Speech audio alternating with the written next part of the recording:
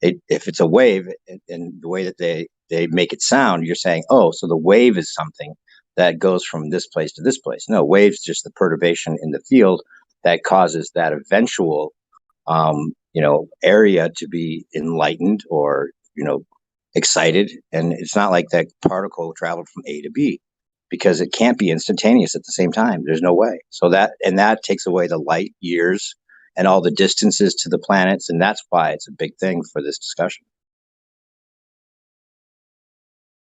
Speed of light. Speed of light. If the speed of light is fucked, then that's huge.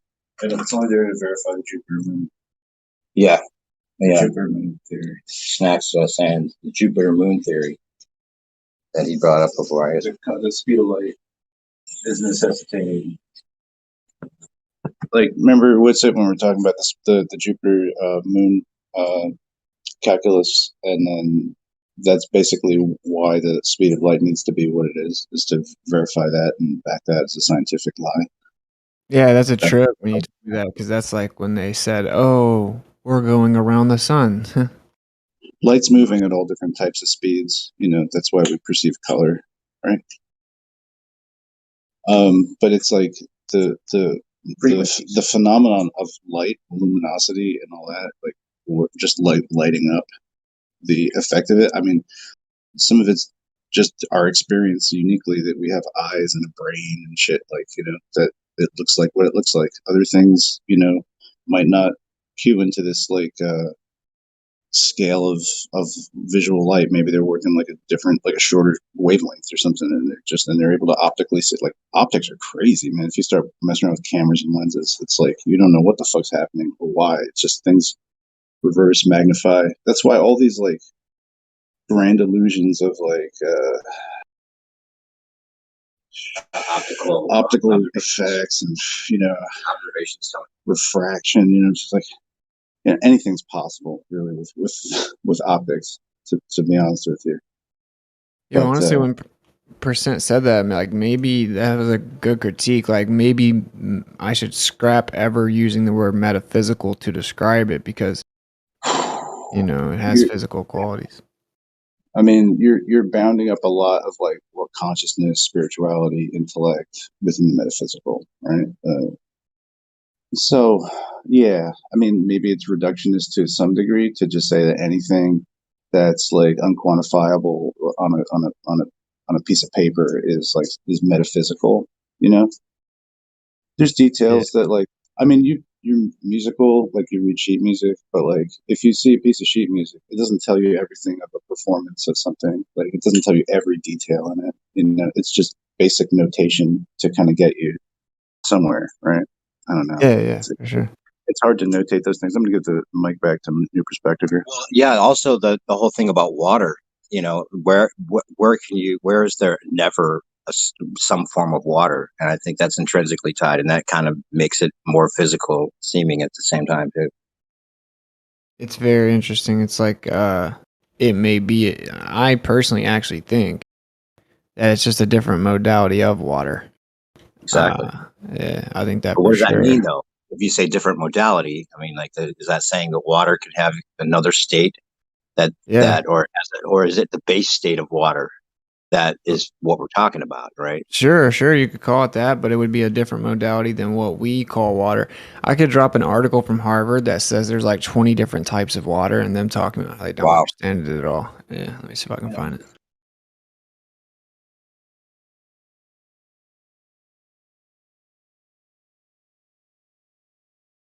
Interesting stuff, man. I think it's because this is why it's been so difficult. Now, obviously, QE and people like that, like, you don't even want to have this conversation with them. You know what I mean? This is such a like deep conversation, like a high level conversation, that you have to be wanting to have it in good faith, or or it's pointless. But right. So it's like, yeah, it's a meat of him. Like, this new perspective played it for me, because he's like up on all these things. I don't keep up, but like, when QE was saying that you should stay out of white papers, or like, like it's this is like too intellectually deep for you or something like that kind of stuff. I mean, that's kind of like, well, shit. You were talking about the McFly thing. The McFly thing, I didn't understand. He's like, hello, McFly. Like, like he's acting like the bully in this case. Like it's such a weird reference to me. Exactly. Why is he doing that? Like Oh, yeah, he see, I himself, didn't really know much about the reference. I didn't even listen to most of it, honestly. The right? Yeah, show. Back to the Future. It was a movie. I don't know. You're probably like of a different generation than me, anyway. But I think you're a different generation of flat earther too. I think you're like there's so much that I think that, and you know, you did your road trip. You know, you earned your flat Earth pilot wings or whatever. You know what I mean? But like, yeah, it's like the struggle continues.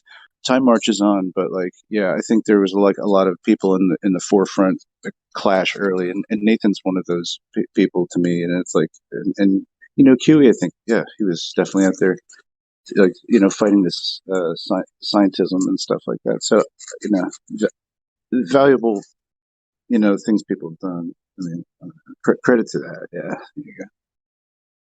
there you go. Yeah. There's no doubt.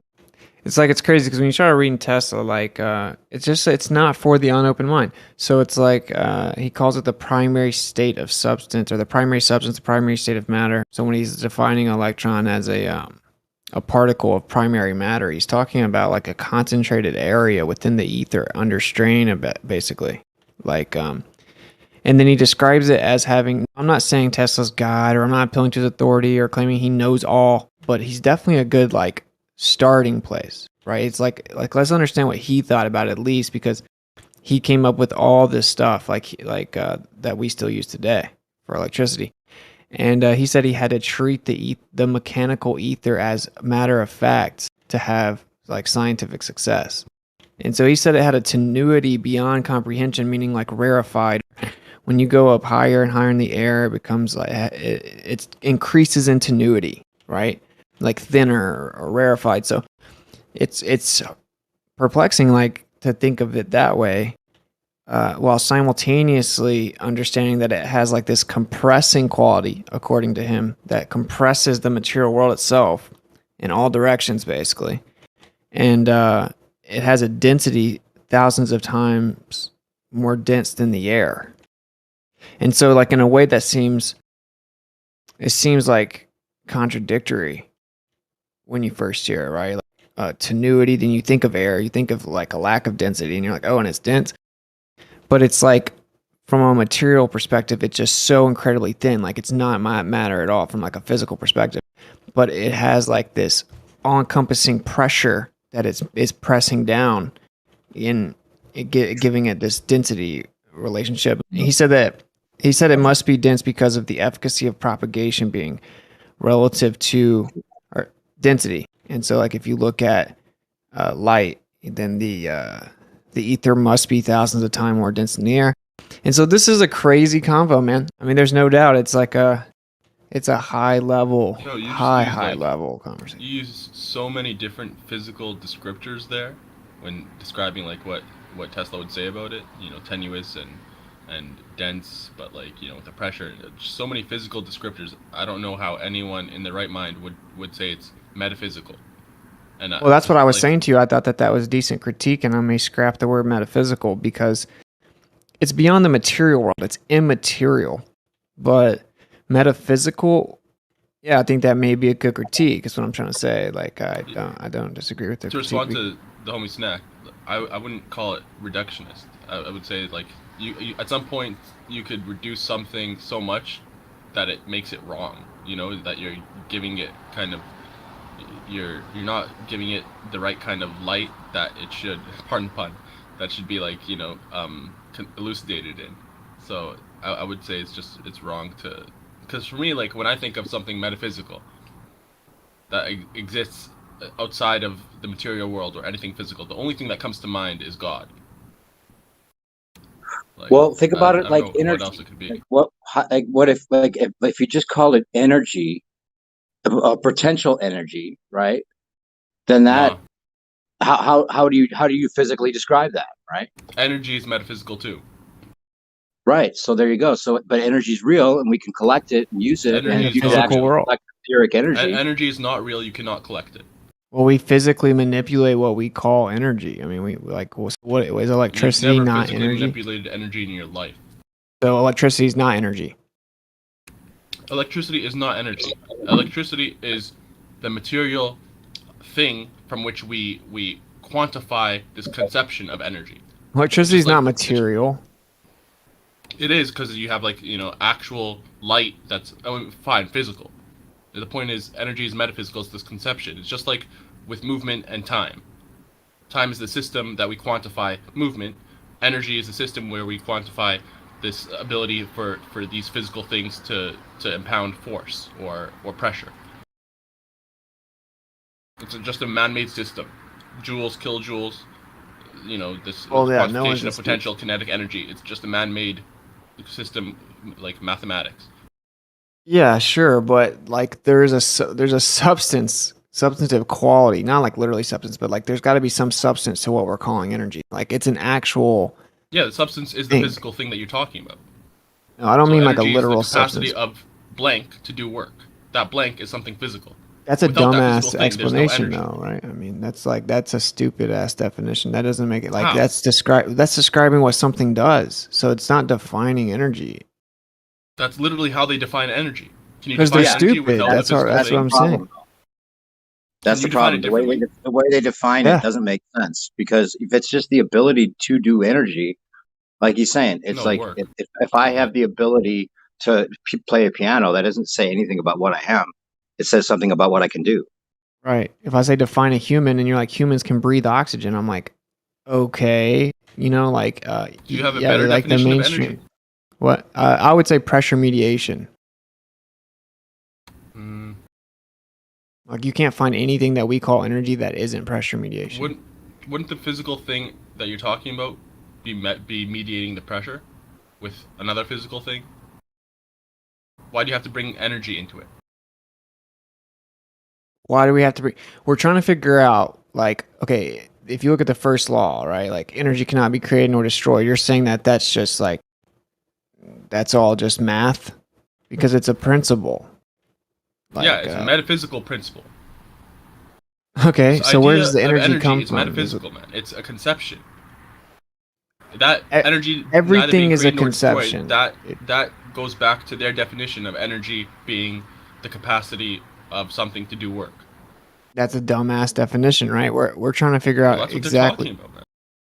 Do what? That's what they're talking about when they say energy can neither be created nor destroyed. They're talking about the energy of this physical thing. This capacity of it to do work. Energy This work results in that an material ability to has. do work. That's right. But like, what is it? Right. Like that's the point. And so it It's a conception, inquires it's a you. convention of man. That's what it is. Okay, if that's what you want to think, you wouldn't have the electricity you're talking through right now with that type of thought, though. That's the point. That's not true at all. It literally is true. I just now read the person that gave it to you. Okay, so I have like my hand right now. I'm holding something, right? I'm squeezing it. I'm impounding pressure, like on this object that I'm squeezing, right? I don't need to quantify this. I don't need to develop this convention, this system that tells me how much joules or kilojoules or whatever of energy I'm impounding on this thing. It's No one- unnecessary. Percentage, you're not even listening. You're talking right past me, bro. I don't give a damn about the quantification, dude. It's just That's what energy is, though. It's that's literally what the you're quantification.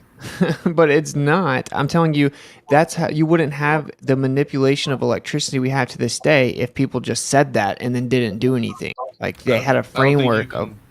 I don't think you can substantiate that. Go ahead. Okay, well, yeah, I can. The fatherheads of electrical field theory is how you have any type of manipulation of electricity with any type of efficacy. So, Okay. and That doesn't mean that energy is real.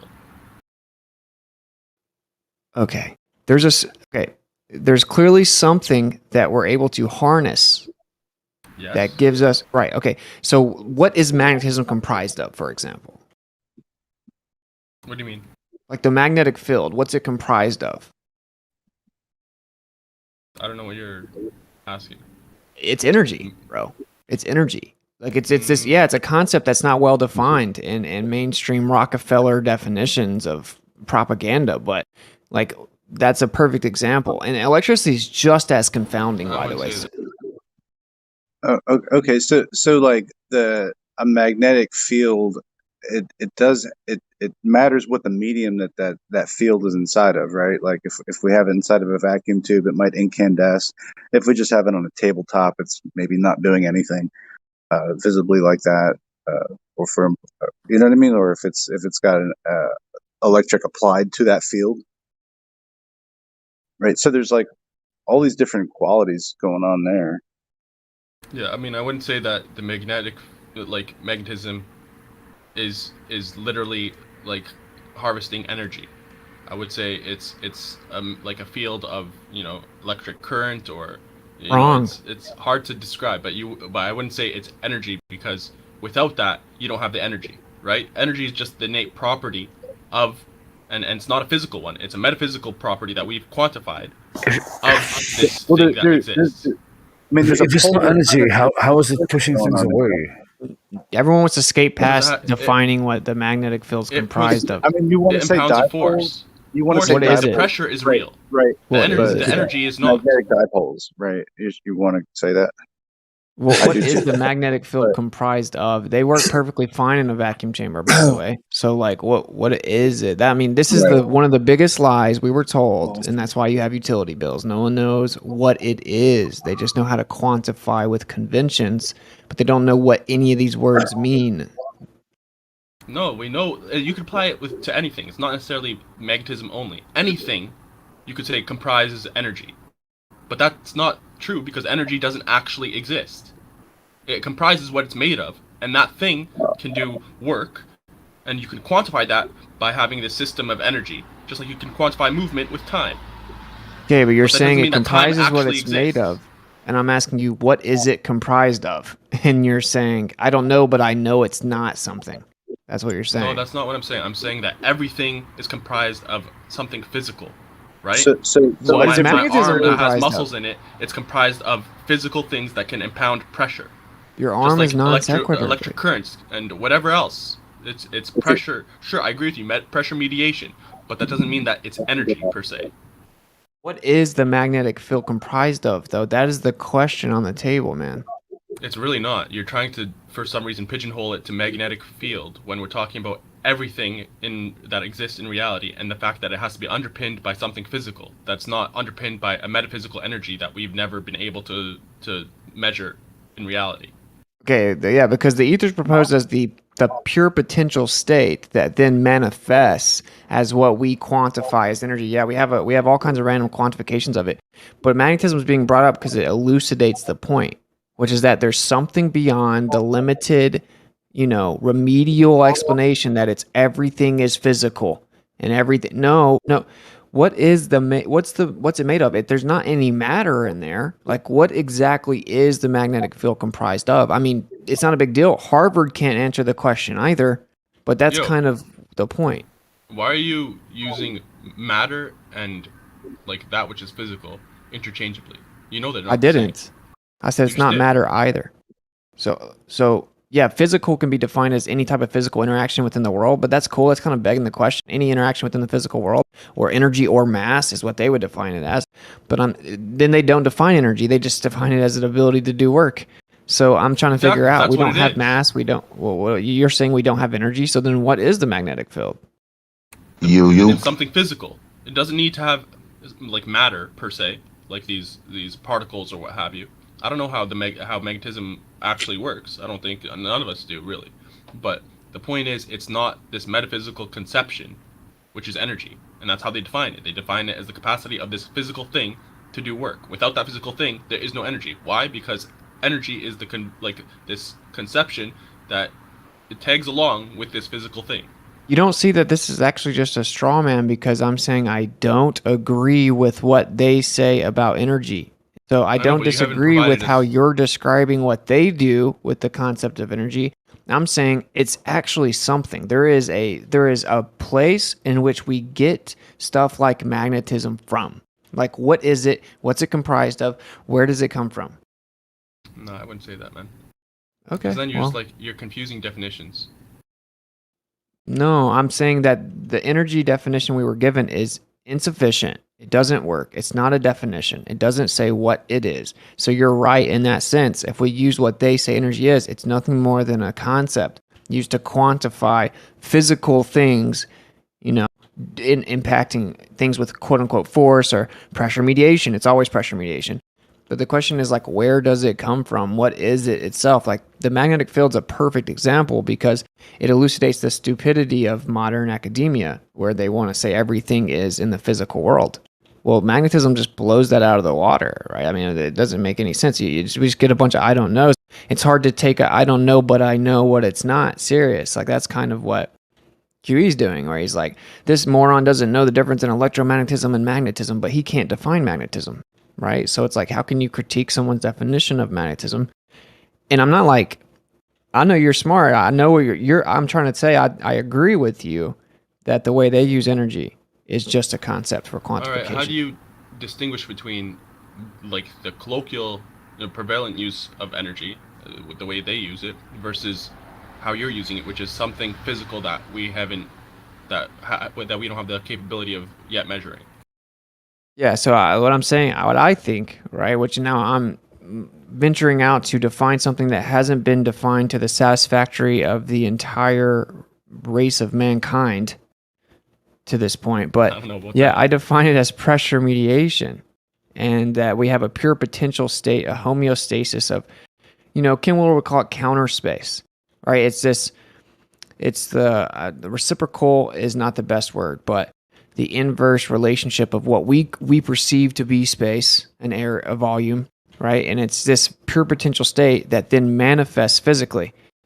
And it's interesting because when we go read the framework of the people that gave us electricity, like the electrical society we have to this day, they described it way different than what they try to say now.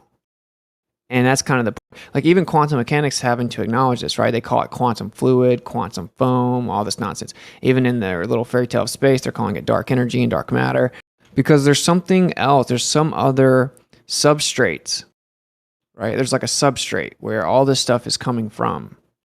And now we're saying stuff, and that's when it gets interesting because it's like, well, what is energy? I say pressure mediation. I could come up with a whole bunch of different words like etheric vibrational displacement. The Tesla would say that magnetism and electricity is the ether in motion. Okay, let's take pressure mediation. That to me doesn't sound like something physical. That sounds like a conceptual definition. If I have a can of Coke and I open the can of Coke and the pressure equalizes, that's effectively pressure mediation, right? But I'm not going to say that gas escaping or whatever is energy. It's not like the physical thing that we observe is not energy. So you're kind of stuck between the metaphysical, the conceptual, and the physical definitions. Do you have something like material capacitance that comes into play here? What do you mean? Well, just that, there's a variety of different materials, each of them having some ability, permittivity of energy to get into it, as lithium or rubber have vastly different characteristics this way. Well, I don't know. Just that pressure mediation of that energy, that the flow of that, like that's what's happening. That creates any kind of right. I don't know. Does that have some kind of? To me, that's important. What do you think? Oh yeah. I think that's a important question. Because another good question is what is charge, and I would say maybe capacitance. Capacitance is, maybe a good definition. I don't know, but like I'm not claiming to know all the answers. By the way, guys, like not even close. I just know that we have not got the answers. That's what I know. Well, these are big questions. I mean, it's like you can accumulate like accumulation of power, like in a generator. Let's say, it's just because like something's whirring around, and every time it rotates around, it's like depositing a charge to some sort of, like you say, substrate, right? And that could be your battery or capacitor or something like that, something that can hold that charge. But if it was made out of concrete, we got a bad invention here. So whatever, but that's why, like, ground, tends to deplete your body of charge. Like you were talking about earthing and stuff like that. It's a really good topic. It's it works, you know. But yeah, statics, all the transmission of all of those things that you talk about have something to play with capacitance and the ability of different materials to retain charge and how they interact with each other and pair with each other sometimes naturally. You know, the anode and cathode relationship, all that stuff is, you know, I think that's in the wheelhouse of what you're trying to describe. If you want to take metaphysical out of the equation, so be it. But like, yeah, I think to further elucidate the point and develop it. I mean, it's something to develop, right? We have time to devote to it, obviously. No, remember, time doesn't exist either. But yeah, well said. I have my. It's just a concept. The time thing is a semantic argument we can get into, but you know, No, it's the not sun, simply semantics though, because they try to say that time and space, you know, like they bend and they dilate and all this bullshit, you know. So we have I to get be that. on our guard when it comes to them trying to make the metaphysical physical. But this is the problem, right? So this is what I get frustrated with flat earthers, right? So it's easy to sit in the corner and like poo-poo on things. Like it's not even like, I'm not meaning this in any way disrespectful to you personally or anything, but like it's not intellectually impressive to me. Where that's kind of what FED's doing, right? It's like if I can make the least amount of claims as possible, I can therefore critique everything else that anyone ventures to say because I don't have to ever be examined. It's like if I take the ACT and I make a 33, but then you're like, you're such an idiot. You only made a 33. I'm like, damn, bro, what'd you make? Oh, I'm not taking the test. I just know you're stupid and you can't take the test. And it's like, you know, that's the problem. Then we're left with I don't knows, and we're not even going to try to figure it out. And that's very unsatisfactory. That's not what I'm doing here. In fact, I haven't heard anyone make the claim that energy doesn't exist like I am. So it's not just like making no claims or poo-pooing. I'm trying to keep us sharp. That's a negative claim. So I'm asking you, what is magnetism? We don't know what magnetism is. Now you're speaking for all of us, saying we don't know, and so we should just be satisfied with I don't knows, and you wouldn't even have a phone that works with that type of searching. We should never stop. Like we should never cease our thirst for knowledge. But I'm not going to make a claim as to something I don't know. That would be disingenuous. Right. But like a magnet, it's a field. Really, is like that's what you'd have to say it is. No, magnetism is the field. We need to define a field and like the mechanism of magnetism we haven't figured out yet. So, but then the field is really like a bunch of like interlaced, like coaxial circuits of some sort, right? That's kind of seem how they're organized, you know, like threads, sort of, if you will. But yeah, they would seeming be like little bitty tubes. Yeah.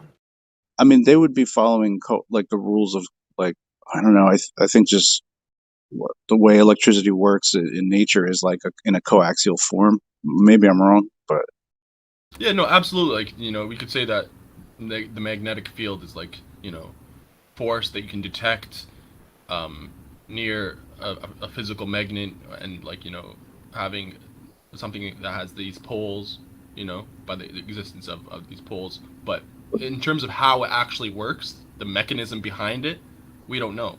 We don't yet know. And so there's like that spooky action at a distance, and you can do certain setups where you can manipulate like a mechanism from across the room mechanically just by turning something like another magnet that's like pointed to. This shit's still spooky. Yeah. So what's interacting? What's touching the other thing that tells it to move and give and deliver that motive force? Like, it's mysterious. I don't really think anybody has the lock on it. Yeah, it's not a defined sort of thing. So I mean, you know, I think kudos to people who are trying to sort of one good place to start is to get a magnet. That's a great place to start. Like, so Merle, you yeah, bro. Do you believe in this North Pole, South Pole kind of configuration, or is that an illusion created by a device called a compass, and we just believe that there's this orientation of poles as we're taught on a ball, but maybe it could the flow not be like happening differently, you know? It could be east to west, actually. It could be like the poles are east and west, and these lines that we have on our compasses, they just align in between the east and west. in a Yeah. straight manner, just like you see with magnets. In Yeah, you between were two saying. magnets, you have straight lines. That's on the same paper.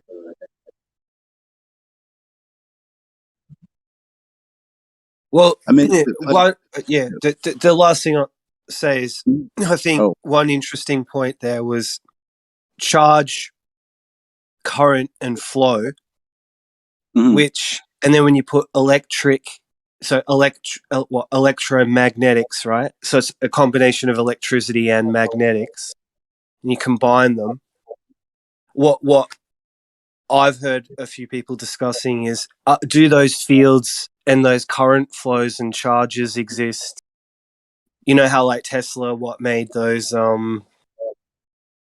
like he had his Tesla coil, right? But then he also had like the Faraday cage as insulation. Like, Michael so do Faraday. those fields exist without the magnet? And then when it comes to the ether, it seems like Tesla and others, like I know Walter Russell did some stuff too. Like it's almost extracting it, like it's there, but it's how to harness it out of the air or Right. So wherever you've it's got coming from. like an induced field. Like you can induce a field. You can create like an electromagnet, or you can have something like a permanent magnet where the molecules are all like locked and charged and Yeah. like in the presence of whatever one Tesla, I guess, you know what I mean? Like it just have a strong electromagnetic field that imparts that field to like a molten piece of in the case like a ferrous magnet or a neodymium magnet, you'd have it like really really hot, molten, like red hot, and as it cools down, like in that field, it like kind of bakes that field into the other material.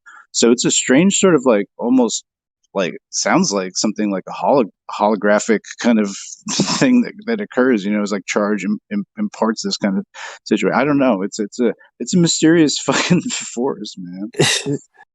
Yeah. No, definitely.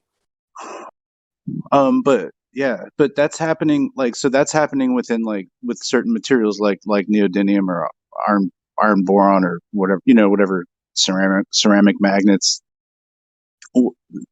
But all of these physics are like all the things that happen in that are still happening in the organic like uh magnetic relationships between like in the air that you breathe and the blood in your body and the, you know, the organic like iron in your body. It's like that's holding charge. Something in your blood's holding charge, and it needs to be like repopulated with charge. That's why you have lungs. That's why, you know, you're extracting charge out of the air, you know, to power your electrical heart to pump indefinitely until such time as enough Big Macs have impacted it, right? So we're like we're working off this electrical system already. It's like baked into our biology. So whether that's metaphysical or godlike, you know, that's for you to decide. But like, you know, it's pretty impressive, like how we're built to work, you know, and most organic beings work. You know, I think it's pretty impressive technology right there. But it's the greatest proof of like how things work, you know, is to like point to what exists, I guess, you know what I mean? So to like lose it in white papers, lose it in theories, it does nobody really good. Just argue about definitions of like things are inconsequential. Yeah, I agree that definitions are lame, and other than the Socratic method, so that one can exchange their information specific to the merit instead of trying to talk past and like sling the debate penis around or whatever, right? Like, oh, my FE cock or my, oh, look, I got you, ha ha ha, definitions. Because the Socratic method is literally about just trying to figure out exactly how the other person's using the term so that you can then attack the merit of the argument and actually understand it. So definitions is not a way to win an argument, which is what oftentimes even flat earthers do a lot. But actually, it's just the Socratic method isn't how you win an argument. It's how you begin one. And like QE, for example, is using it as if it is the argument, like a 5-year-old. So we are unfortunately in a paradigm we've been lied to. So when we use the word medium, substantive qualities, substrate, right, where we have like a limited vernacular that needs to be new, like it's nuanced and needs to be explained. But if it wasn't for like these frameworks of like, say, the ether, if it wasn't for a framework of the ether, you wouldn't have what we have today regarding electricity. That's how it was discovered. That framework allowed them to put things together, know what to expect here, know what to replicate here, know what they're going to see when they do this, and able to understand how everything's working so we could then progress to the point that we have the stuff we have now. And there's no coincidence we haven't really progressed since then because they threw that out because of a devotion to heliocentrism and probably even more, malevolent intentions. So that's why this is valuable. Like, that's why I'm saying like the nuh-uh attitude is very detrimental. And that's, I mean, everyone can spin it like they're just, they're virtue signaling as some virtuous position. I'm making sure flat earth is bulletproof. But no, Come on, you're not. man. Like, it's So you stupid. gotta- It's like no one can You even gotta learn chill anything. with that it. way. No one's nuh-eyeing. I don't know why you're saying that. Well, at least I'm not. And that's like the impetus of what you're saying right now is me bringing up what I said. No, I'm not even talking to you specifically, man. I'm like actually also talking to Well, the I student literally chat. said I'm who's like, keeping us sharp, and then you're referring to like someone doing it for the benefit of flat earth or what have you. well, that's So I'm are talking you about the saying I'm general reading into it? thing. Percent. I like you, man. I'm not trying to come at you or something. I'm talking about the general Sounds like you sentiment. are. I'm not, bro. I'm not. I wouldn't be passive aggressive with you, dude. All Okay, right, I I guess I appreciate can that. understand why it would seem that way. Sure, because the topic is now in my mind because you brought it up. Fair enough. But I'm not. I'm not thinking. I think that you're just trying to be. I think you have no problem thinking outside of what other people tell you to. So I'm not trying to talk to you. I'm just saying it seems like a plague of the mind. Like I vehemently disagree with that approach. Sometimes like inductive reasoning isn't like bad. You see what I'm saying? Like sometimes you Absolutely. have to do that. You gotta think outside the box, and sometimes you can't do that just purely deductively. Yeah, and like that, like at the least we should go back to where they were before like heliocentrism threw it out, right? Because there's no doubt that Tesla didn't have every aspect of the ether exactly right. In fact, there's no doubt no one will ever. But that's what I was trying to explain to you. Like what he said was that there's two primary components to this background, we'll call it.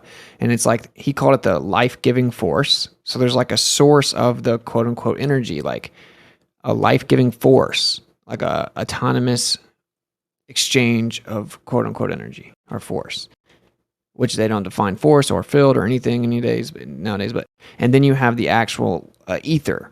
So you have the ether and then the force within it creating motion, and he treated it as like a mechanical background, and that motion, manifests as magnetism and electricity. And that is, if you apply this framework, all of a sudden it's like, okay, well then we can start to understand it, at least possibly understand it. And they were able to understand enough to where we have what we have. And he was saying he's going to build a tower to freaking give the whole world electricity, where now we look at what they do with particle physics, and they literally can't do anything. They can't do anything. Like they can't, we know that's not right.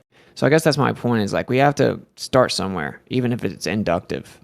And I get why flat earth is that, I get why I've been guilty of it as well, where we're like, we're not taking any chances. We've been duped once and we're going to be super by the books because, we got tricked, and we need to not be a hypocrite when we're calling out the pseudoscience. We can't then go speculate ourselves. But I think that's a trick, is all I'm saying. I think that is that's what they would want us to do, to sit here and just talk about the sextant for a decade, right? When we should be talking about there's a vortex of toroidal energy encompassing the earth, and how do we tap into it? What is magnetism? What is electricity? What is electrostatics? In this framework that I'm specifically discussing, electrostatics and magnetism and electricity are all the same thing. They're just different versions of the same thing. And they're all manifestations of this pure potential background coming into physical manifestation based on, different things, typically motion. So what's the source of motion? I would say the creator, right? But I mean, we don't have to go that far because people are going to lose their mind. I think the creator made the world, and I'll stop ranting, but where you can't actually even begin an accurate depiction of quote unquote physics without acknowledging him. And I think that's a beautiful thing. But, people aren't ready for it. But like I think he made it where there's these things like magnetism and that's light where fucking we couldn't awesome. explain it. It. That's fucking awesome. I That's love crazy. the way you just put that, bro. Fuck yes, dude. That's a beautiful thing, dude.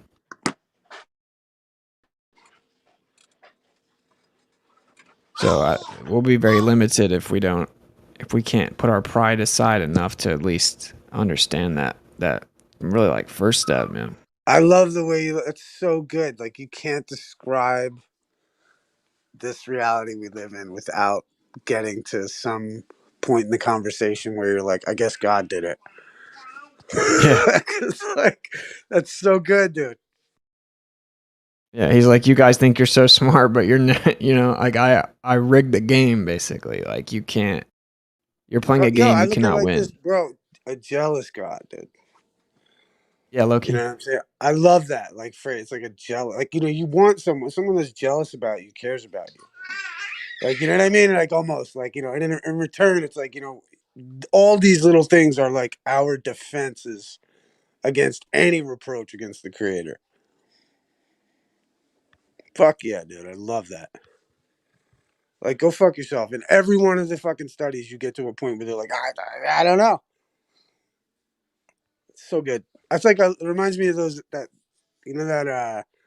after the scientist goes through all the whatever like that, he gets to the top of the mountain and there's 10 wise men sitting there. It's like the ancients. You know what I mean? It's just so dope. Yeah, for sure. Man, people, man. God is great. God is the greatest. Indeed.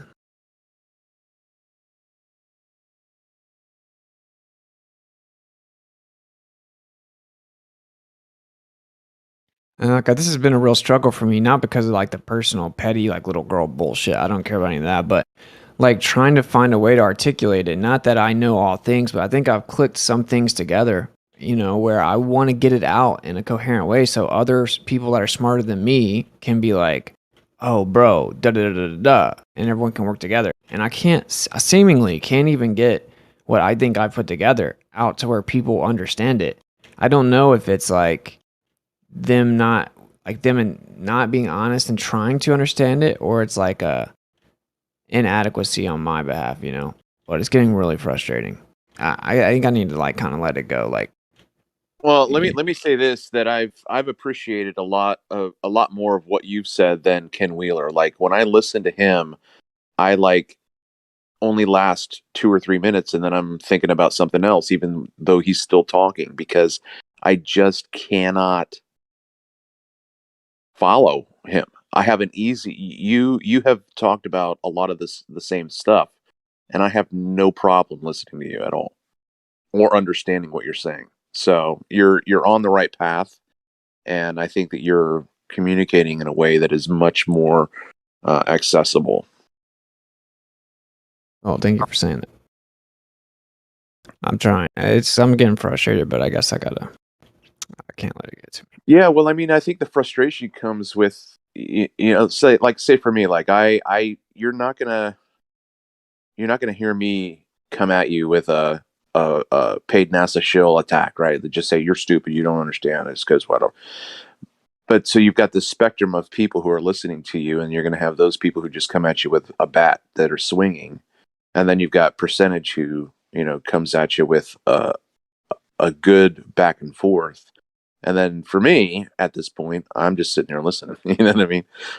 I'm just taking it all in and trying to process it. Because like the first thing that came to my mind as a question in this whole discussion was when he said chimed in, and I thought, okay, so like if ether is like God, if God is like ether, how would we have a mechanism for detecting God? Like, oh, what would that look like? That would be kind of weird.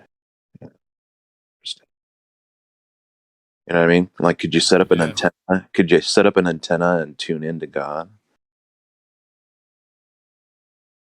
Harness God? Well, I would say your that premise is flawed. I think that the fingerprints of God are apparent, especially when you see like the essence of everything has an intelligence that manifests itself in ways that are totally recognizable, like like sacred geometry to begin with, all living things.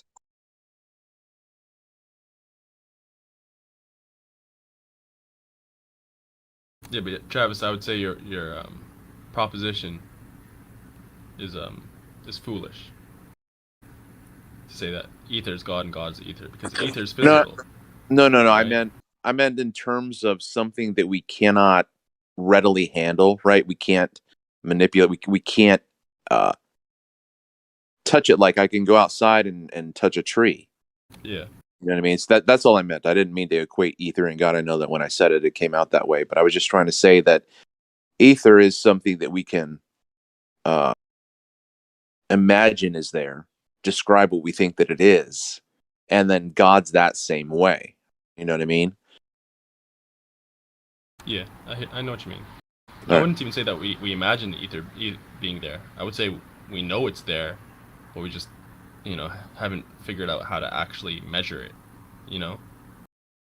Unless you could say it like, having, just measuring the wavelength or what have you of whatever light you're referring to, whether it's visible or non-visible, is a measurement of the ether. But, like, I wouldn't say we don't know it's there, because, I mean, someone could argue that it's affirming the consequent that, just because every other wave has a medium, that light, which is a wave, like, to assume that it has a medium is affirming the consequent. But yeah, I think it's a safe bet. Well, okay, so then Waving, how would you say that you know that that the ether is there? Like, what would you be able to say? That's what I just basically said. So someone Can could I just say you don't actually know, but it's just an assumption. But it would be a safe assumption on my part. Truly, I don't think we truly know until we can actually measure it. virtual ether particles you're talking about? Virtual etheric particles. What do you mean, though? It's just it's a construct for talking about it, right? Yeah. Okay. That's a heliocentric joke. In a sense. That's an appeal to word salad fallacy. To a what? Which fallacy? Word salad fallacy. Oh, okay. I mean, you guys have never seen the virtual massless etheric particles? I mean, there's a convention within quantum physics to talk about a virtual particle. It's almost analogous to trying to talk about an invisible something as ether, I guess, as intangible. These intangible things, right? We have to have some kind of way to dialogue about them, Right. I guess.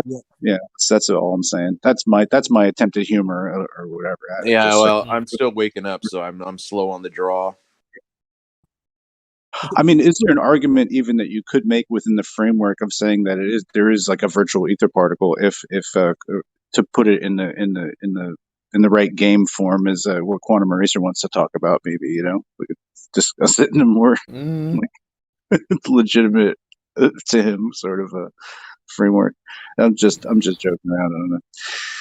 Or maybe it'll spark an idea. Who knows? But yeah, that's what Witsit was kind of referring to when he's talking about speculation. Speculation is good. It's healthy.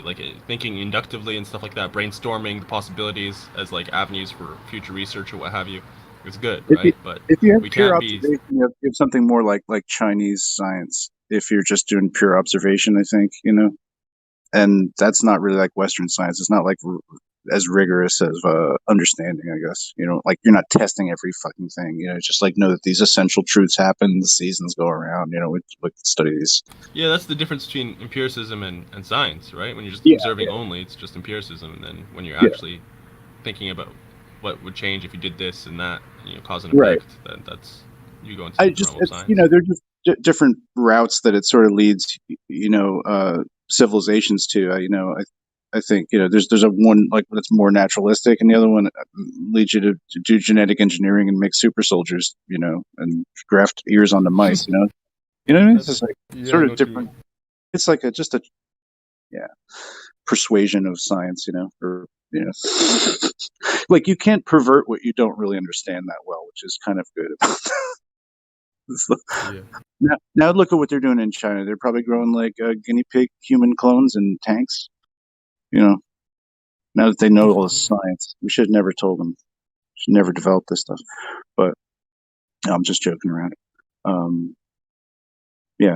Sorry, But you're coming right. break You over. can't pervert, like, that which you leave alone. And if you're leaving something, like leaving nature alone, just observing it and not necessarily trying to play God and change it, then you can't pervert it. Yeah.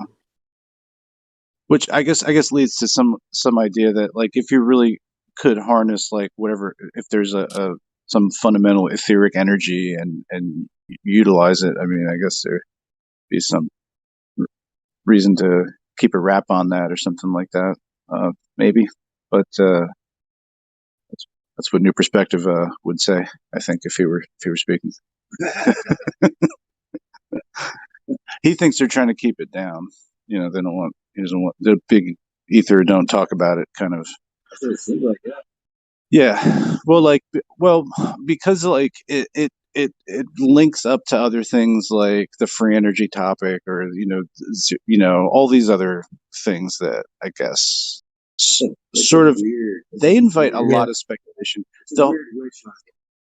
Well, I mean, I'm maybe like a little bit of critical about free energy in general, because it's like, but it's also like, if you had it, like, boy, what a dangerous thing to possess if you could know what that is. Like, you almost wouldn't even want to know what the secret, or like everybody should know it or something, because it's like, dangerous to have technology like that. We don't operate within eternal technologies in this society, because we're designed obsolescence is like a basically like law almost, like, of doing business. Like, if you make a 100-year light bulb, you'll be in trouble. All right, we're starting to, like, loosen it up now that we have LEDs that Yeah, can, but like, that's that. only if you're into the commercial aspect, right? There's no detriment to having something that doesn't deteriorate or No, no, break down, right? I mean, if you were on your own out in the Midwest and you found your plot of land and you could sustain yourself, there would be no detriment to something that lasts forever, that you can harness energy with. You know what I mean? right, yeah. But It's just, it's all the I'm just context. saying that there's a program of just like all the supply and demand that necessitates that things don't last that long. Like, Right. so Yeah, the that's the commerce keeps continuing, and that has nothing to do with me or what I want. It's just like a convention of, like, economics and commerce that's been in play for like a long time. see, that's the whole thing. I just started watching Westworld, and if you haven't watched it, it's The I first think you season should. the first season is good, and I will poo poo on 2 and That's what 3. I've heard. Yeah, that's what That's I've heard. that's But my my prerogative. point I don't my wanna do. point to say this is that I would love for the writers of Westworld or someone like that to do a a season that is about what we're talking about, like where they show us what the world used to be like with just free energy, technology out the yin yang, and just like the way it used to be, and then show how they started to change it because they wanted to control the population. That would be amazing, Mhm. because that's what the whole first season is about. You've got the God who created the world, and you've got the hosts, who some of them wake up and some of them stay NPCs, right? And don't even think about anything. They just go around shooting people and doing whatever and not even question their existence. But then you've got some that are like glitching out and figuring shit out. You know what I Yeah. mean? That was just I mean, amazing. it's like this first season rush that you can have while you watch it, but it will be ruined for you in subsequent seasons, as it is too powerful of a narrative message, and they had to water it the fuck down before they woke too many people up. But that's what it's about. It's about waking up. It's like a Yeah. Matrix, waking out of the Matrix kind of thing. Like, you're an automaton. Did you know that? Did you know, like, why you're here? Like, you were made for a purpose or something. Yeah. All these kinds of questions come into play. Really, really well done for that season. I mean, at least the first few episodes, I really think are very, very good. And it just gets more convoluted, but whatever. This is also a Michael Crichton property, and so I'm a little bit suspicious of it anyway, because it seems like like Jurassic Park. That's telling us about evolution, and that you can genetically engineer dinosaurs, which are a thing. By the way, and so I'm just a little bit like, yeah, Westworld.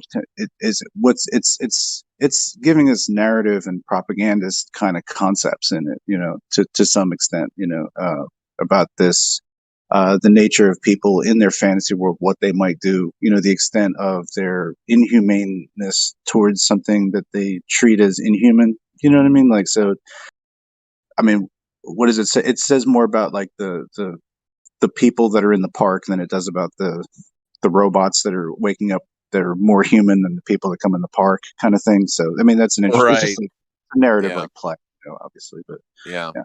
it's fun to watch. I like it.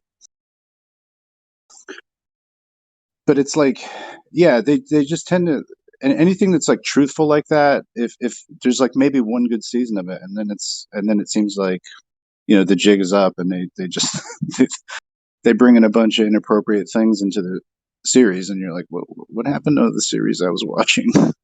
Sounds like The Walking Dead. The Walking Dead was brilliant. The first series, and then right after. Yeah, I stopped watching it after 4 seasons. I think I just was like, yeah, I'm done.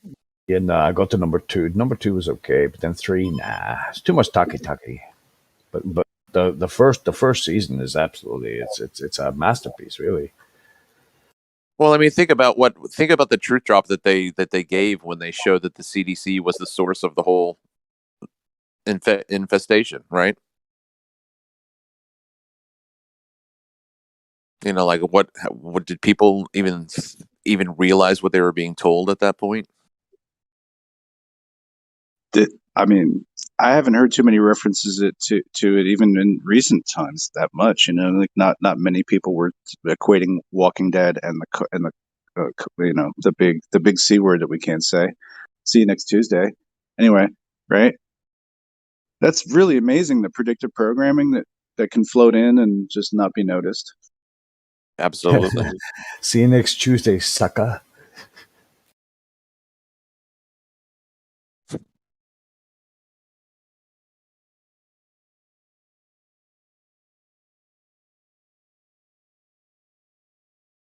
It's interesting, yeah. Like, entertainment is a little bit it's a little bit more than you think it is sometimes.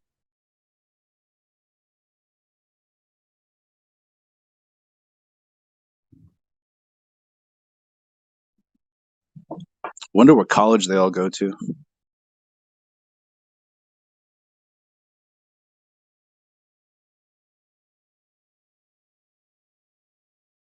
Bohemian You. Yeah.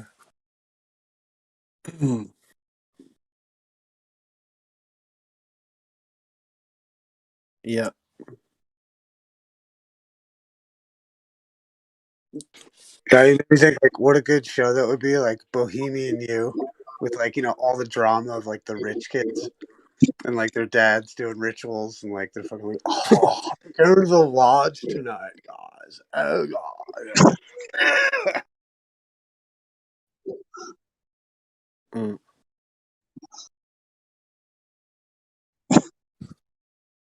A reality show based on like a Skull and Bones frat. Yeah. Yeah. On MTV, hosted by Michael Rappaport, possibly. What do you think? Can we line this up? Sponsored by the Bushes. And Sprite. Rappaport is like one of those snotty kids, and they're like, "Look, you're in the diversity course, okay? We don't really care." You got like, it'd be so fun. I hate Michael Rappaport with a passion for some reason. I don't know what it is. Fast Times at Bohemian High. That would be good.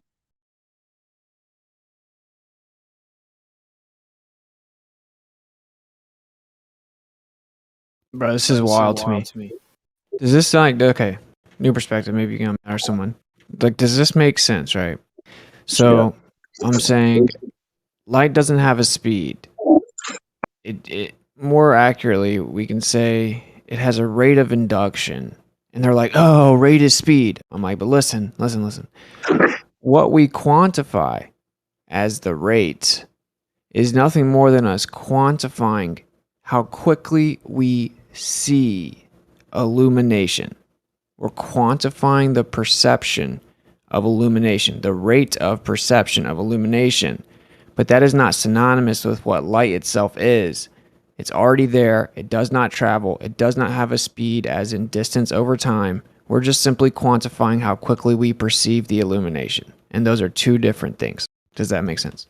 Yeah, it does. That's how you put it before, pretty much. And it's like you have to think about it as a field that has like all the potential already there.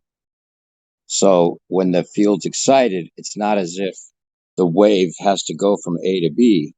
It's just a rate at which it takes for you to see and acknowledge that the propagation has reached that end of the field, you know. And I guess you could think of it as a rate in that it travels, but if it's instantaneous and it can't even be quantified. Yeah, it's just turning flat earthers into globers, right? You know, like when you make a point to a glober, like Gambino's in the chat is a good example. Like you make a point, and then they straw man your point, and then you clarify your point, and you're like, look, that's a straw man. That's not what I said. This is what I said. And then they just double down on the straw man, and then you say, that's not what I said. This is what I said. Do you understand? And then they do it like 4 more times. And then when you boil it down in such simple terms it can't be denied, and you elucidate like with tedious detail how they strawmanned you and how it's not what you said. When they can't do it anymore, they then just ask another question instead of acknowledging all of it that happened. You know what I'm talking about? Yeah. That's what flat earthers are doing to me, bro. They're acting like literal globers. Yeah, like worse than that. Like worse than they treat globers. That's the craziest thing. Like so blatant. Like, okay, I'm gonna mute you constantly and misrepresent what you just said, let you get a word out, and then just take that word and make it as if that's your whole statement. Isn't that suspicious though? The one thing Flathers has taught you to fucking question everything, and then suddenly they want to shut this ether thing down like Yeah, that's weird. poison. It's like that's something that would make me personally think, oh, okay, there must be something to this. And everybody's getting so riled up about it. It makes it totally, yeah. That's why we were saying that's why they've acted this all out to make us all ether believers. Yeah. Reverse psychology. Like it's crazy because it's like it's such dishonesty. It shows that your intention is not to have intellectually honest exchange. You're not intending to honestly try to understand the position that you're arguing against, right? You're literally just you have a script, which is what's it so stupid? He said light doesn't have a speed. Then he said it has a rate, which is defined as a speed. Ha ha ha ha ha. Yeah. 1989, everybody believed the work was flat. And then they want to lead me down the path to say, what is light? So they can get to their home run question, which is, what is ether? Ha ha ha ha ha. It's insane. It's worse than globers. It is insane. I still can't even believe it. It's just, I mean, I guess it just makes, the only thing that makes sense is that like a little bird told him, make sure you don't go down the ether road or there's going to be problems. Well, Bob Noodle went down the ether road, but what was cherry picked from that was the 15 degrees and the gyroscope. So the luminiferous ether, as he puts it, and the Michelson-Morley experiment was, that opened the door to it. Yeah, and that's why they hated it from the start so much, because, and with other things, the ether is the only other possible reason for the gyroscope precession. You know, and it's like it's a viable possibility. They always leave the most important part of the story out too, which is that he took the gyro to different altitudes, but kept the same latitude, and it changed. Yeah, you got a different precession. Yeah. which That proves it can't be debunks water. that the Earth is spinning, causing it, because it has to stay the same at the same latitude. That shows Yeah. that something else is causing it, and it works perfect with an ether having a vortex, because as you get higher, just like a tornado, it gets wider and slower, right? And it matches perfectly with that. And then the actual gyro it's engineered and calibrated with something called the Sagnac effect. Mhm. And ironically, the person that discovered the Sagnac effect said it was the vortex in the ether. They leave that part out, though. Like, just leave that part out and say, haha, Bob proved the Earth spinning. Ha ha ha. Yeah, Yeah, exactly. thanks, Bob. Yeah, And then you thanks, have Bob. Nick Exactly. Nolte doing the same thing about Bob with his, oh, well, there's evidence that supports the idea of an ether. And then he's like, he said there's evidence for the ether. No, he said there's evidence support it. And then like once you corrected them, they started repeating it with the correct words, but as if they were saying the same thing. I said, oh, so here we go again. He said there's evidence to support the ether, meaning he said that there was evidence for the ether, like totally misrepresenting it, like in the same sentence, like repeating it wrong and then repeating what they hoped that he was saying. It was weird. They strawmanned the fuck out of him and you, and then the tie that you're like his boy when you know more than Bob does about this shit. It's not even at all like you're like he was sending you in there to talk on his behalf, which is not at all the case. And then they know that. They There's must another know that. lie. Yeah, I hadn't even talked to Bob. I literally had not even talked to him. Lame. It was just lame. Yeah, like I was just explaining, because I have good faith, so I'm looking at what he said and I'm like understanding it with good faith. So I'm like, he's saying we have tons of science that we can do that supports the idea of the ether. Yeah. Oh, you're saying you can science the ether? Oh. Like, oh, I see now. Oh, Bob Nodell has sent his minion in here to speak on his behalf. Yeah, that's dismissive.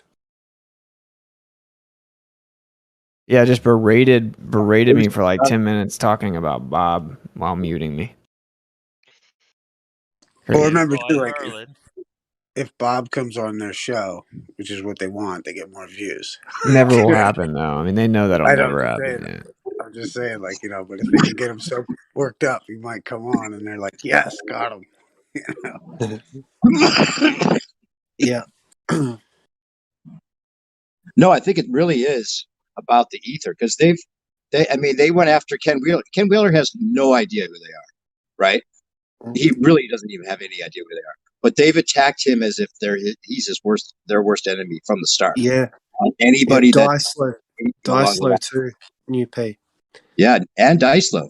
Yeah, Yeah. that's the other thing. They've already gotten like Dyslow in there, doing the trench work. Like calling QE out on his bullshit with the double slit as many times as possible, and so they've got their nerve up about it. And then people do respect Ken Wheeler, and he's giving viable answers to things that goes against their philosophy that is all about this diffraction, the natural observation is the diffraction of light, right? So that has to be, and they've gone all in on that. So for them to admit that they were wrong about that would really put them in a position of having to eat crow in a way they don't want to do. What sucks is they have a bunch of people also kind of going down with the ship. I feel bad for those people. I don't really feel bad for anyone drowning in that much pride and ego, but it's like all these other people, like, I guess because like, oh, I'm on the show sometimes. Oh, I get to talk sometimes. Oh, whatever it is.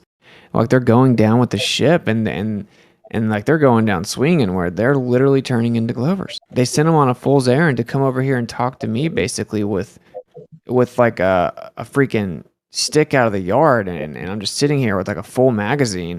Look at it, it's like crazy. Yeah, a stick out of the yard. Yeah, exactly. Yeah. Right? They No, really flat don't. earthers. Yep, flat earthers Bad. ruining sunsets. Hmm. Ruining Yeah. sunsets since the beginning of time. Trying Yeah. to talk about the Well, diffraction of the particles. this this idea of light being everywhere that we've been discussing for the last little bit, it's absolutely everywhere. It's just kind of activated. Is light in things as well? Interesting question. I would say, technically speaking, yeah, because Yeah, you can get electrocuted, so therefore it's just exciting the atoms that are already there. Just explode. Oh, really? well, not atoms, but Just saying, right? You know. not atoms, but actually, you're not wrong. Like, actually, Tesla would say that matter is a version of light. So, I mean, I would say yeah, because I would say like, what's the difference in light and electrostatics and magnetism and electricity? What's actually the difference? Right, and then you get into a deeper question. Like, these are all different versions of the background. So it's like, yeah, Well, when you, technically. yeah. Well, when you think of this idea of light being everywhere and it's just activated, so light is in many different spectrums, and a lot of them we can't even see. Okay, and we use these spectrums that we can't see for very useful things, like X-rays, for argument's sake. So yeah, it was just it was just an actual, thought. Like, is the light in everything as well as being around everything? And depending on how we energize it or put whatever frequency it, we depends on what we actually see.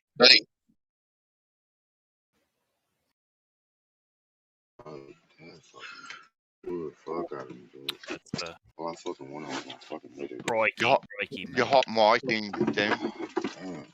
Demok, you're hot micing. Demok. You're hot micing. Yeah. You're hot micing, buddy. I had him muted for a long time because he was hot micing earlier, so someone must have unmuted him. No, I just got asked to, so I didn't know he was hot micing. So yeah, earlier he had like a buzzing sound coming in on his mic. okay. And I unmuted him and it was still there, so.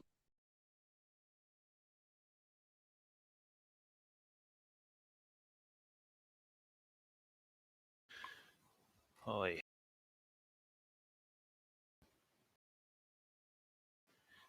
The energy and light from the sun, as it's traveling towards Earth, it's invisible and everywhere. And when it hits our atmosphere or hits an object, it becomes visible. How was that light traveling? Right. How's it traveling? It's Well, you can't run off. propagating out from the source.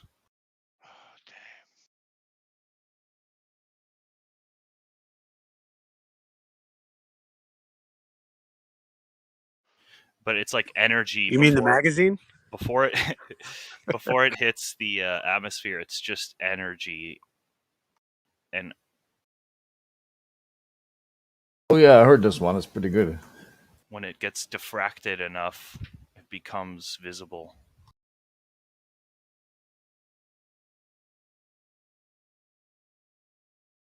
Kind of no energy, does nothing, no heat, off it, anything until it actually hits something. This is brilliant.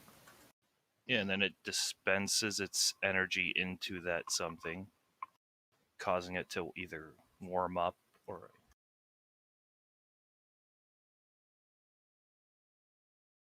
So in order for it to do that, it must have some kind of energy behind it, right? The photons. Oh, okay, photons. So the photons. So let's just assume for a minute the photons are real. They travel millions of miles through the vacuum and don't do fuck all until they actually hit something. Yeah. Ah, brilliant. Right. And the higher bandwidths and the lower ones pass right through. I have a bridge in Abu Dhabi if you want to buy it. I hear it's popping over there, and we got Coriolis insurance today. There's a special. Have you seen that line thing that they want to build? The line. It's like a mega city. Yeah, I seen that. Isn't Oh, that crazy? yeah. I think Looks cool. it looks cool. However, the design, the line, is like the dumbest thing I've ever seen. Like It you'd goes think on that for like, 9 miles or something, or it's who cares how long it is, but longer, it longer. the fact that it's just a line and it's not a circle, as if they wouldn't use up, as if they just I, made it a line. I wonder if like the workers have been instructed. They said, "Look, if any flat earthers come over here looking for fucking, is it level? Is it fucking?" Any pictures I've seen, the pictures look perfectly horizontal, don't Yeah. they? All of them. It looks like a high school architect project. You know, Yeah, it's probably when not you going to go see anywhere. Halo or like circular kind of It architecture. looks like it looks like Abu Dhabi went ham on the forced line Yeah. experiment. It makes So- no sense.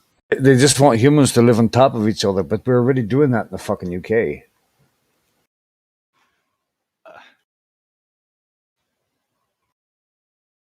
They just thought a straight line is the best way to do it. Like they never learned from train tracks, like that a circle is a better. And know what I mean?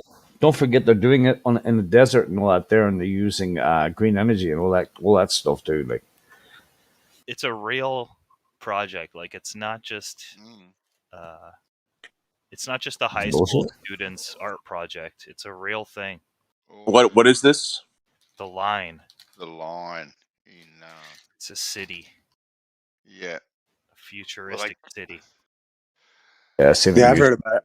Yeah, about a They month kind ago. of they kind of worked out that building man-made islands and putting little towns on them was Like I'm shocked best they're way to taking go. it seriously.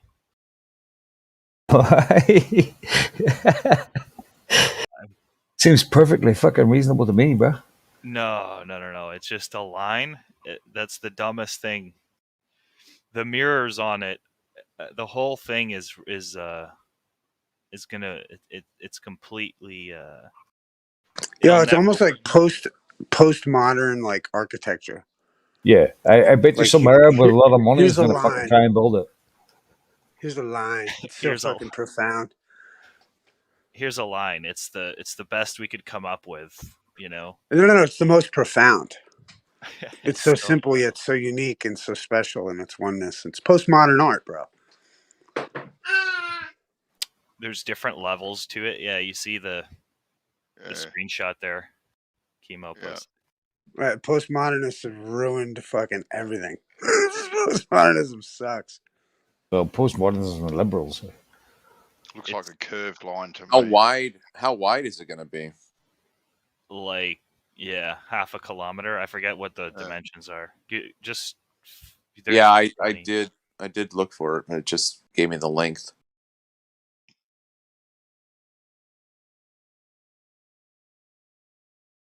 The line, Saudi Arabia.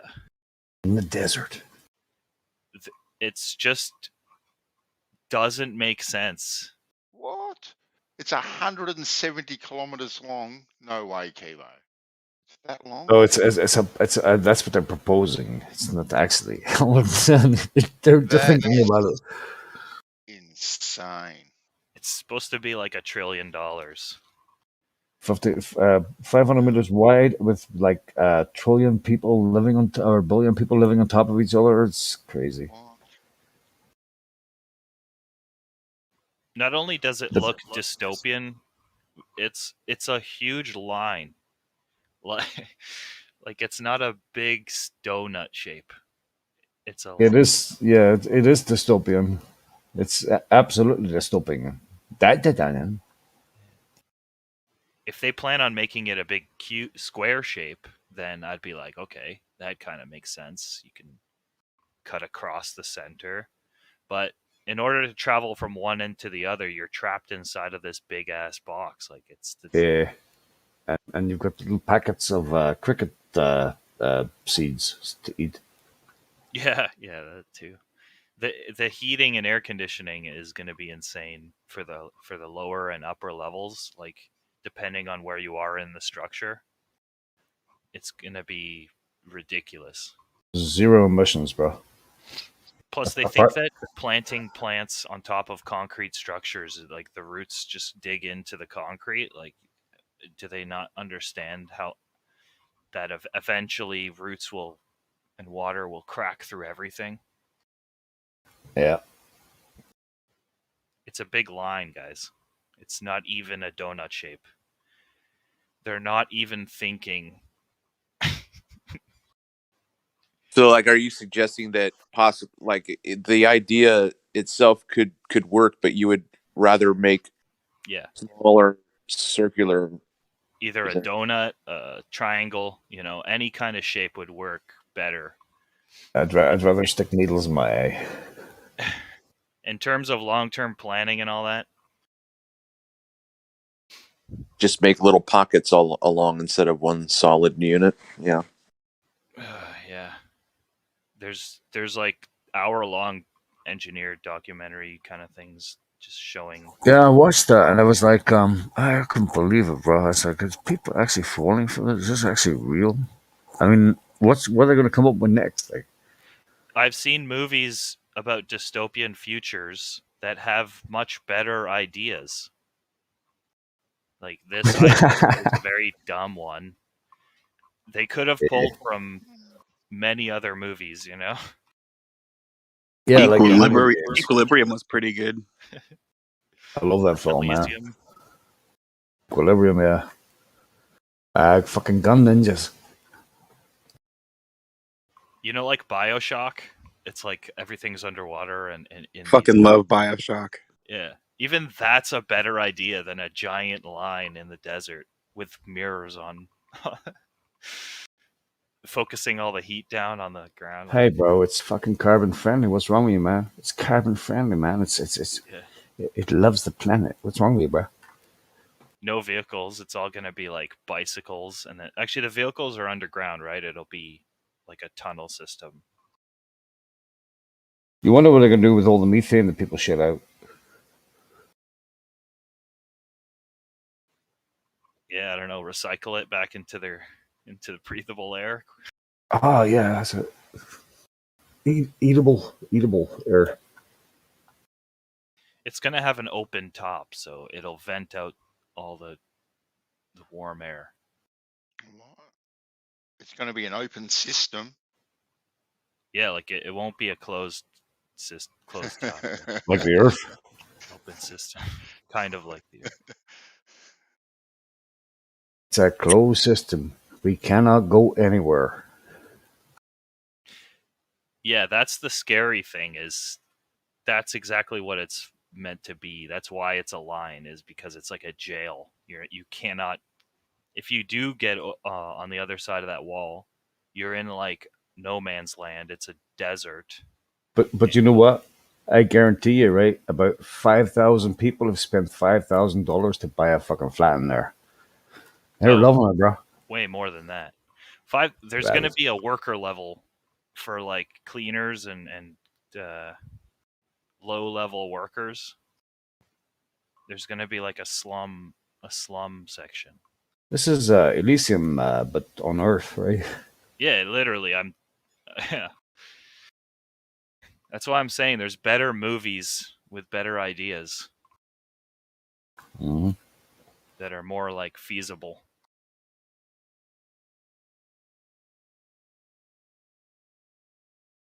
What are they going to come up with next?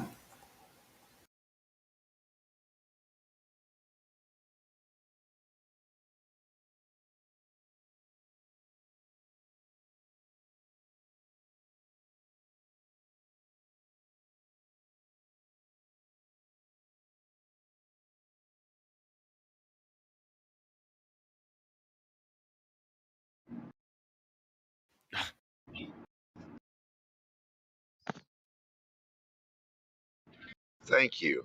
They're going to come up with a lot more. They got a lot more where that came from. Welcome back, Dim. Thank you. I was like, why am I muted? I wasn't even a part of a combo, but I guess maybe my mic might have unmuted itself too. Yeah, we heard the argument had your wife. I'm sorry about that. No, you didn't. There wasn't no damn argument. Yeah, I'm just kidding. I Correct. know. We heard you kick a dog and the cat. Oh, you might have. Why you do that, bro? Fuck's sake, man. Well, I don't got a dog, so I wouldn't be able to kick a dog. It was the neighbor's dog. The neighbor was very upset about it. We heard them complaining. Oh, okay. You tell that neighbor to stay away from me when I'm sleeping, and I won't kick his dog. Tell his dog to lick my face when I'm sleeping. I'll fucking won't kick it. Nah, I wouldn't kick the neighbor's dog. He's got nice dogs. How you guys doing this evening? Yeah, we were just talking about the Bizzle was just talking there about the you might see it there if you scroll up a wee bit about this new thing they're coming out with. It's a whole big line of it's like I don't know, it's crazy. It's dystopian future, and people love Dystopia. What does that mean? Everything connected in like a tube? Is that like space dystopia? Is that like in the desert and like? Yes, it's in the desert. Yeah, it's like Elysium, but on Earth. Yeah. It's called The Line. It's a city in Saudi Arabia that they're gonna build. Hey. It's a giant rectangle in the desert that's like 170 kilometers long. That's 110 miles. And it's like half a kilometer wide. And it's just apartments, and it's a superstructure that basically it's Elysium, yeah, but it's like it's unfeasible. It's a dumb line. It doesn't make any sense. It's some Arab prince's pet project. It would probably be empty in 10 years. Yeah. You know, but he'll build it because he's got the money.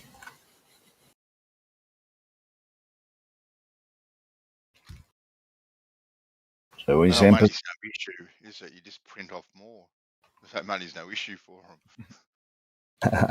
some of these projects that these Saudi Arabian princes go on and spend their billions on, it's kind of funny. Like, it's kind of like a rich kid spending money for the first time to I bet you to older families and like the royal families of the world.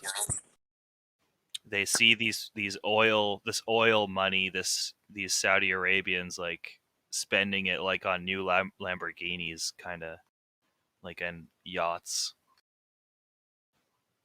Yeah, I think one of them has like how many is it now? Like 20 mega yachts or whatever, super yachts. No, what do you call a Rolls Royce? Got about 20 Rolls Royces, all different colors, bro. Mm-hmm. It's like hey, new money. Just because it can.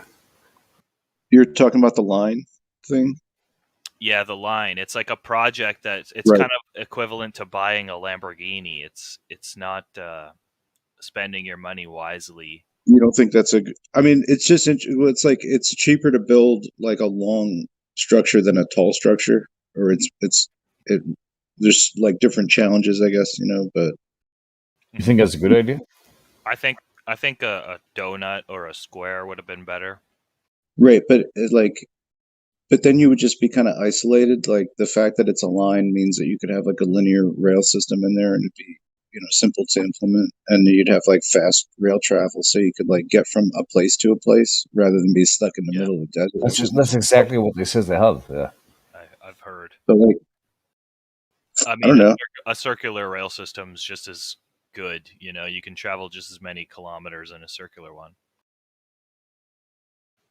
Well, I suppose what they're doing is they want to take people off the Earth and put them in a long line of shit so that they don't have any carbon footprint, because they have to virtual signal how much they don't have a carbon footprint for some reason. Well, I mean, you've got plenty of sun, so there's like tons of efficiency if you just have everything really compact, That's Yeah. I mean, Well, like a city, like a line. not That's like it's a line, like a city, it's like the, a sliver. That's a sliver of a city, whereas you could yeah, have a city.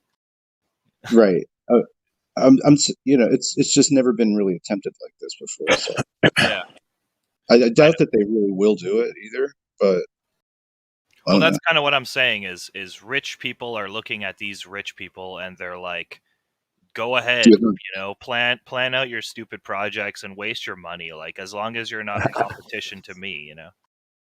Right. Give me your investment money if you want. Yeah. You know, because this will be like the new, you It's know, like, the new big thing. you want to build a line in the desert? Go ahead, you know? As long as you're not building, you know, supersonic nukes or whatever. I don't know. What do you think of the Chinese ghost cities? Like, what are they doing with those? Well, it seems like they needed to put their construction crews to work, so they just basically put them to work, trying to pay them, like to pay Right. them. Yeah, And then they're like government owned buildings, so like they can then claim it as like a property, so it's like yeah, worth more money than not. So like they're lending money out to pay for just like a ghost investment vehicle. It's like, yeah, and then they get money to like destroy it as well and deconstruct, and I don't know, how they could sustain it, but it's like fake construction to keep them employed. sounds like North Korea. It is like North. It's China. North Korea is just a small China, or as Donald Trump says, China. China. I guess they were in It's little China. You got to get it right. Big trouble, little China. Yeah. Okay. I think there's fairly big trouble in fairly big China. Actually, it's a big problem. Their banking is all weird right now, and yeah, I feel bad for the people. I mean, they go into like lockdown policy, then it's just wow. Like you can only like send one person out to go shopping per day, like from your family, your household. Like you have to pick somebody that can go outside. Beat the shit out of you if they don't. because it comes from China. China. Mr. President, why do you call it the China virus? Because it comes from China. China.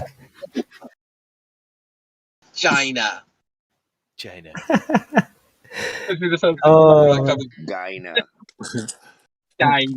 That was such a meme, bro. I memed the shit out of that. China. Wuhan clan. I think he's like the most inappropriate of all presidents, maybe in modern history. Yeah, He's the best. Yeah, pretty much. Like he's the king of it. He's like Howard Stern of presidents, if you like. I don't know. Did you hear when he says, "Under these lights, I look orange, but so do you." Hey, Fazizzle, you're saying he's the most inappropriate president ever. Like, the shit that Donald Trump said was normal in the 80s. Like, he wouldn't have even been considered a right winger in the 80s. So it's like, do you know what I mean? It really is contextual. No, that wasn't me who said that. I love him. Oh, sorry. Oh, that was not New Perspective either. This is his friend Snack over here.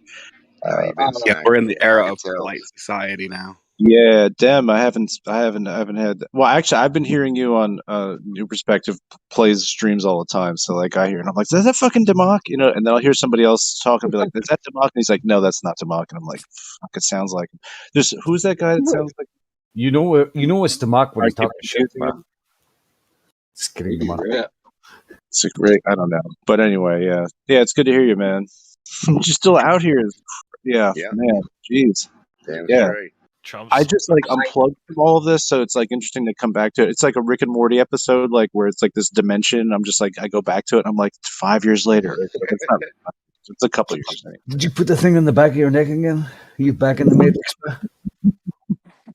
Oh, like Roy? No, it's like the pocket dimension that Morty opens up and he kills the one guy and then they like make a whole like special forces plan to like get him next time he comes through the dimensional wormhole or whatever. Anyway, whatever. Rick and Morty episodes. Rick and Morty's great, by the way. Yeah. That's Is it? That's a little bit over my head. It's a great show. No, I think Yeah. Rick and Morty's probably under your head, PMAC, to be honest. I think it is, yeah. It's for teenagers, but I like it. It's for adults. Oh, For The non-grown-ups. writers, the writers, and they're like 40 plus. You know, they're pretty Yeah. old. Yeah.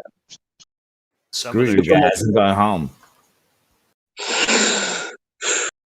It's up there with Futurama, but not quite as smart. Look, 40 is the new 20, all right? I'm with you. I like that the only fan who agreed with.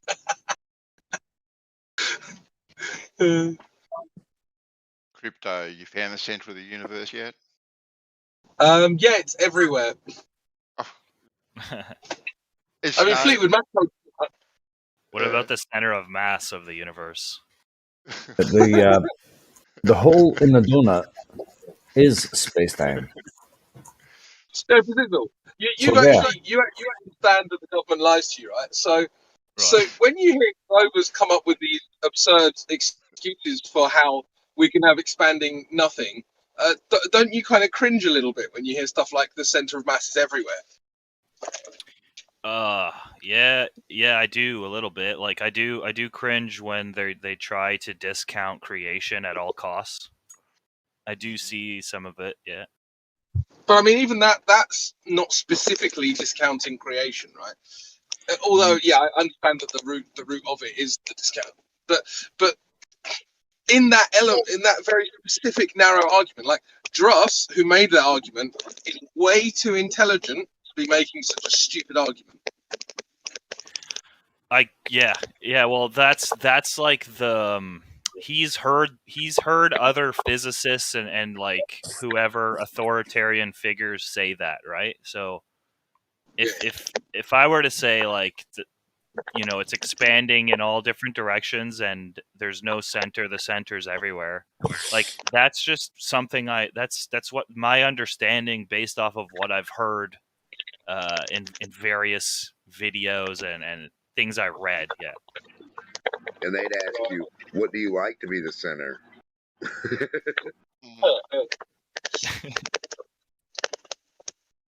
But yeah, I do question who told us that, like that it's expanding in all directions everywhere and the center is in all directions everywhere. The Big Bang. Anybody remember that Max Headroom dude that like came in and like took over all the stations at that one point in time or whatever, like, and they never really found out like what company or what group of people did that? That Max Headroom dude reminded me of artificial intelligence, like they maybe was testing with it then way before Siri and whatever they get on the stage now, right? And maybe that thing got smart enough to tap into the TVs.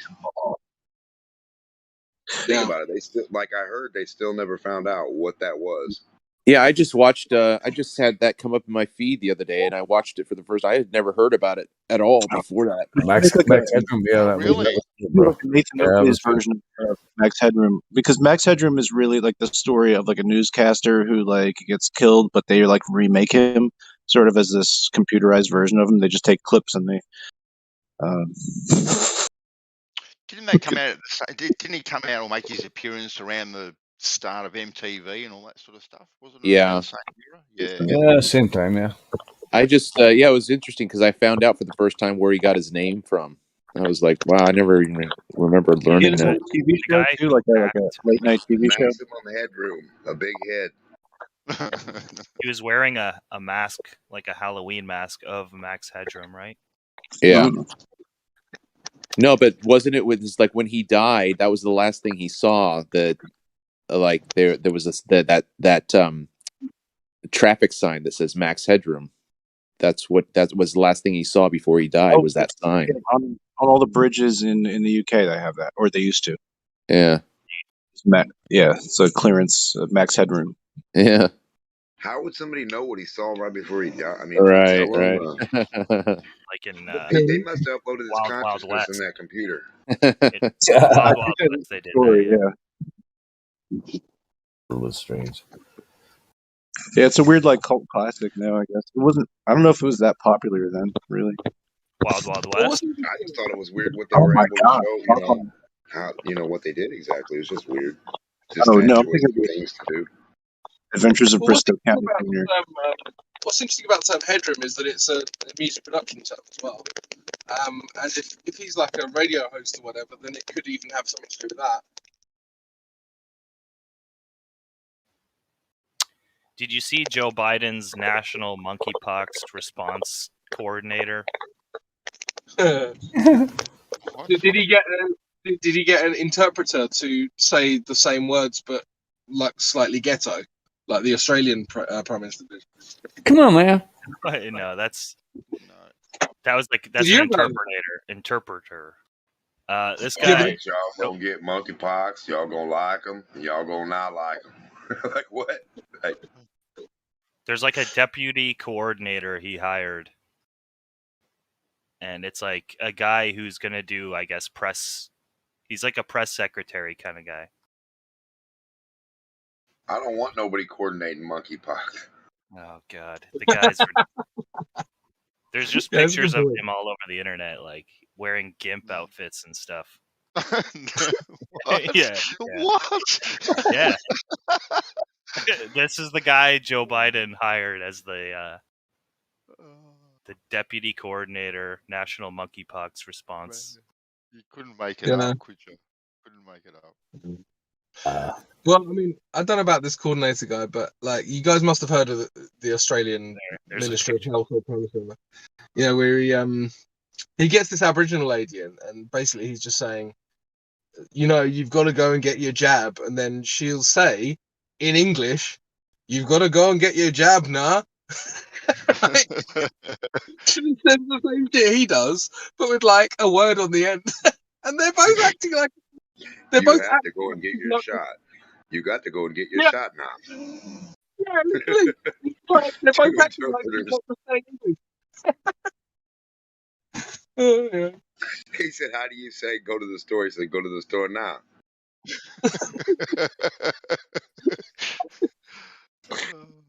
That's the next person. How he say certain things and then look at me and repeat exactly what I said to him. I'm like, oh, that's easy. I know 2 languages I never knew. You're bilingual, Demo. Lucky you. But yeah, no, it's brilliant. I think I linked it in here, but watching it, it's just like this world is like he knows that this is what's going on, right? So how do you keep a straight face? He doesn't. He looks like he's having a stroke. It cost him a lot. It's pretty expensive. Like, I mean, he gets paid a lot to keep that straight face. Yeah, true. Yeah, he probably made like $1,000. He's just thinking dollar bill, y'all. Actually.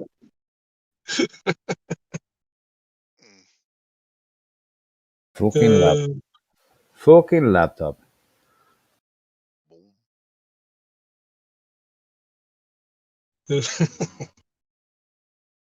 Come on, man. Yeah, we're not at Children of Men level yet. It'll be there soon, though, right? Be like, yeah. If there's one word I can use to describe America, it's this. Wait, what? It's what? Do you not see that clip? Yeah, I didn't hear what you said. Say it again. If there's one word to describe America, it's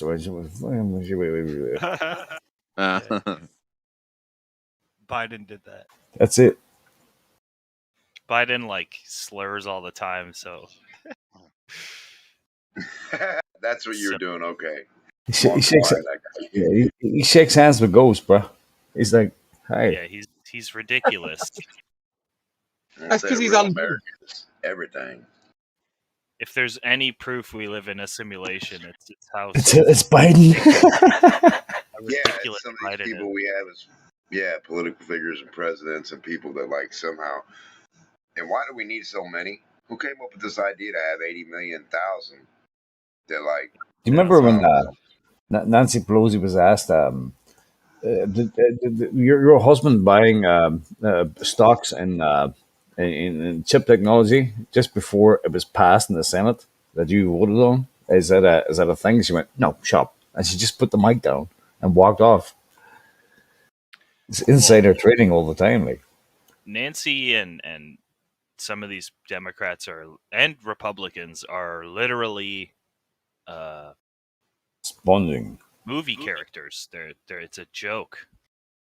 Yeah, I agree. Yep. Yeah, and and her last name's Pillow or Pill-O, like a pillow. Nancy Pillow. See? and like these people that Call of the American dream because you're fast asleep to believe it. yo, payback, come on, man, I'm talking. It's the epitome of like a false dichotomy, isn't it? Like you have to pick red or blue. No, I don't. I actually don't have to pick either of these clowns. But they get people. It's not just that they get you to choose, but they get you to like fight for one side or the other. Mm-hmm. And I find it really weird. It's like, oh, well, if you don't vote red, then you're racist, right? Are you If you a red don't vote brain blue, or blue brain? You're fighting for a those cause, Since aren't when? you? exactly. Those are the leaders, the ones that always push that exact same thing, the idea you're talking about right fucking now.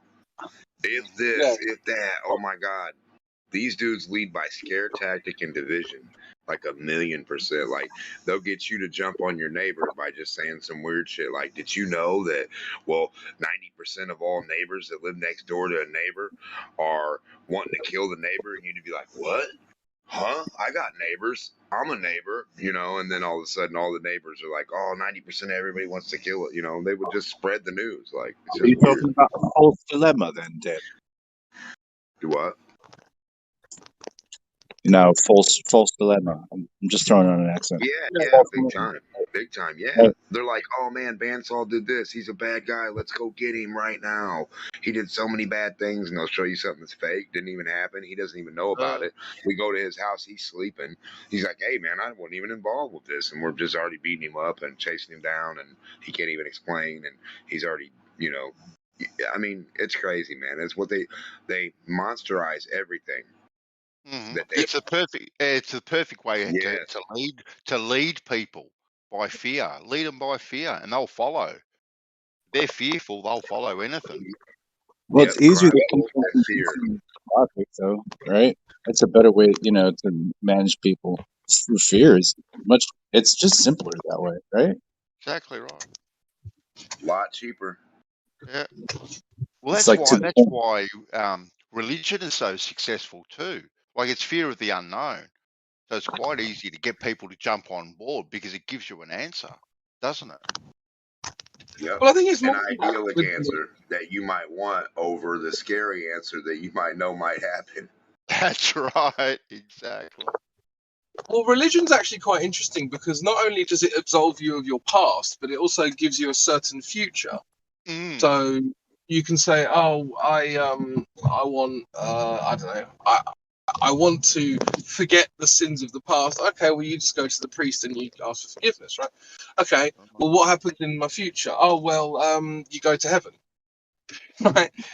And I'm not even saying that it's wrong. I'm just saying that man-made religion, as a concept, it's basically there to solve those two issues: the present and the future. A comfort blanket. Yep. Pacifier, a pacifist, pacification. It's like a.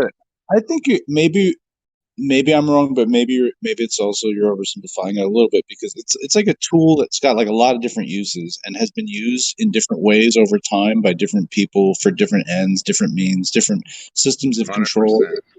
I mean, there's a degree that it can all be very communal and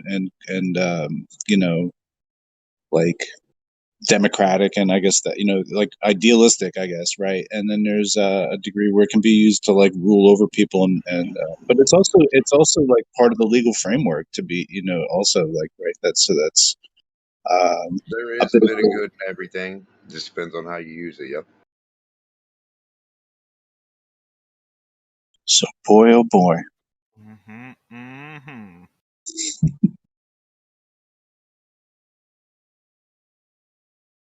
So how you guys doing on this vertical plane where everything is vertically awesome?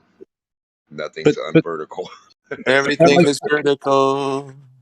the whole forgiveness of sins and all that stuff, though, right? That like pertains, like, doesn't that mostly to Christianity and things like that, right? Like other cultures have different types of situations. Right. They place a situation on you in your mind, and then psychologically you need to wash it off or get rid of it, or you need the answer for that. So same as a voodoo person will give you some kind of secret stuff that gives you the rash, they got the cure too. So you got to keep coming back. Wow. Got the The juju. gift that keeps on giving. Wow. Asking for forgiveness and stuff isn't just limited to Christianity, though. It's definitely no. in other cultures Oh, Definitely. and religions. Yeah. right. But like, I guess like Christianity seems like a primary vehicle. You know what I mean? Is that, acceptance and forgiveness, and I mean these are good things, right? Because we should be able to forgive ourselves for things that we did without thinking about them or whatever, We're right? not forgiving ourselves. But we need, at some point, you need to dialogue that through your own being. That you don't necessarily always like feel terribly about something. Like people do plenty of things in like combat and war or whatever. They're not like super happy about having done, but they did it, I guess. Whatever. Out of a duty. Yeah. You can say like religion can absolve you, but at the end of the day, you kind of like need to. You got your own conscience against what they told you, your own personal ideas. Well, the Ten Commandments are the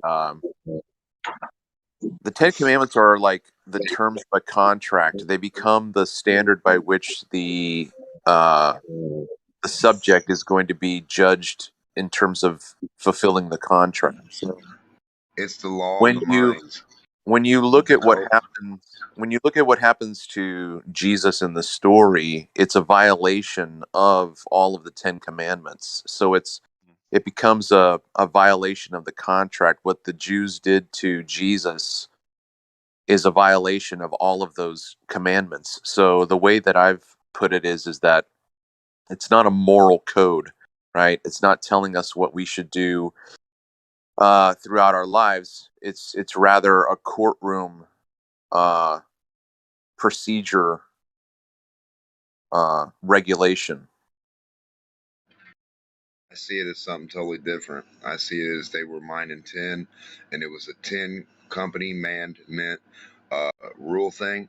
Don't kill my tin. Don't steal from me. Don't whatever. Don't kill my help. Don't destroy any of my stuff. Don't covet my goods. Don't take my tin when I leave to go turn it in.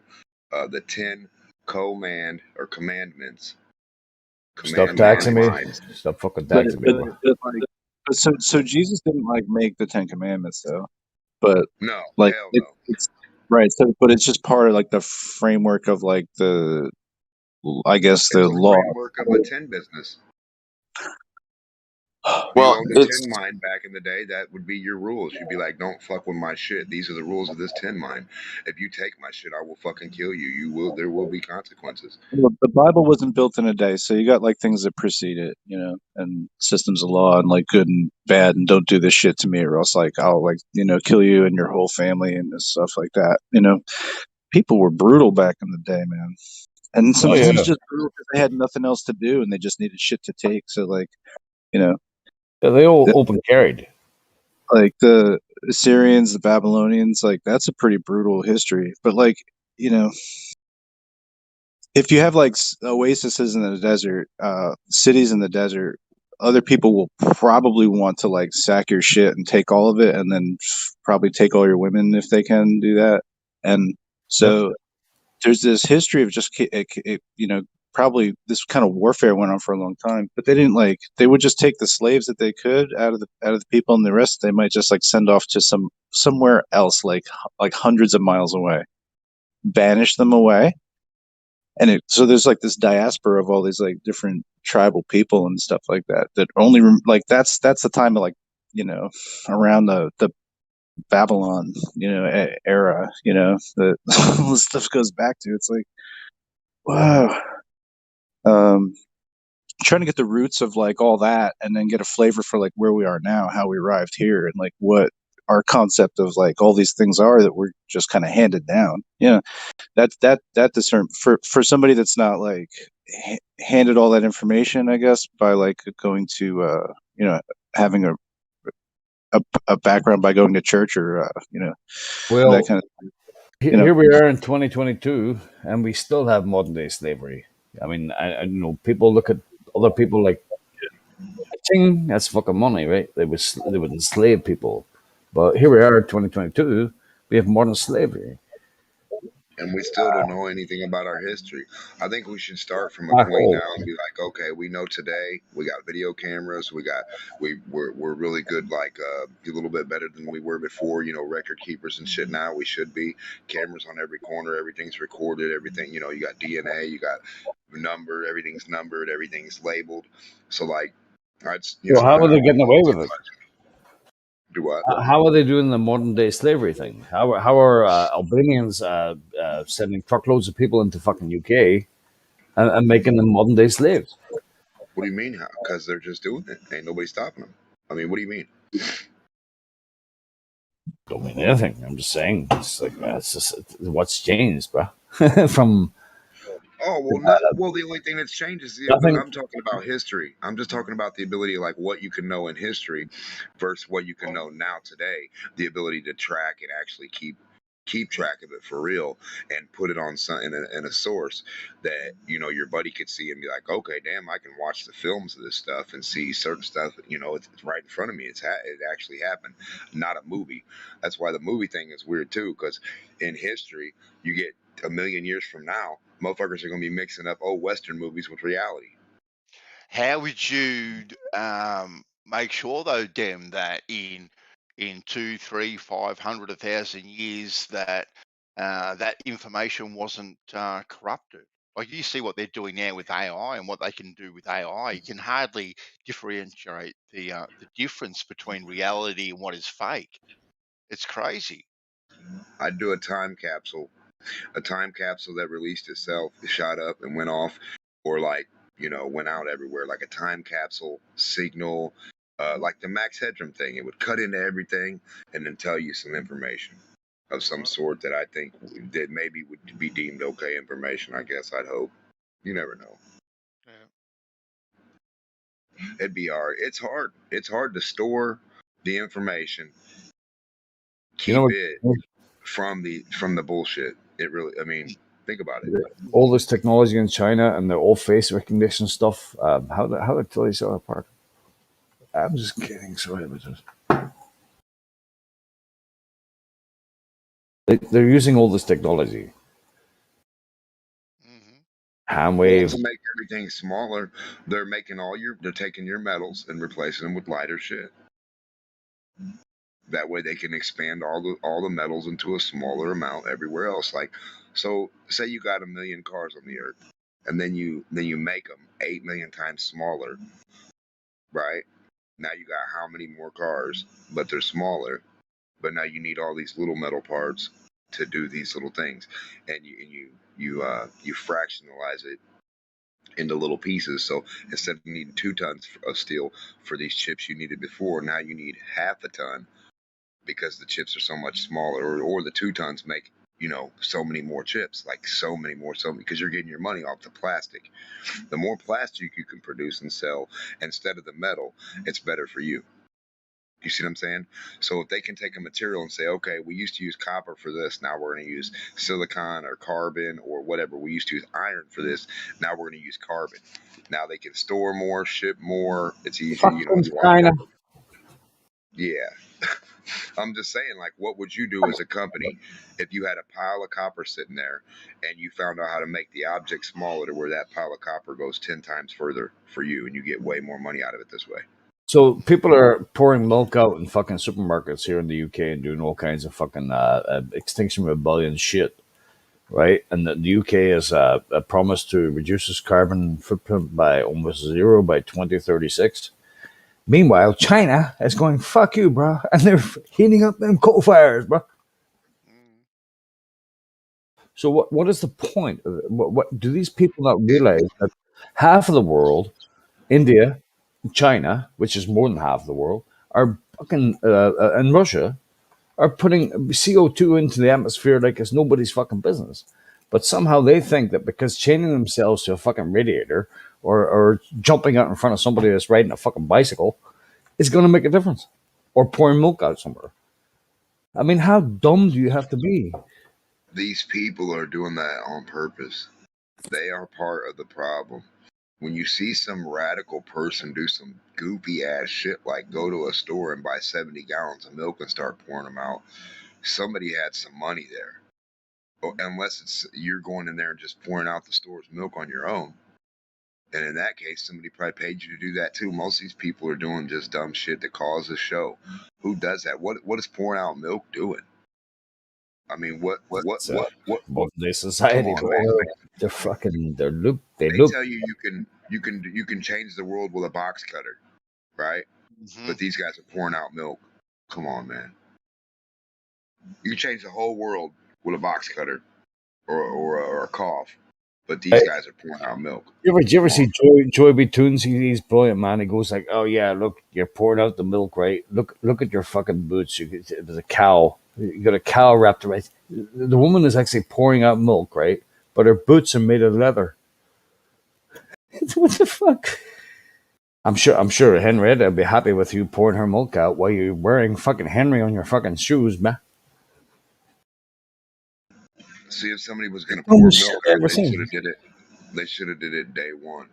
If you're going to do something, you need to just do it the right time. Don't let the shit go for a million years and then think going to a supermarket pouring out 1 gallon of milk's going to do any. That doesn't make any sense. No, but they think it does. They think they're making a difference, and at least pour it over Becky? cereal. At least pour it over cereal and feed the hungry while you're doing it. That's what I was getting ready to say. I got a question. I got a question. Where's Becky? Becky K. She hangs out in Gems. Every once in a while, she'll pop up. Blue Moon. Oh, okay. Well, I keep getting invited to go to the gospel because I don't mind going to that, and I haven't seen her in a little while. I don't even know who that is. What do you think the 10 Commandments are, sir? The 10 Commandments, I have not read that in a while, and I'm a little bit inebriated. What the hell time is it, man? That's fine. It's 7:35. 8:30 here Central. 7:30 there. Join the club, bro. It's 11 p.m. So how you guys doing? How you guys doing? Even though I'm like stuttering a little bit. I'm lying in bed listening to a rain outside. You sound fine. I love it. You know sound fine to me, man. I sound pretty good. You guys all right with that? I'm coming in clear, right? No, I'm freaking hammered, drunk guy. You sound great. You're hammered, drunk guy. Word. Your voice is spinning right now. Huh? Huh? Huh? The dude is so drunk your voice is spinning. That would be funny. But the 10 Commandments, though, you know how when you tell a kid, don't do that, do not, and that's what they want to fucking do every time. I find that the weirdest thing too. It's like daring you to do it. You tell a kid to go to bed. You tell a kid to go to bed, and she doesn't want to go to bed. Well, anything. Don't get in that cookie jar. Don't take that money. Don't do this. Don't steal. Don't do anything. Anything you tell people, when you directly tell them like that in a weird way, like forcefully, that's when they hate it. They just their whole They want to being do it wants to go more. against it. Yeah. Yep. I would say from the biblical standpoint, though, because we find it in the Bible twice, I think it's just some rules and regulations, basically, that we will be judged on, because the Bible is telling us we're going to be judged. So I Well, think those are the do not rules and covet regulations money. that we'll be judged on. How many of those that we actually, tried to uphold the best way we could. What about Do the not extra covet 10? thy neighbor's wife. So that's one of the 10 commandments I can recall. Thou shalt not steal, thou shalt not covet, yeah, things like that. It's just basic rules for a society to live by, and They're all understandable too. They like I kind of think that if you're gonna break those rules, man, it's even against the law. Well, I mean, in some countries. About it. Aren't they like putting it in your mind for that shit? Because there are races that don't even have any of those ideas. Like they don't like if you like read that commandment to them and they're like, what the fuck does that even mean? I don't even know. Then all the people are like, I don't even know. Could we do that? Well, we don't even know what it means. Well, It's most of weird them are though, right? basic instincts, though, right? Like you don't have to read That's them what to I'm know saying. that You it's don't need not to right. write them down. Right. You shouldn't have to write these things down for a fucking another human to know. Don't fuck with my shit and I won't fuck with yours. But do you need so many? Do you need so many? Like 10? Not 20, no. There was 20. You only need one. You only need one to follow. Yes. Respect me and That's I'll it. respect you. Thou shalt act like Bandy. Yes. Probably not. Okay. Well, I could post up some Bambi parodies and you'll get a laugh. Bambiisms? No. It's like where Bambi is about to have a kid and she screams and she goes, "Ah!" I don't know. It's better to explain it. Like it's better to show it to you. It is really disturbing. It's funny.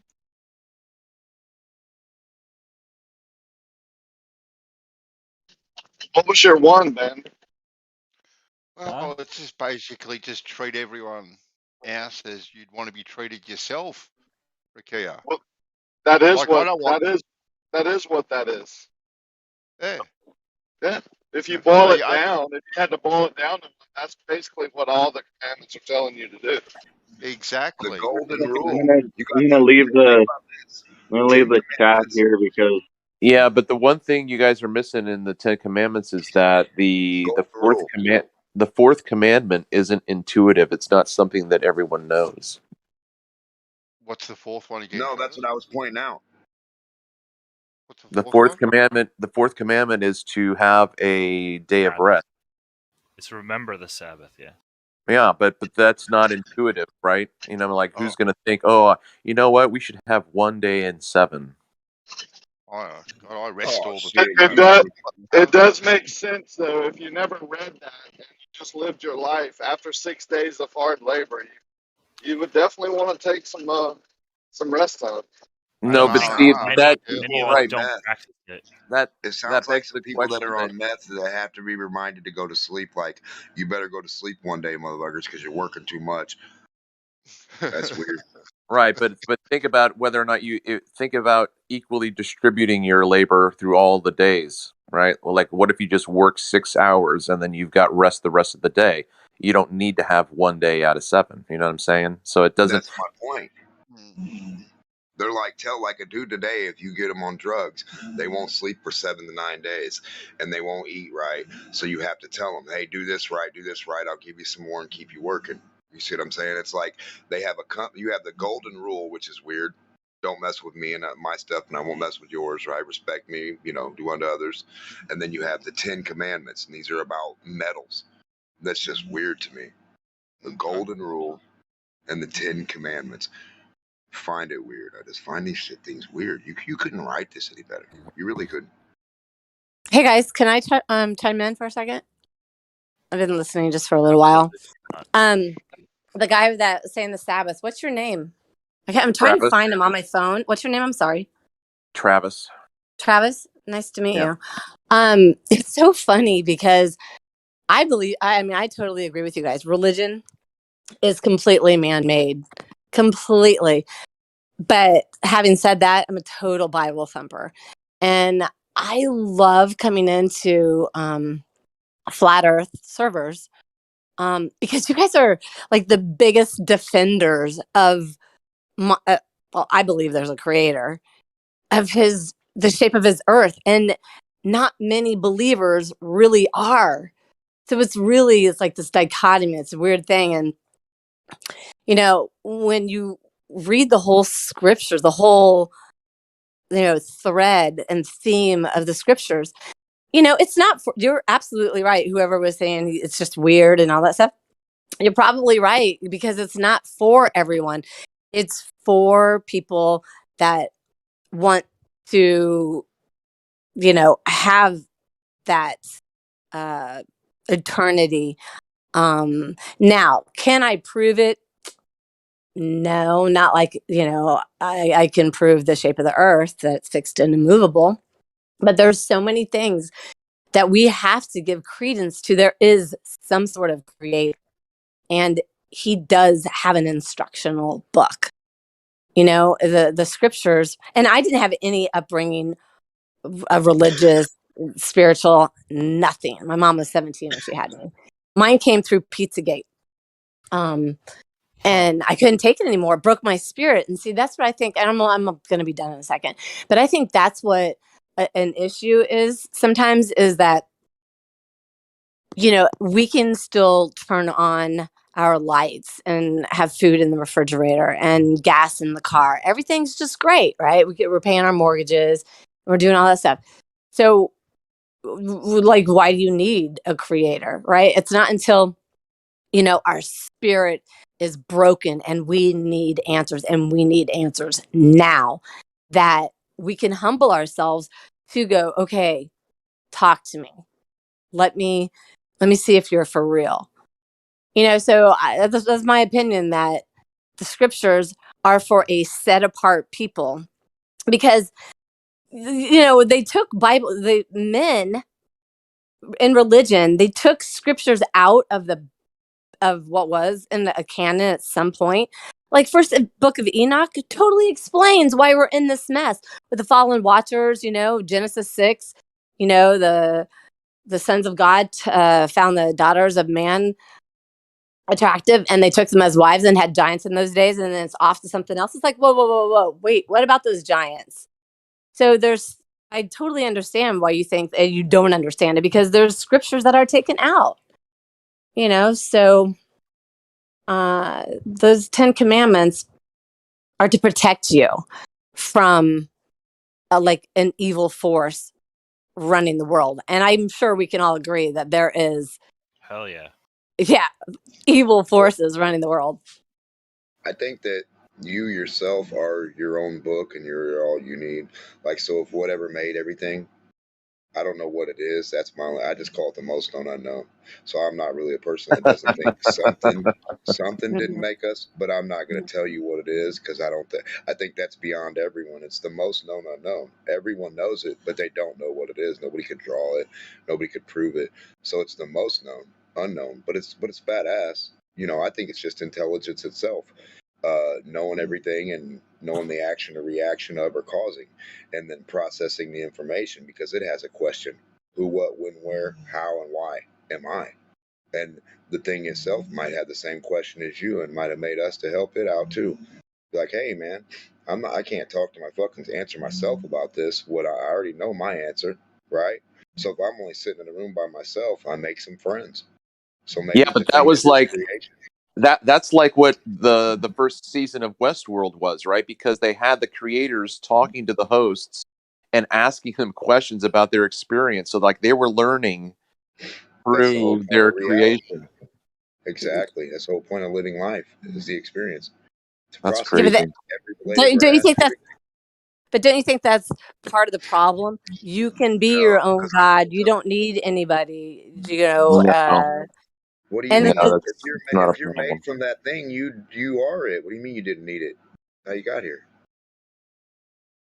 Yeah, I'm not a What it is some people are absent-minded and don't pay attention to what they are or what their book is of them, and like common sense, they don't do it right away. They have a problem, like they're either jittery or whatever. Some people have anxiety, so then like you put reminders along the way, like say if your kids don't like to take out the trash, right, you put a thing on there sometimes when they're little to start, something like, hey, take out the trash on Tuesday, you know I'll appreciate it. They know that means you might give them some money or allowance or something. You might return some type of favor for them. But like some of them don't ever want to do it. So you got to put that reminder, hey man, if you do or if you don't, this could happen. See? So it's kind of like that. Some people don't pay attention, so they got to be put out reminders. And then some people can pay attention to the inside or whatever they are and really go with like what really is. And Have you ever people read the you got to- scriptures? Hold on. Man, I grew up in the church, but See, that's probably, I totally get it then. I get it. yeah, it's weird, man. It's Yeah. just weird. But no, What's I that mean, totally, Blade? A absolutely lot of stuff. understand it. I've seen people flop on the floor for hours and get Oh, paid money afterwards for doing it. gosh. I've seen people believe. Hold on. I've seen people believe 100% and will go stab themselves in the wrist and flop on the floor and do the same thing and not get paid nothing. They actually, whatever they were doing, they believed it. Now I've seen both. So I mean, I couldn't pick out either. I couldn't pick out the one from the other. Really, I couldn't. Okay, but you didn't answer my question. Have What you read the Bible from front to back? Because churches, I like I read all told you, kinds of shit, man. I used to win. but I used to win little prizes for reading. Well, Enoch's one guy. I have. A lot of other people have. Yeah, I have. Well, just because. Listen, Oh, that's I awesome. read what I read. I've been explained by billions of people what they've explained to me. Yeah, we get it. We I get mean, it. you're probably not You're going to tell me taking any over. different. You've been monologuing a little bit here, but other people have. I like what she said in terms of like a satanic kind of evil thing ruling this world. Like there is definitely something, in my opinion, and like the evidence points to that. The thing is, psychotic people, yeah. the thing is that not one of us. That is, I'll put it in the positive. Every single one of us was told what the Bible was about. Now I'll put it in the negative. Not one of us has read the Bible without any preconceived idea about what we're reading, right? So if we were to give the Bible to someone who's never read it and didn't have any idea, that person would not believe the same thing we did at the end of it. We would have to correct that person and say, oh, you think that's what that means? No. This is what that means, right? But actually, that person who read the Bible without any preconceived ideas knows more about the Bible than we do, because he's come to it without any preconceived ideas, and he let the text tell him what the meaning was. Same as reality, physics and science, exactly. Well, I mean, it's kind of logic. Like there is evil running the world. That the scriptures even talk about. We wrestle not with flesh and blood, but principalities in high places, because the people that are in position are worshiping demons. And so for me, Pizzagate, I couldn't take it anymore. Children, and I woke up to 9/11 in 2008. I was like, what? I got sucked out of the matrix because my world was not what I thought it was. I was perfectly fine being a materialistic, chick and watching Entertainment Tonight and, going and buying shoes and blah, blah, blah. Right. But then I was like, oh my gosh, my neighbor's not watching Congress. And the news isn't reporting. And that was back then was, the news was, you thought that it was fairly okay, but it's become blatant. And so, I mean, wouldn't you have to say, if there is evil in the world, evil forces, wouldn't you think that there would be good forces? What that is, that's what I'm saying. What's good and what's evil. There is good forces as well. I think so. Yeah. They seem to come together last minute though. Like once things are bad enough, they're like, all right, we got to do something. Yeah, right. Your spirit's kind of broken. And to the gentleman earlier that said, we're going to be judged. We are. I mean, I believe that we are, because I think this, because our creator did give us free will. So people can believe, they don't have to believe, they can believe and then walk away from it.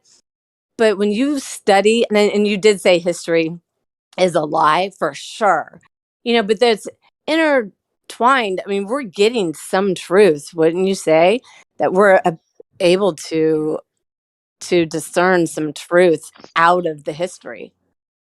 Well, Well, I mean, the thing. will we? Sorry, Travis, go ahead. Just real quick, that since I left my religion behind me, I don't have a text telling me that I'm going to be judged. You know what I mean? That's not a part of my reality anymore. So I don't have this concept. Like when you say, and I'm not faulting you for it. It's just what you said. We're going to be judged. I'm like, I don't have that narrative. Like I that's not a part of my future. So you just YOLO. So just YOLO, like you only live once, and then that's it. So have a good time. Well, but see, the thing is that I do think that the alternative information that I've come across that talks about karma, that talks about spirituality in a way that I think resonates more with me than the Bible or some religious text. But that is deductive, right? It's not something that is presented to me in information that I can study and unpack. It seems that that's more of like who can come back from the dead and tell us, hey, when I died, I stood before my maker in a white room and he asked me questions about my life and I finally understood what everything was all about. Like no one's come back with that story to me. You know what I mean? So I don't have anything to really go by except to be a good person to people that I come into contact with. I mean, that's what I'm gonna, that's what I'm gonna do. I'm just gonna be the best person I can. Can we And all agree that? Go ahead. I was just going to say, like, will we be judged, or do we have to judge ourselves? Right. That's what Westworld rocked my world, man. That was it, man. Well, I mean, can we all agree here that there is an agenda, like a new world order coming, and a one world monetary system coming? And I actually believe there's going to be one world religion, and I believe it's going to be what you just said. Love and karma. Well, where I come from recently, and it's only been 5 years, it was called reaping and sowing first before karma. And I haven't found another book that like has the creation that who claims to have created everything. And at first Enoch totally explains his luminaries and the sun and my celestial clock and calendar. Oh, and I really want to talk to you guys about something else at some point, about how the luminaries aren't a flat earth proof. I've asked a couple of guys, and I'm sure some of you guys know that Ursa Majors, like the Big Dipper, goes around counterclockwise from the North Pole every 23 hours, 56 minutes, and 4.09 seconds. Counterclockwise. How does that work on a spinning ball? I mean, you literally, I have a star app, a star chart app. It's like you open the app on your phone and you just point it up and it tells you the stars. So I'm learning the celestial clock and calendar, and it's crazy. How is that not a proof? Or maybe you guys have talked about it. What do the Globies say about that? I say there aren't any stars at 120,000 feet. I'm not talking about the distance. I'm talking about how Earth I'm and saying they Majors, don't exist. stars They don't don't. They're exist. not. Yeah, no planets, no stars, no meteors, no asteroids, none of that shit. You send high altitude footage of them, leave it up there for 2 years, you'll never see any of that in your life ever. Nothing. Not a meteor shower coming to Earth, not an asteroid, not a comet, not a Yeah, I planet, don't not believe 1, those. 2, and 3, nothing next to the sun, no other planets, no Mercury, no Venus, no Jupiter, no Pluto, no Neptune, none of it. What am I looking at when I look up? Air. Well, listen, I've been tracking the Track it planet. up 20,000 feet, you won't get far, you'll see black. Well, I'm Yeah. I'm talking about from what I am here. So Right. in reality, there isn't any of that. I'm telling you, you got to have air to have a shiny star. It's like a projector. You're looking at a hologram. If you go to Well, 120,000 feet for how all did your they life, from navigate? right now, hold on, please. For all your life, if you send up a high altitude balloon right now and it stays up there forever till me and you pass, you will never see anything but the Well, moon and the sun. How maybe and that's why they do what they perception. do, I couldn't tell you. But my other Maybe it's point was, perception. They when were you said used that those. hold on, that was about the stars. I don't believe they exist. If you can find proof otherwise, we can go with that maybe. Now the Bible thing, it's like so many people are getting handed a candy bar and there's a label on it, like here's your candy bar, be good. No, No, I you don't get have all it. that. I get it. I don't go to church. I don't go to church because you're right. All of you guys are right about religion because Messiah didn't come to start a religion. He said, "Follow me." Period. Don't you think that would be of the adversary a little bit? Don't you think that the person, the evil forces running the world, would want to pervert? But You what's know evil? What is what's evil to you? Yeah. what is? Well, that's a good point. To, You know, to you and other people, it's different. That's all I'm done. yeah, for sure.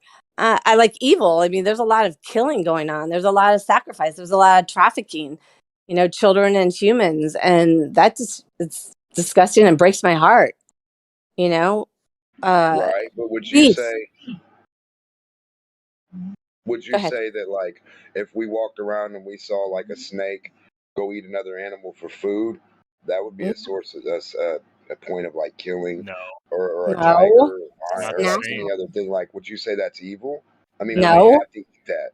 But can we just talk? Can I talk to somebody Hold on, about who no, does no, believe no, in this? hold on. I like reality. So we were talking about evil and good and eating stuff, right? So if you said some other people who liked eating people, that would be their culture and that would be their thing. That might be their religion. So if you come across and say, I don't don't eat like that person, religion. hold on a second, please. If you come across and say, it doesn't matter if you don't like what they're doing, you think it's bad or evil, regardless, no religion at all. So you go over there and try to tell them that's evil, and they look at you and want to kill you and say what you're saying is evil because that's the way they do it. They think that's good. You think it's evil, they think it's good. So all I'm saying at the end of the day is who's right and wrong with whatever they believe as a group when you're outnumbered. Who's Well, right and yo, wrong? Denmark, I would you mean, agree like killing the innocent is evil? To Esau. who? To who? Not the one Hold on, killing them. listen to what I just said. Hold on, this is just what I said. Killing the innocent, we could all agree would be evil, right? Listen to what I Someone who said. check it out. Evil is what Someone you who make did it. hold on. Listen to Let what me I explain. said. Hold on. Let me I'm just asking finish the question. now. That's legal. Evil That would is be what evil, you right? make it. The question is, what's good I No, get over it. no, evil it's for not. the person committing it You're versus the just person getting it adversarial, done to them? but at Can the you same hear me? time, Can you hear me? yeah, but Hello? I Yep. don't give I'm a not shit. done with my sentence, buddy. I don't care, Denmark. So, when Right? I don't care, bro. I think I don't give a fuck. My point is this: is that do you think that killing the innocent is evil? Like without your moral fucking dilemma, is it evil? I think he got don't know muted. what you're talking about, draw evil for me. Point it out. Is killing the innocent, like let's say they never offended You anyone, 100 they just times point exist. out evil, dude. Are you All right, okay? we're not talking Yeah, about we're talking social about fucking evil and good. sociology. What's evil and good to you? You're Let me evil. know How about right that? now. You're fucking dumb and your Okay, ignorance well, is I think evil. you're How about evil. that? Now Don't I'm lose the the bad Is guy. that evil? You're dead. Is Demok, your hey guys, level of come fucking on. of intelligence evil? Hang on, Isa. Demok, you're going to have to chill and allow for response so that we can have a back and forth, man. Dumok's godless and wicked. That's what he is. I think if I was going to take up Demok's standard, uh, there wouldn't, if we came across a cannibalistic tribe, I don't think that they would have an understanding that they're killing an innocent. You know what I mean?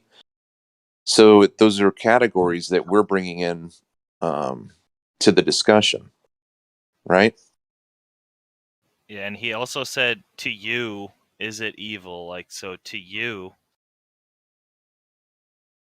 God's made My it point is this: apparent. is well, like so in cannibalism, they would probably agree that it's a necessary evil, but they would recognize that killing someone who's innocent of any offense is evil.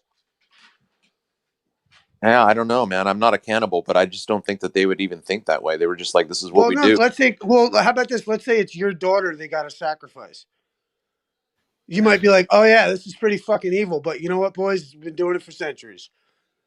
But you Yeah, would wasn't know innately this is fucking evil. I don't know. Yeah, I mean, I get it. I can totally put myself into that existential crisis and Right. And totally. my thing is that when you get to the point of splitting hairs into what, just to get to what Blaze's point and a point of agreement is the idea that we can all agree, like whether you're a Christian, fucking whatever, to an atheist conspiracy theorist, fucking, that there's some kind of dilemma between like people who really haven't done shit and a bunch of overarching overlords that want to fucking control them. And the Christians have rightly predicted that people should be aware of it for fucking ever. If I'm not mistaken, that was your point, Blaze. Isn't that ironic? Yes. And the Bible predicts, the last kingdom is going to be made of partly iron, partly clay. I don't know. AI, transhumanism. I mean, you should see this book that I have right here. This is what's really bugging me. They have us so like consumed with transgender and all that stuff. What about transhumanism? And nobody's doing that. They're having huge conferences about it, and we need to have a new constitution. Nobody's paying attention to this. Okay, we can believe whatever it is that we want to believe, but guess what? They believe something. Blaze, So my brother, I got to tell you something about 20 years ago when I read Revelations 13, and the one beast made the other beast speak, and everybody who didn't adhere to the beast speaking. Listen, I already at that stage, just AI was coming about. I kind of knew that it's probably going to be some kind of AI that, it's exactly what it sounds like. So he breathed breath into the beast. So he made a statue or something, and then he breathed air into it. So he gave it life. Yeah. So that's AI.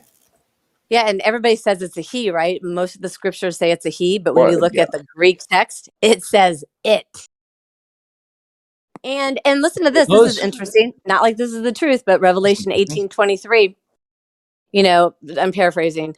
You won't be able to hear the bride's voice anymore, the bridegroom's voice. Your light won't shine anymore. The great men of the earth deceived all the nations by sorcery. So sorcery in Greek, the book written, 2,000 years ago, sorcery means pharmakia. Now, I'm not saying that the shot is the mark of the beast at all. It did have me pause for a second and go, wait, people aren't being able to go buy anything and go to the grocery store and buy things. So, that was very, very intriguing to me. It was close. Yeah, I mean, I don't know, it was weird. But transhumanism, and nobody's paying attention to us. They're like, we look over here, but transhumanism is free. This is their goal. They hate us. They want to eliminate us, useless eaters. Transhumanism. And that is a big thing. We don't have to believe in evil. We don't have to believe that there's an evil force running the world and all that kind of stuff, because the world leaders do. They're doing it anyway. Yeah, they're turning the frogs gay. Yeah, it doesn't matter what we believe. The 2030 agenda is to depopulate to 1 billion, isn't it? Yeah, something like that. Yeah. The World Economic Forum. That's literally what they say. Klaus Schwab and all these fuckers. You will own nothing and be happy. Be happy, yeah. And then what's up with the Pope? the Pope recently, like the 23rd, 24th, orders all of the Vatican's funds out of regular banks by the end of this month. Whoa, what's up? What's the hurry? What does he know? They also brought like all the diplomats back too. Yeah, like I think that there's going to be a worldwide cyber attack because that's what Klaus Schwab is saying, that it will a worldwide cyber attack will dwarf the COVID-19 pandemic. Yeah. I mean, real stuff is happening with these psychotic people running the world. We have to pay attention to that. Yeah, but I've been keeping up like, with all that on Twitter and stuff. yeah, Since nice. There's some good groups, man. I'm telling you. On Twitter? Yeah. They the doctors and stuff. Like I started following the actual doctors. Oh, yes. I saw Malone. Oh, yeah. Well, not just finally, Malone. Like Malone, Zelenko. Like Zelenko's dead, but yeah. everybody that's related to the Nuremberg 2.0 like kind of stuff. Yeah, but Dr. Merritt's the only one finally coming out, maybe Dr. Cohen, that are saying there is no viruses. There are no viruses. I mean, they're all, Twitter's it's like the best. pathogens, bacteria, parasites for sure, right? And ivermectin is just taking over the world. It's really, I mean, it's not taking over the world, but a lot of people are waking up to it. And, the horse paste is just as good. I had an experience with some flat earth guy I met a couple times, and he was passing through my town, and we had a couple meetings, and like he was living in his car, and he called me like in March and just said, "Oh my gosh, I am so sick. Can you help me?" And I was like, "Sure." He couldn't on the phone with me because he was vomiting so much. So I'll fast forward. He had me come over there because he couldn't drive or anything. It took him an hour for him to get in my car. And like he was vomiting violently for 12 hours. I was trying to give him everything. And finally, I had him take a little pinky nail amount of ivermectin paste and yogurt. And the guy stopped throwing up. Like a pinky nail amount. Boy, I was online ordering more. I was like, oh my gosh. And then I'm in this Telegram group. It's called Red Dirt Discussions. And it's all about ivermectin. People are curing all kinds of different things. They tell us that we have these viruses and this and make up all these different diseases and stuff. And what if we did just have like parasites and, some bacteria and the Telegram group you're part of, like that's very similar, and I'm in a few of those as well for COVID and the Great Reset. But that's like exactly if you follow these people on Twitter, you see exactly what the doctor's saying like at the time. Mm-hmm. It's literally his page. So yeah.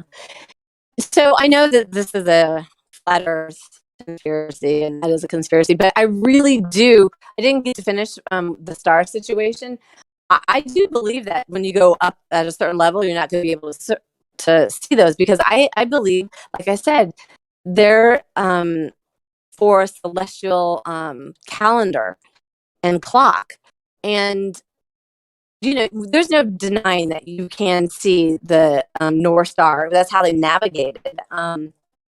On the water, and Ursa Majors. But like, is there an argument of the globies about Ursa Majors going counterclockwise every 23 hours, 56 minutes, and 4.9 seconds, something like that, counterclockwise? Has anybody ever heard anybody defend that from a globe perspective? Why would it be any different than just saying that's the rotation of the Earth? I don't understand your question. Well, I mean, they would have to whip out the calculations, though, right? I mean, if we're spinning out there, how does that work in every single day? I mean, how does that not? I think I get what you're saying. Yeah, I call that celestial locking, right? Like the moon is tidally locked so that we only see one face of it, right? Because it's the moon allegedly is rotating, but we only see one face, and it's rotating in such a way because the Earth is rotating in such a way that it's stationary. That's the same thing with the sky. The sky is celestial locked. That's the way I say it. It has to be, right, because if we're moving through the the vast infinity of space, right? Then the view is going to change. We should be seeing different shit all the time. No, not all the That's time. what. It's such a slow. It's a we're moving through it very fast, but it's so huge that it wouldn't change. Like over even 10,000 years, it'd be like the same sky. Right? Yeah, Whatever. that's why I call it celestial Yeah, locking. I don't think. Yeah. So essentially, Yeah. nobody's ever heard a comeback for that because I don't see how it's not that. They have to explain that every single day. How it's the same. Every single day. I chart Yeah, it. but the thing is, when you look at the stars that we see are also in our galaxy. They are also moving with us in our galaxy. Yeah, because the whole galaxy is rotating. Yeah, it's the same. Like if I'm going in a circle and you're moving in a circle slightly further away from me, but we're roughly going at the same speed, I'm constantly going to see you as I'm turning. And as you're turning, you're constantly going to see me. Yeah? Yeah, that's a That great. Hey, wait, let me That's a respond great to that, thought. please, if you That's a don't mind. great. That's a great thought process, but you can't demonstrate that anywhere. So the galaxy we're spinning on the outer arms, right? So, hey, how you doing, buddy? It's good to hear your voice, sis. But yeah, when we're spinning on the outer arms, the inner part of the galaxy is actually spinning slower than the outer, which is the opposite of the solar system model. So as you're doing that, you're going to have stars that are on the inside of the galaxy, right, that are moving a lot slower than we're moving because we're on the outer arms and we're really hauling ass on the outside, according to your model. So when this happens, this is going to cause parallax, right? And we've got the oldest known star chart is 32,500 years old, and it's depicting Orion. So if Orion is, towards the galaxy, then that should have shifted over 32,500 years, but it hasn't. So that's a really big problem for you guys. And if you were wanting to pull that up, it's the oldest known star chart, 32,500, and then BBC. That should pull it up for you. whereabouts in the galaxy did you say Orion's belt was? I'm not really sure. Right. Okay. So you're not sure. So Orion isn't anywhere near the center then, Is it not? because as far So as what I'm aware, constellation is the the center? stars towards the center of the galaxy, you can't actually make any of them out with the naked eye. Yeah, because they are all so close together, we can't resolve the light. Okay, so just But because people I in don't different areas. go Go ahead, ahead. Go Luke. ahead. No, Center go of ahead. Go what ahead. galaxy?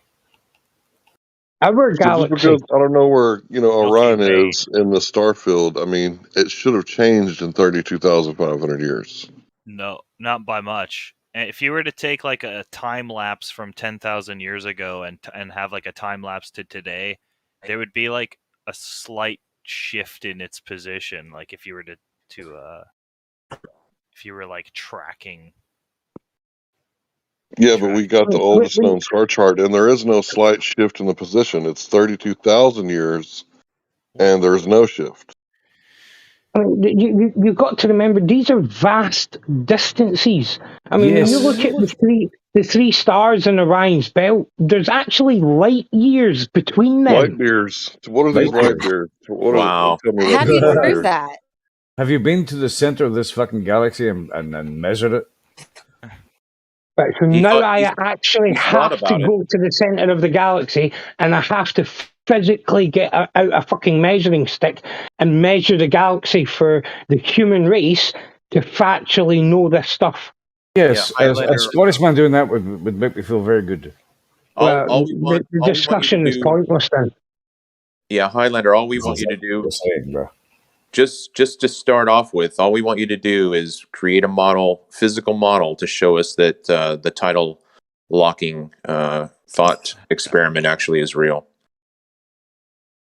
You just have to imagine a bigger fish tank, dude. It's huge. Yeah, I don't live in Doesn't imagination. change over thousands of years. The stars in the night sky won't change. That's special pleading. You have to create a world that's real, because you are. Our life spans are so short, and humans have been around for such a short period of time, relative to the scales that we're talking about. So, like the pyramids of Giza lined up to Orion's belt, the changes in our equator and our magnetosphere are way more like, they have way more effect on our night sky. What does that have to do what we're talking about? We're talking about 32,500 years. The sky hasn't changed, and you're saying that we're zippity doo-dahing through space and shit, and it hasn't changed at all. And you can make all the excuses you want, but this evidence doesn't look good for you, bro. It does. It does change just over thousands and thousands of years. Like, so saith the king, right? So saith the king. That's special. So say, say like Einstein and Hawking and all them. Yeah. It's special pleading that you are creating that, because we haven't lived over 1,000 years, right? So no one's measured these things. Everything that you're describing to us is simply an extension of the thought experiment that is the heliocentric model. The heliocentric model begins with a primary claim. It has to start with one single claim. And then everything after that is just an extension of that claim in a thought experiment. So simply pleading that we've only lived for 500 years, so to speak, and these changes happen over tens of thousands, you have no evidence for that except in your thought experiment. Yeah, that's what we do. Is okay. So there's a thought experiment, right? And we can keep going with the thought experiment until the evidence disproves it, like, enough. Then we're like, okay, this thought experiment's stupid. Obviously, it's not doing that, right? Like, obviously, it's. So I haven't talked to you before, so I'm not sure. Are you just playing a devil's advocate, or are you a globe? No, I'm a glober. Yeah. Okay, that's fine. So I asked a question yesterday of another guy, and I'll try to ask it of you, because I just stated it, but I'm going to ask you, what is the primary claim that your model begins with? Well, are you talking about Big Bang? No. So you and I both live on the Earth, right? Yeah. So what must be true about the Earth in your model that this is where your claim begins? No. Well, no, not really, because how planets form into spheres is like a Big Bang thing. So like when You're already at a tertiary issue. I'm not talking about the stars. I'm talking about the Earth. Yeah. So you're saying you want me to say we start with that it's round, right? That we're on a globe. Right. Exactly. Yeah, the reason why we start with that is because of how planets form in the vacuum of space. Okay, great. So let's since you and I can't do that experiment, your primary claim is and must begin with what you think the Earth is. So that's what you have to prove. Don't tell me thoughts. You have to actually physically, empirically prove your primary claim. So why don't you just start there? No, you're the one claiming that it's flat. No, I'm the one opposing the claim that it was a globe. So that claim precedes my opposition to it. So I'm trying to have a conversation with you where we're looking at the claims that you hold to. And I do believe that your primary claim must begin with what you think the Earth is. And I'm simply asking you to begin there. Prove that claim. Actually, hold on a second. The fact that we believe or we say that it's a globe is because that's accepted science that is at the moment. If you say that that's not true, then the burden of proof is on you, to prove that it's not a globe? I don't believe I've read the rules of that argument. So can you please cite where you're reversing the burden onto me and that's a legitimate tactic? I'm not reversing the burden. Yes, you are. The Earth is a globe, and you're saying no, it's not. That we now need to prove it. If we go all the way back to the legends that we've been given, let's just start with Aristotle. How do we know? Like we can go watch Michelle Thaler, the astrophysicist, PhD, tell us this. If you want to know that the Earth is not flat, just look at Aristotle. He saw a boat go over the horizon. Therefore, this entire scientific arena begins with what the Earth actually is, not what the stars are, not how planets form. All of that comes after the beginning, which is what the Earth is. You guys, we have pictures of it from space. There you go. Is that good enough evidence that the Earth is again? Okay, hold on. Now, if I make a claim, I'm going to try to provide you as much evidence that I can give you from my claim that I'm making. I'm not going to appeal to anybody else. If you want to argue that way, then that's fine. But I'm asking you to prove your claim. You prove it. Well, we have pictures from space. How much more you proof didn't take do you those need? pictures. So for me to use pictures from space as evidence that the Earth is a globe, I actually need to go there and take the pictures individually myself. Listen again. If you don't, just real fast. I'm sorry. If you don't, then you'll believe in things like Bigfoot, right? Because if you just take anybody's photograph, I got pictures of unicorns. Yeah, we got pictures. No, actual. It's a 8mm. I think it was taken in the '60s of Bigfoot. So, do you believe in Bigfoot? I actually do. There's like 1,000 names for it. Not you. It's talking to the Highlander. Talking to the Highlander. Do you believe in Bigfoot and Skunk Ape and all that stuff? I've never seen. I've never looked into Bigfoot, so I wouldn't say I believe in it, and I wouldn't say it's not real either. Well, how about Nessie? Right? There's photos of ghosts Nessie's real. too. Okay, so you believe in Nessie? You're Nessie's quite real. gullible. You're quite gullible, my friend. Hi. You ever seen photos of ghosts? Again, I think that it's more productive. I think it's more productive to stay with science that's empirical, right? So the picture thing is almost a go-to. Whenever I've talked to people about flat Earth for the first time, very often they will appeal to pictures. But in my opinion, the pictures were fabricated in order to take us away from the fact that you actually can't prove scientifically that the Earth is a globe. You can't prove it. So then they had to create a scenario in which they can show you evidence, right? I can't verify it, but you can show, like, somebody else took this picture. So the photography aspect takes us away from empirical science. So it shouldn't be too hard. Again, I would prefer that I could prove a claim that I'm making, and appealing to a picture isn't proof. It's not empirical. It's not science. Dude, okay, first of all, we don't start with the assumption it's round and then go about our day. This is taught because so much evidence points to it and nothing's disproved it. Nothing's so, like, the shadow experiment and all the other little evidences point to it being a globe.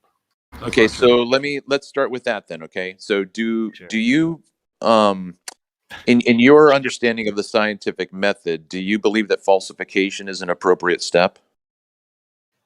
Yeah, trying to disprove something? Right. Yes, sure. Okay, did Eratosthenes try to falsify anything? Dude, that's what science does all the time. So No. That's not it. That absolutely not an answer to. Did Eratosthenes falsify any other? Hold on. Before you go any further, your standards right? Because you said you couldn't accept my picture as evidence because I never went to space and took the picture myself. Therefore, you cannot ask him about Aristotle because he has never been to where Aristotle lives, spoken to him, and actually watched him do his work. Therefore, none of us can speak on him. That's Number your one. standard. That's So the your picture, the standard. picture of the black Highlander, hole is number real. one, it wasn't that you didn't take the picture yourself. It's that you couldn't verify the chain of custody of this information whatsoever. Number 2 two, minutes ago, it's when I not said Aristotle, it's Eratosthenes. And number three, Pazil can speak for himself.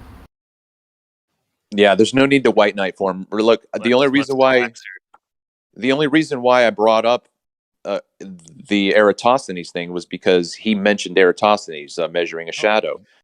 Okay, Yeah. but again, my question is, how did Eratosthenes eliminate any other explanation so that he only had one to choose from?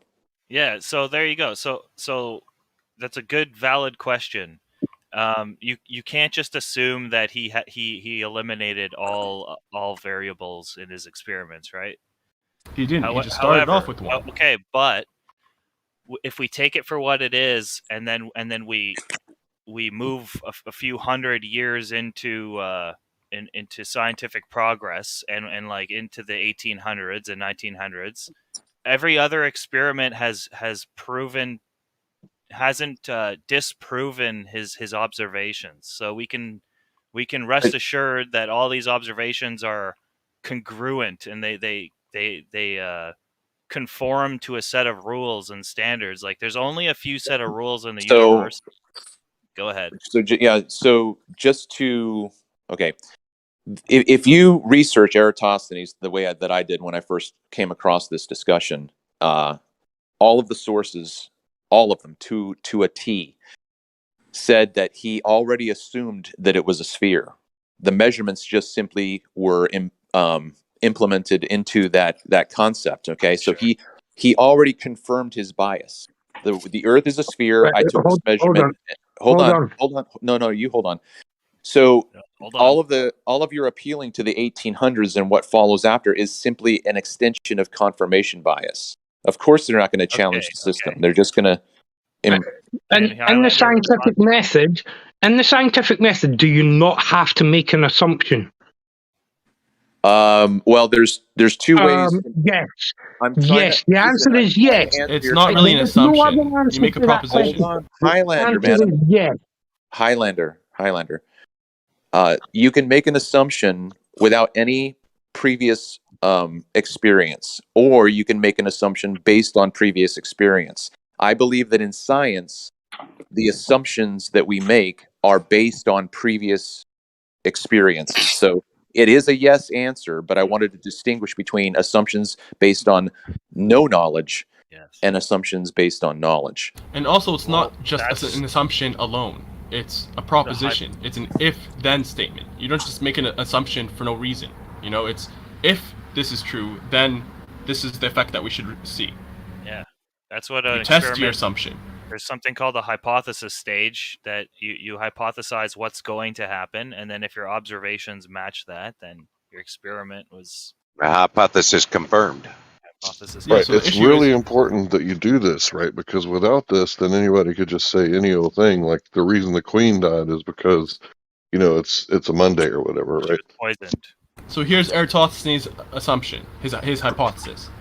If the light is parallel, and we observe these shadows, then Earth is a globe. You could have the same exact counterpart to that. You could say, if the light is divergent, and we have these shadows, Earth's flat. Same exact observations. Yeah, so then you move on with life and you go to another experiment and you confirm that it's round in other ways. And you're like, or you could test your initial assumption, which is whether light is parallel or divergent. Have we ever proven that light is parallel? Nope. Well, it's near parallel from the sun, if that's that's what they say. Can you prove it? Yeah. Where's it's your more measurement? near parallel from the sun than a laser pointer. No, where's your measurement though for that? You're just saying that because you've been told that the sun is super far away. Once it hits where's our your atmosphere, measurement? it changes. I can't measure from outside the atmosphere. Yeah, you can't know. So there's no measurement, so it's unfalsifiable. Is it science? If I I was asked past Paid the last moon, night what the measurement was. I asked Paid last night what the measurement was to measure if light rays are parallel. He told me to, hold a golf ball out or something and see that they're it's in the same phase as the moon. But that didn't really do it for me. light rays being parallel, it's really hard to, obviously, first of all, it's hard to measure. Second of all, with our atmosphere interference, it's no longer parallel or as parallel as it was on its way here, like the 8-minute travel. So it was near parallel when it got here, then it hit the atmosphere, and it became less near parallel. Oh yeah, way less. Yeah. And yet it's still parallel enough that we can treat it as parallel for Eratosthenes. Yes. Yes. Yeah. See, that's the thing. It's like one of those things where you guys say that it's like negligible, but you guys always. Sorry, I was going to go ahead and finish. Go ahead. Yeah, it's one of those things where you guys always say that it's negligible if like it goes against you, but it could be actually within the margin of error if it's for you, and you guys are like, yes. Yeah, I think that bias, we need to come up with a name for it. The negligible bias, right? You guys have that really bad. So maybe what we do think, is... I think though that if you're going to say that the light waves are not parallel and we can't utilize that information, you're going to have to show that. All I've ever heard is questions about it. I've never seen anybody demonstrate that or disprove the fact that light's parallel. But the burden of proof is on the positive claim. If you're claiming it's parallel, you have to prove it. Well, we're saying it's parallel, and we're showing you an example that is parallel, and you're saying that it's not. You don't disapprove a negative. You don't prove a negative claim, man. That requires omnisciency. How am I supposed to show you that it's not parallel? Hold on, just real quick, Howard. You can't disprove that they are parallel because you've never proven that they were parallel. You guys are the ones. Yeah, Howard. So what we need to do is just we need to chalk. Sorry, I was What'd gonna you say say? in terms of the parallel, like light being parallel or not, we just have to leave that one for now. We'll set it aside. We need to prove that the Earth's a globe by another means. Howard, you didn't prove that light rays were parallel. You simply have an observation where you claim that the light rays are proving your observation. Yeah, but I could look at the moon in phase and hold the ball up and see the same shadow. And we know that the light rays are striking the moon. Breaking up. You're roboting. Oh, man. All right. So just because we see the ball and the moon, this is what Paige told me of how we measure parallel light rays, and I didn't like it.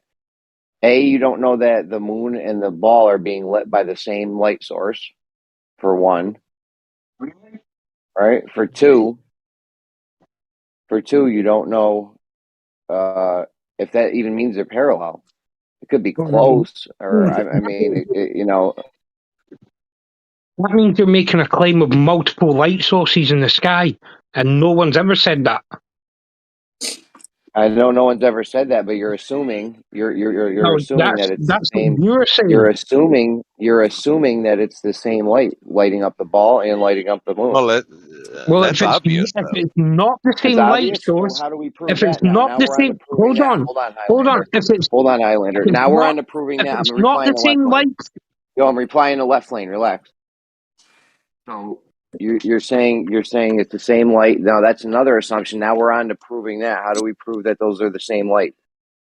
It's obvious. You just look over there. There's No, the it's sun. not obvious. And you look over here, and then you can look at your shadow, and your shadow correlates with the direction of the sun. It's obviously the sun is lighting the balls. First, we Not make a obvious. prediction. How do we prove that the sun's lighting the ball and the moon? It's obvious. It's not obvious. It's obvious. It's obviously not obvious that it's the same light source. Well, I don't know. I guess that would prevent you from finding anything out if you think that way. If it's not obvious, then it's up to you to prove that there's multiple light sources in the sky, because you're the one claiming there must be He didn't claim it. He multiple said light it could be sources. that. He speculated that there was an alternate explanation that you guys haven't ruled out. If there's any unknown variables, they're you speculating that come it's to a the same conclusion. light. What? They're speculating that it's the same light. This is another assumption that speculating. They're claiming needs to be it's true. proven before. There's two. claiming One is it. the It's moon, just one is they're the sun. speculating.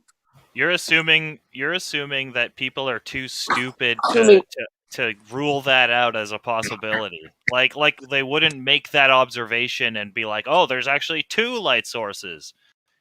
Are we okay, that how do we dumb? show that? Not that dumb, but how do we show that there's the same light source? How do we prove that? It's obvious. Through many Yeah, various have you guys Dude, been to the stop moon saying to know it's that's not obvious. That's self-illuminating? stupid. This- Stop. Hold okay, on. stop saying it's obvious. That is stupid. Okay, Lane. it's not obvious. You'd have to Google all the different ways they we Are know. you sure? Because Left Lane keeps saying it's obvious. Like Yeah, you'd it's have obvious. Like when I woke up this morning, I was like, "Holy shit! I can barely stand up. We're like Holy spinning around the shit! sun so fast." One light source. Whoa. Saturn alien eclipse. Anybody? So we're back to where we're back to where we were last night, Jeremy. You are going to kiss my feet one day. Yo, stop saying that. That's just weird, man. We are arguing a tertiary issue. Gentlemen, your claim is that the Earth is a globe. Please prove that. Eratosthenes it proves was it's a globe, anything and then else- you need parallel light rays. If and it then was you need the light anything from the moon, else, the we same would- light from the moon and the. Am I breaking up, guys? No, you're good. Go. Oh, you were The talking fuck? over each other. Just We were onto them proving it's a globe. Then we're on to Eratosthenes. The Eratosthenes was supposed to be proof of the globe, but they need parallel light rays. Parallel light rays. So now they're on to the same light source from the ball. They're trying to prove parallel light rays now. That's what we're on. It's not tertiary.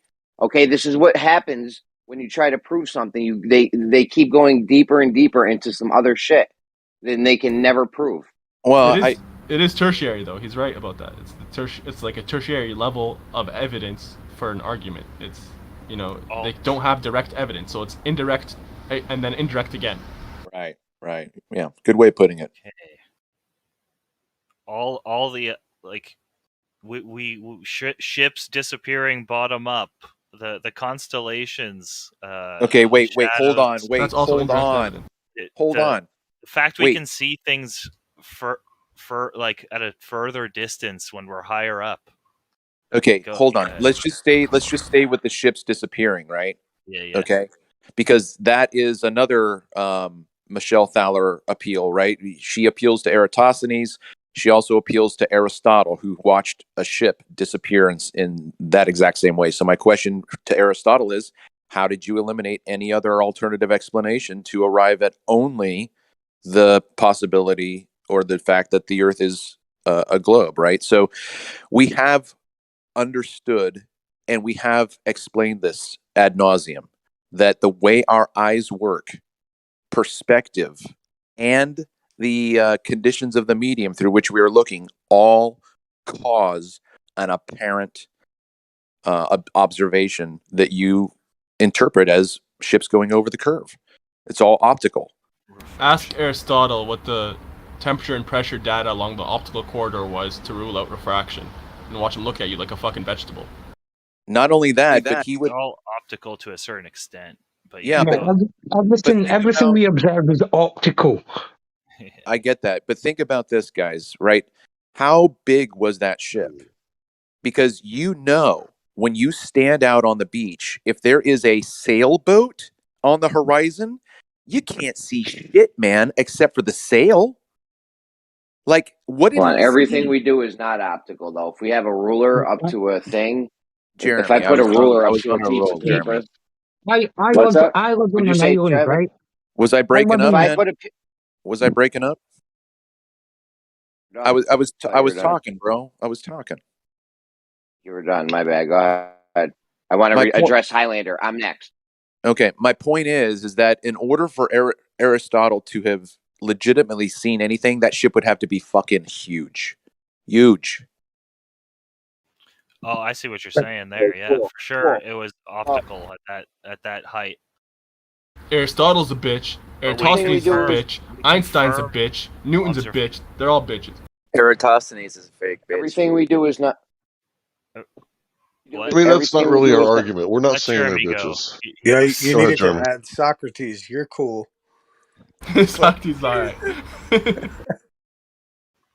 Scientists never take one observation and be like, "This is conclusive." If anything else comes up, any other observations that negate the first one, then a real scientist would Right. take that into account. Yeah. I live on an So island, great. right? So And everything we on do. this island, yeah, Oh, we get man, you lots guys of not very hear me? large. I think Highlander beat you to it, Jeremy. All right, on you go. Obviously, my sentence interrupted yours. Nah, he just had a little Dude, bit of delay. fuck off. Did you not hear I was next after Travis like 5 minutes ago and no one will let me in? Fuck you guys. Go ahead. Now it's your turn now. No need for that. Go ahead, Highlander. Go ahead, Jeremy. What do you use? You need to get Jeremy a ambulance over there. You can't prove the sun's rays are I'm parallels until you go to the sun. Right, well, I live on an Well, you island, guys right? are like a Not pack on of this hyenas. island. You have no awareness for who's trying You to talk. No motherfuckers. social Fuck you awareness. You have no social awareness or anything. Go ahead, Shut guys. the fuck up! You just did it again, Jeremy.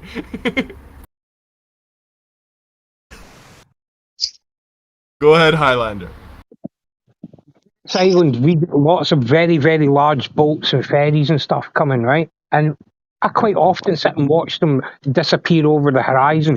Now, it comes to a point where when the boat goes over the horizon, the vast majority of the bottom of the boat is gone. But yet I can still see the little parts of the tops of the ferry, right? They're for Now, if it was Glober. That's basically his argument.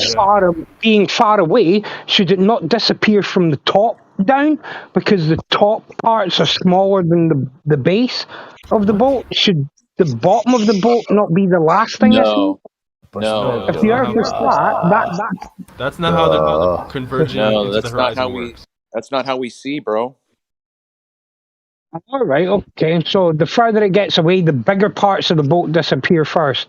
That's It how we depends see. on the angle, right? Listen, it depends on the angle at which you're viewing them. The top part is at a higher angle, so it has a wider field of view for you to take in the information. When you're looking at the base and it gets close to the surface at that great distance, that angle confuses the information to your eye. I mean, this is basic stuff, man. Well, it's not that basic. But yeah, Rayleigh criterion, it's falling below the minimum angular resolution, so you're not going to be able to discern the different source points of light.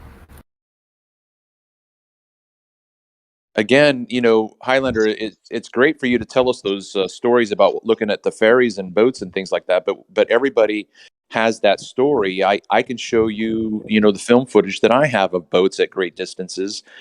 But I have evidence of seeing boats at a farther distance one day and not seeing them another at that great distance another day. The only explanation for my not seeing similar boats at the same distance is refraction. The issue always is going to be from here on out. It's not that we see too far ever. It's that why don't I see as far as I did yesterday? It's refraction until a certain height. I mean, if you got up to a certain height, you'd notice. So if you're looking out at the ocean, right, and there's a sailboat on the horizon, but you can't see it, except you can just see the sail, but you can't see anything else, and then you elevate yourself, and then you see the entire boat. You have changed, right? You have changed the angle at which you're viewing it, but now you've also extended the distance beyond that. So if there's another sailboat at that distance, you're going to run into the same problem. You're not going to see it. Now you're going to have to elevate yourself again. So all you're doing is changing the angle of something that's close to you. When you elevate yourself, you also extend your distance, and that same refraction or condition in the medium through which you're looking is now simply farther away from you, but it's still there. And it take 30 minutes to do that. Then give yourself an hour. But if all you DMOC, you're hot, man. And if you were on a flat plane, you'd be able to see both the sailboats No, without. that's a horrible claim, dude. Stop saying that. That's just not true. It's not true. Okay, all right. I mean, look, to get a You wouldn't see checker, them silhouetted on the horizon. get a checkerboard. Uh-huh. Stand above the checkerboard. You see everything. Take your eye down to as close as you can get it comfortably, and you're going to lose the back part of the board. It doesn't go over a curve. Yeah, your angle of your viewing angle. What's that called? The angle that Your the angle bottom of incident. angle of incident. Yeah. So Well, the the angle of bottom. incident is usually reserved for the Snell's law of refraction. I don't know if the angle of incident is the same way for looking at something, but I understand what you're saying. The angle of attack. So if you were looking down a chessboard, I've heard this example before. If you're looking down the chessboard and you saw the pawn silhouetted on the horizon, it's silhouetted, right? Well, yeah, but see, the thing with that is it would have to be scaled properly. Yeah, you'd like have a giant chessboard with whatever. I mean, You know what I mean? Eye level would be the bottom of the chessboard or the chess piece at the very end. It'd only be silhouetted if it was strongly backlit. Sure, it's strongly backlit. Let's assume that. You'd see the bottom of the pawn, and you'd see the top of the pawn silhouetted in the horizon. Again, we're talking about scale, and your explanation is understandable. I understand your explanation. You'd have to demonstrate this to scale. Yeah, so to scale, if you blew it up to scale, the bottom of the pawn would be cut off by the foreground would cut off the bottom of the pawn, so you'd only see the top of the pawn.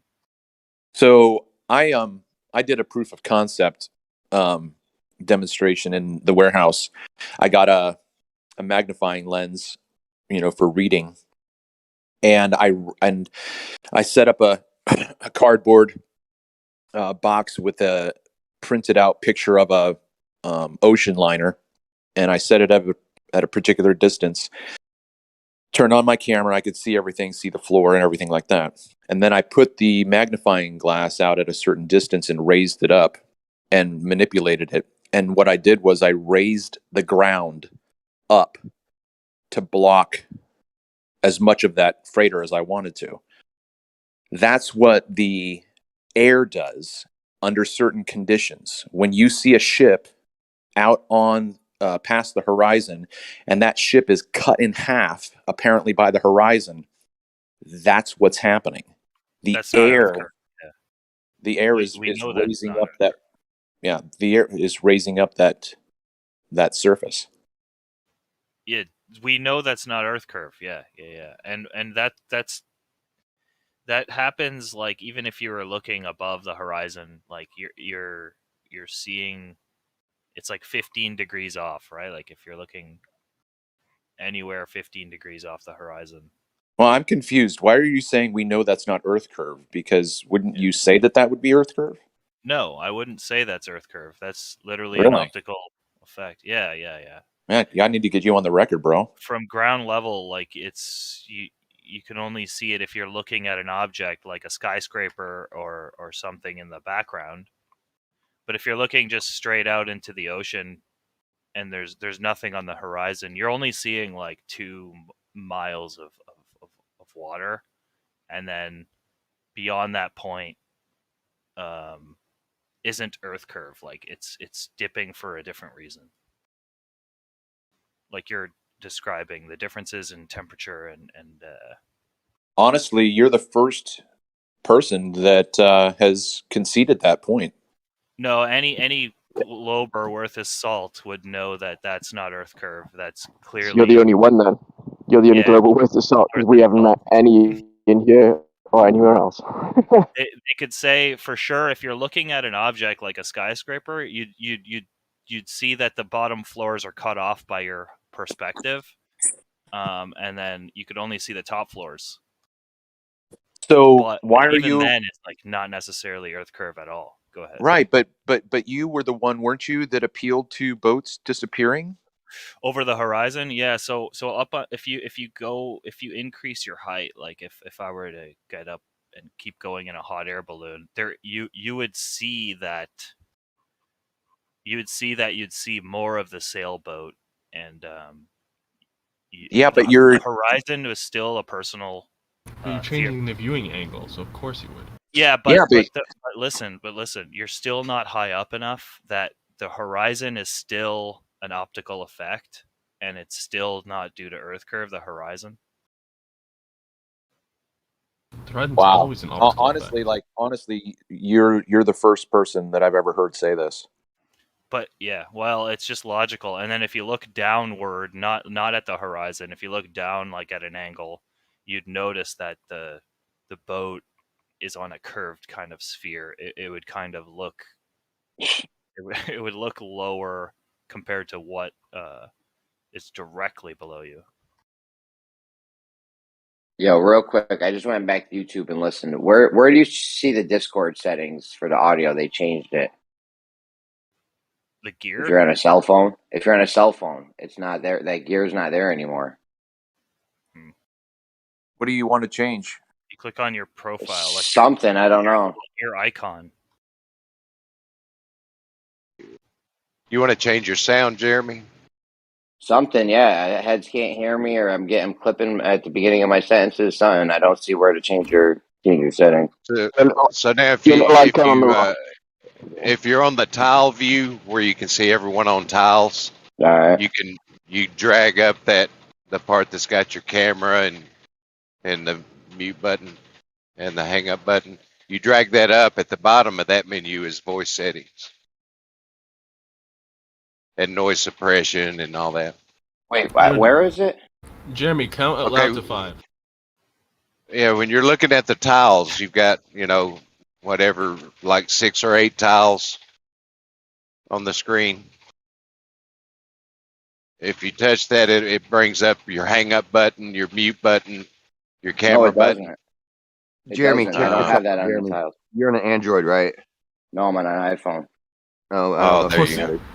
Check this out. On the bottom of your screen, you see where you have your Discord symbol and your little person symbol and all those little things, that little bottom bar. Hit the very right bottom symbol. Oh, never mind. Keep going, guys. I'll figure it out later or something. I gotta go. Jeremy, count to 5. Yeah, seriously, Jeremy. It's at the bottom of your... It has nothing to do with you guys. I gotta go. I got shit going on in the house. Oh, okay. Does everybody else see it though? You have the little Discord symbol, the little guy with the hand up, the we search know. bar. Don't talk to me like that. I'll punch you. I have no clue what you're talking about. Sometimes I kind of imagine what it would be like to sit down with beers and cigars with you guys and just talk about this shit and dump ashes on each other like asshole. Yeah. Don't wonder.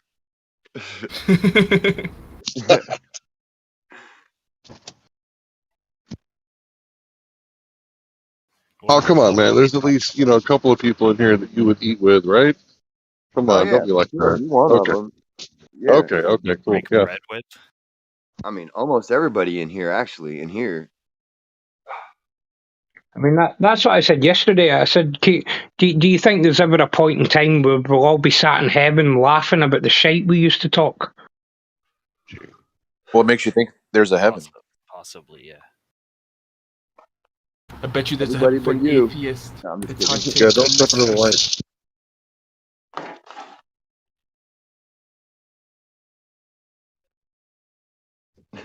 Hey, real quick, where's that option button? All right, it's at the very bottom of your screen, right? In your regular, when you first hop in, you see you got the balls on the left of the, your little servers on the left. Yeah, and then at the bottom bar, you see the Discord symbol, the little guy with his hand. Then All the right. search. Okay, Okay, I the see very it. last symbol. Hit the very right symbol. Okay. And then you've opened up connections, friend requests, Voice. scan RC. I got it. Voice. There you go. I got it. Bro, your sound settings are good. No, I keep getting clipped, bro. I went back and listened to when you guys kept over talking to me because you have I thought you had no social awareness, but I was getting clipped by my own mic or something. You sound good now. That's weird. Maybe it only happens when other people are talking. It's my AirPods or something's wrong with my AirPods or it's these settings. I don't know. These are brand new AirPods. Got to be the settings. Well, you need to get an Android. You shouldn't wear AirPods, Jeremy. When the contract is up, switch to Android. Yeah. Yeah, I'm not switching to Android. I don't know who's getting involved in cell phone contracts this day and age. I do all prepaid shit. Oh, that's trash. It's Yeah, not you don't trash. lock in It's for the 2 same. years. What are you doing, bro? It's the same fucking phone service, everything that anyone else has in a contract. I don't know. I just get a new phone every couple of years, and it's like top of the line, you know. And you're paying like Yeah, $60 a month. I used to. More like 120. Yeah. Wow. Nah, I dumbass. used to. I used to do the same thing. I was with AT&T for like, well, I've been with AT&T for I don't know how many years, maybe almost a decade. But Best Buy used to sell the like prepaid, so I used to get the prepaid AT&T phones all the time until they discontinued selling them. So I was like, damn, well, I don't want to lose my number. So I went into AT&T and got myself a contract. And it's like damn near the same thing, except yes, I can get a like free phone every year and shit, and like Every couple tons years. of other Bro, you can benefits. port your number to anywhere. But it's not free, really, if you're paying twice the amount of the regular phone bill after a year. You've bought 3 phones. Dude, Yeah, honestly, if I take my there is a caveat there. However, you can make a down payment on the phone, and you would decrease your phone bill so that you're not paying off the phone like 6 times by the end of the 2 years. Yo, if Bro, I you take could my buy a chip out of my flagship phone, Chinese phone like a Redmi Note or something like that for like half the price, and you're set. I did if I that. take the No, chip out of my phone, but the upgrades are free. I'm not talking about when they give you like the phone and it's like you can pay it off A new over contract. time. I'm talking you about can. once you're in the contract, like every so often you get a free upgrade. Yeah, it's Yeah, incorporated so into I the can price take of the my plan, chip though. out. Right, it's not free, dude. That's the point. Well, Like, okay, well, yeah, okay, right, it's whatever. like we have free healthcare, except for all this Okay. taxes and shit. we But the have to pay. really dumb people, You guys are the talking contract about will Germany end, again. and then they won't get a free phone, and they'll It's not. This is keep the the no price at the social same awareness thing. monthly thing. Go ahead, Jeremy. Yeah, you don't need some kind of special phone that they sell, like any iPhone. If you got an iPhone, if you already had an iPhone and your number's on that SIM card, you take your phone out, put it in any other. Sorry, you can take your chip out, put it in any other iPhone, and you're good. Now that's your number. You can do that with your SIM That was card relevant on a like 5 contract. minutes ago, but you guys wouldn't let me talk. So I But don't. Jeremy, you nobody's can right. do that when you're on a 2-year contract. You can do that. You can take out the SIM card and put it in another phone if you choose. You can do that all the time. Want to pay? Yeah, that's just more. like standard architecture. Yeah, but Jeremy, there's a way you can pay more. You can be like us and pay more. Hold on, we'll figure out another way for you to pay more. No, I'm good. Like that, got my prepaid do bill, that. dude. I've been jerked by so many. I've been jerked by so many cell phone companies. Sprint, you know.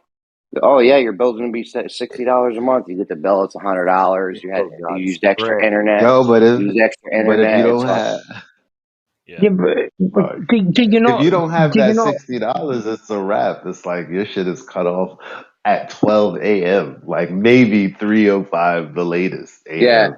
yeah. No, that's true. With If you don't my have the shit, I'm money, like, yeah. yo, I'll pay y'all 2 months later, yo, and they're like, okay, we love you. Thanks for Here's a discount. staying with us. Yeah, no. If you don't have the money, definitely they cut you off. I mean, I They're pay a like, certain we'll amount. pay half your bill. It's on us. Thanks, guys. My bill is a fixed amount every month, no matter, because I've got unlimited calls, unlimited texts, and unlimited internet. So no matter how much I use my phone bill is the exact same price every single month. I bet you it's not as unlimited as like UK phone prepaid. companies are cheap though. Oh no, it is because I work away from home. Yeah, I use my Wi-Fi hotspot on my phone so that I can then watch movies and stuff on my laptop. Yeah, I have unlimited 3G, but they call it unlimited, but after it's a certain period 5G cuts off. Like after 15 gigs of 5G, it cuts off and uses 3G. Yeah, Were you Metro on like does Freedom 33 Mobile? gigs, But it's I never unlimited. and used Google 5G. It's does like called 35 throttling. gigs. Yeah. It's called throttling. Once you use all your gigs up, you still have internet access, but they'll throttle you, and your shit will be so laggy you can barely Well, open up a that's web how they page. say it's unlimited. Yeah. Exactly. Yeah. That's Yeah, true. but you only hit that problem when you're like prepaid and shit. Like the No. limited on No. monthly is really not limited. I still watch movies. I still do whatever I want. Like there's no. Yes.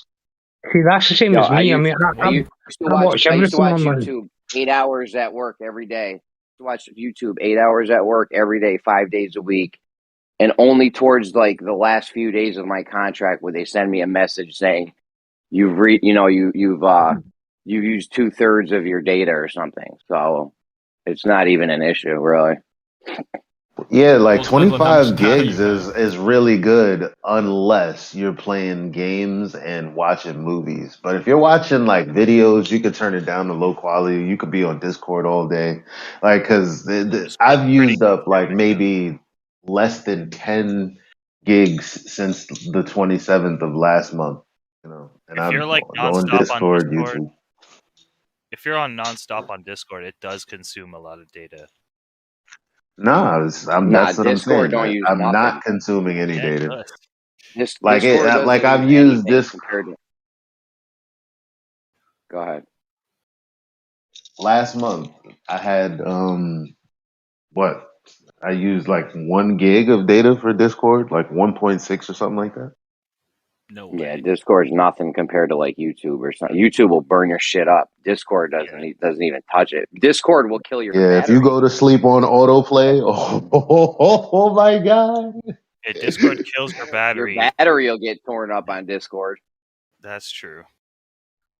Every case, Can I you suggest imagine, everyone get Jordan, a going battery. to sleep on autoplay Compared on to YouTube? YouTube and Netflix and streaming video, yeah. s- But it's very If I go to consuming. sleep on autoplay, I always go to sleep on autoplay, but I'm on Wi-Fi when I'm sleeping. So Imagine the Wi-Fi goes out. Like, yo. oh, it has. I can watch YouTube for 8 hours, 5 days a week, and I won't use all my data. When the internet goes out, I really appreciate the games I've torrented and the movies I've torrented.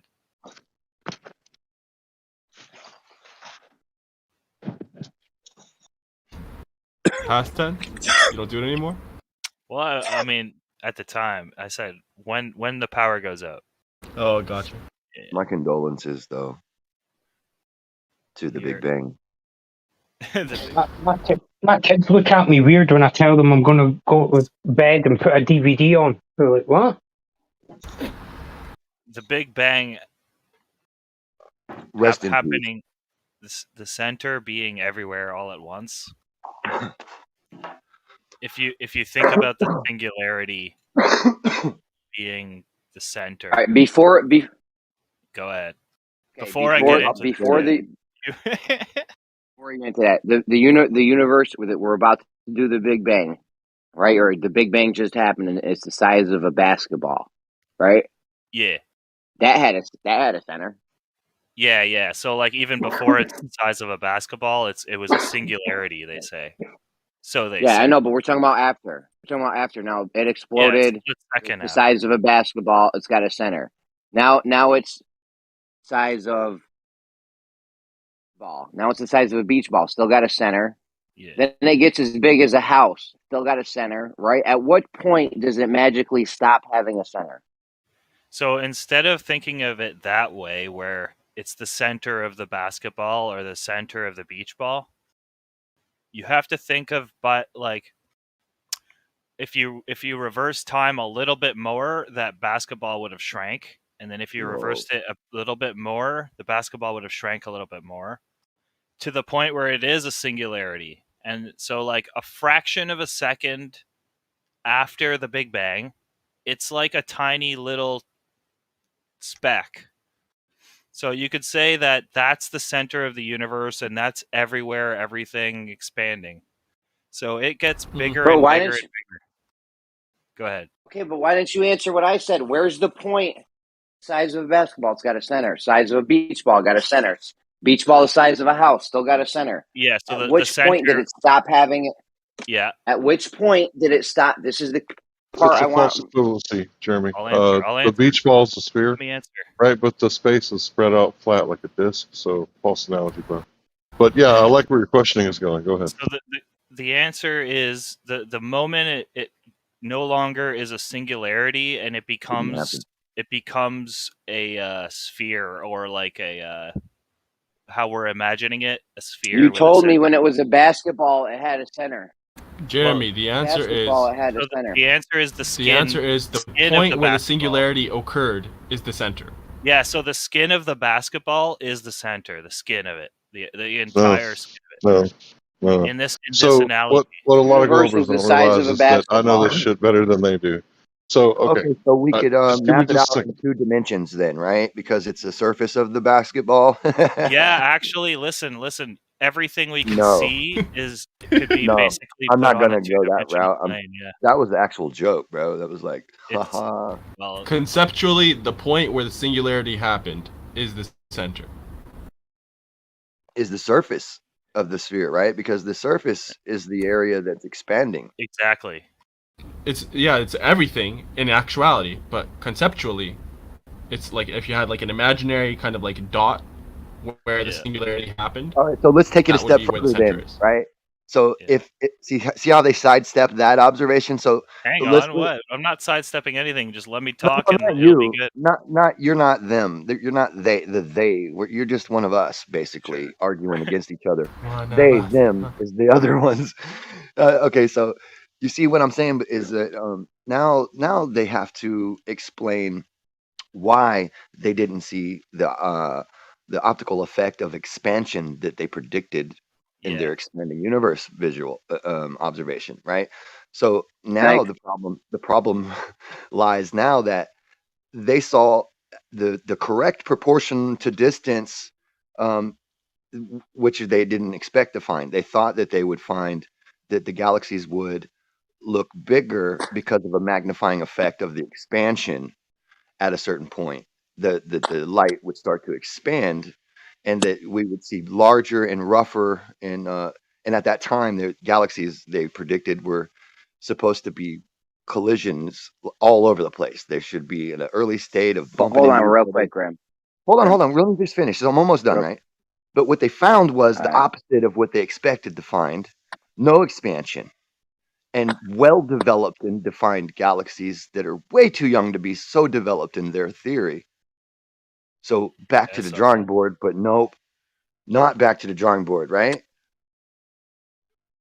No, I saw So that. you're telling me the prediction was the farther the galaxies got away, the bigger they should have looked. I don't Yes. think that's the prediction. It's No, like it's the absolutely. further. I don't know what you're talking right now, but of course it's their prediction. It's one of the main problems with these observations that the galaxies are too small and too smooth. Yeah, like Because I've heard So when you say, sorry, just real fast, Jeremy, I apologize. When you say that the galaxies aren't spreading out far enough, that's another way of saying there's no stellar parallax, right? No, what I'm saying is that I don't know.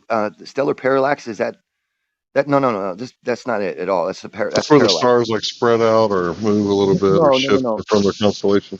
No, it's about seeing the whole galaxy itself. They're supposed to be magnified in a much larger. See, they're not. The further galaxies actually do a reverse in this light thing that they're supposed to be predicting. Right? They're supposed to be looking bigger because of the way that the light interacts with the expansion. All right, at a certain point, the expansion. Okay, I see what you're saying. Yeah, it's supposed to give kind of like saying you got like a sheet, you're stretching it. Yeah, it would kind of like be like in a magnifying lens where a thing gets larger as it gets away from you. That's what they're expecting, right? Kind of like that, but that's not what they got. they got the galaxies were, actually proportional to their distance, meaning that they were, the angular size of them was, uh, proportional to distance, like anything else would be. So that is a big problem. It's a roadblock. Actually, it doesn't allow them to have expansion. So we're gonna go back to that later. But Jeremy's on you, bro. That's the latest James Webb stuff. Thank you. No, it's not. Jeremy, we can hear you. I've literally heard. I'm quiet. It's kind of quiet relative to like Grimm and stuff. Anybody else? I gotta say it with my chest. All right, can you hear me now? We can hear you. Yeah. That's what I said. I'm gonna just reset my mic or something. No, I'm gonna do something. You're coming in clear, man. He just told me I'm low. It's just my mic's low. Yeah. It's always been like that. That's why people cut you off and stuff, in my opinion. It's like because it doesn't come in strong enough. Yeah, we respect you, Jeremy. I'm sorry for talking over you, bro, but I can hear you, but I got really big headphones on. I can picture you with some big ass headphones on. All right, I'm gonna just adjust my audio settings. I'll be back. No, man. Your settings are fine. You sound regular. Like, he probably needs to turn you up. Maybe. I think he needs to wear headphones. I have headphones in. Listen to me. Witsit. I don't know if it was Witsit or Lemon one day. They were saying, maybe the moon could get bigger, or maybe the moon would get smaller as we got closer to it, which would be the same thing as the galaxy is getting bigger the farther they get away from us. And they laughed. They were laughing like children at that notion that something could get smaller appear smaller the closer we got to it. But that was their own prediction. That's what I think. Because, because again, the whole projection thing is like that aspect of like light. The further away from you it is, like the more expanded the hologram is. So like if you were looking at a light source, it'd be much smaller the closer you'd be able to see the point of it if it wasn't blinding you much better than when you were far away from it. You know what I mean? Yeah, that's all the normal stuff, basically. These guys are talking about since space is expanding, it adds an optical effect, one that we don't see here on Earth ever. So we're not going to be familiar with this mechanism. You know what I mean? They're invoking the expansion that but they don't invoke expansion from between us and the moon, and they don't invoke it between us and the sun and all of that. You know what I mean? They're invoking it on these. Let me try to describe it, if you don't mind, Grim. So say you had a sheet, you put like a bunch of dots on it, like randomly in like one spot, like a shotgun blast, right? But then you freeze the time, right, because of 13.8 billion light years of travel or whatever. So you take that sheet and you like stretch it out, like the light particles that were all in like once a group, like a shotgun blast. Once you pull the sheet out because it's expanding, like the whole space-time thing would be expanding, the light was riding on the space-time. Because remember, I used to ask, if photons have no mass, how does gravity affect them? Well, they're riding the space-time. So as you stretch it out, it should be like stretching out. Isn't that pretty close to how you would describe it to a 5-year-old, Grim? Well, no, I think that's normal perception. This is a different mechanism.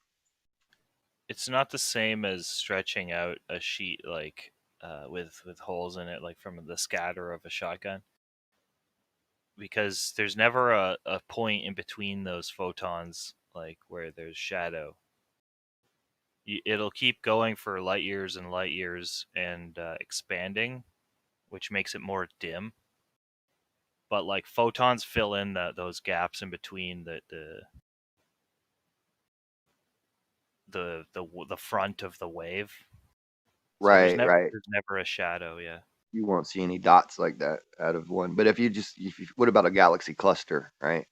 Treat those like the dots. I'm not sure. But anyway, that would be like just the regular perception, though. We understand that, this thing here is a mathematical concept that I don't even understand. So I can't even explain to you how, they're supposed to be predicting this light effect due to expansion. I'm sorry. It's that stupid. I mean, maybe I'm that stupid. But I can't explain to you how that's supposed to work. I'm just happy that it didn't work for them. Yeah, the expansion part, yeah, that's nuts. Yeah, I don't know how to explain how that's supposed to James- magnify the light. I mean, but I know that I've read from many of them that it's busting their balls because it's supposed to do this and they just don't understand it. So they're and then they come out and they go, well, I think it was Neil deGrasse Tyson came out with a video basically saying, oh, they didn't debunk the Big Bang. They didn't debunk it, blah, blah, blah. And he never even talked about one of the mechanisms at all. He only laughed about you guys thinking you're debunking it. Then he talked about the Real Housewives of Beverly Hills. And then he was never, ever talking about the physics, the science, the things that are the roadblocks, the actual problems, and what we should look out for. So, it's obvious fucking damage control.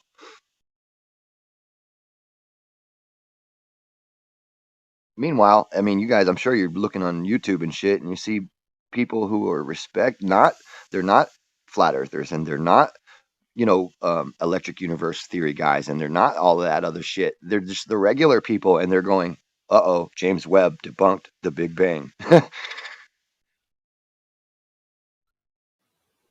So, I mean, if anything, this is a battle that we're winning. We might not have won the war, alternative cosmologists, but we've won one battle right now, big time.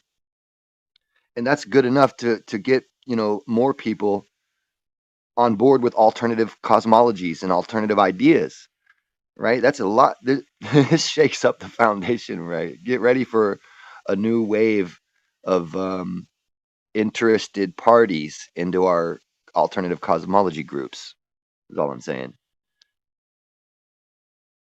Well, what would be great if we could stop funding like all these illegal wars and take like the surplus of that and like do actually investigate and like science and get actual cosmology that would be like a lot better, like taken seriously. Like, I'm not saying that we should fund every single person that's got a crazy idea, but if someone's saying like, hey, I want funding for the electric universe and ether, and then another guy's saying, I want funding for this, instead of giving like an assload of money to one cosmology, taxes should be represented by like different people and how different people think. Instead of top down, this is your religion, pay for it. I think the latest James Webb telescope thing it shows galaxies that are fully formed that are not colliding as often as they thought they would be. Like they should have been colliding at 10 times more. Yeah. 70? Is it 7 times or 70 10. times? 10 times more. Yeah. I heard 7. Anyway, but they were expecting to see galaxies, young galaxies, crashing into one another, forming and things like that. And what they saw was galaxies at very long distances apart from one another, not colliding as often as they thought they would. So if you're thinking like of a shotgun spread pattern or whatever, like they thought it would be much more of a narrow cluster, narrow cluster, and it's actually a very wide, everything's spread out. So there is no, because they don't know shit. So they're thinking based on that the rate of expansion or that there was no rate expansion. It's actually maybe cylindrical. I don't know. There's other theories, but it doesn't really. The more they improve technology. Yeah. Sorry, I thought you were done. Go ahead. I was gonna say the more they improve technology, and the more they're able to visualize this, like the world around us and these celestial bodies and stuff, the more and the quicker they're gonna realize that they were absolutely fucking wrong. I mean, this literally is the heliocentric or acentric model. It really is like, from like prehistoric times almost. Like, okay, not that far, but at least back as like ancient Greece. And what does it say on Wikipedia? Like flat Earth is like an outdated, from the Dark Ages or whatever. Like, didn't your shit come from ancient Greece? So it's like 2,000 years ago, people have been thinking of the Earth as like an object, right? And I think, maybe the people that thought of it as a realm with like different worlds, meaning like different continents, I think that's like a better way to think about it. There's no duality of worlds in the sense that, there's Mars and Venus and we can go there and live or whatever, but there's the duality in worlds and like, hey, there's more continents, let's go spread some land and make some babies.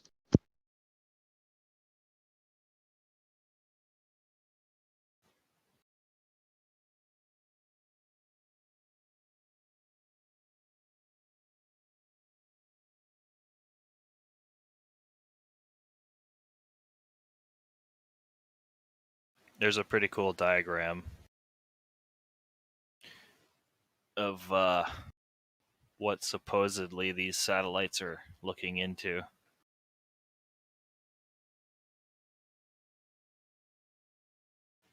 I remember Robert was saying, go ahead, bro. Seeing the past, my ass. Yesterday, someone was saying that they never see video from like the ISS of stars, and then it went into not seeing stars at like until a certain height, you can only see stars from like ground level, and then once you get above the atmosphere, you can't see stars. That's like what I was hearing. The new thing. Different astronauts gave different responses when they were asked these questions. Some said that they could see it, and then some said they couldn't see it at all. They had different stories. Your rebuttal is going to be, well, they were in different places.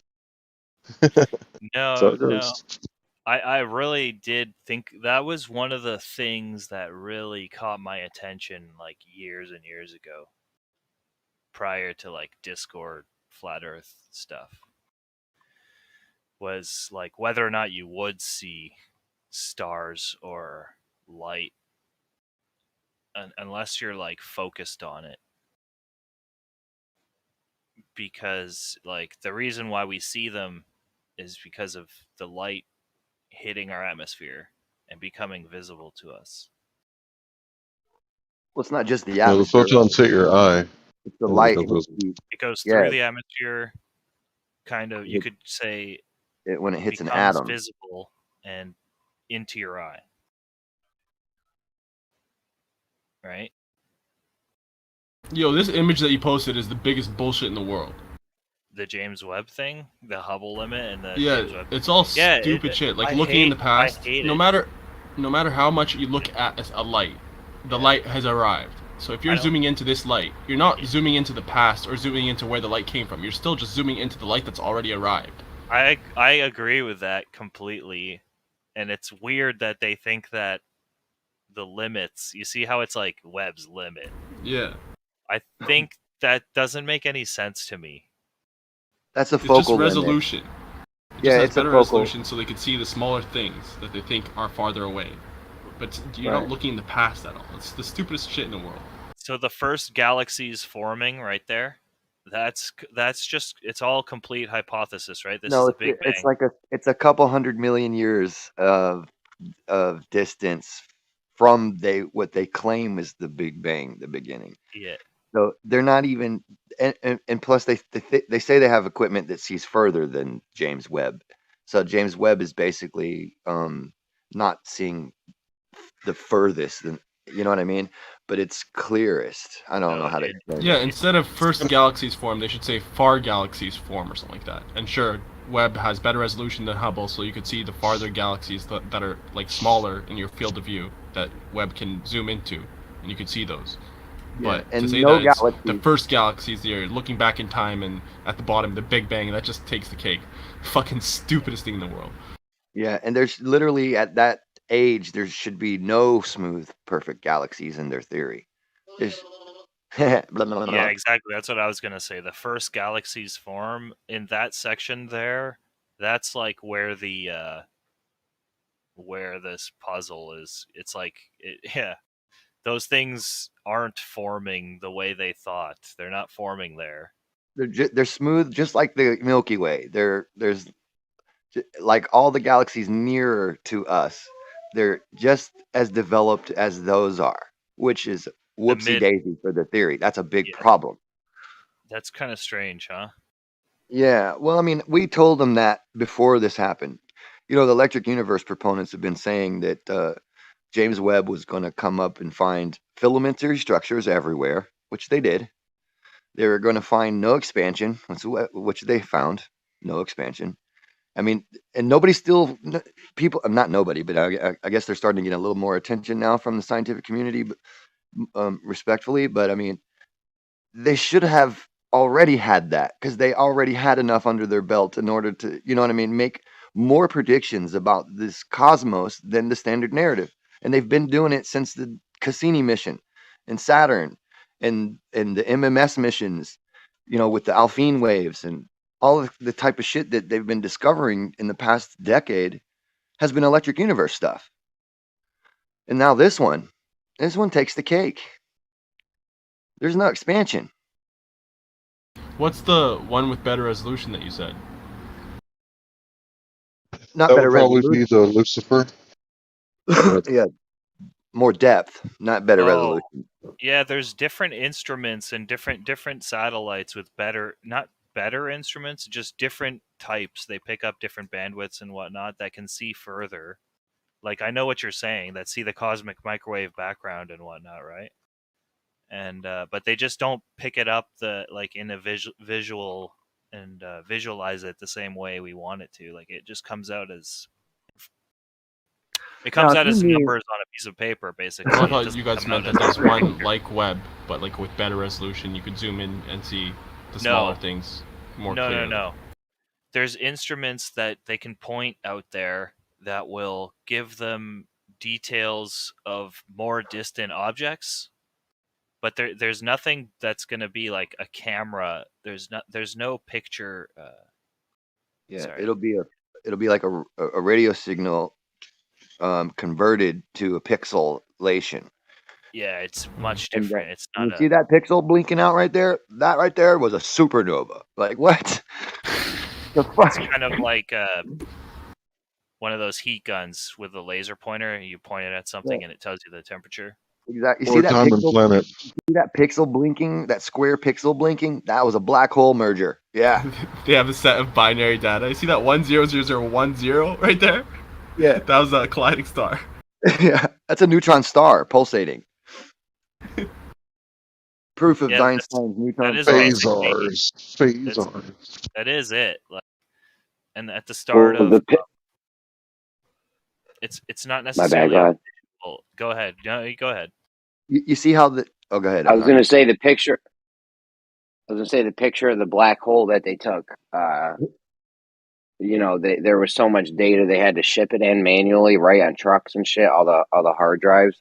I mean, they could have made any picture they wanted out of that, right, Grim? Like a unicorn jumping over a rainbow.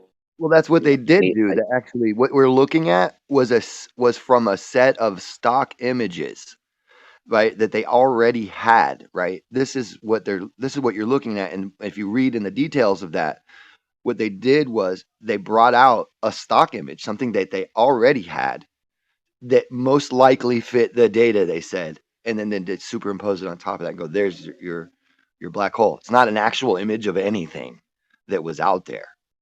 It's a representation, an image of the representation of the data that they said that they gathered. And the data that they gathered was baryonic, and it was toroidal, and it's a plasmoid.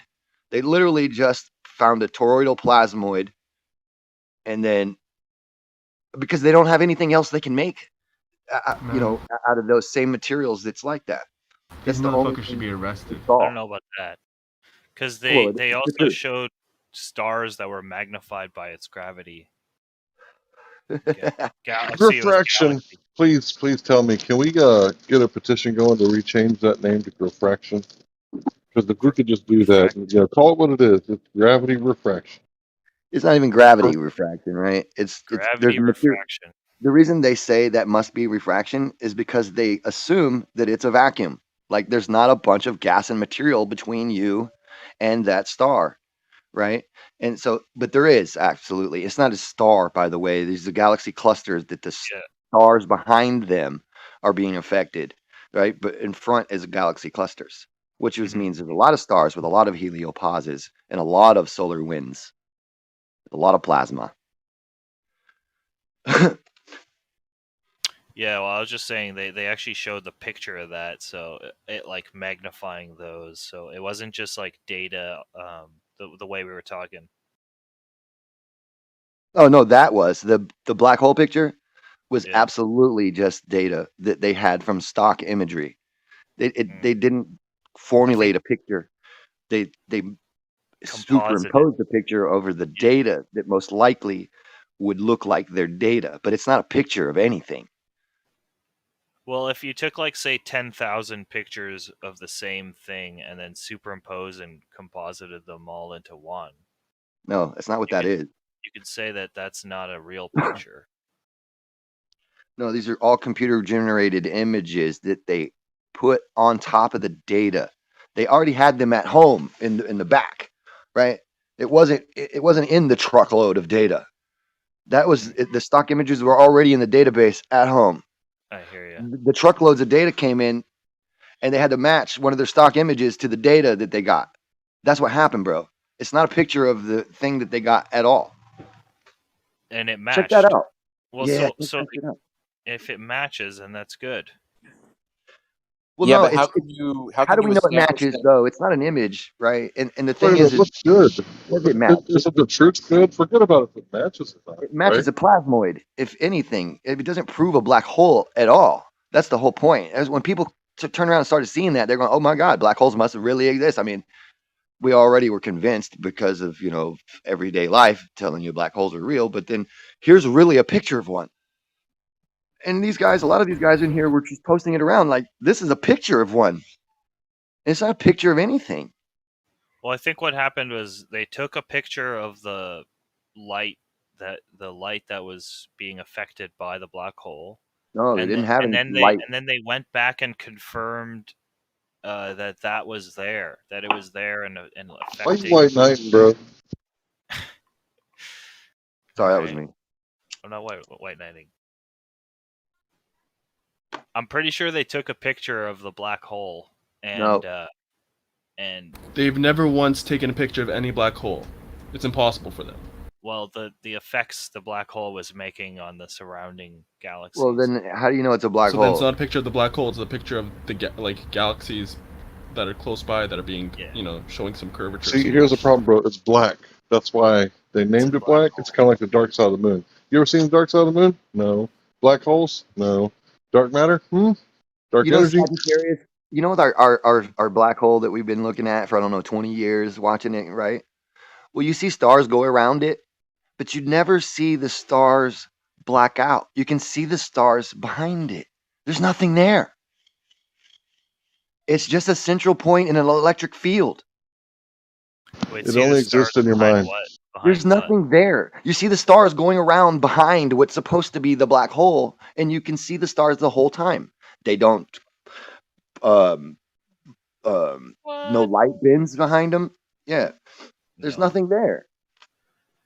But it's all It's like a central point in an electric field, a rotating electric field, a central point like in a plasma. We've seen them in laboratories. They exist. They rotate around what seems like something in the center if you imagined that something in the center was doing it. But in fact, there didn't need to be anything in the center except for the electric current at all. And the electric current, spins the whole field, the whole plasma entity or galaxy or whatever you'd like to call it. Sure. So whatever they took a picture of, then that's what... They didn't take a picture of anything. That's the point. It's I'm going to speculate real hard right now. So if there was a creator and he created us, but he's like a higher dimensional being vibrating at a much higher frequency than us, right? We wouldn't be able to like see the stuff that he can interact with because his computer would also vibrate at a very high frequency. So if we were to look up, like all we could see from the creator is like the electricity traveling through his machine because we can actually detect electromagnetic fields and plasmas and stuff. Oh, that's pretty neat. I kind of picture it like a 4D entity creating a 3D object, or like a 3D universe. If you could, we can't create a 2D universe, but if you could. Right, your 4D would be like the space-time thing. That's your god, right? It'd be beyond 3D, yeah. Yeah, like dark matter. It's not really like a particle that we can observe, so Well, it's there. It's just, dark is it matter really there? I don't know. I don't know about that. God particle and dark matter doesn't necessarily come into play when we were discussing that. Gravity, it absolutely does, because the universe is spinning. Sorry, the galaxies are spinning 10 times too fast, according to Michio Kaku, and they need the dark matter and the black holes to create enough gravitation to hold them in, because the outer parts are moving faster than the inward parts. It's the opposite of the solar system here. So, and does that mean And that if dark matter doesn't exist, you're then talking you about better. creator Yeah. beyond our universe, Do we beyond see creation? beyond our dimension, beyond our universe? Yeah, I was speculating then, but this is a little more serious. I'm not speculating now, going off of what the Chikaku said, that the galaxies would fly apart if there wasn't this, dark matter to create enough gravitation, hold them still. So yeah, you better pray to your dark matter god and your gravity god, because that's how space balls are made, right? I suppose. Nah. I'm sure Grim definitely would say there's something else involved in gravity. definitely the electromagnetics. It's not epsilon. Like people are talking about, vacuum permeability of electricity and all of that, and in terms of space being a vacuum, blah blah blah blah. But we found out that that's not true. I mean, there are very vacuous places, but there's filamentary structures of plasma that connect all of these large bodies together. Those filamentary plasma structures are the conduit, are the electric drivers, and they do pull in material that's not ionized towards them. So they draw in material along their ropes. So what you will see in star formation is tunnels basically channeled out, not homogeneous regions of gravitationally pulled. Inside of a stellar cloud, you won't see, the an empty circle around a star where it's feeding homogeneously into the star. No, you'll see stars like in a chain, all in a row in a tube, with the columnized tube channeled out clear of this dust and material, meaning that all that material is coming into the rope, into the tube, and feeding the planets or stars or whatever to create the stars. And that's a Birkeland current. I mean, we see that in the laboratory. We create that, so we know that that's a function, a mechanism, in of the plasma. And But so at the they're same time, changing. you've never seen a star born, though, right? Yeah, well, no, they're trying to change. Well, no, of course not. They're changing their theory. They can see what they call stellar nurseries, and right after stars are born, they see, and they, and so what they're doing is they're changing their theory, and they're adding magnetic turbulence as one of the main drivers of the, blah blah blah blah. But see, you don't get magnetic turbulence without an electric current in a plasma. See, the plasma doesn't have its own inert magnetic field until it's moving in a current, inducing an electric current. So it's electric, and they know it. Except for some reason, they got to keep telling you this other shit for as long as dogmatically possible, because the funding is just so yummy, I would imagine.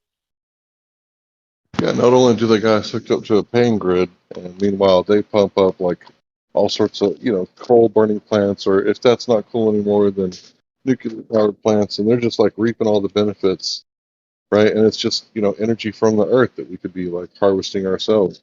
Maybe more like in a co-op fashion rather than a capitalistic fashion, because the technology's been out there for like 100 years, but we've been chasing our tail with the equals MC squared.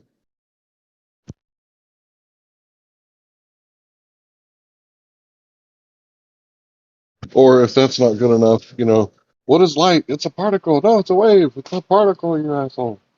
No, it's a wave. What is time? I don't fucking know, but let's sow it to space.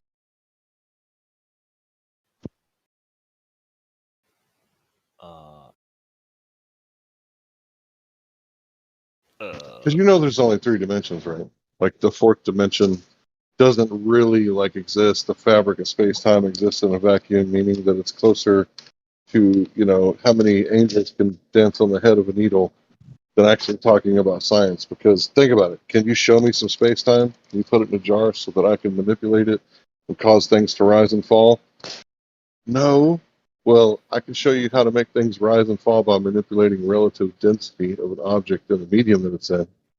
So, who's the bitch now? We can't imagine these things. All we can do is like relay the best explanations we have. Well, the best explanation would be, hey, you see that guy with that apple and that pail over there? Like, maybe he's got it a little more figured out since Isaac Newton, since we've had, I don't know, a couple hundred years to think about it. So you take all the water out, the apple goes down. You put more water in the pail, the apple goes up. So what was the cause of the apple rising and falling?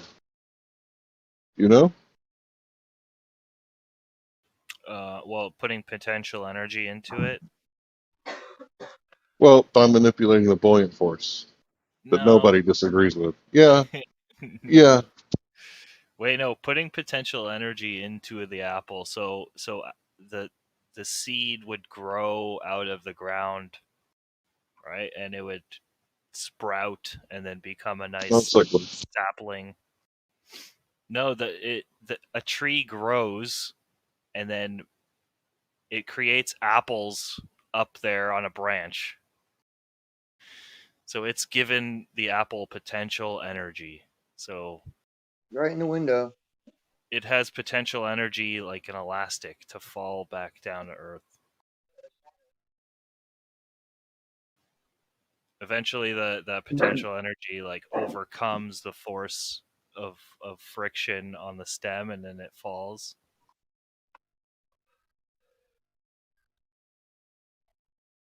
Yeah, but then there's the water cycle, so that debunks that issue. So the potential energy comes, it's up there, it's static up there, it's chilling.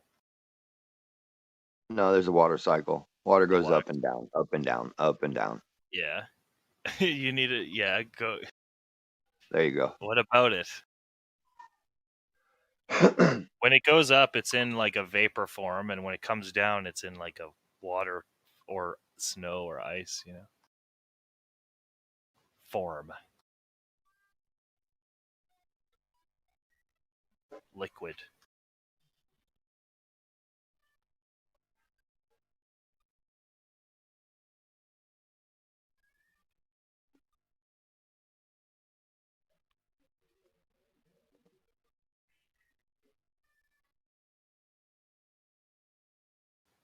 What? It got quiet.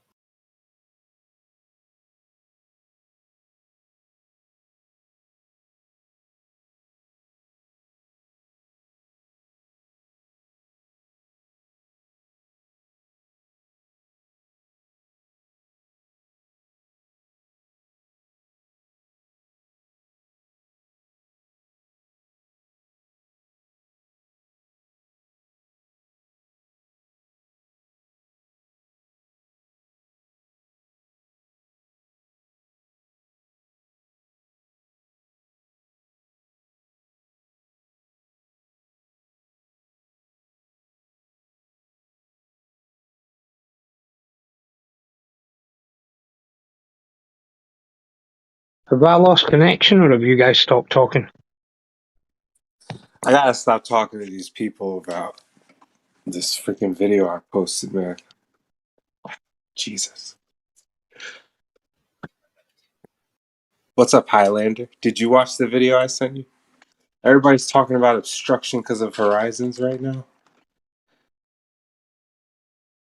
Silly stuff.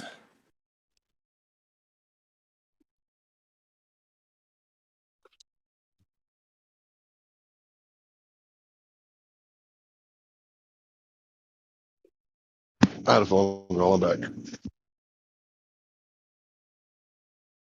I just want to say this because I was trying to type it, but I'm just gonna say it.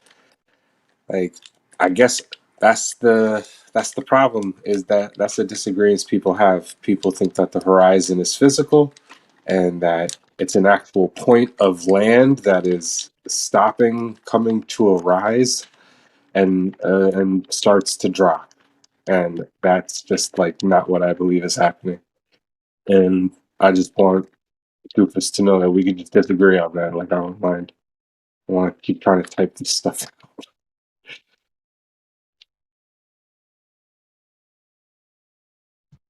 Have you heard the pencil argument though? No, You know, I'm new to all this stuff, man. Honestly, like, all right, so I'm willing to hear anything.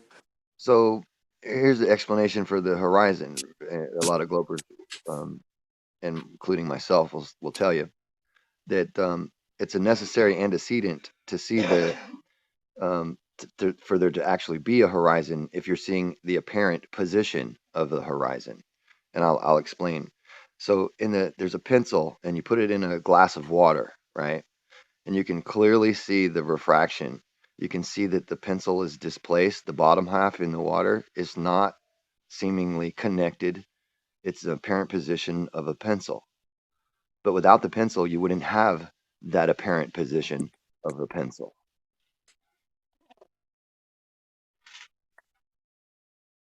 Man, I just had to read a text in that moment, right? I'm sorry.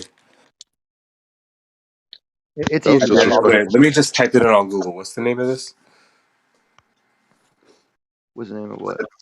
I thought you might be familiar with the pencil refraction. You know, a pencil in a glass of water refraction, right? You get a picture of that going on. What you're talking about. I'm not sure what you would call it. I call it atmospheric turbulence. I don't think it's happening to the extremes that they're saying that it's happening. So if I were to go back, right, and then try to make another observation at the ocean, and I found out that there was like obstruction, like I think I would just keep going back and keep going back, keep going back. But from my little adventure down to Corpus Christi, like I couldn't detect any curvature for 10 miles. There should have been 66 feet. I was about a foot or less off of the surface of the water, and people say that that's the wonky zone. Well, if it's the wonky zone, then what, should I go higher? Because when the guy in the Black Swan, when he went higher, he could still see the same thing. So I'd imagine if, you know, my hotel would have been right next to the ocean, and I would have went up on like the 12th floor, you know, I'm pretty sure I would have saw the same thing. So I think the wonky zone is any time you're taking a look. And what I saw, there should have been at least 36 feet of curvature that were missing, because I'm looking at it like a 3-story building. The first story is stilts because I'm not used to living near the ocean, so that's weird. I like noticed that like the next story, number 2 and number 3, were like livable beach house, and I guess maybe that's so they don't get knocked down. But yeah, from what I could tell, there should have been like 30 feet of curvature at least. Wow. I just watched the pencil in the glass of water. Yeah, I see this now, man. So anytime that we are talking about refraction like the Skunk Bay, it's a time lapse so that it's sped up so that we could see it happening, because if you just like sit there and watch it all day, like you wouldn't be able to notice it as readily as when you got it in like a GIF or video form, right, of a time lapse. And then when they show us like the nitrogen, that's like extreme temperature. It's like one of the coldest things you can, you know, play with is liquid nitrogen for the everyday person, you know. And I think that that's like one of those, you had to take it to the extreme, just like the time lapse. And then other people have showed it with like extreme densities, right? So we all know that there's water and other, vapor, water vapor, But they do it over other a gases. they do it over exaggeratedly short distances though.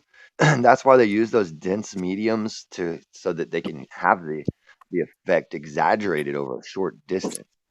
Right? I mean, if it's not it's not as if there aren't about as many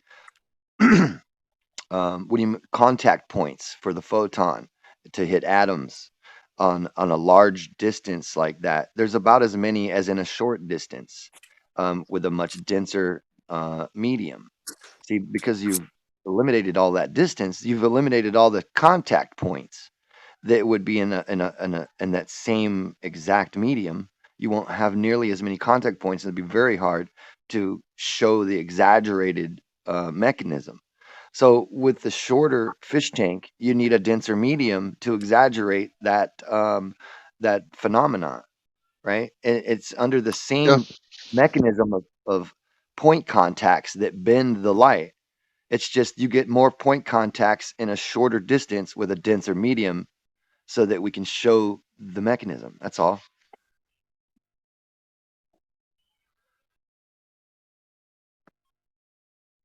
They say light really goes in a straight line, but it only seems to bend because it bounces between atoms, so that it gives you a gradual curving over time, right, through the medium.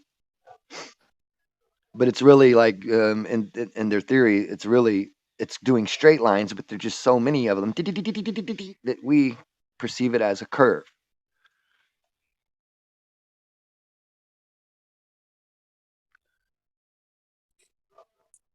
So what we have to do is say, is the extreme temperature or the extreme refractive index and the extreme, all these extremes, extreme time, distance, all this stuff, is it equivalent, right? Does the temperature extreme, does it equivocate to, the distance extreme or the time lapse extreme? Like, I don't think all these things are like, the same thing. They are extreme. I'll give you that, but does it work the same way? And it's like, okay, they use the nitrogen just to like prove the concept. Like, okay, light can refract. Okay, we knew that. So it's like, but does that necessarily, does the liquid nitrogen temperature, is that the same length as the distance, or is it the same refractive index as, I think it's a false equivalency. I don't think it's the same at all. And I think that all we have to do to sew this up is to do it two ways, both ways. Like, remember back in the 80s when people take pictures of each other? We need to do that, and then it's a wrap, I think. I don't think they're trying to claim that it's exactly the same. They're just saying it's a car crash, right? Not all car crashes are exactly the same, but it's a car crash. I mean, the bumper may not have fell off of this one, but you know what I'm trying to say? It's like, they're not saying that this is exactly the same. They're showing this is the mechanism of, this is why you see that one, this mechanism here, and we'll exaggerate the mechanism so you can actually see it in a short, you know what I mean, in a short distance. And I understand why they think this, right? Because their theory of light bending happens to have because of a medium. So if this in this medium with all these little contacts, each time it contacts one of the atoms in the medium, it bends towards that atom. It's like getting dragged down toward the atom. There's a bundle, more atoms on the bottom than on the top, that'll get dragged harder, just kind of like friction, like we would get, you know what I mean, pulled more down to the, we get snagged up basically by the denser medium and pulled towards it while we're traveling through it because of that friction. I think they're the same thing, but they're just adding a lot more contact points in a shorter distance so they can show you that effect. I mean, it's feasible. I don't see them thinking that they're doing any trickery at all. I do see that as, an explanatory mechanism, not an exact, like you're saying, it's not an exact match, obviously, because they've, altered some things so that they can give you the demonstration over a short distance. It's easier to measure a short distance than a large distance. Right, but if the temperature is causing this refraction and it's bending down one way, then the opposite of that, when you look back to point A, B is going to see the light bending up. And if that happens, that would be like what you would expect to see, right? But I don't think that's what's going to happen if the Earth is actually flat. And I think this will be the end of it. You get like a two-way or more, two or more, like maybe even faced like a star, like a Texas star, like everybody facing the center, and everybody like looking, deviating from left to right, and seeing like it can't be flat in all directions because there would have to be one where it's going down and the other side of the star where the light's bending up, or straight. It can't just be all bending down like at 8 inches per mile square. That would just be. I'm not a coincidence theorist. I can't buy that big of a coincidence. I can't buy that. Chew it. Well, look. When I'm facing you, right? You and I are facing each other. The ground is still at the bottom, right? When we're making this observation over a horizon, it's not like the ground is on the top for you or on the bottom. It'll be the same thing. Right, but if light is bending down, let's say I give it to him. I would see you loomed up, and you would see me loomed up. We would both see each other loomed up. Well, you would expect to see some curvature somewhere. So when I hear people say refraction, I hear them admitting that there is no geometric horizon. Everything's based on the atmospheric conditions and the conditions of your aperture and all the other factors and variables that maybe I didn't mention. Well, I mean, I don't know if that's where you would. It's not that big a deal.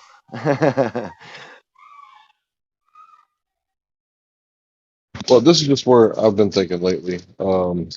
I think anybody should be willing to test, but I did speak to a lady from California, and I asked her if she knew about Catalina Island, and she said she could see it. So I've heard people say that they could see it from the beach, but she said you couldn't. So what are you going to say about that? She said what? Dirt. You can see Catalina Island from the beach of California. Oh yeah. Well, I mean, there's a lot of cliffs in California. So where on the beach was she? Oh, I guess at the water level. There's a lot of cliffs, man. Okay, And I didn't know that. People do that a lot. Come out, go to the cliff, take photos.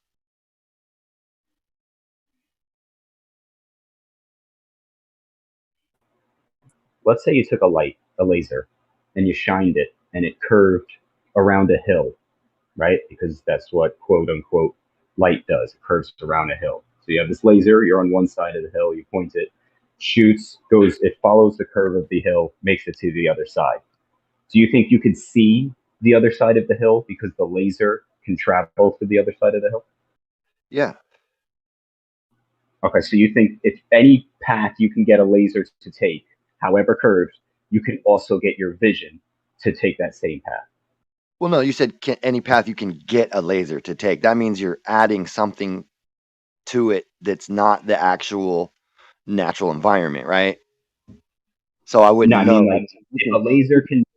The reason I'm saying this, hold on a second. I don't know where you are with all of this, but the reason I'm saying it is because we can bend laser light with just the laser light in a vacuum with the pulses and rearranging the light.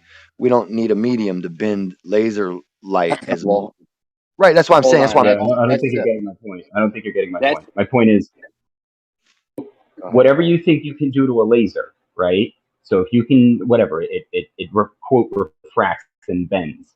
Does that mean line of sight refracts and bends and allows you to see around corners and curves? Is that what you're saying? Yeah, that's what they think. Yes, but the thing you just said, Grim, is that when they do that, the light's not actually bending.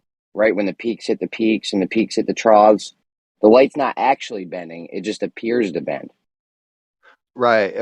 I know that's why. which is weird because how is it appearing to bend? I don't know. Yeah, we're following the path of this appearing to bend, but it's not bending. Right. Sure. It doesn't even. Yeah. Anyways, go ahead. Go ahead, Right. Sorry for interrupting. No, I want to say something real fast. I think. Hold on. one quick thing. I have a video. It's of this exact same thing he's talking about. The guy's showing you a laser, and he's showing you there's a hill right in his aquarium, and there's a picture of a city behind the hill that you can't see until he adds the sugar into the water. He shines the laser across. You can see the image on the other side, even though he's below the hill. It looms up. Yeah, but that still, so I have to reify lasers in vision, right? Like, and I'm that's No, Bowler he does stuff. both. That's what Bowler. He shoots a laser and allows you to see the photo. It doesn't matter. Okay, so just because you can see something and the laser follow, that doesn't equate the two. That's coincidence, not causation. Okay. Yeah, it is. So suck it up. You're something. Hey, look. At the end of the day, I know. Let me finish. You preached a long time. You preached a long time. I've been listening. So at the end of the day, etherists, spaceball. Hang on.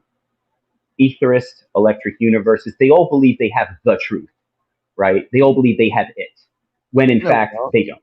That's. We don't believe we have the truth. Yeah, you do. Yeah. You're talking about light bending and the path. As a guy who believes he's right now, you believe yourself to be true right now. That I must. No. believe. I didn't say I was true. I know bullshit when I hear it. And when you're saying but you're vision and the laser are the same, telling me that you believe you're right, and that what you just said is true, no matter what I say. And then that's literally a projection. I don't know if you realize that or not. I said what you said is. I said when you tell people that the path of vision or the mechanism of vision is the same as the mechanism that a laser travels, I'm going to call that reification bullshit. Same thing that ballers do, and I'm going to call it out and say you're wrong. And I'm not saying I'm right. I'm just saying I know bullshit when I hear it. Show you an experimental data. It's only reification if I want you to take my word for it. But it's not reification if I show you a demonstration.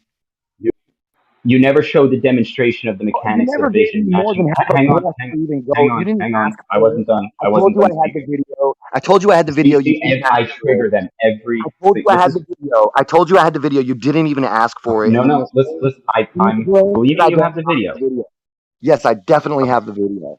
Okay, so listen. And I've shown it. Jeremy has seen it. I've shown it to many people in triggered. already. So triggered.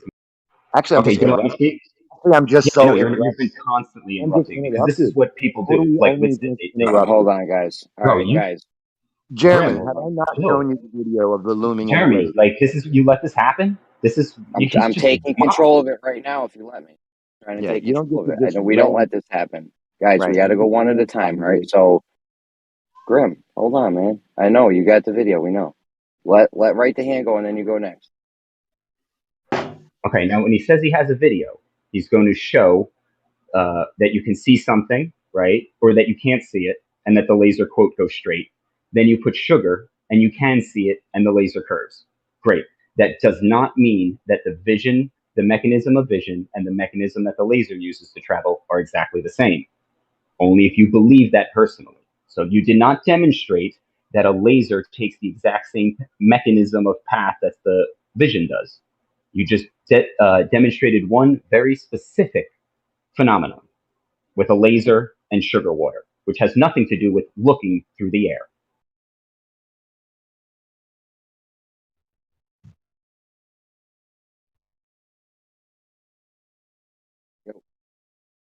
You're on.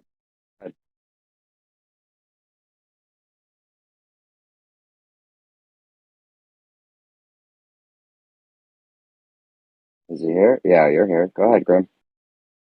Oh, I'm just grabbing the video. I mean, there's nothing else I need to say. I can just show you the video. And in the video, we see, just if I remember correctly, in the video we see you can't see the city in the backdrop. The laser's not hitting the city. Then you add the medium, and then we can see the city and the laser hitting the city in the back, right? Yet that doesn't mean that in every single circumstance ever where there's a curve or there's some kind of obstruction, you can see over it. That's not what that means. That means in this one very specific circumstance, in this one very specific experiment, which you cannot reify into anything else except itself, a laser will take that path and you can see something through sugar. That's it. You cannot extrapolate. If you want to assume or make Thank you. predictions from that. Fine. I'm not That's saying what anything, this. dude. What's up? It's all good. Good looking, man. Yeah, You you're not too. really saying anything. You clearly asked for this, and this is what you get. You got the laser doing the same thing that the light to your eye from the image does. The laser going the other way, actually. The light from the image coming the other way. And you can see that in both ways, the light bends down towards the denser medium. Okay, so let me say it again. For you, You're the not. image You're not. is loomed up over the little hump. Are you watching the video? Because I don't think you are. You can You're not see even listening to what I say. I'm agreeing with everything in the video. I'm disagreeing with the conclusion you've drawn from that video. Do you understand that? what's the conclusion I've drawn from the video, just so we're clear that you're not commenting.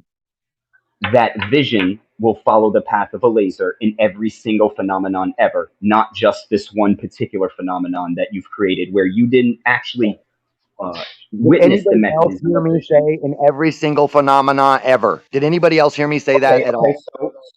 So then Okay, all you've proven you're is steel manning me. Why are you adding words and shit to my fucking words, man? If you're steel manning me right because now, why are you adding words like that lock me out of anything? You said the same as anything ever, right? Of any laser phenomena ever. Like I can name you 3 laser phenomenons that don't follow the light of right now. So I clearly would never have said that. So you're basically strawmanning the shit out of me, and you're wrong. You're fucking wrong to do that, dude. I'm like one of your biggest allies in here, and you try to make an enemy out of me. You're stupid for that. okay, try and stay calm Honestly. and don't interrupt. No, you really So are. you showed one very specific phenomenon.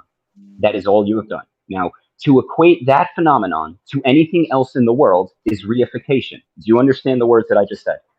I just want a yes or no if you understand the words I said. It's not reification, right? Okay, so you didn't understand what I said.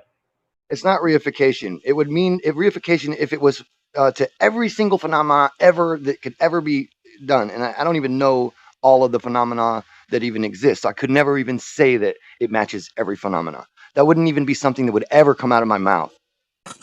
I'm really reasonable. Okay, did you, I am not your what I'm normal saying is fucking you caller didn't. that you're used to arguing who wants to be diehard against you the whole way. Yeah, I know. I'm not that Great. guy. Now make it personal. But You're if you making it turn me personal. into that because of personalities and all that shit, I'll make life hard for you in here all the time. Okay, yeah, make my life very hard. Okay, so basically what you've shown is one specific phenomenon. Now, from that You one definitely don't very want me to specific focus on you, dude. look, he's an uncivilized beast. Anyway, so I'll try again without him being triggered. So he's shown one very specific phenomenon: laser, sugar tank. That's it. So to equate that to anything else is reification. Whether it's one thing, whether it's two things, whether it's vision, whether it's anything. So to say, oh, because I put laser in sugar water, therefore reification, right? The moment he says, therefore from the sugar tank, reification. Yeah, I tend to agree, Grim. Now talk about me, Grim, because you can't talk about the point. It's okay. Like I wasn't really paying attention to all of this, but Grim, do you have like a follow-up claim to make? So you post a video of Mick West with the laser, okay? Nobody denies sugar water tank laser. What's your follow-up on that? Like why are you using that example? Well, it's to show a mechanism of which that's what he asked for, in particularly, was a mechanism that showed the laser doing the same thing that the non-coherent light from reflected light off of an object will give you in the medium, and that is what that is. That's the laser in the medium, and the same medium, that's the reflected light.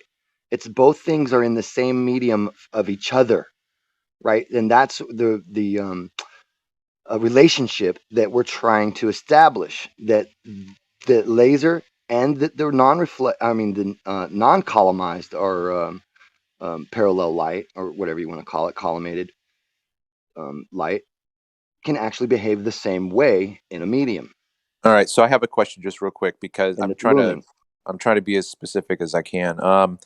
So if we have a fish tank full of water and sugar and there's no laser, can you show me the other light doing this? Yeah, You don't need the laser to see the image looming. It's in the video, dude. He shows the laser going one way, and he's looking at the picture coming the other way across. You turn the laser off, you still see the picture. Okay, this would be the equivalent of taking a string, right, and stretching the string from one side to the other. Now the string, because you pull it or whatever, it curves, okay? And then because the string curves, right? You curve the string curves, whatever. That's the result of the experiment is the string is curving. Now you also can see different, right? It looked like X before you put the sugar in the water, then it looked like Y. Okay. The curving of the string has no connection to how you visually see those objects, right? That's just coincidence. So again, every time you try and take vision or light, because again, you're saying that your vision is light is a laser, and your vision is I have no laser. idea what he's trying to say. Reification. You're talking right through me, man. I don't get it. What Okay, is he so let trying me to here. say? Yeah, because I think Okay, you so don't when you even realize what you're trying to say. okay, when you say your vision is telling me that using two are you gonna forms of stop light. talking? You're telling Okay, me so that using you ask me what I'm saying, and then you're gonna tell me. Okay, tell me what I'm hold on, I'm saying. trying to get this right. You're telling me that two forms of light, right, is a much worse example than a string. No, see, because you don't have two forms of light. You reify the second form of light. You have a laser, which is a laser. Hang on, Grim, listen. Collimated light. Hang on. Let's calm down. We're Coherent gonna light. count them out. Hold on.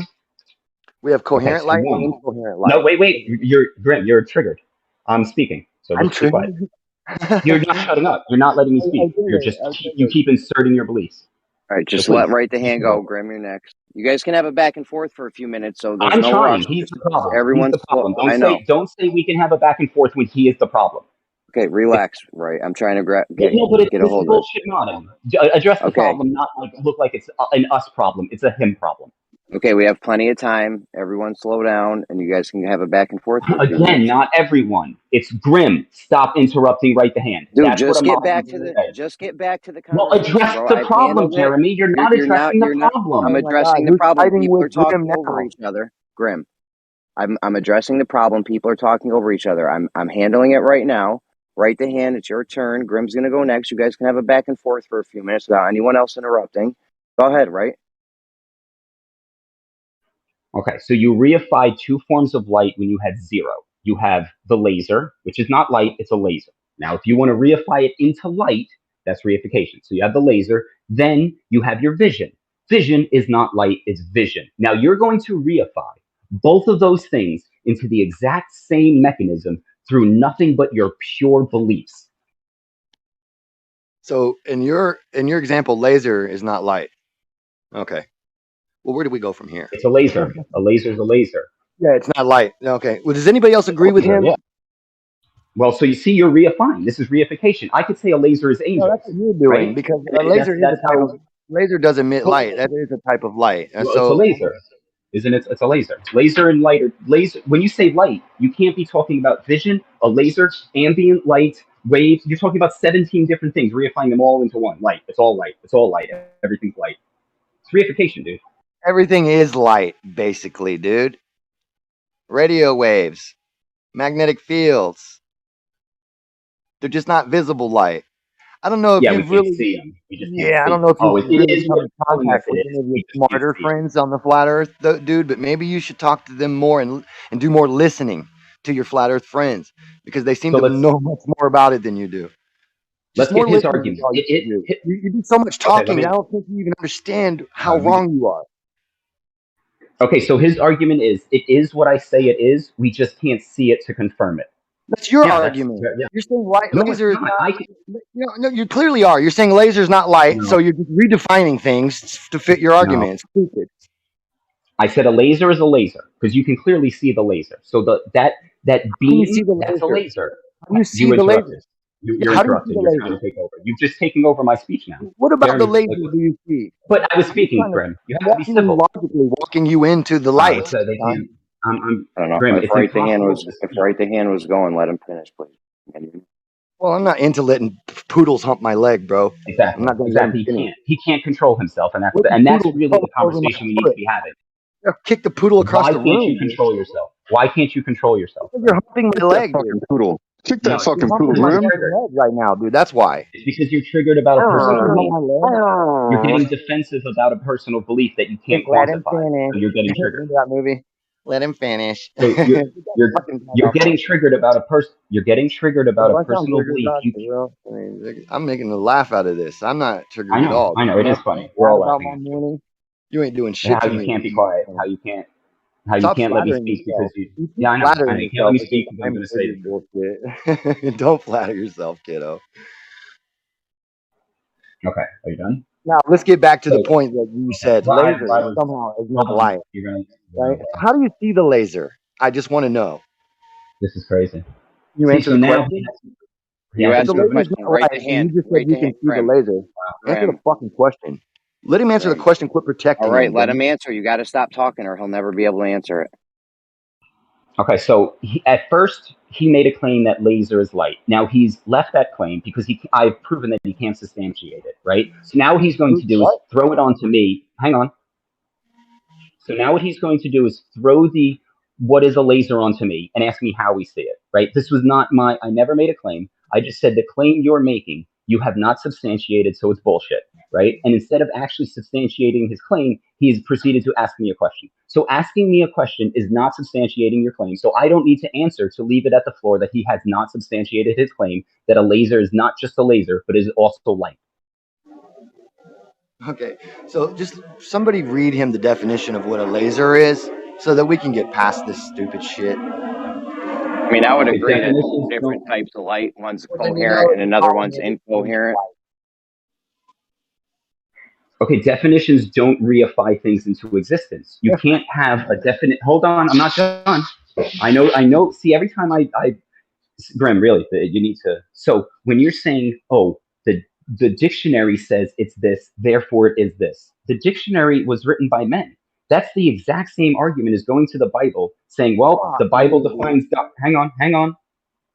That's the exact same argument as going to the Bible, which was a book written by men, saying that God is in there, God has been defined, therefore God exists and does things in reality. That's the Does exact same anybody else argument. It's believe that ridiculous. that's the exact same thing? Because we can't fucking get you to see God, but I can get you to see this laser, dummy. Yeah, but you can't get me to see light. So again, we Of can course see I the can. laser. I know a laser is real. I'm never saying a laser isn't real. I'm saying a laser is not also some invisible concept you call light. It's just the laser until you can quantify it as something more than the laser. And you can connect it to vision and all these other things, which you'll never be able to do. What do you think you're saying right now? You just told me that you can see visible light and that you can see the laser. No, I never said that. I never said you can see light. Yeah, I you said said you light see is the where laser. you That's hang why on, hang on. you're a fucking liar, dude. Wow. This is So ridiculous. just don't interrupt. Maybe because you're always interrupting. I said you can Oh, see a laser. maybe that's what it is. Yeah. I Maybe said you're you can lying see a because I laser. interrupted you. Okay. I said you can see a laser. I never said a laser is light. That was you. You reified a laser into light. That is exactly what I'm opposing. But How you can keep you saying see that anything? How do you see it? okay, There's no light. asking me a question does not It's prove rhetorical. your Asking claim. yourself. It's Asking rhetorical. Get to other class to realize asking there's me a big chunk of your puzzle missing right out of your brain. All right. You're telling me you're seeing something, but you're saying it's not light. So how do you see it if it's not light? That's my fucking question, dude. Again, asking me a question does not reify your personal beliefs about vision That's into right. light, It into doesn't. a laser, It into light. doesn't. It just assures everyone that you Wow, don't know what you're he talking really about. cannot keep his mouth shut. I would hate to be your friend in real life. I'm sorry. This is You're not you ever make going to be my friend in conversation real life. Don't worry about it, you Sleep. make conversation difficult and frustrating when it shouldn't be like that. And you don't. And everybody knows that you don't. I can at least not interrupt. I can at least I at least am able to keep my mouth shut when the other party is talking. You can't even handle the most basics of conversation. I guarantee you that you're not able to keep your mouth shut when other parties are talking. You're only doing it right now because I'm saying I guarantee you, and you would love to try and prove me wrong. But you talk through everybody that you have a disagreement with. And then you cry as if you're the only one who's behaving in the room. And it's laughable, dude. Okay. Okay. Now, how did you see that light? You still don't know. Yeah, that a It's not question to light. me is Okay? not How do you proof. see that laser? I'm asking you. A question to me does not prove that a laser is light. Is your concept of vision? Yeah, but wait till your answer comes. That'll prove it. But I'm not trying to prove anything. I know you don't want to. I know. I'm just showing that you. I'm just showing that you. I'm just showing that you haven't proven anything. Answer I'm it if showing you you haven't do. proven it. I don't need to answer to show that you haven't proven anything. You've just said a bunch of words at it. Anyway, so you told me you can see this laser, right? But then it's not light. So how did you see the laser? That's the last time I'm going to ask the question, dude. Yeah, well, you keep reifying vision into light, into a laser, into both light, and then wonder why people aren't on the same page. So I would be like, yeah, you can. You're redefining it. Yeah. What is light? You don't. You're just saying light. I know what a laser is.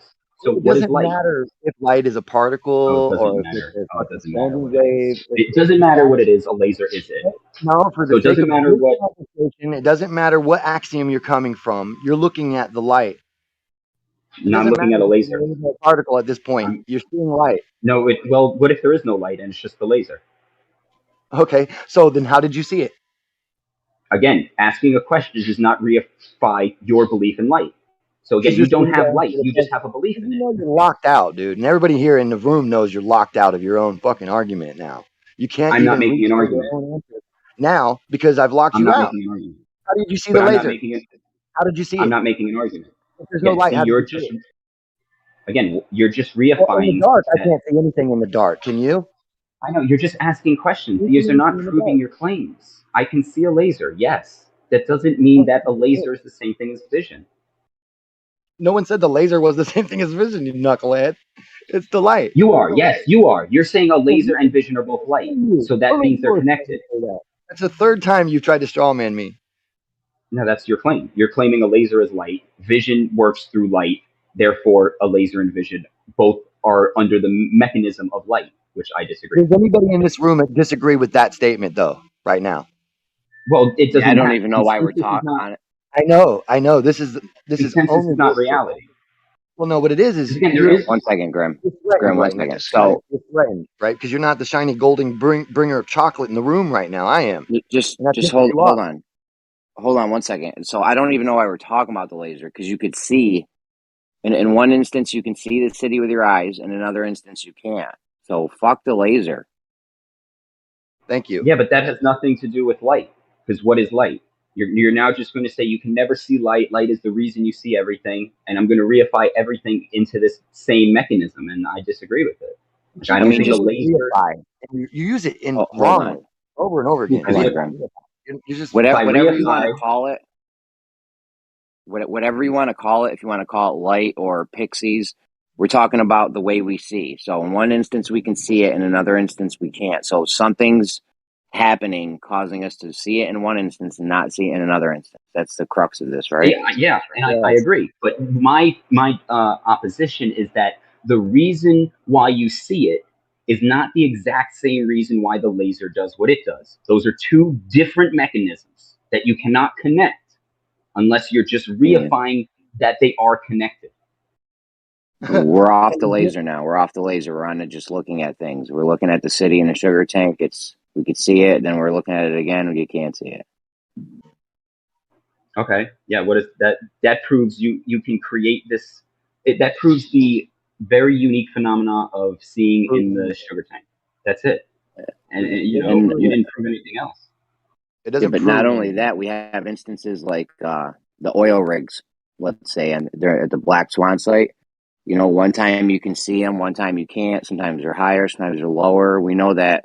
However we see, if you want to call it light or not, I don't want to get into an argument about that. But however we're seeing, things are appearing to bend or shift or move, whatever you want to call that. That doesn't mean that the there's a wiggly mechanism, right? Like it's the same with like exactly. Put a pencil in. It's like we put a pencil in water, and then that's the same as like vision. Like over distance, there could be. Hold on. That's exactly what it means. There's some wiggly mechanism that's causing the things to shift. No. Well, hold on. So when you have a big grade of air, right? Picture you have clear water. You're going to get a wiggle. Through air with no particulates floating in it, maybe you don't, and still water, still air, you don't get particulates. Then maybe you move the water and make it ripple. It's going to look different. Then you put some sugar in. It's going to look different. Then you heat the water up. It's going to look different, right? Then you stretch. You know what I mean? There's all of these mechanisms that are laid out, and to just apply. Oh, we see it there. It does this. Laser bends. Therefore, this, like that. I feel To me, you. I just Have you turned into a crocodile recently? Hold on Because you live one in second, denial. Grim, don't do that, bro. Listen. So we're off the laser, we're off the sugar water. Now we're in real life scenarios, as in looking at the Black Swan or Skunk Bay, where there's this wiggly mechanism that's making the things we see in the distance shift, go up, down. No laser, no sugar water, real life through the atmosphere. Yeah, we just have no idea which mechanism, whether it's the rippling of the fluid, whether it's the turbidity, whether it's the temperature, whether it's yada yada yada. We have no idea of telling which invisible mechanism is responsible for how much of the distortion. So I think it's no doubt. You get what I'm saying? That's what I'm saying. Yeah, no doubt. But whatever you want, whatever on that note, we can call it whatever we want. But here, there's still, you can't just insert curvature, right? Like that's that's pulling it. That's taking all of those things. Feel you on that, yeah. Yeah, no doubt. But there is this wiggly there's definitely this wiggly mechanism, right? No, it's not a mechanism. It's just an action. I think it's whatever's the happening. Stuff. There's like stuff in the air, and over a mile there's the atmospheric turbidity, billions of little particles, especially at the atmospheric. What do you look like on that day? Atmospheric turbidity could possibly cause the light to scatter and appear in different positions or something. No question. That's why you need different views other than one direction. The one direction globe view. You gotta have 2 and 3 views. You gotta have a side view, which doesn't exist, I guess. Why do we? Whenever you say turbidity, though, make sure you put the word whatever it is, it's in our line of sight. When everything in our field of view is being affected by this, is because it's in our field of view. The only reason it wouldn't be in our field of view is if, one, the angle is too limited. That's what we say. Or 2, there's some sort of physical blockage in the way. There's no evidence of that. No. So no, because when you're at the oil rigs, and if you just set your camera there, you got a static position on the beach and a static position with the oil rig. It's moving. It appears to be moving, but we know they're not. So why you say no to what I said? What the fuck does that have to do with what I said? Because you got to be honest. You said there would be no obstruction, but there could appear to be obstruction. It could get obstructed without actually. Jeremy, I said there's 2 reasons that you wouldn't be able to see something. Either the angle is too limited, or something is physically in the way of your field of view. And I'm telling you, there's a third option of that, because we don't change perspective. The angle stays the same at the oil rigs at the Black Swan, right? They're not even changing their angle. So that's, you see the oil rigs because it's in your field of view, fam. That's not in any. How is that in contention? Whatever the fuck you're talking about. Because sometimes you see more. You can see it. Okay, wait, hold on. If you had less of them. Let's say you had something 1,000,000 miles away. Technically, it's in your field of view, but you can't see it, right? Like, because your field of view, quote, would.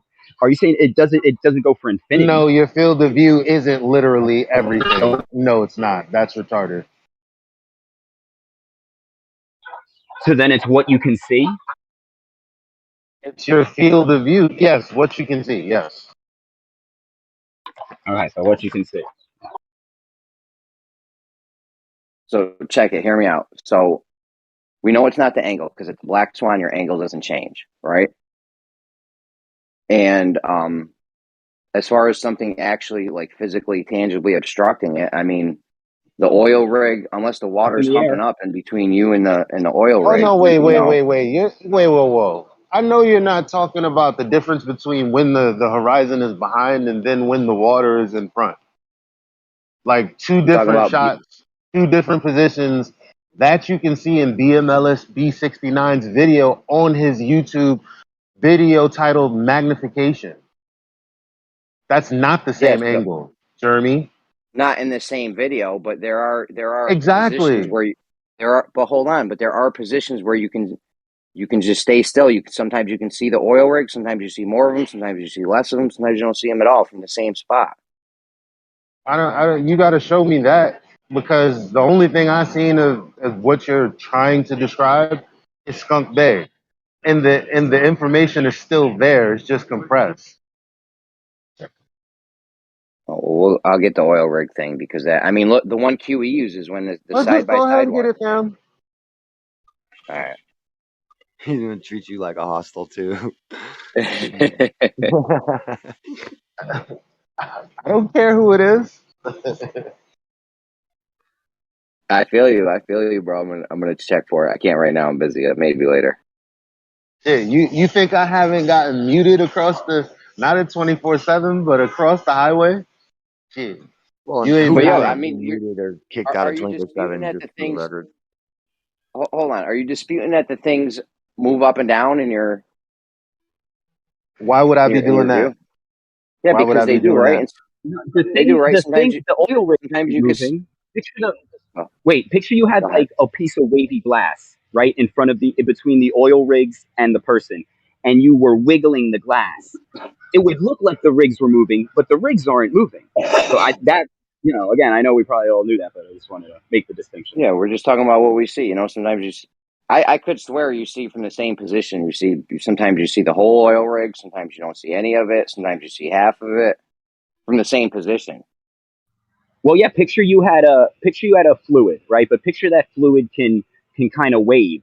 Now, if it waves convexly, it will quote bend the image like down or push it out, depending on the bulge of the fluid, like a funhouse mirror, right? So that is how I would again equate the explanation. You have this medium that is. So we can take it to a fluid then. So I'll put sugar water in the fluid, and then there you have it, son.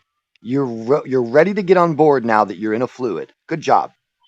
Yeah, but there's no third thing. Experiment that I did as the mechanism, and you can't even deny that you have because you just did it. You just invoked. Yeah, but I never brought in light. I explained it without light. I explained it physically. How did you see something without light? Thank you. Line of vision. Transparent objects. Okay, you can visualize something without light. Let me see how that works real quick. Well, what is light? What is light? Turn off all the light. You have no idea. It's just a word you say. That's just light is just a word you say. Yeah, you stop heating up a filament. Heating up a filament is not light. It's heating up a filament. Again, you're reifying your personal beliefs every single time you talk. You can see it, and you visualize the light coming from it. You don't see the light. You see the objects in the room. So you're reifying this invisible, intangible thing as the reason that I see. And again, that to me see the objects in the room religious. without light reflecting off of them. Hold on, that's guys. Again, that's a question. That's a question that you're just asking yourself because you believe in light bouncing. Or hang on. Yeah, whatever you believe light is. Dummy. I can turn the light off and you can't see shit anymore. Hold on, slow down, guys. Guys, slow down. When you one at a say time. turn the light off, No one else is even here. You guys can have 5 minutes if you need it. I know. Down. I don't know what this will work out, dude. I'm just having a problem. Like, so again, when you say flat earthers are thinking right now, and I'm sure with friends like you, who needs enemies? That's what I'm thinking. Okay, so now you can say I turn the light on and off. Now I would say I could rebut that with no. What the fuck is light? You're turning color on and off because it doesn't go invisible when you quote turn the light off. It goes hang on. It doesn't go invisible and you can't see. You see. Wow, he's are you gonna let me finish it? Light. First of all, remember how it was. Second of all, guys, hold on. You hear me? I'm gaining control of the room. No one talking. Okay, first of all, who's got the rooster? Second of all, guys, you have plenty of time. Slow down, let everyone finish their sentence, and then when they're done, you'll be next. No one else is even trying to get in right now. It's just us. Yeah. Right. So I asked him the question, and he starts interrupting me to cry about it in the middle of it. Let's not He'll let's not move on to have to that. calm Let's move down on to the because he actual can't control argument. himself. Graham, all right, let's not go on to that. Let's go to the actual argument. Wherever it was, go ahead. Continue. Just one at a time. You got plenty of time. Go stand in your You want closet. to go, Graham? Or are you still in the closet? Anyway, either way, turn off the light. Now tell me what you see. Thank I you. see. Okay, again, now you're trying to reify what you believe, right? We have no concept of light. It's just you because you can't point to it. You can't say this is light. Look, there it is. This is why we're having this contention.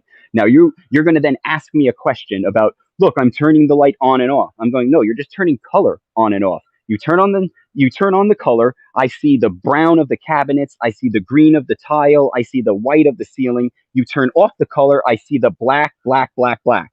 So now again, I can show you physically I can point to these colors, these objects that you can see with the color on. I can then turn the color off and be like, look, it's all black.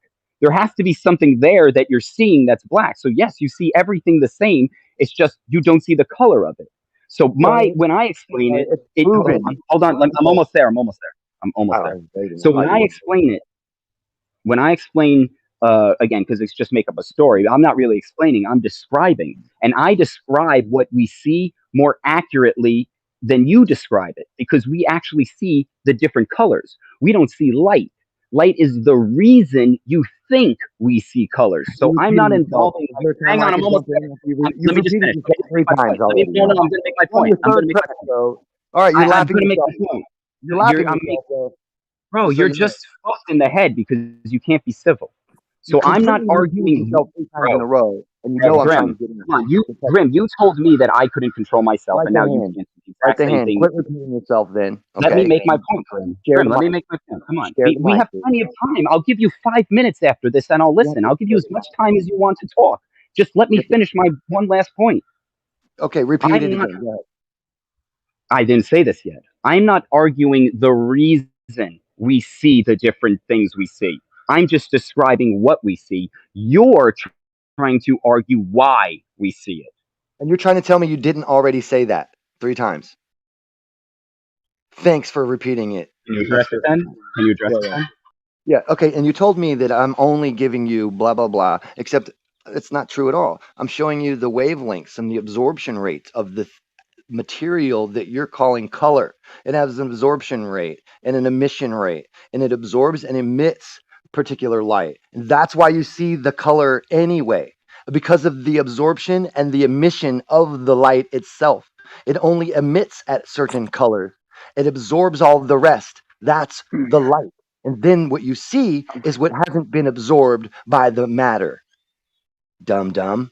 Okay, so he totally either wasn't listening or I didn't mean to say that part out loud. Let me rebut. So he said, I know you see the colors, dummy. The light is why you see the colors. And now, if he was listening, which he wasn't because he's just waiting for his turn to talk, I said that my argument about seeing color is more an accurate description because we don't see why we see the color. So I'm not going to argue a philosophical why, right? Like, because a Christian will say you see colors because of God. And he'll say, no, you see colors because of the wavelength. But those are whys. Those are that's not describing what we see. Now, what do we see? Colors. You hit the color switch, colors come on. What happens when the color switch goes off? All black. That's the most accurate description of vision you can get.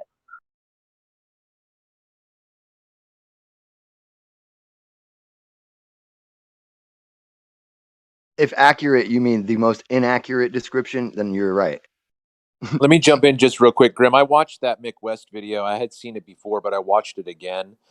I'm still not convinced that it demonstrates what you think it demonstrates, because let's just say, for instance, he sets up the fish tank and shows the light, the laser. He shoots the laser through it. And then he has the picture on the other side. When he lowers his camera, the picture compresses. Okay? So, again, I don't see the claim that light is bending over anything. I just see the image compress. Okay, look more carefully, okay? Because his camera is below the hill when you're seeing the image on the other side of the hill. Okay, This camera okay, is but not above the hill, so you're okay. not just seeing compression. You're actually seeing the looming, the entire building, No, all of them. Nothing's lost or compressed. It's all there. okay, Now hold what? on. I know. Hold on. I'm trying to understand what you're saying. So when he starts out above, right, the camera is higher. You see everything, right? Right? Well, yeah, in the non-sugar water, yeah. No, Before he not adds a gradient, which that's the point about light bending towards the denser medium. He has to add a gradient so that the light will then bend towards a denser medium. So I can hold show the on. mechanism of light bending towards the denser medium. Now in the sugar water, right, the gradient becomes apparent because of the sugar is the dissolved sugar is heavier and drops towards the bottom, so that you can see that there's a gradient. There's less sugar in the water. Higher you go up, you can test the water. The pH of the water is different Okay. from up to below. I don't see him showing the picture in a non-sugared tank. I'm looking at minute 542. Okay, 542. He's showing the picture from an elevated perspective with the camera, and it's in the sugar water. It's through the sugar water, so you see the entire photograph. And then when he lowers his camera, in my opinion, I don't see anything looming. I see only compression. Well, he lowers the camera under the hill, dude. So you're seeing it. You have to see looming, otherwise you wouldn't. The line of sight is not No, there. no. The line All of you're sight. The building is not. The building is below the hill. It is the line of sight that you've canceled out. You're no longer looking directly at that object. You're looking at an obstructed hill in the way, except for you see the object behind it loomed up. That's no. Okay, indicative to light bending down towards the no, denser medium. no. Because in my opinion, again, I believe that looming actually produces a particular kind of image. So when you look at 542, if you What's go and that? put your Wait. What particularly different about the image should we be expecting? well, that's a whole nother discussion. I don't want to get sidetracked onto that. I would rather discuss this. Well, that's your So claim. what? That's your claim. I need to understand that before we can even continue, right? No, because I'm not making a claim about this picture being looming. You are. Well, no, you're actually saying that there's another mechanism that could be responsible. I'm asking for that explanation. It's just refraction, and then whatever the conditions of the day are. So the conditions Whatever. of the day. I ain't got any more Hold time for on, this. huh? What? I don't have any more time, guys. This is my time. All right, Okay. good He talk, doesn't Grim. like Good when talk, bro. you disagree with him. I like how he cuts in to say "hold on," but then yells at you because you talk over him.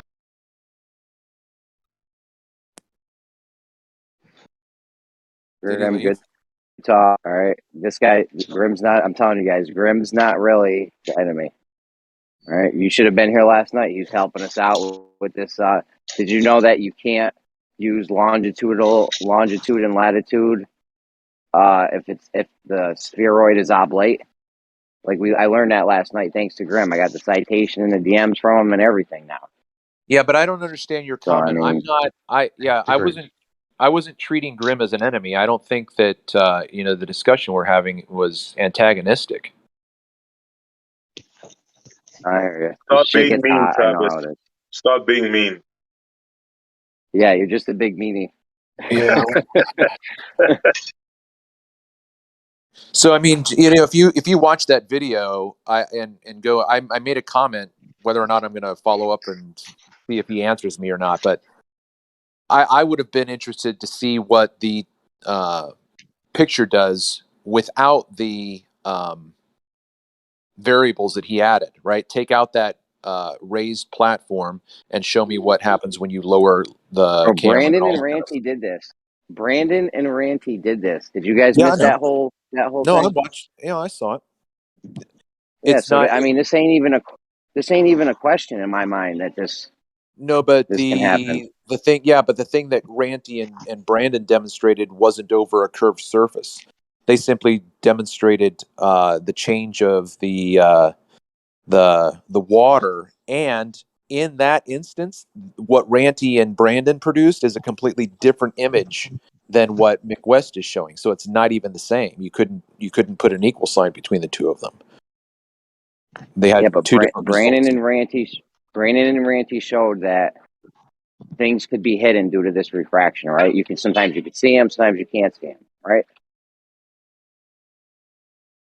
Yeah. Well, so like a funhouse mirror is bent. That doesn't mean the mechanism which you see the funhouse mirror is bent. You know what I'm saying? Right. Right. So picture the medium is the cause, not the path of light. It's the structure of the medium, not the path I of light. mean, it's absolutely, for me, it's like a tweak of the brain when I'm looking at a target in the distance to try to imagine what the light is doing as it's getting to me, or whatever, however you want to say that. It's just crazy. It's a tweak of the brain for me to try to like put it in that way. Like you visualize. Yeah, you put it good once where you had you're looking down a horizontal, right? Like you have to understand that you're looking across this plane, and there's things then there's multiple planes, quote the ether band. There's multiple planes that have, like a bunch of funhouse mirrors stacked up on top of each other, and you stay at one level, you look through one, and it looks all weird. You get up a little bit, it's not so weird. Oh, you're going, oh look, path's different when.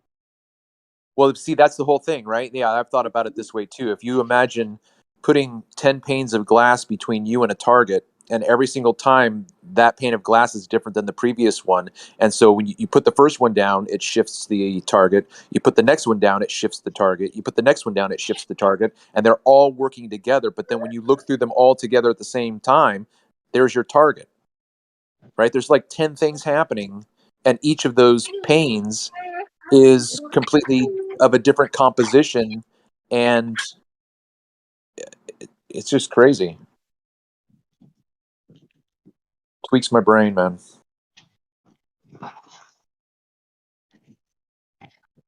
So what do you guys think about the big debate today? You guys heard? No, what's that? Mobius and Big Blue. Really? Okay. Yeah, 2:00. What are they gonna debate on? Well, we tried to get him in here, but Blue insisted to do it on his channel, so it's going to be in Blue's channel. Yeah, but what's the topic? Well, the topic is LIGO, mostly, and the time is 2 p.m. Eastern. I don't So know in if an I'm in hour and Blue's 10 channel. minutes from now.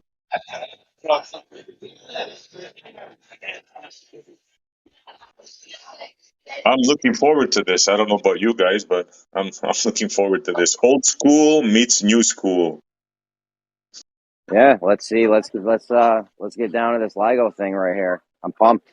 This has to do with LIGO. With is the laser horizontal or is the land curving according to the laser or something? Yeah. The as-built drawings, the curve, the perpendicularity, all that stuff. It should be fascinating. And Mobius is really good at this, and Blue has his side too. So should be fascinating debate.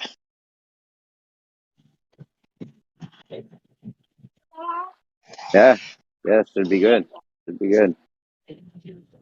Maybe we can open up a live stream and post it in there or something. Oh, that would be YouTube. cool. It's gonna be on Yeah. YouTube. Is it gonna be on YouTube? Yeah, it's going to be on Blue Marble Science. Yep. Yeah, no doubt. Or we could just all go watch on there, whatever. 2 Sorry, p.m. guys, I Eastern? thought I had this off. Yeah, 2 p.m. Eastern. Yep. Grim's back. Sees him.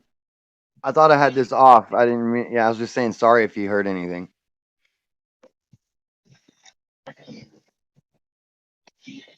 We didn't hear nothing. What did you say? 2 p.m. Eastern, Essie? Yeah, 2 p.m. Eastern. Yep. No doubt. No I doubt. guess Let's get to that's. the bottom of the LIGO thing. Does he have all his citations and everything in order? Oh yeah, I'm sure they're both He's got ready. I all his mean, Blue is 72 an tabs engineer open. now, so I'm sure he's got all his, I's dotted and T's crossed. And Mobius ain't no slouch himself, so this is going to be good. This is going to be technical. This is going to be Yeah, let's real go. good. Let's get down to the nitty gritty. That's what I'm talking about. Let's get technical and specific. Yep. That's what's up. Feelings and wishy-washy. I think this and I know. Yeah. Yeah, I don't care what anyone thinks. Whatever you think, I don't care. Like, what can we prove in reality, or what happened, or you know what I'm saying? What's going on? What's really good? Yep. I want to see how he's going to show the straightest thing in the world shows Earth curve. It's going to be fascinating.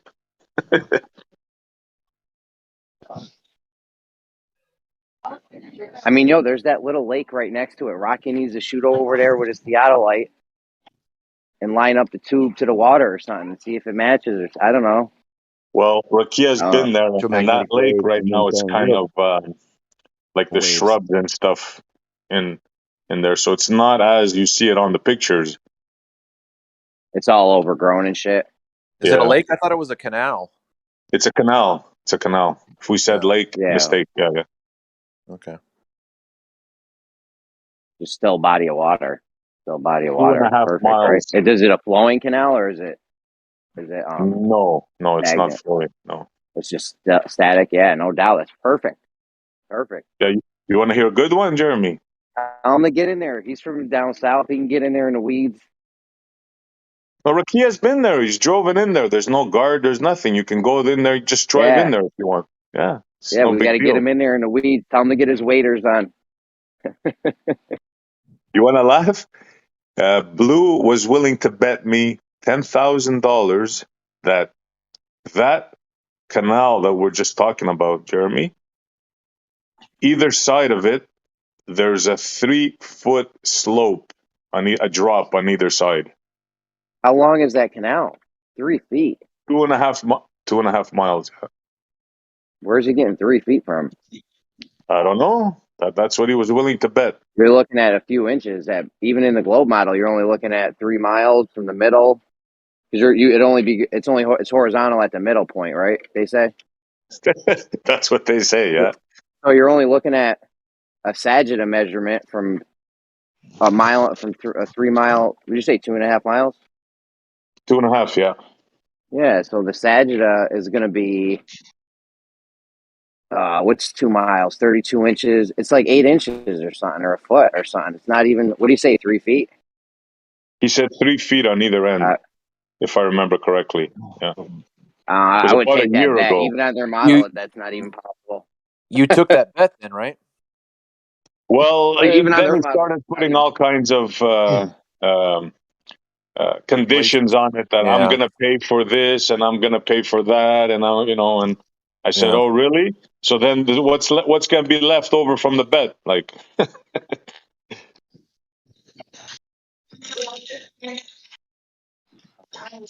I in would other say you words, he just made it impossible to. Yeah. yeah, I would say that you just draw up a contract where Wendy. whoever loses pays for the expense of doing the demonstration. That's what I was saying. Yeah, we make a thing. We hire a company. We have them measure it. If we can find a company that's not going to laugh in our face when we tell them that, but if we do, then yeah, then whoever loses pays the company.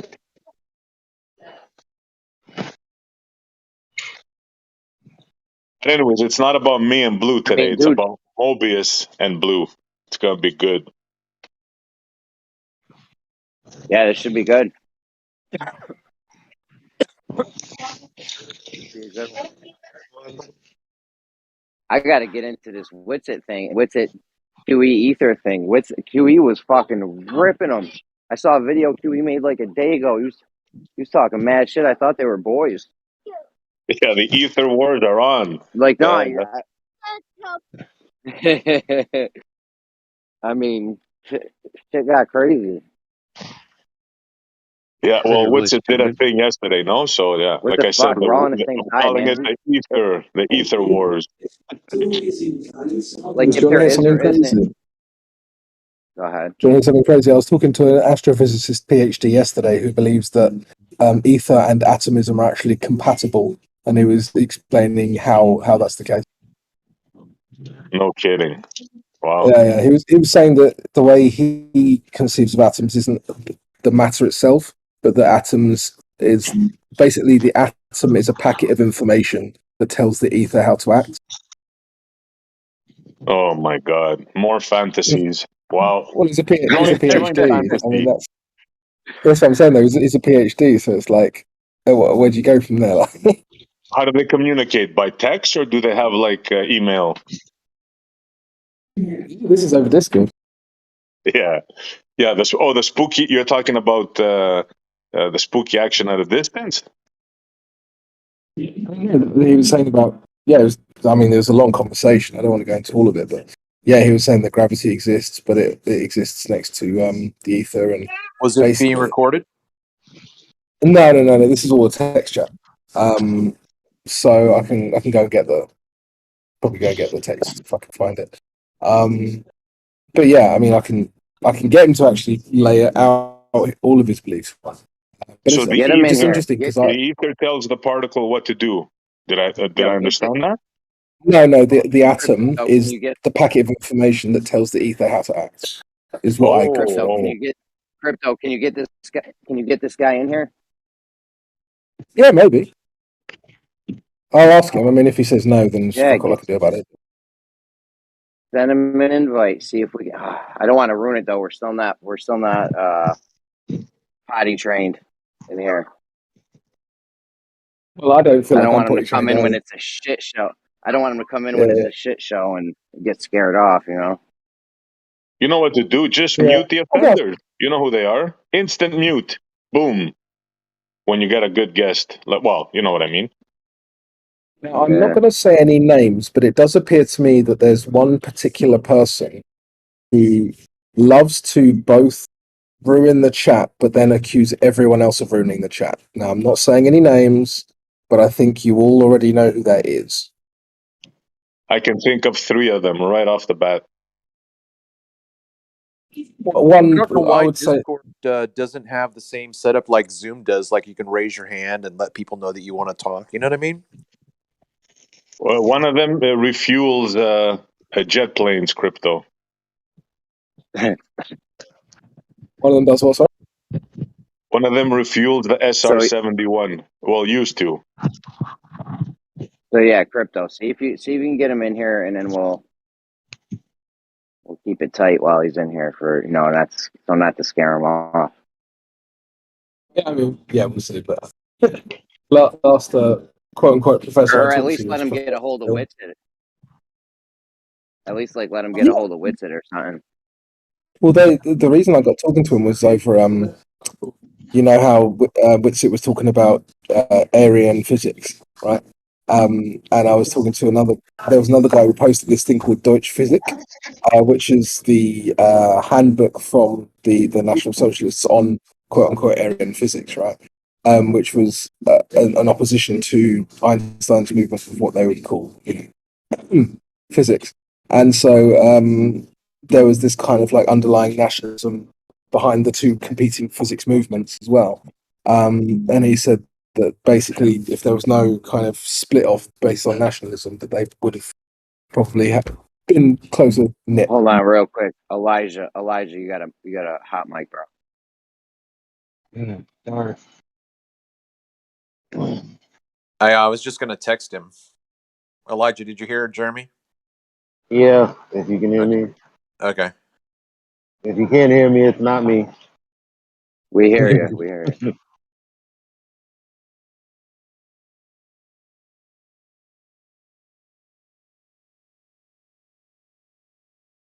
Like, I only listen to that like the first not the first. I always skim forward because they talk about a lot of just random shit. But like once you start getting into it, the first like 5 minutes was like, I don't know. He went at Witsit fucking hard. I gotta go back and watch the whole thing. I mean, I don't know. I'm in between on the ether. Maybe it's a thing. Maybe it's not. I don't know. You know, how do you tell? Yeah, who's this guy you're talking about, Crypto? There's a guy in another Discord that I know. Is he like a scientist or something?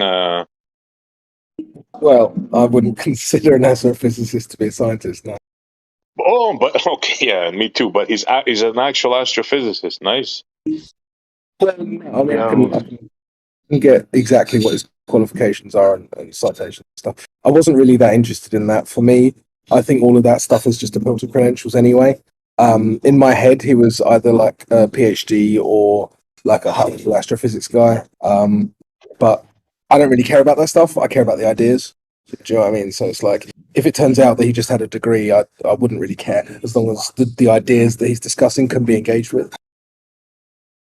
Yeah, for us, it's actually meaningless. I agree with you. Astrophysics degree. After all, Neil deGrasse Tyson has one of those. But for the Globers, that shit's supposed to matter, though. Exactly. Yep. Yeah, but that's I mean, like I don't thinking have about. any faith in his PhD. Go ahead, Travis. I'm just gonna say I was gonna draw an analogy. That's like thinking that a clinical psychologist has a perfect life. You know what I mean? Simply because he can psychoanalyze someone's behavior and help them solve their problems doesn't mean that he's without problems. So simply because you've got a degree doesn't mean that you're going to think about reality appropriately. You know what I mean? Yeah, of course. That's Yeah, why I but in don't a care sense, about it. yeah, but in a sense, that guy has more credibility than. Listen to Yeah. this word, astrophysics. Yeah, Right? I've been trying to think about having a conversation with the guy that I had on my channel, Dr. Nave. He's an astrophysics guy, and as soon as Sean Hawkins got my paper removed from the website, Dr. Nave emailed me, and he apologized because he had to take my paper down, but he then went into all of the evidence that he wanted to present against flat Earth from his perspective, right? And his primary claim was GPS satellite shit that was. So I was thinking about, well, since the cat's out of the bag, I was like, maybe I should have a conversation with this guy, about his field, right? And just be asking him questions to see if I can get any good conversation with him, but I haven't done it yet. That's what we should be going after. People with, not for us, because obviously we don't care, but people with credentials. The more credentials, the more PhDs and Qs and S's they have on their names, the better. Well, see, but think about what he said in my interviews. The one thing that he will say is, I don't understand mirage refraction, right? And so a lot of the comments from the ballers in the comment thread on those videos is, why are you talking to this guy? He totally says he doesn't understand refraction. Like, why? I'm like, dude, this guy's an astrophysicist with a PhD, right? The fact that he's saying that he doesn't get this whole thing with mirage should tell you something. You know what I mean? It shouldn't be a negative against him. It should give you they made it up. a That's wake what up that call. means. Are you trying to talk? Well, it's the extreme. Sorry. It means that this kind of topic and the context around it was born out of this debate, not that it was outside of this debate. Ergo, yeah, they made shit up for the last 4 years. The globe earthers, I mean, the anti-flat earthers or whatever. Well, I mean, I think that it's telling. I do think that it's telling that the science, right? Because Dr. Nave is just being honest with me. He's looking at the literature. He's putting the literature on his website, so he knows the content, and he's saying, I don't get this. But to me, that means that he actually has cognitive dissonance in a sense where his direct experience I would say he didn't say it this way, but I'm putting my spin on it. The literature conflicts with what he thinks reality is, and he doesn't know how to make it work. You know what I mean? And so one of the things that when I was walking through in my first interview with him, when I made a statement, this was before he knew I was flat Earth, and I was just trying to present the science, and we were going through Andrew Thomas Young's stuff, and I was walking him through my critique of Andrew Thomas Young, and he got to the point to where he asked the question. He goes, "Well, what about the curve of the Earth?" When I was just talking about the nature of mirage, he got to that point himself where he said, "Well, wait a minute, this is actually going to address what I think the Earth is."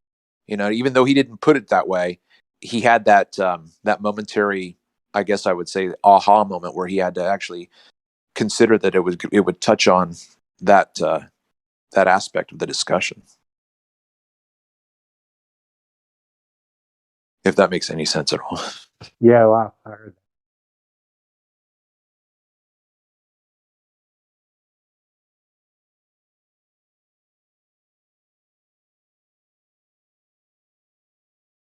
Yeah, I just messaged him again. He has a degree, but he's going for his PhD. So, or at least considering going for his PhD. It depends how you read it. Is he relatively young then? So, I actually don't know how old he is. I've known him for a few years, but I don't know how old. Let me ask. I mean, he could be in his early 20s, you know, mid 20s. I think he's about 24, just by his other interests. Real quick. Yeah, go on. Are you still in the middle of this guy? Don't want to talk about something we talked about last night. Go ahead. So that Andrew Thomas Young thing, when he says the lapse rate, if you have an increase in lapse rate. Oh yeah. Is he? But they said something about a model or something before that. You never damn me that citation? Reference? No, I did. I pasted the I'll just get it real quick. All I did was just paste you the link to the website. You're gonna have to look it up yourself, but I pasted you the link. I'll do it again. Oh, did you? All right. Yeah, you just might have missed it. I thought I tagged you, but you might have missed it. I'm gonna put it in. No, don't. I never read that chat. Send me a DM. Okay, I'll put it in the DM then. Okay. It goes down in the DMs, right? That's what the kids are saying these days.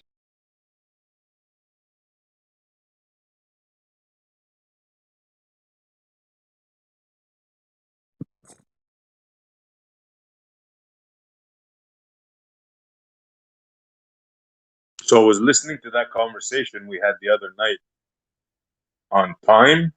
Man, I fell asleep a little bit, but you guys were going on. I got to put that out. That was fascinating stuff. Everybody got into it. Like, Yo, get that out there, bro. Get that out there. yeah, that was a good one. Give us a shout out. Give us a shout out on your channel. I always give you guys a shout out, man. Always. You're welcome, bro. You're welcome. Yeah.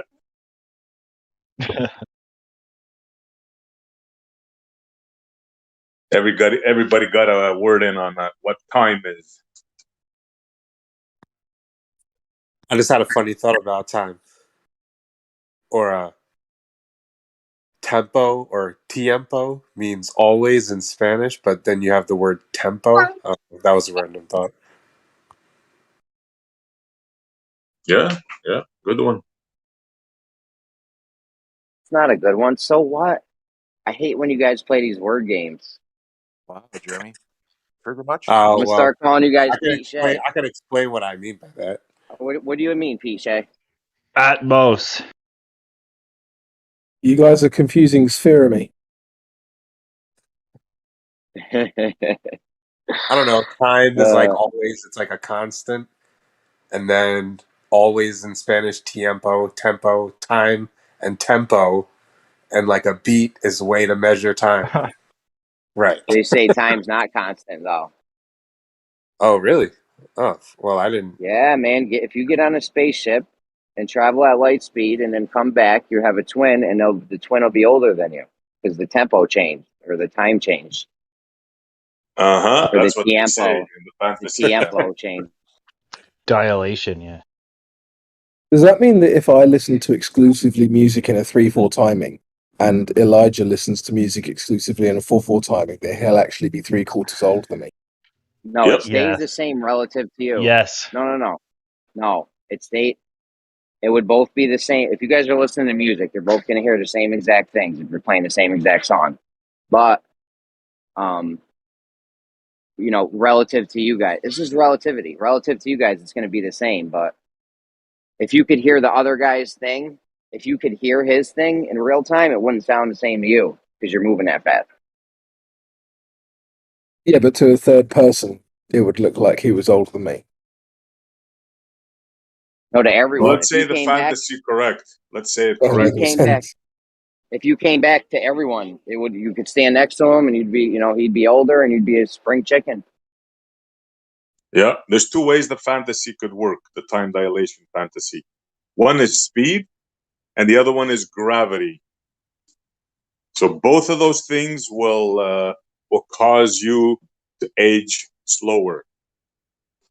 Like they say, if a person's on the ground floor and a person's on a skyscraper on the 50th floor, the aging is different due to gravity. Yeah. No, that's because the Earth is spinning. You're moving faster the higher up you are, right? You got to move faster to keep up with the position. I think Right, that one think is about it. based on gravity. I'm not 100. I'm pretty sure that one's based on gravity because there's two instances: gravity and speed. I don't know if I've ever heard the gravity I'm one. not 100% sure on that one. I'll check it out, Jeremy. But I'm almost certain that one. You know, they say the Burj Khalifa. They use it as an example. I think it's gravity. Yeah.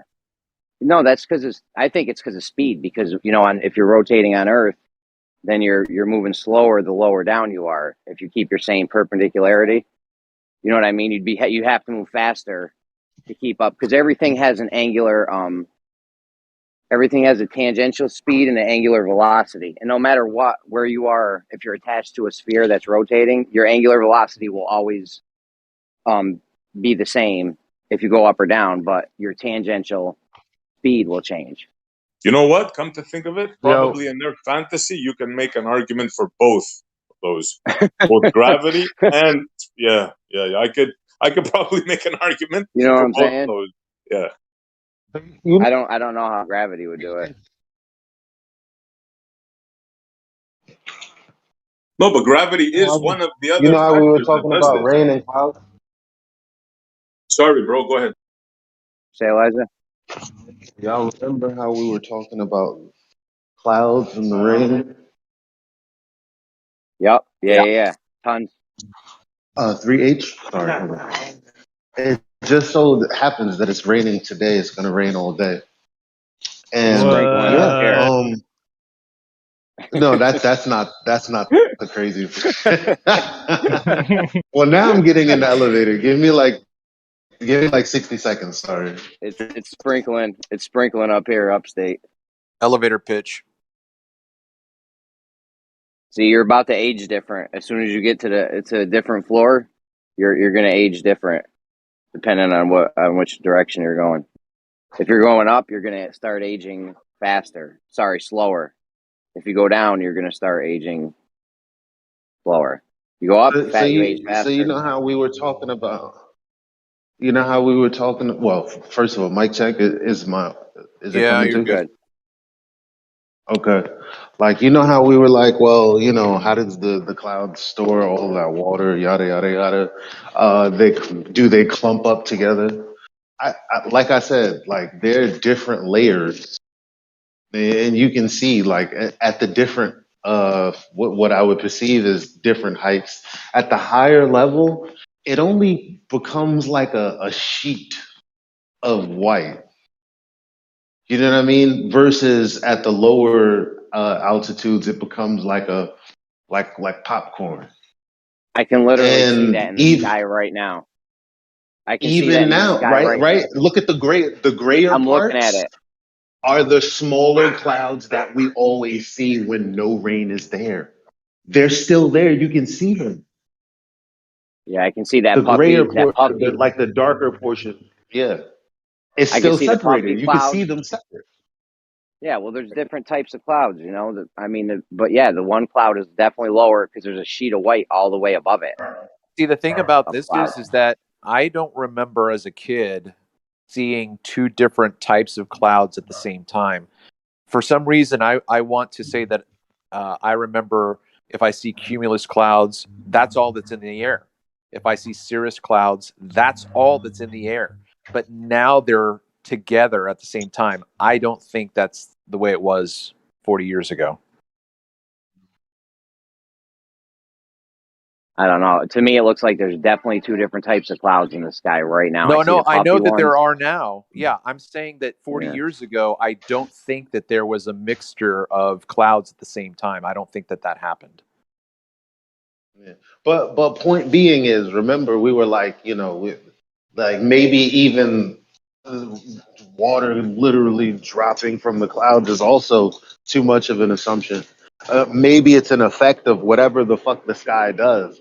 Yeah, Since I we're think always it's talking about the sky being some kind of mechanism or some kind of material or some kind of this or some kind of that, what if it's also something up there activates and then the effect we see is the clouds? Like, but it's really not the water itself. Like, what if that's the case? yeah, I correlation. don't know. I don't know. No, I yeah, don't know. yeah. I mean, think I've we seen just it rain with no clouds. You ever have like a sun shower or something? I've never seen that. Yeah, sun like a sun. It's yeah, sun shower. That's what they call it because there's no clouds. I've only ever seen where oh no, that doesn't make any sense. Never mind. I'll have to look next time we get a sun shower and check that out.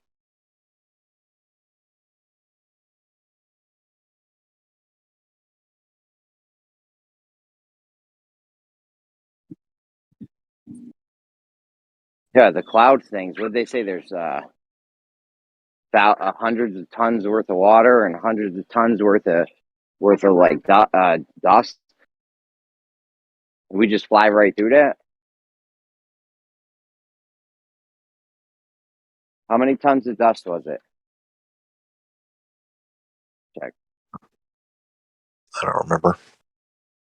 Tons though, tons and tons of dust. I know one dust particle alone is nothing. You know, you could fly through one dust particle. Sure, I'm with that. Hey, You know, Jeremy,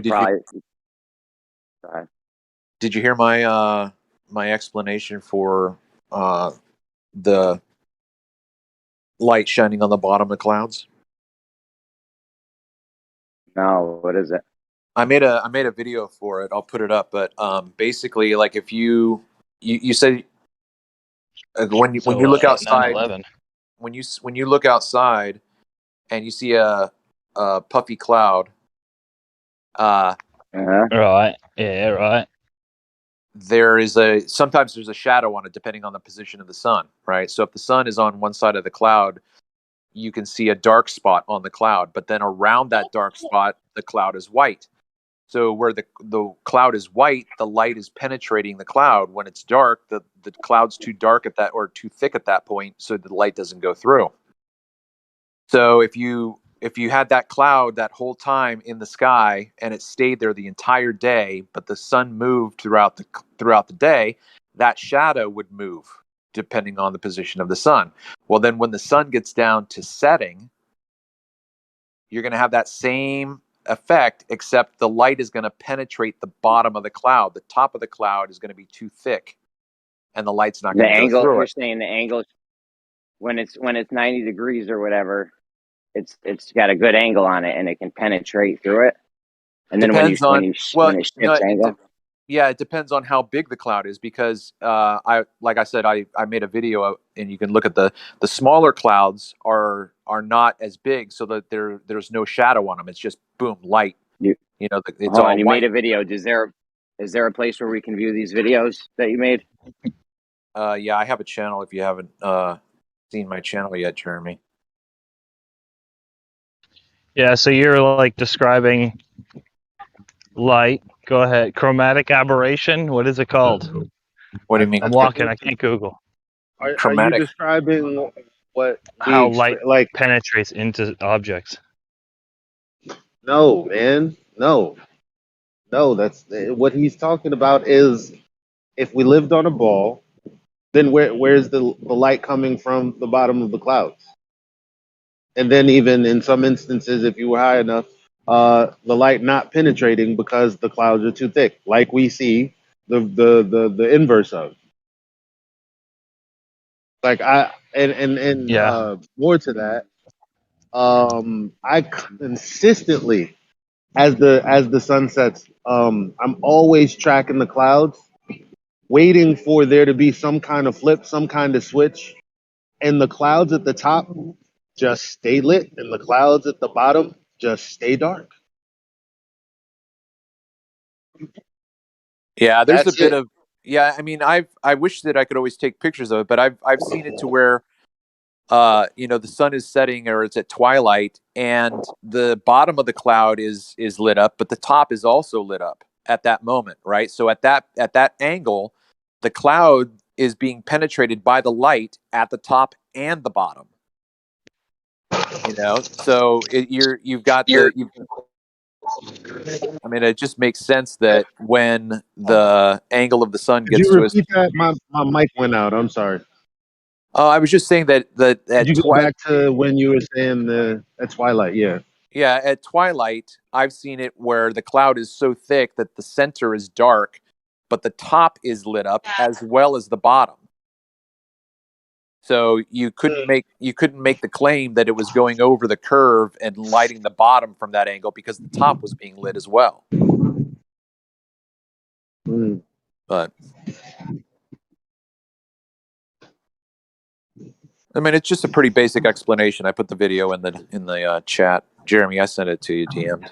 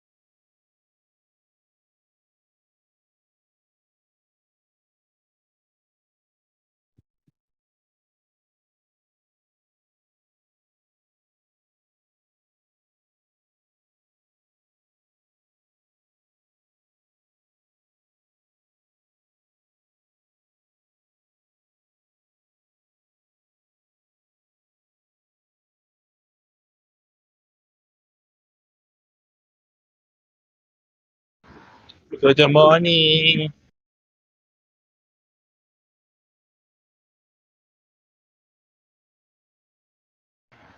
Is anyone talking right now?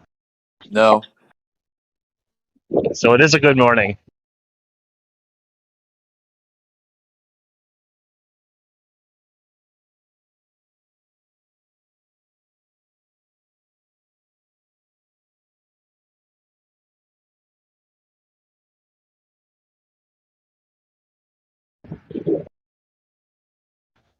That was a lot of circle jerking there. I was listening while I was walking to the store. What, talking about stuff is circle jerking? Yeah. Depends on what stuff and with whom. All right, so do you want to take an opposing side then, or what? No, I mean that's why it was a circle jerk, because nobody was taking an opposing side. It was just like it was good. It was good banter. Anyone's free to step up and challenge anything anyone says. We do it to each other all the time here. No, I know. That was that was particularly rapid fire. Let me ask you a question then.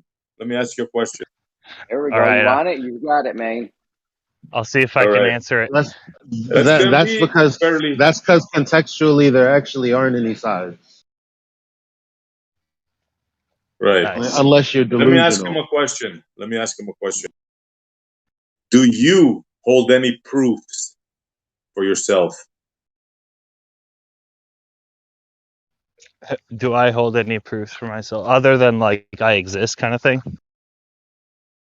Anything. What's a proof? Let me put it to you that what's a proof to you? Like for you yourself, you can bang on the table and say, "Yeah, that's proof." Yeah. Yeah, I could say that. And like, yeah, that I exist. That you exist. That's all you can. That's all you can prove.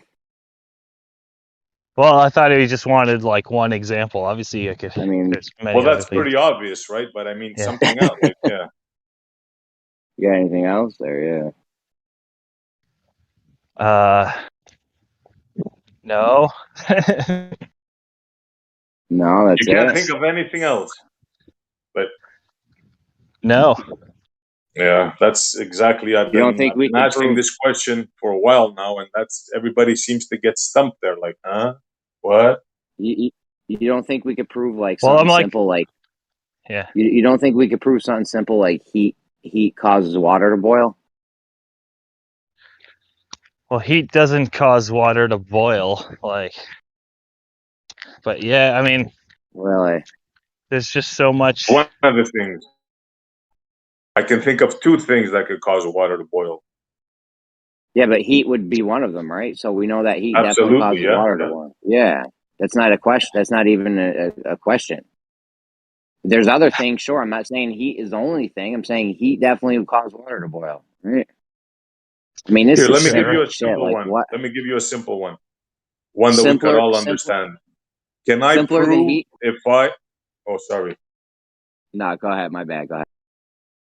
I was just going to say a simple one. Can I prove that if I keep somebody from having water in any shape or form intravenously through the mouth for, let's say, 6 months, can I prove that that person will not survive? I have no idea. I couldn't follow the question. If you don't drink water for 6 months, will you die? Plain English. Yeah, you'll die way before that.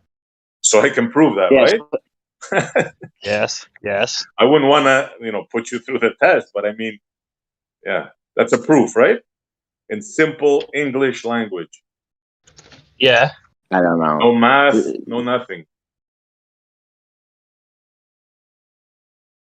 Yeah, so there's a proof. I gave you a proof. So you can't think of a proof on your own? You don't think there any proofs exist? I mean, sure. Pizzle, do you not understand heat causes water to boil though? I mean, what are we? Well, yeah, I get heat causes water to boil. Yeah, I mean, so the thing SC gave, the thing I gave, like these can all be proven in reality, right? Sure, yes. Go on. Is there a question or what? Yeah, you. We're just Do you have a proof? That was my original question to you. You came in looking for a combo, right? So I asked you a question. Well, you're asking me to come up with a question and a bunch of shit to say. I'm not doing that. No, just what do you? You don't have to, bro. You started this. Yeah, I You know. don't He have to came do in anything. bitching it. Yeah, he I came didn't- in I bitching didn't- and moaning about a circle jerk, and now he's like pussing out. Yeah. The Oh, he's question, circle though, the question is just causing me to want. I don't want to think that. I don't want to think about anything. Like, Why did you even open your mouth, bro? Yeah, why'd you? What the hell does that mean, bro? You see, I broke him with one simple question. Come on, man. Is somebody playing Galaga? Sorry, that was my phone. I got a thing. Yeah.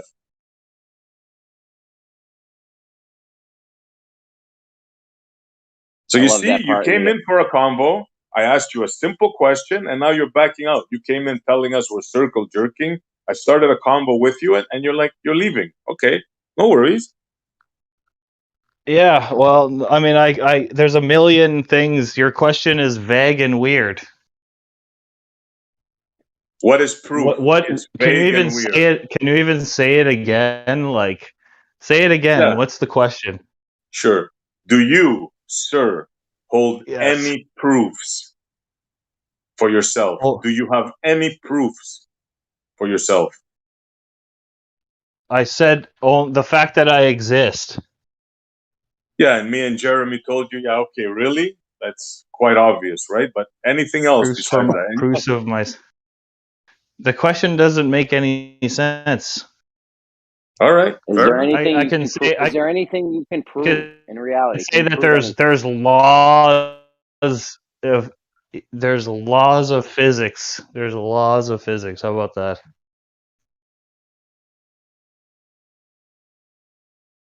Listen, Laws is there of physics. anything that you Okay, could all right. Yeah, that works. is there anything that you could prove? Like, let's say me and you were just standing there, right? And you want to make a claim about reality. Is there any claims about reality you could prove to me Yeah, using the laws of physics, for other example. than you exist? Obviously, you exist. Yeah. I'm standing there looking at you. That's obvious. Is there like another one?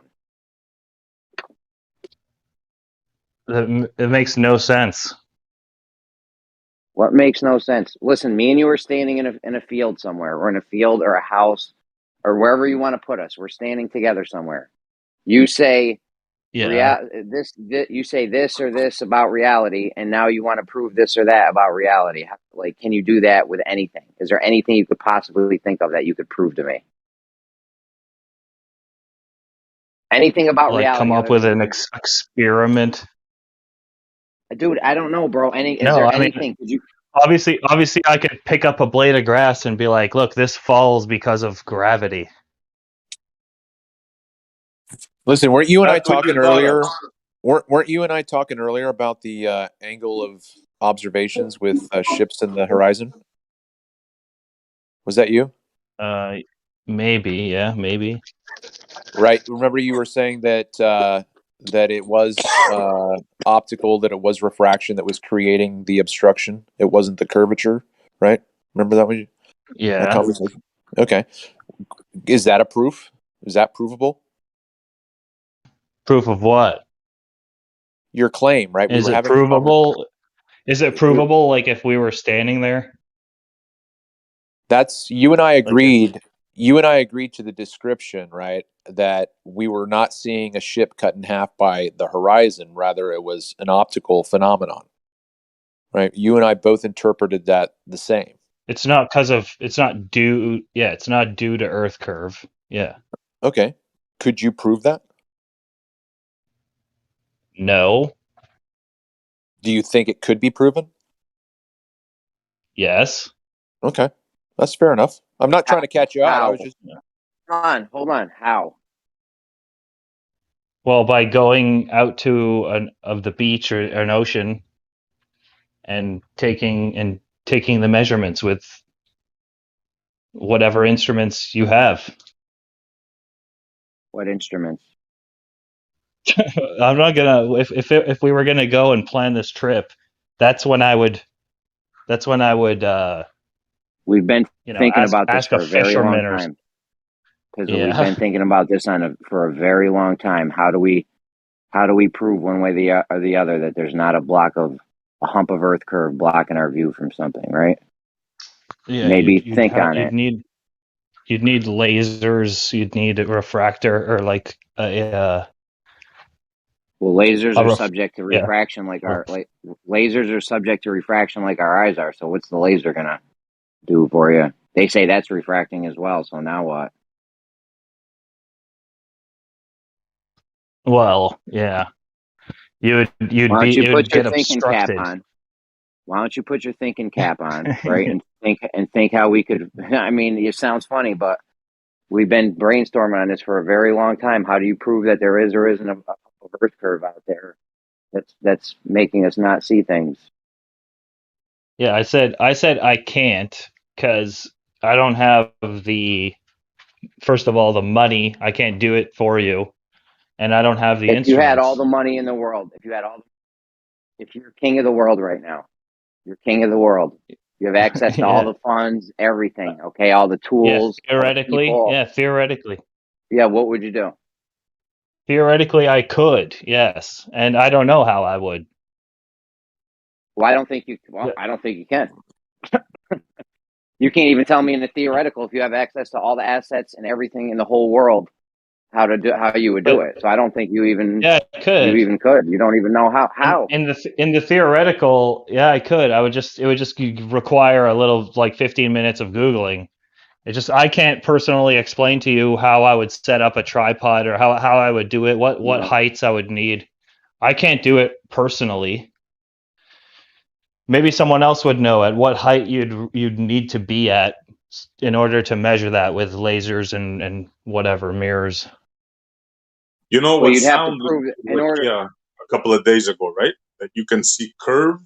If you have 20/20 vision, you can see curve right from the beach. And he also told me about a month ago, I have it on tape, that if you stand at the shore, there's a 90-foot hump of water. Lake Pontchartrain? So what do you think about that? Well, it's all optical, right? Like it's obvious, unless you're talking about surface tension of like still water, like that's different. No, But he doesn't say it's obviously optical. Doesn't say it's optical. That I would just disagree with him. That's it. With which one? Because which one? Like, he's not seeing Earth curve. He's seeing a limitation due to his height and perspective. And how about the hump? The 90-foot hump? Well, see, if you were to, like, draw this out on paper, it would be like a 90-foot hump, like, optically. It would be it wouldn't actually be it's if you were to draw it out and put it on paper. Yeah, but listen what you're saying. There's two conflicting thoughts here. One is you can see a drop with your eye, right? Yeah. From the shore, the same shore that he told Rakia, he soundly told me that I can see a hump. So in one instance, there's a drop that clearly can be seen. And on another instance, there's a hump. How does that square? How does that work? It's meaning you're only seeing the half of the hump that's closest to you, and then the top of the hump is where the horizon is, and then anything past the horizon is the remainder of, like, the downward slope of the hump kind of thing. Yeah, but he told Rakia that it goes down, and he told me that it goes up. We know that it doesn't. It's just optical from ground level. If you're observing it with just like a camera or your eyes, you'll see it bending like weird. You're like, why is that bridge bending like that in this photo? But it's just all optical illusion. It's not actually following. So you disagree with them then? So you disagree with Soundly, with Blue, with all of these guys? I do, to a certain extent. If they're saying there must be some miscommunication going, but well, they're saying two things. It's like holding two opposing thoughts in your head at the same time. They're saying that it both drops and humps.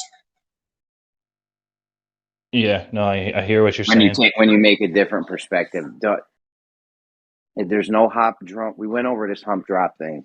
I see. Come on, man. You make a horizontal from your position. There's a drop on a globe.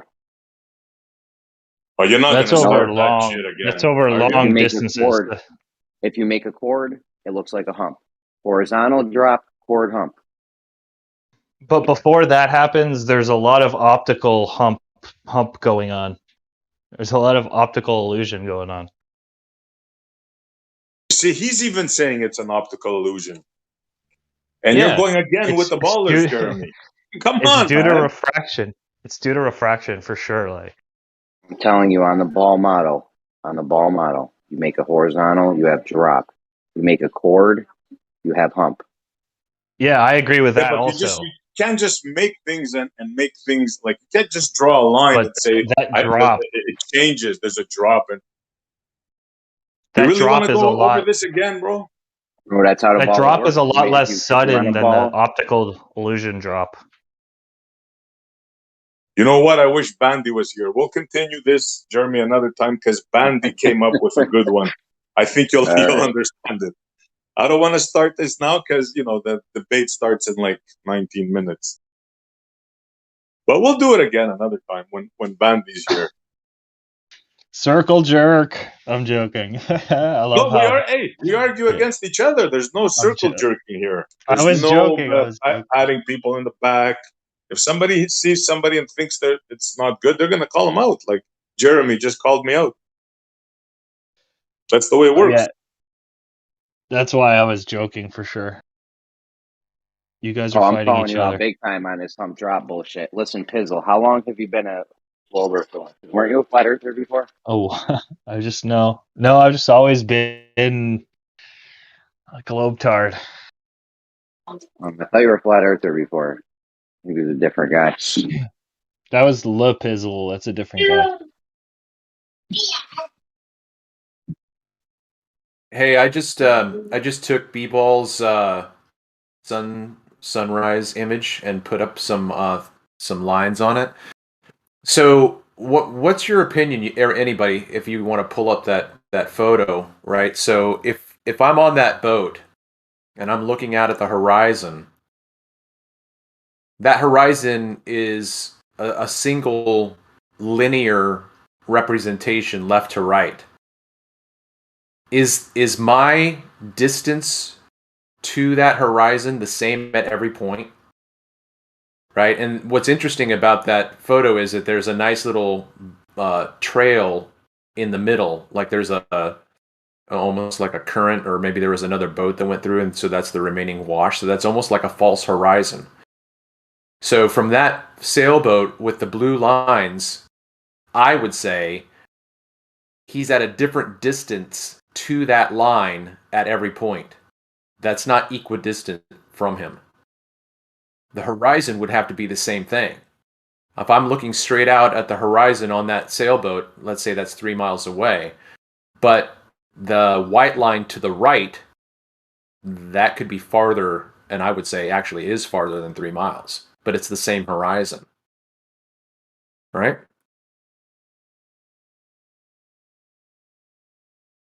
Yes. Anyways, I'm like, gonna take off, guys. Yeah, here. All right, It's, see ya, Essie. they're different. Don't forget the debate, guys. It's a cone. You have a No personal doubt. horizon, and it is circular shaped. It's a disc shape. Like if you were to increase your altitude, it would also go further away from you, and if you were to come back down to the Earth, it would decrease in its size. No, I get that, but and it's circular. It's as circular as your eyeball. I understand that, but let's say each of those white lines goes to a target. Let's say there's a boat at each of those points. My suggestion would be that those boats are different distances from me, even though they're on the same horizon. Yeah, well, first of all, the ones on the right and left would be further than the center one, right? Correct. And it's still a circular, so it would be a semicircle, like it would be like a ice cream cone shape, or like a cone shape. Your line of sight is a circle, like a big circle. Yeah. It's not a perfectly straight line horizon. Like the things, right?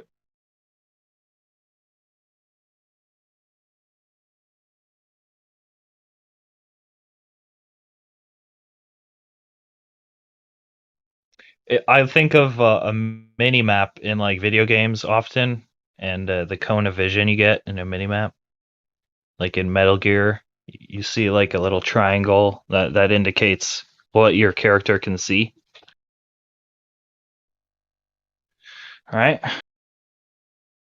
I'm following you. I don't play online games or anything like that, so I don't know. I have that experience, but I'm trying to understand what you're saying. Oh yeah, well, it just shows, like, say for example, you're going down corridors, like first person perspective in the game. The mini map will show a top down perspective, like a dot is your character, and then it shows a cone of vision, and it shows basically if you're too close to an enemy, it'll show like that they can see you and their cone of vision. Like their cone will go red, for example, if they see you, or if you get within their cone of vision. Yeah. Yeah, so it's always like dealing with the eyeball, I guess. It's always circular, so it looks like a dome. Like if I were to step outside and look at the horizon and the atmosphere and everything, I would be like, this looks dome shaped, but that's just an effect because of the way light comes into our eye.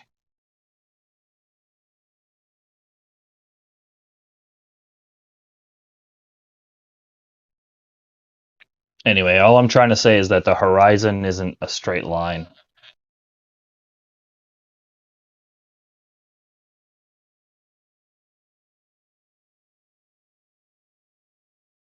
Yeah, I think that is a troublesome reality for claiming that the horizon is curvature.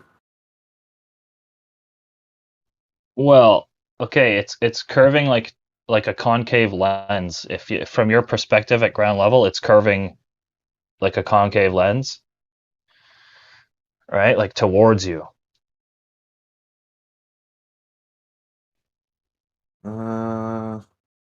I don't know that I can concede that. Unless you mean something else, and I'm not understanding your meaning. But concavity is like you're looking at an upside down bowl, right? Yeah, like you're looking at 180 degrees worth of vision. You're looking at a semicircle, half of a semicircle, and then if you turn around, you see the other half, 180. So you're putting yourself in the middle of this concave circle of vision. See Doofus's No, I've got him blocked. He posted a picture. You can see that ring. Like that's all you can see is like within that ring.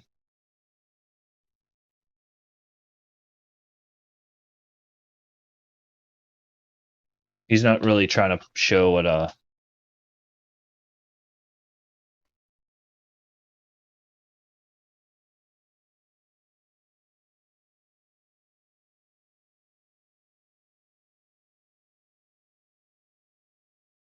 Yeah, but the problem with this is my point in the discussion that we were having before, that if you treat the circle of vision, the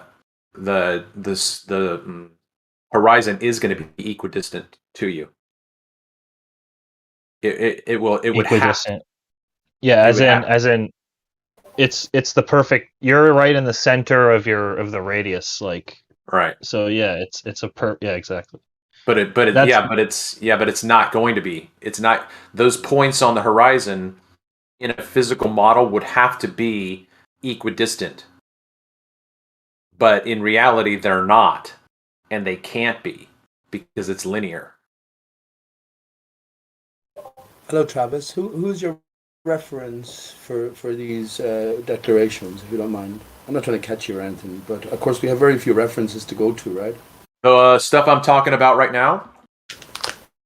Yeah. It's just my own thoughts that I've had. Excellent. And as I've said, there's very few people to go to. Where do you go to, like, you know? So you got to sort of iron them out, I guess, in one's own brain. And as I said before many times, fair play to you for that. Because no matter what we say as flat earthers, we're miles ahead of ball Earth. When something's equidistant to like a semisphere, like your eyeball, that means it's it's equidistant to that. Do you understand? So your horizon is a semicircle. It's a 180 degrees circle. I don't think it's 180, but You got a Well, it's you have a nice 360, but if you turn. We hear you. We hear you. Go ahead, Crypto. You're very muffled. Yeah, you Hold on. can't hear you, man. Okay. Bro, it sounds like you're on the moon. Okay. But you can hear me. There Right? you go. There you go. You're good. You're good. Yeah, right. Give me You a got to sec. add the bleeps. Give me a sec. I have a theory. Can I just say what the guy's trying to get in? I have a theory about what they meant by the retroreflector on the moon. That when we come to realization or possible realization or consideration, let's say beyond Ball Earth, we might consider that the moon is actually a mirror sky. So the reflection will be coming back. So in a sense that the moon itself is a reflection. But I think in terms of decoding there, because it's so easy for us to see through the literal, but that's what I think, what the clue they laid down with the retroreflector, the ballers always sort of go to, bounce signals off of. So we can come back to that later. Pazizzle, when you were addressing what Travis had just said, do you understand that he'd already addressed the reassertion that you made about the equidistance, right? And then within your answer of equidistance, you then neglected the equidistance. So let me give you an example. If you go to a beach, for instance, and you look out, then that point directly in front of you is the nearest point on the horizon, right? Mm-hmm. No, it's equidistant. Yeah, it's but that's equidistant. You have to prove that. Well, you keep, because he reaffirmed the point that it was a straight line and it's not equidistant, and I'm saying that it's actually it's a circle, because if you were to go up at all, it's a circle. Like the circle keeps getting bigger. Right, but you're just reasserting the thing in contention. No. Yeah, you are. Because he keeps saying the distances will be the one. He's saying that it's a perfectly straight horizon, and that the lines would be longer on the right and the left.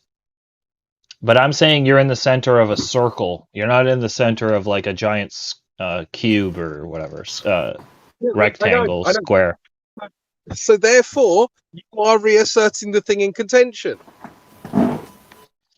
Well, it's a misunderstanding that the horizon is a straight line going from left to right across your field of vision.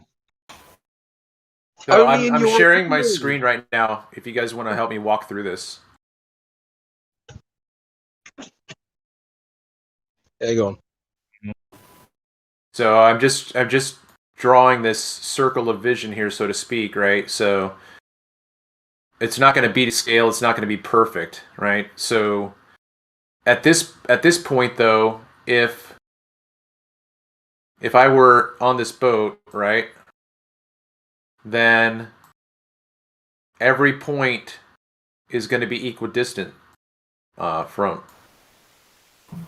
Yo, if you go out in the middle of the ocean and you have a boat drive around in a circle around you, as far as, or you have a boat skim the horizon as far as you could see the boat, you know what I mean? That shit's gonna do like a circular. It might not be a perfect circle, but it's definitely gonna do a circular path around you. So when you look at the horizon, you're looking at a circle segment. I don't think so. No, I disagree with that. So okay, if you go to the middle of the ocean and we drive a boat around you and follow your horizon, it's not gonna. You don't think that's gonna be circular path he takes? No. Well, that's crazy You're talk, good. Travis. You got it. Like, you're drawing the lines right? That's crazy talk, Travis. Now, the person taking the picture of the boat, he'd Uh-huh. have a It's much not- bigger circle. It's not crazy talk because no, you can't experience what you're saying. Even though we get what you're saying, like you said, the horizon is a circle around you. No, to you, it's a straight line. Now you can make a circle and see that there's no change. That's not the same as saying there's a circle around you. Now, also, it's not like you can take a boat and someone can take a boat and with your perspective, say a perfect circle. Like, these aren't things that aren't possible. So at the very least, you can't say that's crazy talk because the shit you're talking about is not possible. It's conceptual. Listen. We But the could definitely horizon go. is a Me and straight you could line that hold if on, you man. turned in a circle would appear to be a straight line regardless of what orientation. A Yeah, it straight looks like line regardless of what orientation. all right. It looks like a straight line from the guy in the middle's perspective. It would look like a straight line, but we know that it's definitely a circle, and you're looking at a circle segment. No, I think How do that's a you not see that description. this line of argumentation is the same as when the ballers use orthographic view?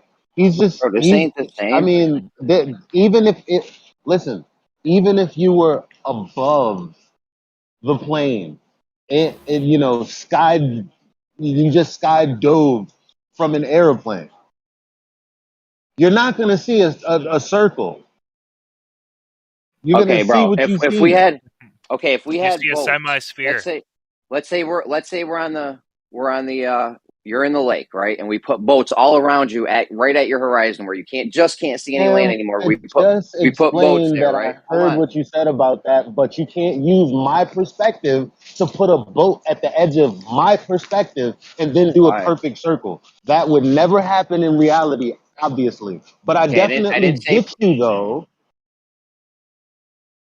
You'd see yeah. half a sphere. The guy skydiving You're saying let's imagine. I already imagined it the first time you said it with one boat. Why do I need two now?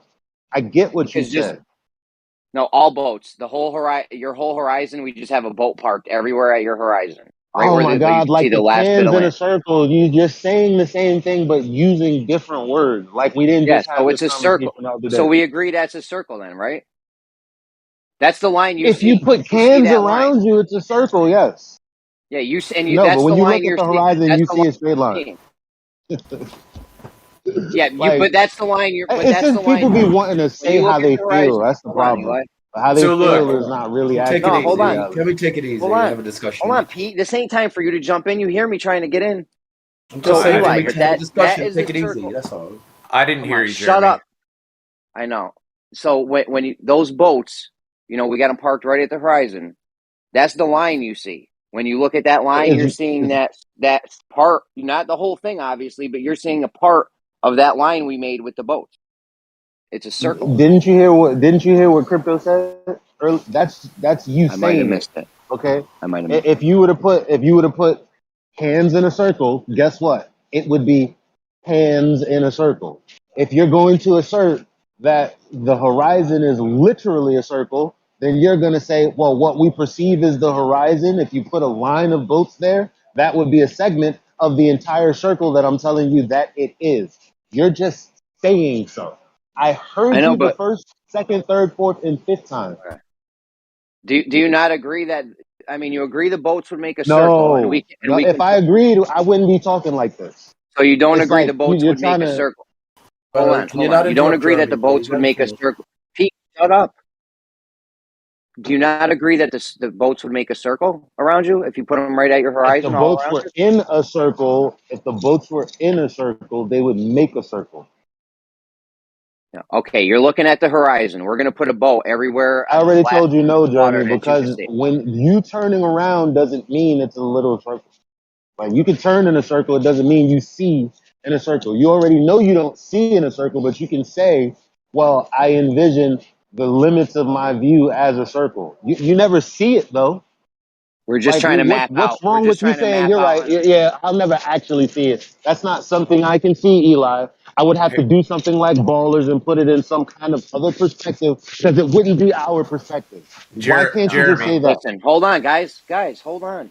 Okay, So man.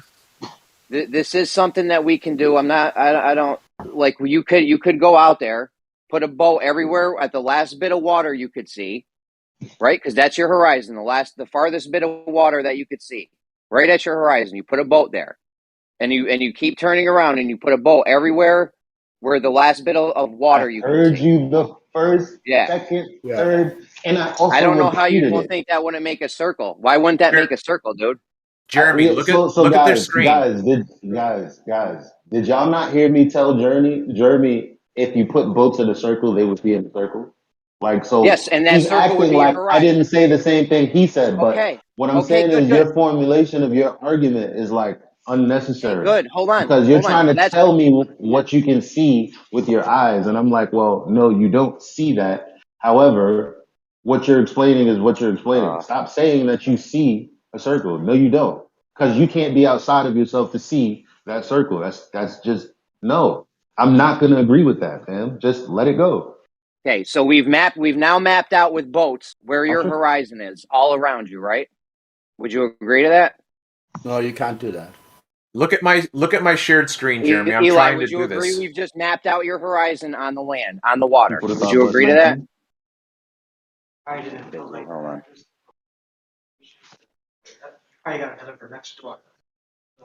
What you You working? can't do Your that, hot mic, Jeremy. Eli. The Eli, your hot horizon will mic. look Hold on, guys. further in some directions than in another. I know, Pete. Hold on. Eli's hot mic. And you're next, Pete. Go ahead.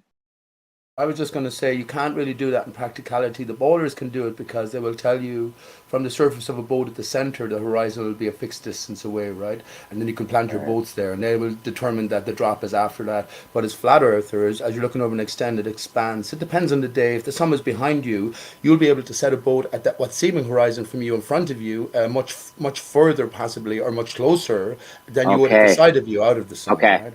Okay, cool. I'm not saying it would be a perfect circle, obviously. It's definitely not going to be a perfect circle, guys. But it's going to be circular in shape. In theory, And we yes. can, and I'm not doing what ballers do, because you can literally go do this. You can go put markers or something all around you to the last bit of land or water you can see, right at the horizon. So now we've got the horizon mapped out on land. We can get up above that, like you could have a skydiver or a plane or something, and see that shape the horizon that we've mapped out around you is literally circular. And when you look at it, you're not looking at something different. You're looking at the thing we just mapped out, which would be a segment of the circle. Since you don't have a whole 360-degree view, you're just viewing a segment of it. I don't know why we're even arguing about this. This is silly. It's true. It's true. As we rise higher, we'll see ever increasing circles as we do 360 degrees, because you'll always come across as you go high enough, the cloud horizon where it meets the land. Yeah, I think that what's the point in going against that? That's true. I don't think Eli's going against it, but it's just a sort of indicator. There's nothing real nothing tangible to be gathered from it. It's just an indicator.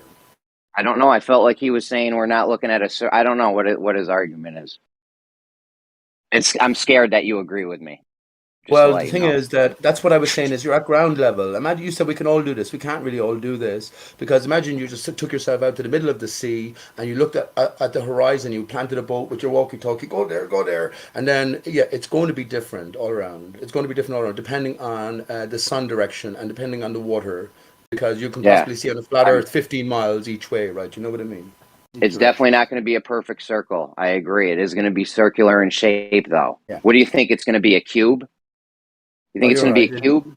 It has to be circle. Draw the picture for your child on a boat and tell them you're turning around 360 degrees on a boat, surface level of the ocean. Tell your child what picture they would draw. They would draw a circle. As the boat was lifted up, it would just, in the open ocean then it would just be ever increasing circles. That's what we'd see in.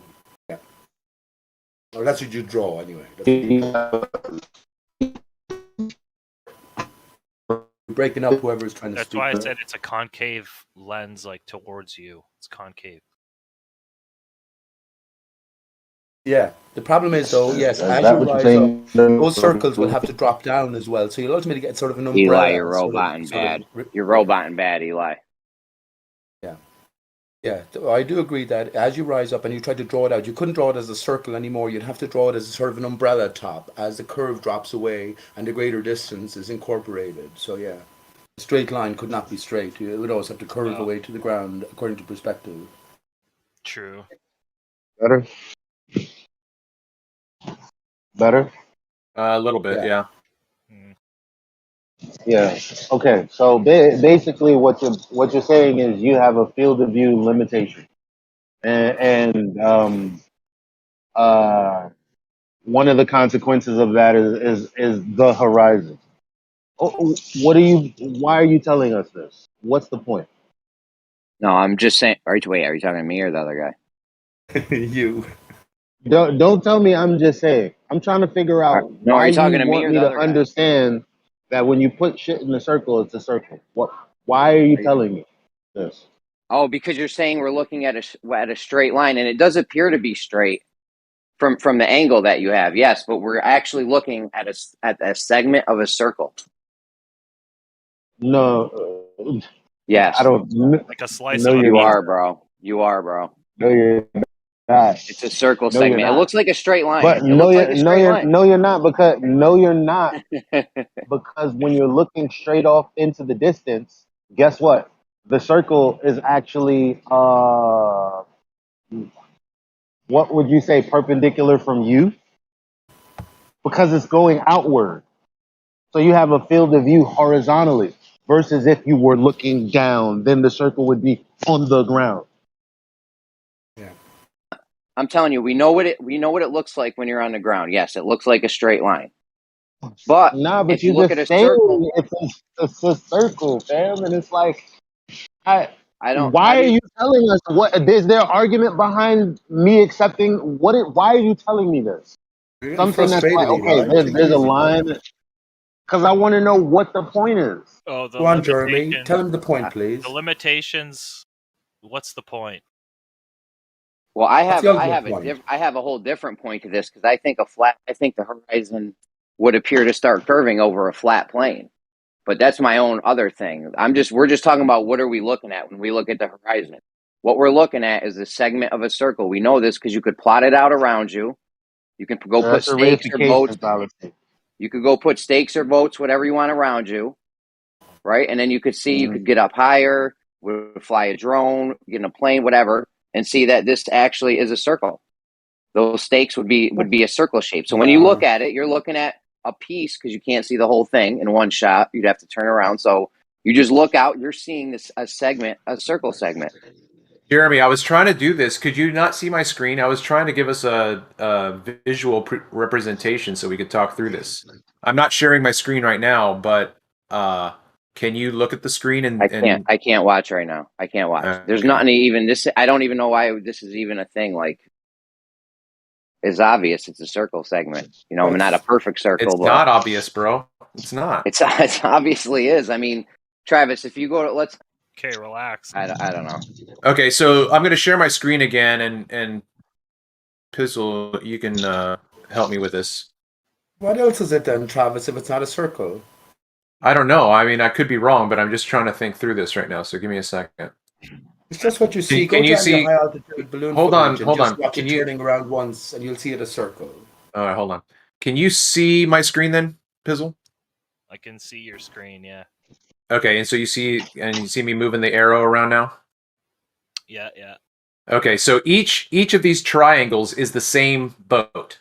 Okay, this boat is this boat. This boat is this boat. This boat is this boat. There's only one here because I have it on the same line.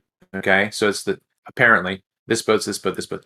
So I don't see this way. In this field of view here, this is not how I see the horizon. I see the horizon straight across. Mm-hmm. Right? Yeah. Okay. Yeah. So I'm just trying to think through this right now. If you from right now, you would have to, from the camera's perspective, right? The camera is only seeing. The camera has we're only seeing a sliver of the camera's degree of vision, right? Like we're seeing. Yeah. I mean, you'd have to draw it to the not to the boat, to the camera. Oh, whatever. Look. I know you're about to go into a more, maybe a different point altogether, but if you were to put hands or boats or buildings or whatever, obelisks somewhere in the sea on the horizon, your horizon, guess what? Your horizon is not a literal place. Yeah. Right? So it's the perspective of your ground and your sky meeting a limit. Now, if you were to put boats on that line, guess what it would also be subject to? Perspective.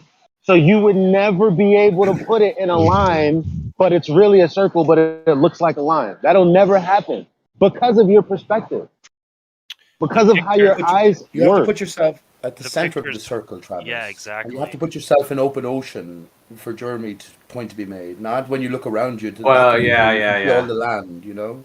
Well, I get that, and earlier I had the diameter of the circle drop below the boat itself, but I get what you're saying. But I think this is enough to get the visual representation that if this is a circle, then it would mean that each of these boats is equidistant from me.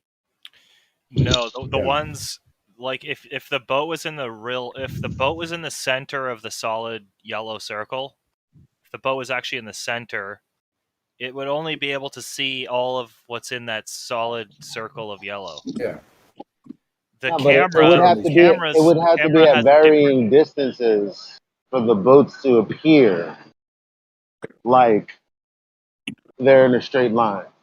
They would have to be at varying distances because of the way our eyes work. So just hypothetically, you cannot, like, it's just not possible.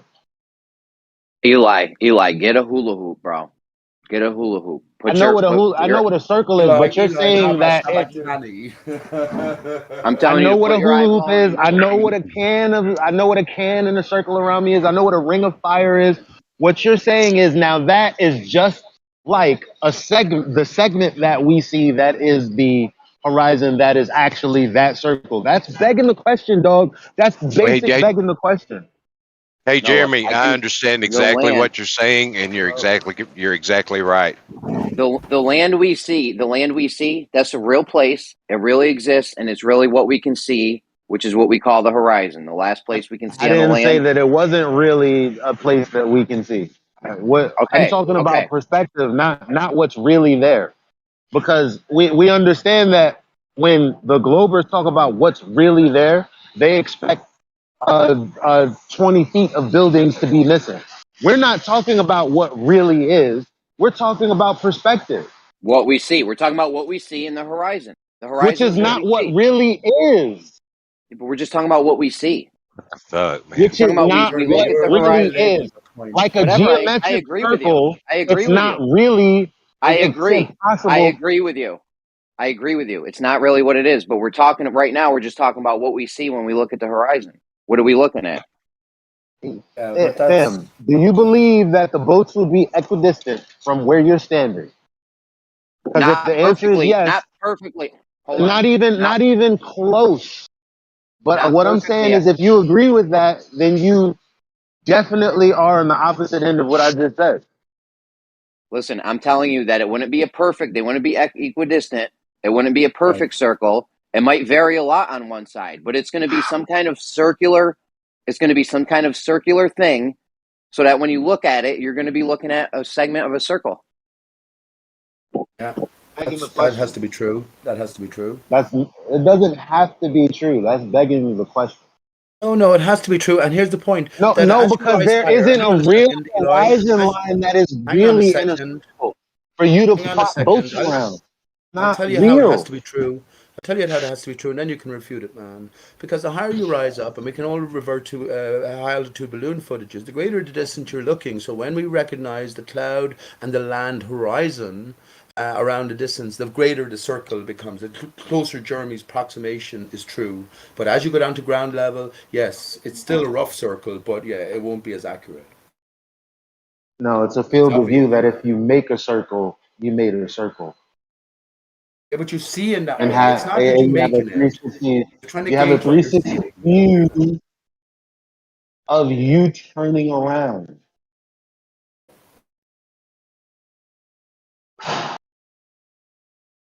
From your perspective, you see a circle. That's how can you refute that? Because you never see a circle. You make a circle, you never see one. You make a circle. You cannot see 360 degrees around your It's in your head. mind. You're never going to It's in your see a mind. circle. You're It will not going to see a represent a circle fixed if you're looking distance. up. You're not going to see a circle if you're looking down. You're not going to Yes. see a circle if you're looking straight out.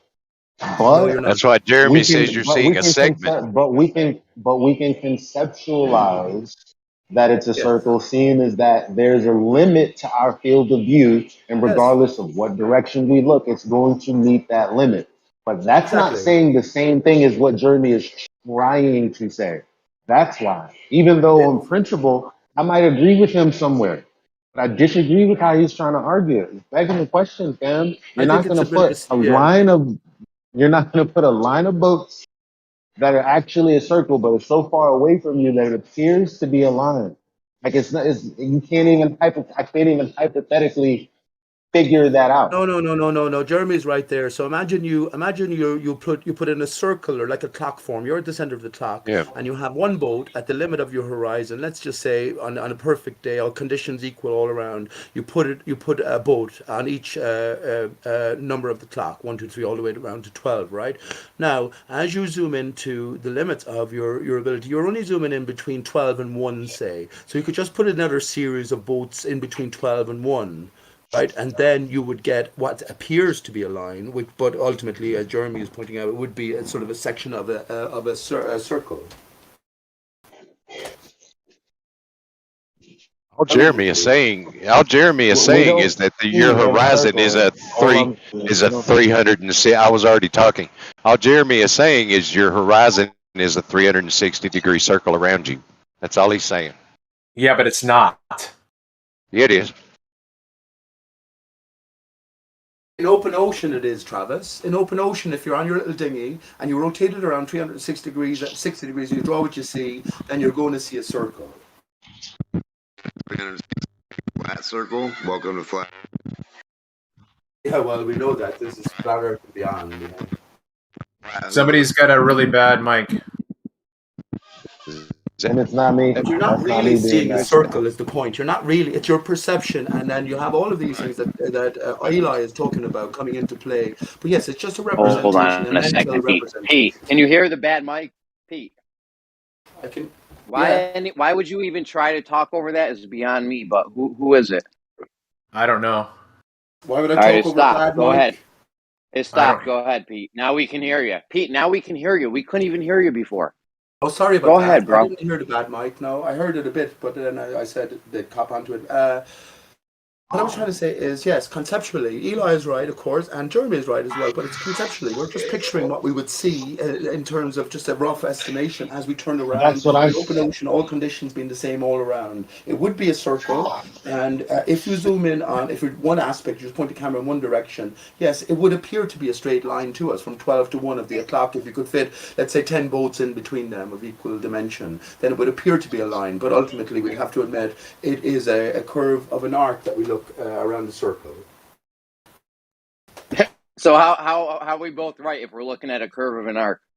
Because Eli's saying that we're looking at a straight line, right? Is that what you're? You're not looking at a curve of an arc. You're looking at a corridor, and you're looking at the limit of your field of view along that corridor. You make a circle. Every point along that circle that you are making, you are looking at the limit of your view. You're not seeing a circle. Stop saying that. If you were to just write that down and somebody was to quote, "I'm seeing in a circle," that just sounds crazy. This So is I'm why. not saying you're seeing. Hold on. I'm not saying you're seeing a circle. I'm saying when you look That's at the what you horizon, said. that line of the land. Hold on, man. When you look at the horizon, the land part where the land is, that land is actually a segment, a circle segment, not a whole circle, just a segment of one, because you're only looking at a piece of a circle. Okay, but this is why I started this conversation with Pizzle, is that if you're standing where you are and you look out with no obstruction and you see in front of you the limit of your field of view, and you've got a line in front of you, which is the horizon, to your very left, let's say at 10 o'clock, and 12 o'clock is straight ahead, and 2 o'clock is to the right. If you have something at 2 o'clock on that horizon and something at 10 o'clock on that horizon, they are not going to be the same distance from you. Just like whatever. And I'm not saying, hold on, Travis. I'm not saying it's a perfect circle. I've already conceded to that several times. You might get an egg-shaped. Let's say you got a black swan on one side and then a 3-mile one on the other side. All right, yeah, it's going to be a crazy, this crazy oblong oblate shape or whatever, but it's still going to be, when you look at the piece of it, you're looking at a segment of curved water or land or whatever. The way you're forming your sentence, German, is a reification fallacy because you're not seeing a segment of an arc. Although That's the point of this. you can utilize mind. certain geometry, like you can picture it as a segment of an arc, but that's not what you're actually looking at. Right. You already know that. So, Yes. but then What you do you say mean, right? if you do that, just My bad. Jeremy, Go ahead. you don't have to reify it for what you're saying to be right. But the words that you're using, listen to what I'm saying instead of saying no, that's not what I'm doing.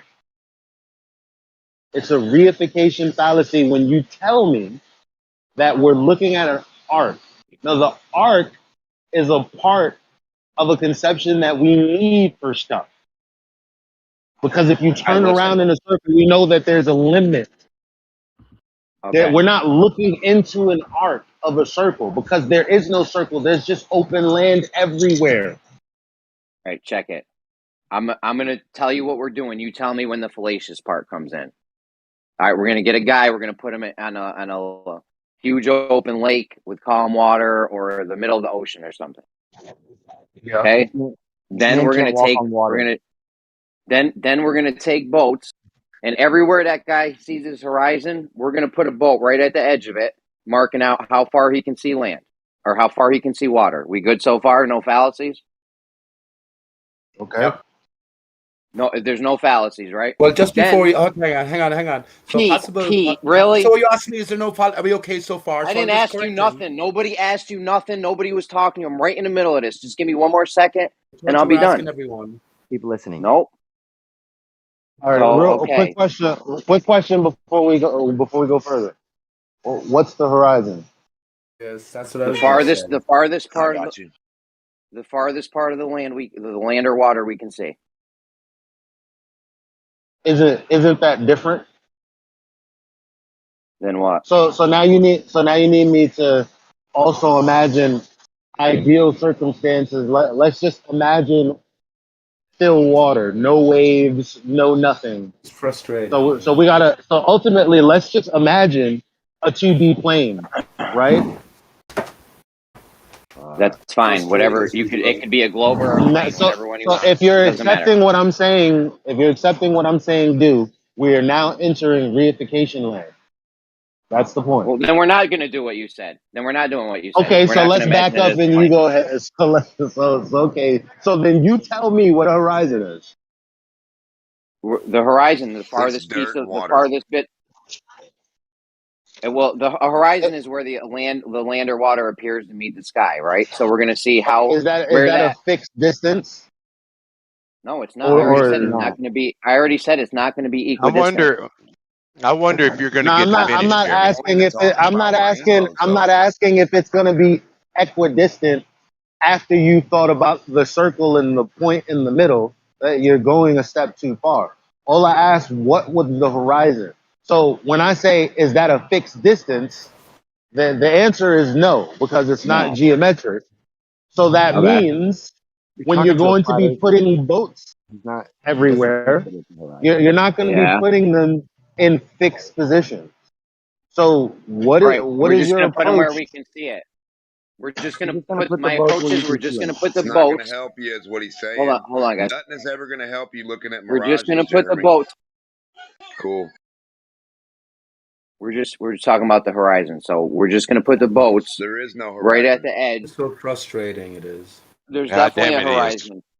Don't. All you have to reification. Not like reification is a bad. There's no horizon if you can't touch the physical one. There isn't a physical one. Does that make the sense to you or wordplay has not? gotten so heavy Guys, that not even the two players people talking. Here's the thing you so got to much do. wordplay and joking around I'm with just going to words. temporarily mute. I got to temporarily mute whoever's talking right now because I don't know what are you guys doing. Can you hear? Can you hear when other people are talking? Can you hear when other people are talking? You seem to be talking. Yeah.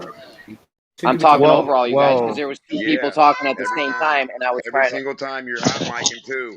The whole time Yo, Elijah was I'm putting you talking, on. I'm make him muting press Democ. If mute. anyone wants You to were know, hot if micing the anyone, whole time Elijah was talking. Bye, if Democ. anyone wants to know, if anyone wants to know, hold on. Yo, can you hear me talking? Yes, sir. If anyone wants to know, why Democ's on mute, this was why. Okay, I was trying to regain control of the room. He could clearly hear me talking. If not, his mic's fucked up, and he needs to go fix it. Boss has Okay, spoken. now Continue, Jeremy. one person at a time, please. Pete, we don't need you putting your 2 pennies in Stop telling me every what to time a do, mod man. thing happens. Just shut up. Stop telling me what to do. Okay, so I have a rebuttal to what you're saying. What are you saying though? That's how are you rebuttaling? And you I'm haven't about to give him the rebuttal to what he's saying. He's saying if you put boats in a line to represent the horizon, you want to know what the problem with that is? I never heard him say it represents the horizon.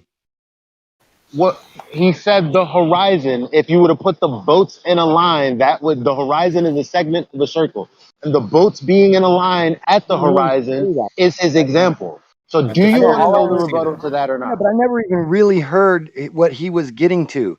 Like all I heard was if you put the boats like on the, and then everybody starts, jumping and chopping in and everything. I don't know why he's putting the boats there. Well, to be fair, he said it 6 times. Okay, if you put boats in a circle at your limit of view, it would be a circle.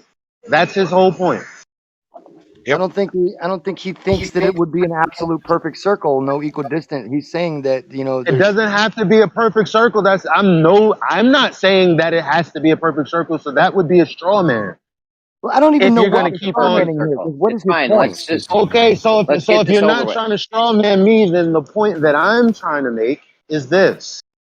No, I'm trying to hear Jeremy what is saying that he wants to use something physical to represent the circle that is the horizon. Now I said, whoa, you can't do that because number one, the horizon is not a physical place. Second of all, the reason that the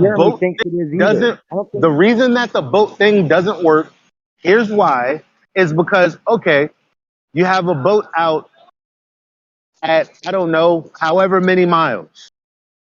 Now, you put the boat next to you, let's say you're looking at the horizon and you put the boats on that horizon. Guess what? They have different distances, of course. Yeah, even in our model, the Baller's model, it would be a different distances because of refraction and such. So I'm trying to figure out not because of refraction, because of perspective. Because the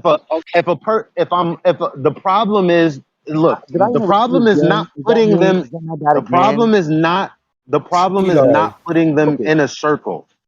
Listen carefully. It's the problem is putting boats in a circle and then seeing that they're. I keep hearing from you, The and problem is not putting boats in a circle and then seeing that they're in a circle around you. The problem is attempting to plot boats on the horizon. The horizon that is a flat line if you're Grim, you're standing next. As soon as he's in done, one you're next. direction, looking in one. Yeah. If you're standing looking in one direction, then that horizon is a flat line from that orientation that you're standing. You trying to put boats on that line is never going to make any kind of circle.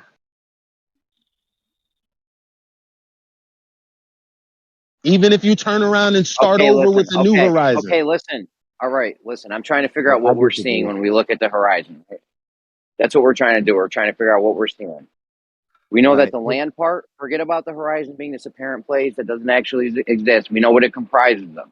It comprises of the land meeting the sky, apparently. Now, I'm not saying they wouldn't be equidistant. I thought we were past that point. I don't care that they're not equidistant. Some are going to be farther, some are going to be closer. I'm not attributing any cause to that Why whatsoever. you keep talking about equidistant? I'm not talking about equidistant. So why is it every time I rebuttal you? No, I didn't. I'm not talking about boats.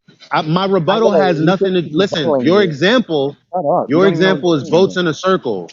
I'm telling you, it's not analogous to putting boats in a line on the horizon. Now, at that point, that's not me. That has nothing to do with anything being equidistant because you don't have a circle yet.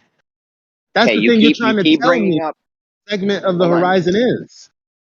You keep bringing up in every rebuttal that they're not going to be equal distant due to different causes. They're going to be different distances due to different perspective, you said, I believe. Okay, I'm not Yeah, saying but so. equidistant That's is not even a talking about a rebuttal. circle. I'm saying it's not a circle. I'm not talking about it's not equidistant. I'm saying that because of your perspective, trying to plot boats on the horizon, which is not actually a real thing, is not going to make a circle. Horizon is a real thing. Okay. Yeah, that's the Okay. thing, and I'm it's not saying. 360 degrees Hold from on. the observer all the way around, and I'm. that's you can't deny I'm. or refract from that. I'm not saying it's an actual circle. I agreed it would be different distances depending on where you're looking. Right? But I it put a would form diagram in somewhat. the chat. But it would form somewhat of a circular object, right? It would Yep. come back on itself. And as far as it not being the horizon is not a real place, I'm not saying the horizon is a real place. I'm saying we see something where the sky and the land appear to meet. We're going to try to figure out what the land. Right now, we're just trying to figure out what the land part is. We know that the land part, if we put boats all around us, it's going to be some kind of circular object. It might be oblate, it might be squiggly, but you're going to be looking at a segment of a curved line wherever you're looking. And that would be That's all. on a flat plane There's and on a no sphere. reification fallacy or anything wrong with doing what I just said. There's no fallacy there. It's legit. If all you said was if you put boats in a circle, but the moment That's that all you he say said. that the horizon is the moment that you say the horizon is an arc segment is an arc segment of a circle, that's a reification fallacy. Okay, No, let it's me not. I didn't rephrase say it. It's a circle. I didn't Hear say that jet? all I said was the form of what you were saying was a I was reification saying fallacy. I circle didn't segment say that earlier. what You're you were right. saying. All right. All right. I was saying circle segment earlier. I take that back. What you're looking at is a segment of a curve. How's that? You Oh like my that god. better? You like that It's the better? Is that same better? fucking thing. It's the Yeah, a same segment of thing. a curve that meets at 360 degrees. Yeah, if you're going to call that a Funny. reification fallacy, you need to look up the definition. I know. That's what I was No, thinking. he's saying the horizon is actually a circle around you. No, it's not. No, listen. I'm saying Is that that I'm what saying he's we're trying to saying, figure out dude? what we're seeing. I'm trying to That is figure a out. We're trying to figure reification out what He's we're not a fallacy, seeing. my man. boy. Hold on, man. Hold on. Just hold on. We're trying to figure out what we see when we look at the horizon. Right. That's all. Right. Is that legit? Oh, We're okay, trying to figure out but what we're looking at. our perspective only gives us the one view we have in reality.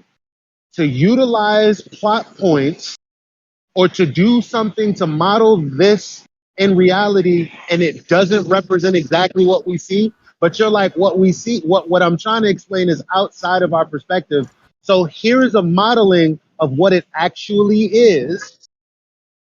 That's reification. I'm So, like, what's the problem? are you saying when somebody throws a ball on a merry-go-round and it appears to curve to them, it's actually curving? No. Okay, so things aren't always how we see them. We're trying to figure out what it really is. So it's I not realize we actually. only have So it's one not perspective. actually a circle either, is it? The When people you on turn the around in You a don't circle. merry-go-round. know that it is or not. That's the point. You're coming in with the conclusion that it isn't immediately. That's an assertion that you don't know the answer to. It could be. You're just not being fair to your argument. Well, I don't have an argument. I'm just refuting Jeremy. Well, that it isn't a circle. We have a field of vision that's 360. What is 360 degrees? I guess it's a circle. Okay, but it's not real. It's not real. Is all I'm saying. The words he's using. If he was in a debate, they would try to fuck him up with the words he's using. You have a 360 degree field of vision. If you turn around in a 360 degree circle, that's it. You don't have a 360 degree field of view That's just clearly why he standing said there. That's clearly why he said take points and connect the points all the way together. I'm That's the sure that was, reification. That's the reification part. no, that's measuring. No, it's not measuring. No, that's Saying that measuring. because I That's did this, I know. measuring the observation. Because That's I what did that this, is. I know that the horizon is a circle. That's just not good worded. It's not right. The horizon is not a Not circle. good worded. We've been arguing about this for a couple of days. All right, guys, it's not good worded. Okay, so you heard it here. Well, I mean, you don't see the horizon in a circle. You can make a circle and Well, see how the you horizon explained it? as it is. And everybody keeps like, am I lying when I say that? You can't see the horizon as a circle. However, you can make a circle and see the horizon as it is. Am I I mean, the whole wrong in guy's saying that? lying when he doesn't laugh at my I joke. think I understand what you're saying. Yeah. Like, where's the rebuttal? Please tell me. Blue paper clips. I mean, how do you rebuttal something that doesn't have a meaning? Tell me. Say that again. How do you rebuttal something that doesn't have any meaning? It's almost Well, like it's you not give it my argument, it's meaning by his. trying to rebuttal it. And I was just trying to figure out why he was saying it. Because I was like, well, what's the greater argument? He's just saying, well, just accept that the horizon, when you look at it, it's an arc of a circle. It's like, well, all I said was not really. well, I take the You can same think of it that way, but mechanism. not really, Right, I take the same because the mechanism and I horizon is plot not out real. plots. Can you not hear me, dude? Or you just don't give way? You He take the doesn't. When I same was saying mechanism. not really, because I was almost done with my sentence, but yes, you can Yeah, no, go. Pete and repeat on a boat. You know, you love that shit. But I'm talking about something different. Now, if I were to take that same mechanism of measurement and plot it out on a basketball, how would you then feel about my connecting the dots? Would that be reaffirming the consequence? Okay, what would the question be before you did that? Well, the question is the showing a valid mechanism for measuring No, spherical what is the curvature on a. question? Oh my God, am I interrupting you yet again? Oh my God, You're I'm so not sorry, dude. understanding. I'm Because terrible he's at this saying episode. his conclusion is that the horizon is an arc of a circle. So you do You guys, that let me and know then when you're tell me ready to about tell the me what ball. my argument is. Okay, let me know. No, so you Guys, guys one don't. at a You time, guys guys, see what please. you guys see what I'm There's trying to gonna have to say. be there's gonna have to be He's trying moderation, to use a obviously. basketball and points, and I'm saying, okay, well, what's the argument before you Trying to do bring that? a logical conclusion to a mechanism that's feasible in one instance, but all of a sudden, in your instance, that mechanism for measurement is not feasible. That's what I'm trying I to. didn't make an argument. I don't have an instance. Oh, isn't that convenient? Was convenient for me because I didn't fucking make an argument. Yes. So You know, by not making an argument and arguing against something else, that's also making an argument, right? So I'm asking you to particularly no, explain. yeah, No, I'm no, making an it is. argument against his. I don't Okay, that's have making an an argument. argument of sustenance of my own We know that, right? I because mean, I that's didn't evidently true. because I didn't present one. It would be obvious. You should know that. No, okay, so the main point before we get too like obscured away from the actual point here is that I can take a basketball and I can put a central point on that basketball, find this central point of the surface. We'll call it the North Pole. And then from there, I can plot out as far as my little observation thing can see on the basketball, get really close down to it, swoop around all the way in 360 degrees, and I can plot dots all along the edge of that. And by plotting those dots, I can then connect those dots, draw them all together, and I have a ring on the top of my basketball. That's a measurement that can be done. I'm not reaffirming any reaffirming any consequences. I'm only taking this measurement. And now with that same exact mechanism of measurement, I'll use it doesn't prove that the Earth is a ball or it's flat or anything like that, but it's using that same mechanism and observing where the horizon seems to meet the sky and that limit, and I dot those out, and then I plot them out, and I draw a line to each one of those things, and I end up with 360 degrees, oblong, ellipsoid, whatever it is, perfect conditions, circle. All right, and so that And you and, said the same thing twice. and when I do that, I'm reaffirming Points the around. consequence. Yet I'm showing No, though that you're not. No, you're there's a not. valid mechanism. You didn't even present an argument in form. All you said was, I'm gonna take this Oh God. basketball and I'm gonna plot points around it and it's gonna be a circle. I'm like, okay, yeah. And then Yeah, you the said, well, argument. horizon, but then you went back to the measurements Oh, on the dude, ball. this really sucks. Like, It's a I'm talking to a ball. brick wall. It's a Like what ball, I'm pointing fam. out with the Like ball I here don't. is that I'm using a measurement that we know for sure is correct. We know because we're looking at the ball. We know that it's a ball. Okay, so I'm taking Yeah, I that know. same, yeah, but I'm taking that same measurement mechanism and I'm applying it to a bigger surface. Thank you. Okay, so What? what's the So how's it problem? There's no problem. reaffirming the consequence? I It's didn't taking say a you measurement. reified anything because you didn't present an argument. All you did was say I'm doing this, and then I'm like, okay. You didn't present an So argument. You No, didn't I did. make a I said I statement. You draw didn't a make you line. didn't make a I draw a line conclusion through the dot, based and I on. created a circle. That's my argument. That it's 360 That's not degrees. an argument. You did it. That's not an argument. Like if you had a basketball in your hand and you marked the basketball, you would be marking a basketball. You wouldn't be telling me that that's something else. No, you don't. This guy is either clearly missing the point on purpose. yeah, Right? yeah. Yeah, because I'm not talking much about the basketball other than that I'm showing a valid mechanism for measuring that 360 degrees. And I'm using that same mechanism on a larger scale.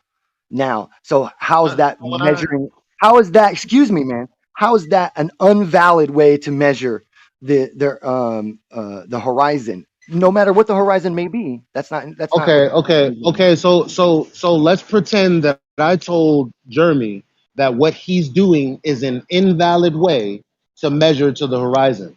Because you're trying to tell me that I told you that whatever the fuck you think you're doing was a bad way to measure to the horizon. No, I didn't All say right. no shit like that. You said that it doesn't go in 360 degrees, dude, around you. Hold on. No, I didn't. No, I didn't say that either. No, I didn't say that. Dude. No, I didn't say that. Then you're not saying shit. No, Jeremy's not saying shit. No, you ain't really. Because everything you said, I said, my mans. I said 360. And I gave it context too. Does everybody think that that's what happened here? No. Okay, thank you. Because I'm like, what the fuck is he trying to say? Who said no? Who said no? You're just presenting some kind of obscure argument without a point. No, did you say no? Yeah, I did. Okay, so he asked, who heard him say anything about 360? Is it that? Yeah. Because I said who heard what say about 360? It's like it's out in outer space, man. I don't even know what you're talking about now. It's just, okay, but he said because I said the same thing he said, and then he asked if anyone heard me say what he said, bro. He asked if anyone else heard, bro. He asked if anyone else heard me say what he said. I literally said, you can say that if you turned around in a circle, you would have a 360 field of view. However, you cannot say that you see the horizon as a circle because no one ever sees that. That's what I said. No, he's talking about plotting out observations made and then being able to equate those observations to the globe, right? Yeah, Issa. Jeremy was talking about plotting the apparent horizon, not the horizon. So him changing, I'll call that red shifting the goalpost, because Jeremy would definitely not ever admit to measuring the geometric horizon. So we already know Jeremy's position is not that, and I can speak for Jeremy on that, I'm sure. Yeah. Everybody in the room knows Jeremy's position is not that, including me. And okay, so what are you trying to say? Jeremy was telling you then again about the true horizon, because I don't think he was doing that. No, Jeremy said that if you put shit in a circle around you, that would be 360 degrees, or that would be a circle. And I said, yeah. And he said, well, the horizon is an arc of a circle. And I said, well, you can think about that conventionally, but it's not a real circle. You don't actually see a circle. There was a point 2 days ago where he said, the horizon, you see it as a circle. I said, no, you don't see it as a circle. So I'm just arguing on that is not what you're trying to bend him into, right? We know that he doesn't see a fucking Jeremy, can you tell him that is the conversation, because he's actually lost? Draw the conceptualized. Is that not the conversation you and I had, Jeremy? I was there. I heard him say it. You heard him say what? Circle. You think you can plot a circle around that edge? Yeah, I got it. It's an actual circle. You need to get on board. But he said that means that the horizon is a circle, and I said no, it's not. Conceptualize Not that. literally, not really. Yeah, Yeah, I no, agreed. listen. I agreed. I agreed. To which I agreed. But I said, Jeremy, the only problem is you said you see in a circle, and that's not correct. You can't say that you see. You see the horizon as a circle because you don't see Okay, in listen. 360 degrees. Hold on a second. So Did you I- actually did Let I- me clarify. Right. Let So me you actually clarify. agree with him, but you want to sun him, right? You want to sun him one time. Hold on. So it's like you're- Hold on, you're man. Let me pressing him just even though you're clarify not. this. Let me clarify it, please. Oh, yeah, you just got stunned, Relax. bro. I didn't get stunned. Relax. We're trying to figure out what the horizon is, right? When we see that, when we look at the horizon, what are we looking at? We know that half the horizon is the land or the water, right? That's half of it, right? Yeah, Eli, hold on. Eli, that's half of the horizon, right? Is this the land part or the water, right? Well, what we perceive as the horizon is the angle between the deck and the sky. Yes, that's what it is. That's what we call the horizon. Yes. So the water or the land makes up half of that, right? No, the like what we see is what the horizon is. The other half is and one half of what we see is one half of it is the land, and then it appears to meet the sky, so the sky would be the other half. So there's two parts to this: the land and the sky, or the water and the sky. I think it's more like perfect. Perfect. Hold on, Grim. So perfect, the land and the sky. So half of this thing that we're trying to figure out is going to be the land part or the water part, right? We're just trying to figure out what we see. What are we trying to figure out? We're trying to figure out what we see. We already have a description of what we see. Yeah. We have a description of what we see. Yeah, we can tell you. We can tell you what it looks like from one perspective. Yeah, we're trying to figure out what are we actually looking at here, right? Are you saying we're actually looking at a circle because you can point? Can we move on from this, please? Is it possible have to move fun, on? Jeremy. This is funny. He's saying we're trying to figure out what we're actually looking at, meaning he doesn't know what we're actually figuring out. So the next words out of your mouth shouldn't be, so you're saying that we're actually looking at? We're looking at it's not, we know what we're looking at, but he's trying to say it's a circle. Like you can utilize it as a circle. It's not actually a circle, is all I said. Eloy, are you being difficult here on purpose, man? I'm not being difficult. All I said was you can't say that you see in a circle. That's not true. And we don't see that. We don't say that. But we actually see in what could be described as a circle. That the only reason I'm talking is because all the light that enters into your eye passes through a circle. Yes, because you're spinning around, and there's a limit to your vision. Okay, but the circle's not on the ground, and it's not a real circle. Yes, it's not, but it's to your vision. For fuck's sake, there's no such thing as a real circle. That's what I said. I'm agreeing with you until Jeremy says, okay, it's a segment of a circle. And I'm like, not really. Not an actual circle. Guys, we went over this. It's not an actual circle, but it is a circular shape. But it is. All right, can we agree to that? Can we agree it's a circular shape? It's more a circular representation. You have to be careful with your words. We're trying to imagine what we would see. Well, why the fuck can you say that, Pete Shea, but I can't say that? Why aren't you being difficult? No, but because we already established that. I think we're on the same page here. I am on the same page. I just said the same thing you said, but you just told me to take a chill pill. No, but Jeremy agrees with what I just said there. Yeah, but I also agree with what you just said. Right. So But Jeremy is talking. But Jeremy Hold is on. giving What did an you example. just say that I? But Jeremy is giving an example. But Jeremy's example doesn't work. That's all I'm saying. Listen, don't say I agree to you would never be. Go ahead, Eli. My bad. Calm down, please. It's afternoon time in America, so take it easy. Listen. So what? When you describe, it's not an exact circle. It's not in reality a circle. But it is represented in our mind's eye. It could represent a perfect circle. It could represent that. It's not. The question is not whether or not it's a perfect circle, like as in literally if I were to draw it out, it's like kind of squiggly, kind of, that's not what's in contention at all. I already understand that you are working with a field of view, 360 degrees. Seeing is that you're going to be turning around and using not just 180, but all of your view. I get that. What I'm Yeah, there's saying no is, practical if you were to value, really. literally try to use the horizon and put physical objects on the horizon to prove that it's a circle, that's not going to work because of No, you perspective. can't use the word That's horizon. what I was saying. Okay, That's you all I'm can't Dude, use the saying. word because of horizon. perspective, bro, because of perspective, we're trying to figure out what we see.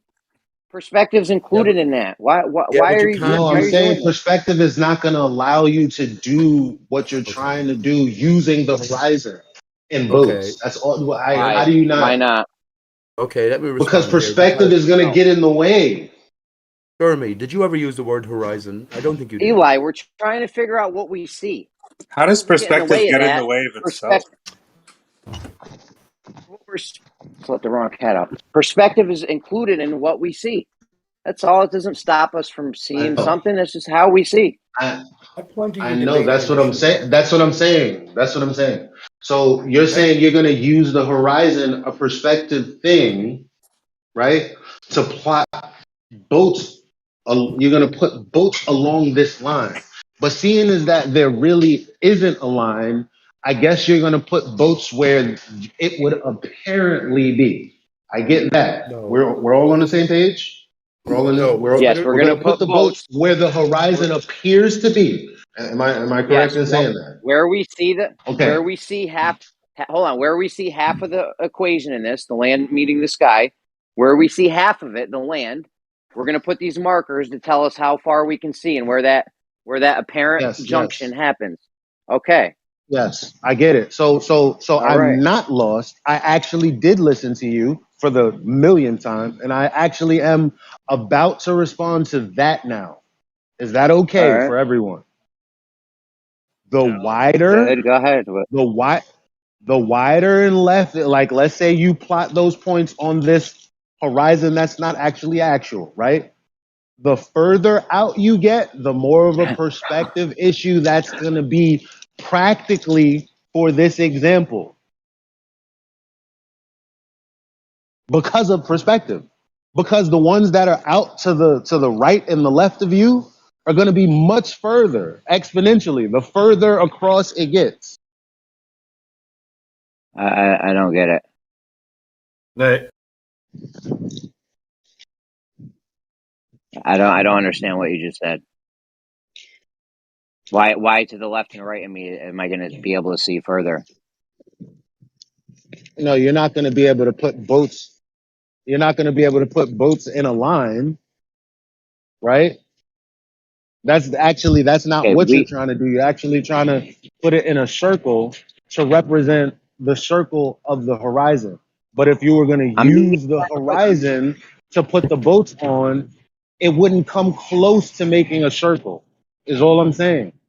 It would be bro, I'm exponentially just trying to harder put the further out to the side you get because of perspective, because you'll have more distance that you're working with. Okay, that doesn't make Because sense. the I'm just trying to horizon's put the not boats. real. I'm just trying to put the boats where the don't. farthest piece of land is that we can see. Right? Is there an issue with that?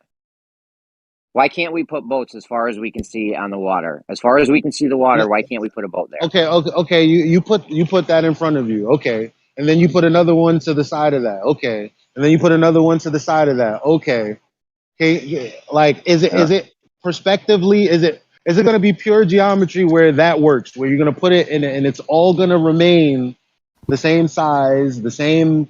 It's going to work out for that example, or are you going to have to figure out, well, because of perspective and because shit shrinks and because I'm using more distance, how am I going to make this circle in my example work out by actually putting boats on the line of the horizon if the horizon isn't actually a line? This isn't difficult. We get in the middle of the ocean and we go put boats until they start to disappear from the bottom, right at the edge of the horizon, right where the horizon starts, where we can't see any more water any farther than that. And that Right? will be. Is that a Is that a problem? Jeremy, No, it's not. That will be difficult Yeah, because closer you get to the horizon, the more distance you have. Okay, it's not a problem. We got walkie-talkies and shit. Like, it's not an issue. Let me repost my image that people didn't understand. I don't know. You guys are arguing with me like I'm a glober. There's nothing wrong with what I'm saying. No. Because you're not listening. Then you're saying you're dogmatically saying nothing is wrong, but you also don't understand. Hold on, you're crackling, Elijah. We can't hear you. You're all all I'm crackling, saying is, Elijah. yeah. Say it again. Go ahead. We got you. Nah, you went crackly again. You went crack. You're all low and crackly. Still. Anyway, let the other guy go. I have posted a picture of a guy standing 7 meters away, and he's disappearing to the horizon. Now, twice the distance gives half the angle every time. Now look when you get close to horizon, how much distance is in a very small area. Try to put a boat at the same distance. On the other hand, you are right. In principle, it is a circle around. Yes. But the farther you get away, the more atmosphere you have. So it might differ but in principle, it is a circle. Yes. All right, you got your guys looking 3,000 meters to the horizon where shit starts to disappear or something. What's wrong with what he said? Do you have any contention with what he said? Look at my diagram. No, he said we see it. He said it's a circle. He said it's a circle segment. I agree. In principle, the horizon would plot out. The horizon in principle, like I said, conventionally, that's fine. I said if you were debating, the words that you used was a little. That's what I said. I didn't disagree. The land with on you. the horizon that you see would plot out as a circular object. So when you look at the horizon, it looks horizontal, it looks straight. However, we know it's a segment of a circle. The land is, at least. We're not plotting out the sky or anything, but we know the land is a segment of a circle.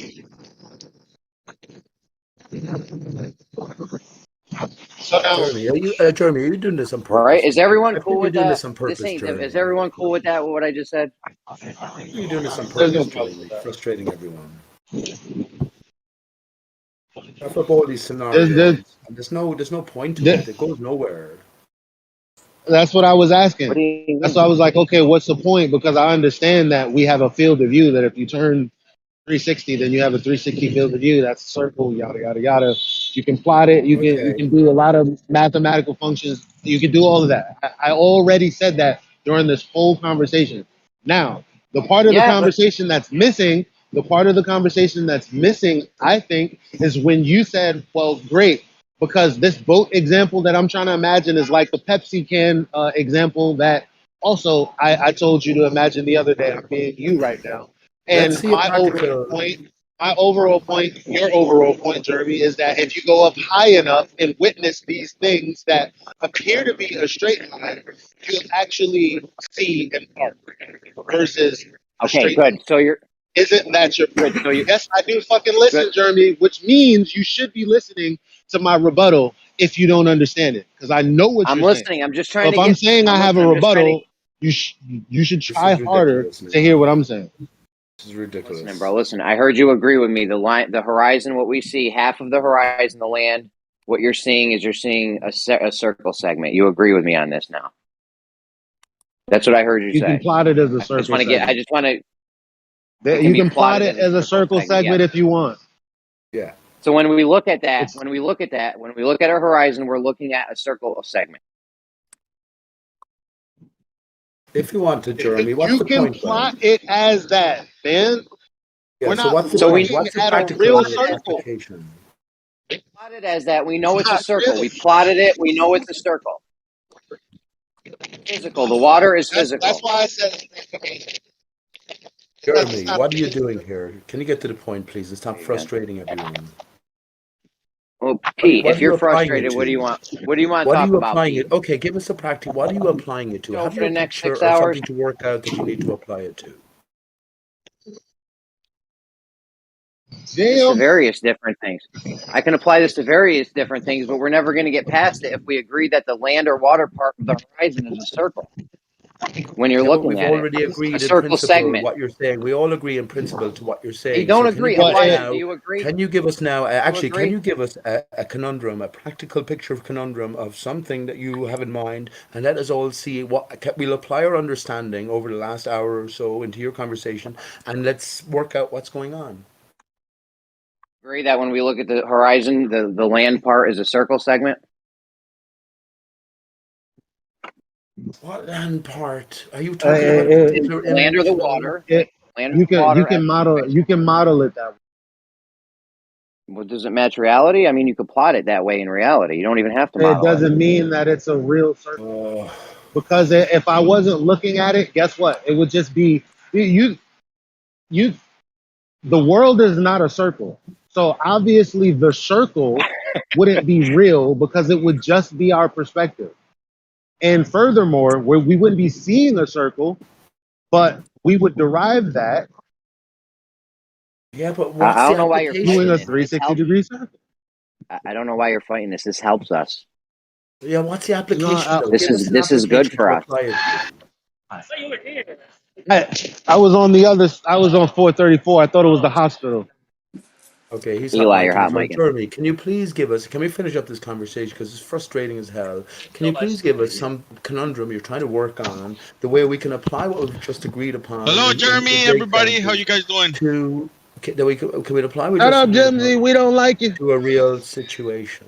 What's Or was going that Hold on? on a second. You got Gemsy? You got What's going Gemsy on on? in this Or, No, I sorry, think do that you was have SC. do you have Pete on mute? Hold on, I guys. just say There's a hello, lot of everybody. chaos. How you guys doing? That's all I say. Silent. We thought you were Gemsy. They thought you were Gemsy. Do you have Pete on What? mute? By any? You guys do sound come alike. No on. joke. I thought Gemsy was you the other day. It's not a far. It's not a terrible. Can you give us? I mean, The problem is what Jeremy is talking about. We know the likes of images from the Black Swan. Dude, there's no Anti-Flat problem with Earth. what I'm We saying. know, Jeremy. Can you stop interrupting there's no me, problem please? with You what you're already got saying, me into Jeremy. enough trouble I for just don't talking know what over. it's for. Now, this place is almost worse than Gem Pandas. I'm telling you, and we're all supposed to be flat earthers No, it's not. cooperating here. Don't do that. The problem I'm Pete, saying, stop. All right, let's let Pete finish. Go Pete, ahead. I gotta stop you Let there, him finish. buddy. I'm And saying, No, let him I'm just finish. gonna say that you Hold on, are Silent. Just free to leave now. at any time if you're not happy, my man. Silent. Just So all right. So we'll let you then finish. now. You're just diminishing Please, the guys. individual, the contributor Guys, to stop. the Please let him forum finish. itself. Go ahead, Pete. Finish it up. Yeah, thank you. So whoever said that, you're diminishing the ear of the listener and the contributor to the forum. We're all intelligent people here. The problem with, and I think this is where Eli is probably talking about, when we look at images like the Black Swan or Ranty's viewing all the way across to Barren Furnace or Dr. John Dee's all the way to the shores of France, they were all down at a foot or below. So the horizon, or what might seem to be the horizon, varies absolutely, sometimes drastically. So what Jeremy can only be applying is a sort of a general rule. When we get onto the nitty gritty or the intricacies, I can tell you how I want to apply that. now, a real scenario, you have to present it, and then we'll take it at its own merit. I have a real scenario that Good I can one. apply Lovely, this right? to. All right, Lovely. so Please present it. when you go up in a high altitude balloon, right? Some of them, I don't know if you guys saw the Mage 2 footage. Brandon debated, I don't know, one of the Globers on it, but it appeared to be curved, right? And he had a rectilinear lens and shit, supposedly, or whatever. I don't know, or correction for the lens or something to take to make it as you actually see it, and it looked curved. You know I've seen high altitude balloons where they look straight. I don't know, but if you were to go up, if you were to have a circle, hold on, Pete. If you were to have a circle of vision like that, and we know as you raise up off the circle or that hula hoop or circle of cans or whatever, it would appear to start to curve. I'm not saying it's actually curving. This has nothing to even do with what's actually happening. Yes, but I see the problem. I see the problem. I see the problem, Jeremy. There's I no see the problem. problem, Jeremy. There's no problem. Oh, you know what? I don't see a problem. You go ahead and tell that to somebody else, and I'm just hope kidding. to God I'm that just they don't kidding. see what I saw. I'm just kidding. What's the problem? I was joking. What's the problem? Okay. So Yeah, go on. on one hand, and I remember now I'm saying it's a problem because I'm remembering our entire conversation, not just today, right? So the other day you said that the whole point of this is to take what appears to be something that looks straight because it's so great. Like if you put cans in a line to represent the horizon, if you go up high enough, that portion that appeared to be straight will appear curved. Now, Yeah, in it's a your plane. You have example, like a you're actually curving the physical things, though. no. There's a plane, right? You have these Oh cans or hula hoop. You got these cans or hula hoop. no, a hula hoop is actually curved. The plane is just an open stretch plane. Like that. Yeah, That's what but the I'm. circle. Look, your This example is an actual circle to represent what you're trying to say. But but what you it's a want circle. is an actual straight line appearing curved to show that actually, if we do see a curved on the edges, it's not really curved. It's just a perspective issue on the plane. You putting shit in a Yeah, circle listen. is not helping that argument. Listen, the hula hoop or the cans or whatever you put in a circle, that circle sits on a plane. They're all in a plane in a straight plane, right? But as you went up, that plane would appear to start curving.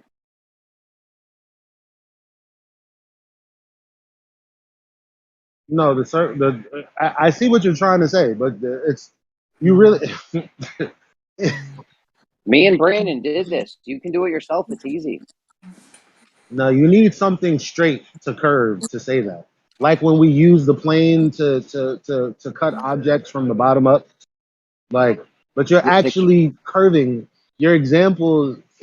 Look, if you're gonna use an example where shit is curving on a plane, I don't think that's analogous. Not actually curving, appearing to A curve. straight line on the plane or something that has no curve at all would have to Listen, look curved. But it would have to be a line long enough that it goes outside of your field of view. That if you raise in elevation, the whole line is still out of your field of view, but still appears to curve the higher up you go. I feel like that's what you should be going for. You can do what you want. You can do what Eli, you want. Eli, you got to be the careful when you talk hula about hoop sits lines. on How a can you plane, draw a right? line to Hold anything on. in reality? How can you do that? Hold on. The hula. Don't answer that. Don't answer that. The hula hoop sits on a plane, right? There's a plane, a flat plane where this hula hoop sits on, right? Imagine that as Earth. We're on this flat plane. Then you have this hula hoop representing your circle of vision that you could see. Then you go up off of that, and it would appear to start to curve. Why wouldn't it be curving already? Because Why you're wouldn't it looking appear at it like from the that already? side. Because when you're down at the bottom, you're looking at it from So you a don't side-on view. So you don't understand that using this example to explain really what the circle is, that you don't see that as a reification. Why not? Wait, what? What's up? What's up?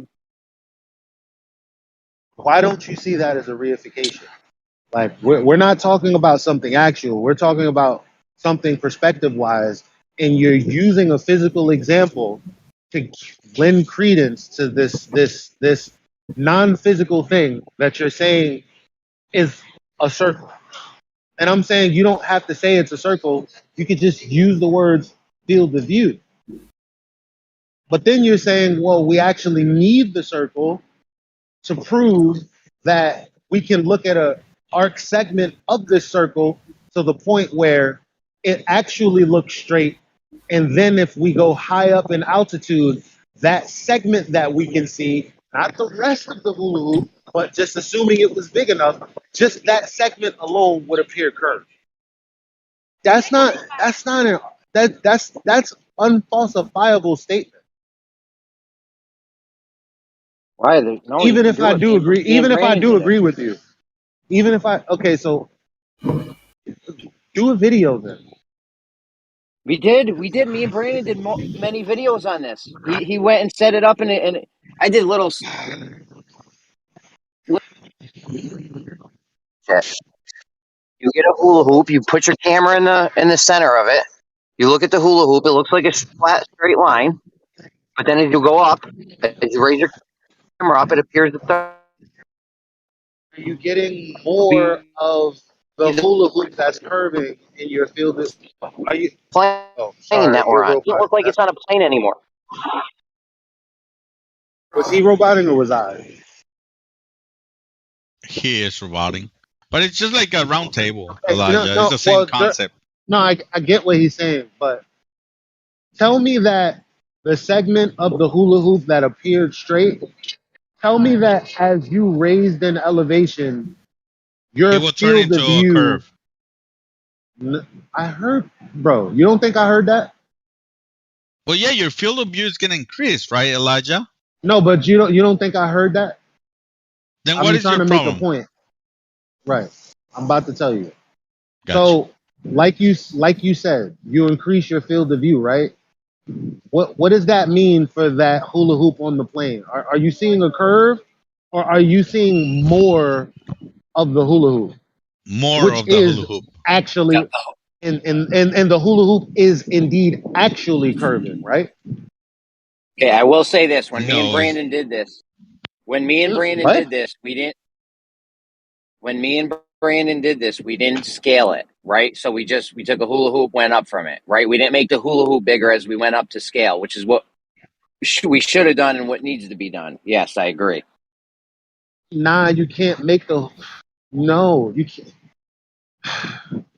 In your example, you need the hula hoop to stay the same, because from the camera's perspective, once you have a sliver of that hula hoop that from the camera's perspective looks straight, you probably should just cut the rest of the hula hoop off and then raise an elevation, and that segment of the hula hoop would have to appear to curve for you to say, see, things that appear straight appear curved when you go higher in elevation. I just think You change your perspective on it. You get a different view. You know, things change. Just like when the guy throws the ball in the Jeremy, merry-go-round. From his so right or wrong, if you perspective, have the hula hoop, the ball's curving. We know it's Jeremy, you know what kind of argument this is? This is like when the ballers used to make like the great circle argument when they would say, "Oh, it's just perspective." When I would say, "Well, the plane's flying straight and level," and they're like, "Well, you know what my ex said one day? She said it's like is it a drawbridge? Whatever bridge that's curving." They said if you look at it from a certain perspective, it actually doesn't look curved at all. Yeah, that's true. But if you change the angle, you'd be looking at the real curve of the bridge. You won't be looking at what appeared straight to then appear curved. You would be looking at the actual curved bridge. So in the same respect, or in the same regard, you'd be looking at more of the hula hoop. You'd be opening up your field of vision to the part of the hula hoop that would appear curved because it is curved. You can't use that as an example for for what you're trying to do because it's actually curved. But we plotted the land out around us. Remember, we went to the middle of the ocean. We put boats down. We plotted the whole land around us, and we know that it is actually curving, right, at the horizon. So wait a minute. Are you saying that you don't concede to what I just said, or do you concede? Because Say it it's a again. fundamental part of Say it again. of my acceptance of what you're saying. Say it again. So you're saying that from the camera's perspective on the ground, if you can get it to a certain point, it would appear like there's no curve on this segment. Okay, you would have to. Okay, so all you have to work with is that segment. You can't use more of the hula hoop because if you do, that would bring you to a fallacious conclusion like, see, now I see the curve. No, you would need the segment that you originally saw as straight. You would need that to appear curved as you go higher in elevation. The problem with that is if you No have an doubt, you can do actual. that. So the You can problem do is that. the problem is, Jeremy, if you have an actual physical circle, then the moment that you raise up and open your field of view, the camera's field of view, guess what? You're looking at the actual circle of the hula hoop. You're not I looking got at you. the segment that's supposed to be straight, that you're supposed to be saying should appear curved. That's not what you're doing, but that's what you're saying you're doing, and that's fallacious. We can do that. We can take that one segment, right, however many inches it is or whatever, and we could just cut that. I could do this later. I could just cut that part out of the hula hoop and say, all right, here's the segment, and you go up and it's going to appear to start the curve. Okay.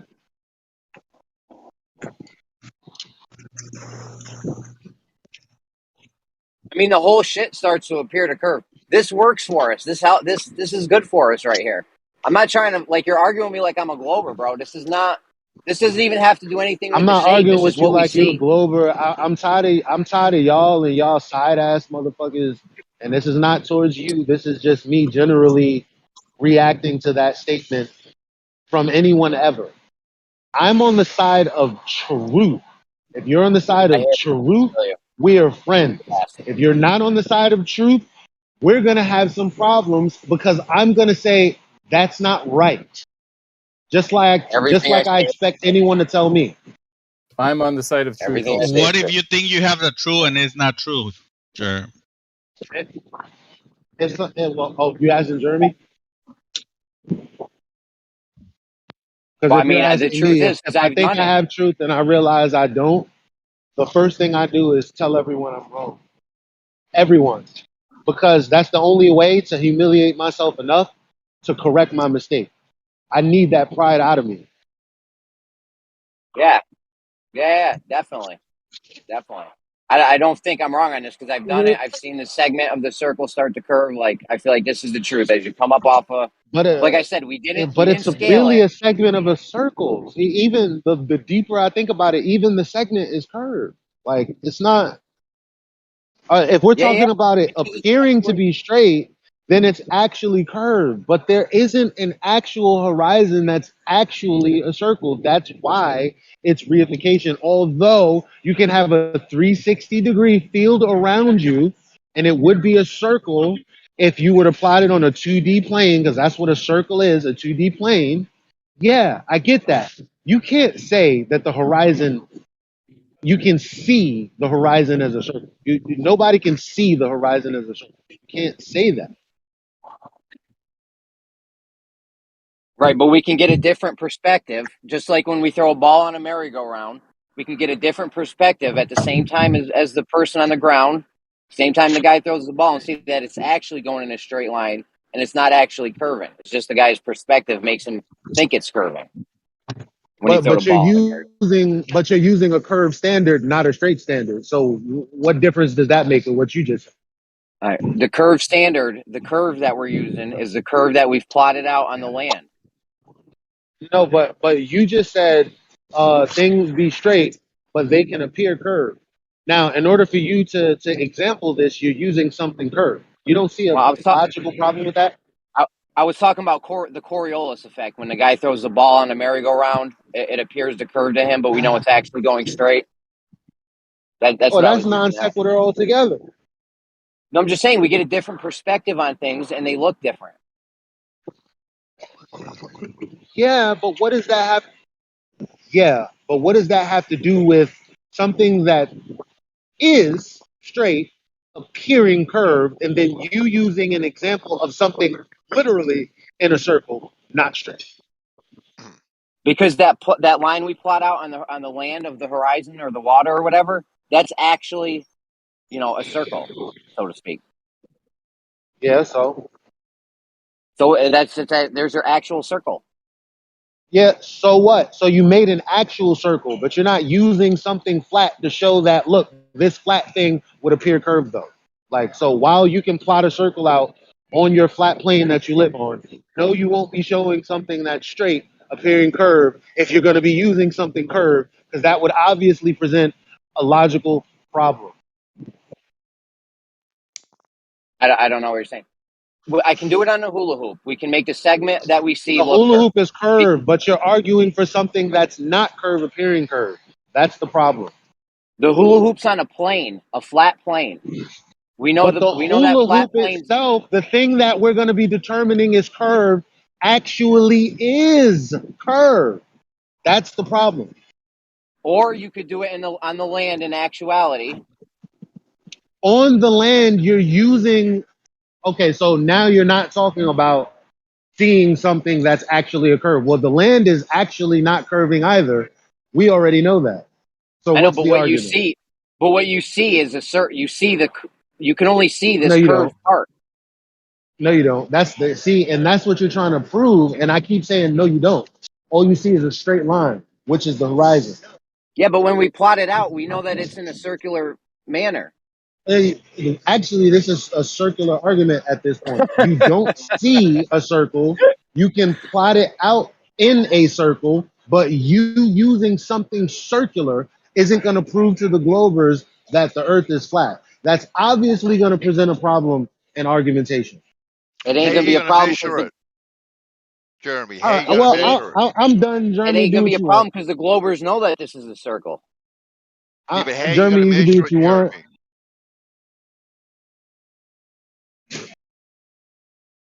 Sorry, how are we gonna measure what? I don't want everybody to think that I'm the guy that's always the fallacy. Like, How are you fuck gonna it. Do measure what the fuck your y'all want. circle to make sure it's flat? Yeah, this doesn't show us if it's flat, if the Earth's flat. This has nothing to do with if the Earth's flat or curving. We're just going off what we see, right? We see in this, we can see in a circle around us, give or take. It won't be a perfect circle, but we can see in a circle around us, and Yeah. we could plot that out on the land. We could have a skydiver or a plane or a drone go above it, be like, oh yeah, that's a circle. But we know this Yeah, already. We know this that's already. what I said. Like, Yeah. fuck, Jeremy. Yes, you can. Yes, you can. What's the point? So we know that when we look at the land, we're looking at a circle segment. Yes. If you plot it out that way, yes. We're gonna just plot it out as we see it. Yeah. I mean, What that are we was a huge showing that we contention. see? That we see a circle all the way around us. What are we showing? That we see a We're circle. showing. Yeah. When you come up off a circle, like say the circle's on a plane, if the circle's on a plane or not, whatever. If the circle's on a plane, right, like you get a hula hoop, you come up off the plane, that circle appears to curve. Because it's really a circle. The horizon That's is not really a really circle. a circle. It's No, really the a circle. We horizon is plotted it not on the land. really a circle that you can go up and look at. No, Yes, it's it is. not.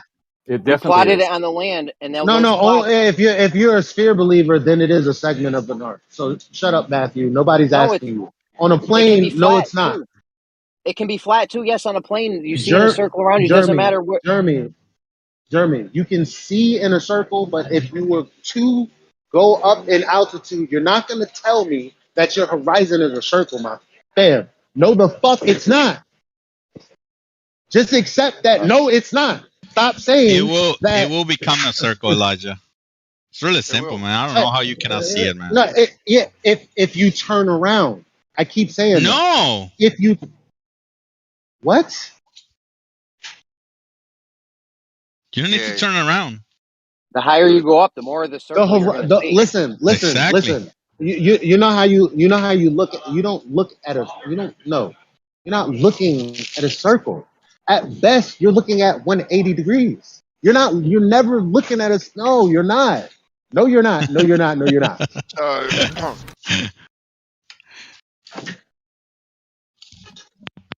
I think So if I don't think you know the full context as SC, because I agree with what Jeremy is saying.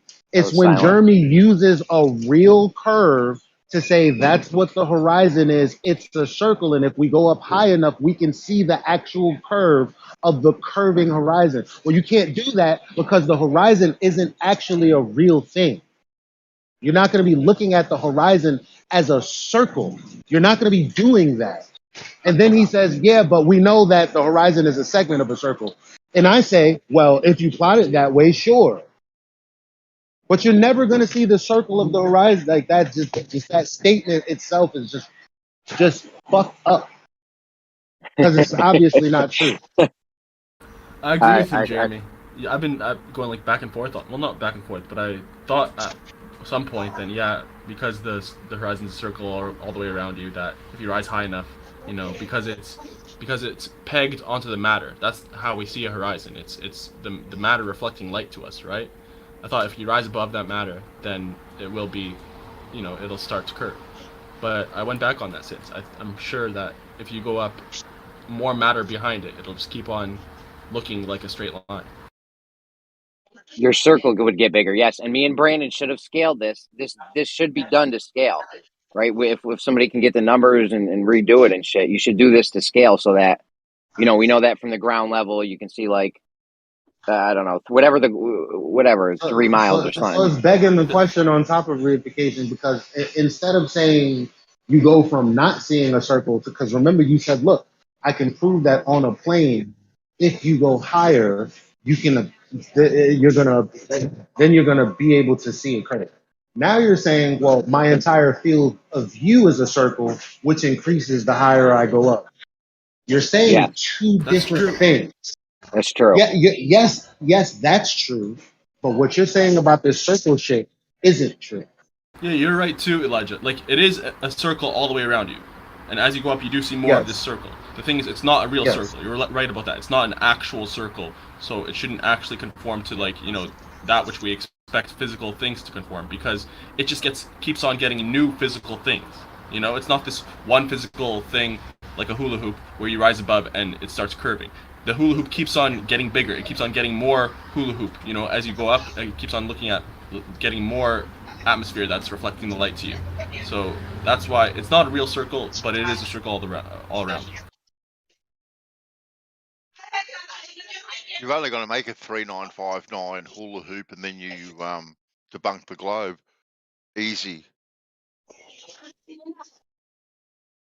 That's true. Boom. And light doesn't bounce off matter into our eye percent. You don't think so? Hasn't been demonstrated that it does. No. Well, then how come you can't see in the dark? Why would you be able to see in the dark? Well, if it's not light, okay, let's say you need light then. I think you got it wrong, Gio, or is it percentage? Yeah. Our eyes are unable to see in the dark. There's some eyes that are able to see. So just because we're unable to see in the dark, it doesn't mean that nobody can, right? Yeah, but we're talking about humans right now, right? We're all humans. None of us are no, you gotta reptilian. apply everything, right? Because you cannot make a definitive conclusion based on what we perceive to be true or not. Sometimes animals help us to better understand things, right? So hold up, silent. We're talking about the horizon that humans see. The horizon is something like it requires an observer. The observers in this case are humans, right? We're talking about human eyesight. We're not talking about a reptilian horizon or horizons for bats or horizons for other animals. We're talking about horizons for humans because we're human. Yeah, exactly. But you're presupposing that light is traveling like laser beams, and that object is a mirror, and then it's bouncing off that mirror and then back into my eye. That's what you're presuming. Okay, so I have a question for you then. Yeah. As you go, like you see these dog cam sports, like these high altitude balloons, right? As they go up, the horizon turns. It transitions from being the intersection between the blue sky and the ground to the intersection of the black sky and the blue sky and ground together. Yeah. So my question for you is, why does that happen? It's illuminated, and the other stuff isn't. And But no, there's still sun. The sun's still out. You can still see the black though, can't you? There's nothing there, right? Yeah, but Why is it black? you're seeing black, aren't you? Absolutely, yeah. But why? Okay then. But why can't? Why isn't it blue? What changed? And how do you perceive the difference between seeing and like darkness? Seeing black and darkness. Yeah, but because you can see black doesn't mean that light is bouncing off that blackness of nothing, okay, into your eye and then showing black. No, it's not. That's why it's black. No. Yeah. I mean, it's also possible that there's matter that replaces the matter of the atmosphere, and this matter is, you know, for whatever reason it absorbs all color. Yes. And it exists or what have you, right? But then we still wouldn't be seeing it, because if it's absorbing all color, all lights, then there'd be nothing coming to us. There'd be nothing that our eyes pick up, right? There's a lot of presumptions there. And the biggest presumption is that one. light is actually bouncing off that object, right, back into my eye in little perfect packets of light that coincidentally happen to match that thing that I'm looking at, so I can register it as that thing. Well, it wouldn't be bouncing back to your eye. It would just be bouncing to your eye, because it bounces from everything, right? Yeah. Mm-hmm. So it's not like it goes from your eye to the object and then back to your eye. Well, it has to be. That's what you're saying, that the light is hitting the object, bouncing off the eye, flying all the way through the atmos into my eyeball, and this just gives. Well, this is what we're saying. How we see. No, right? It doesn't have to go from your eye first.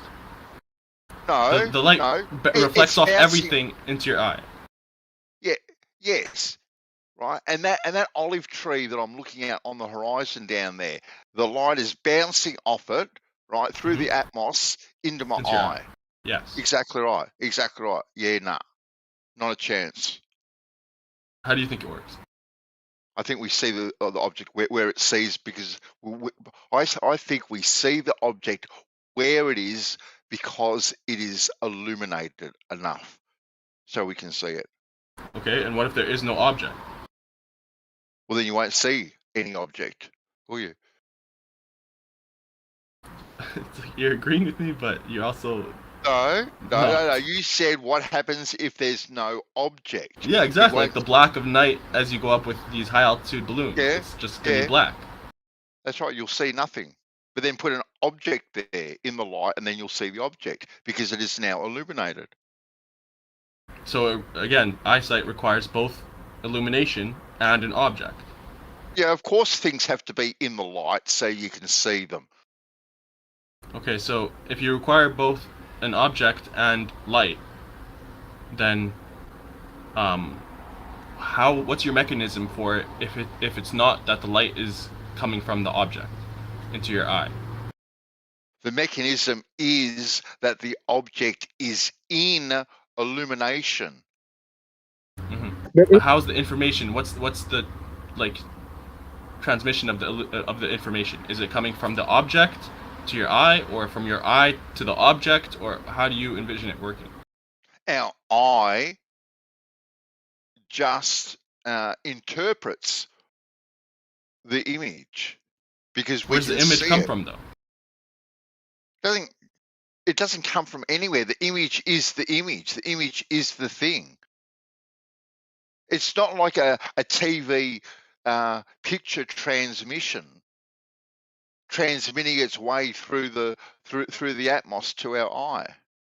Yeah, it's almost like you guys are on the verge of saying in darkness there's no objects there. Yeah, well, I'm not saying that, not at all. The object will be there, whether it's dark or light. But once it is light, once it is illuminated, we will then see it. We will be able to register it.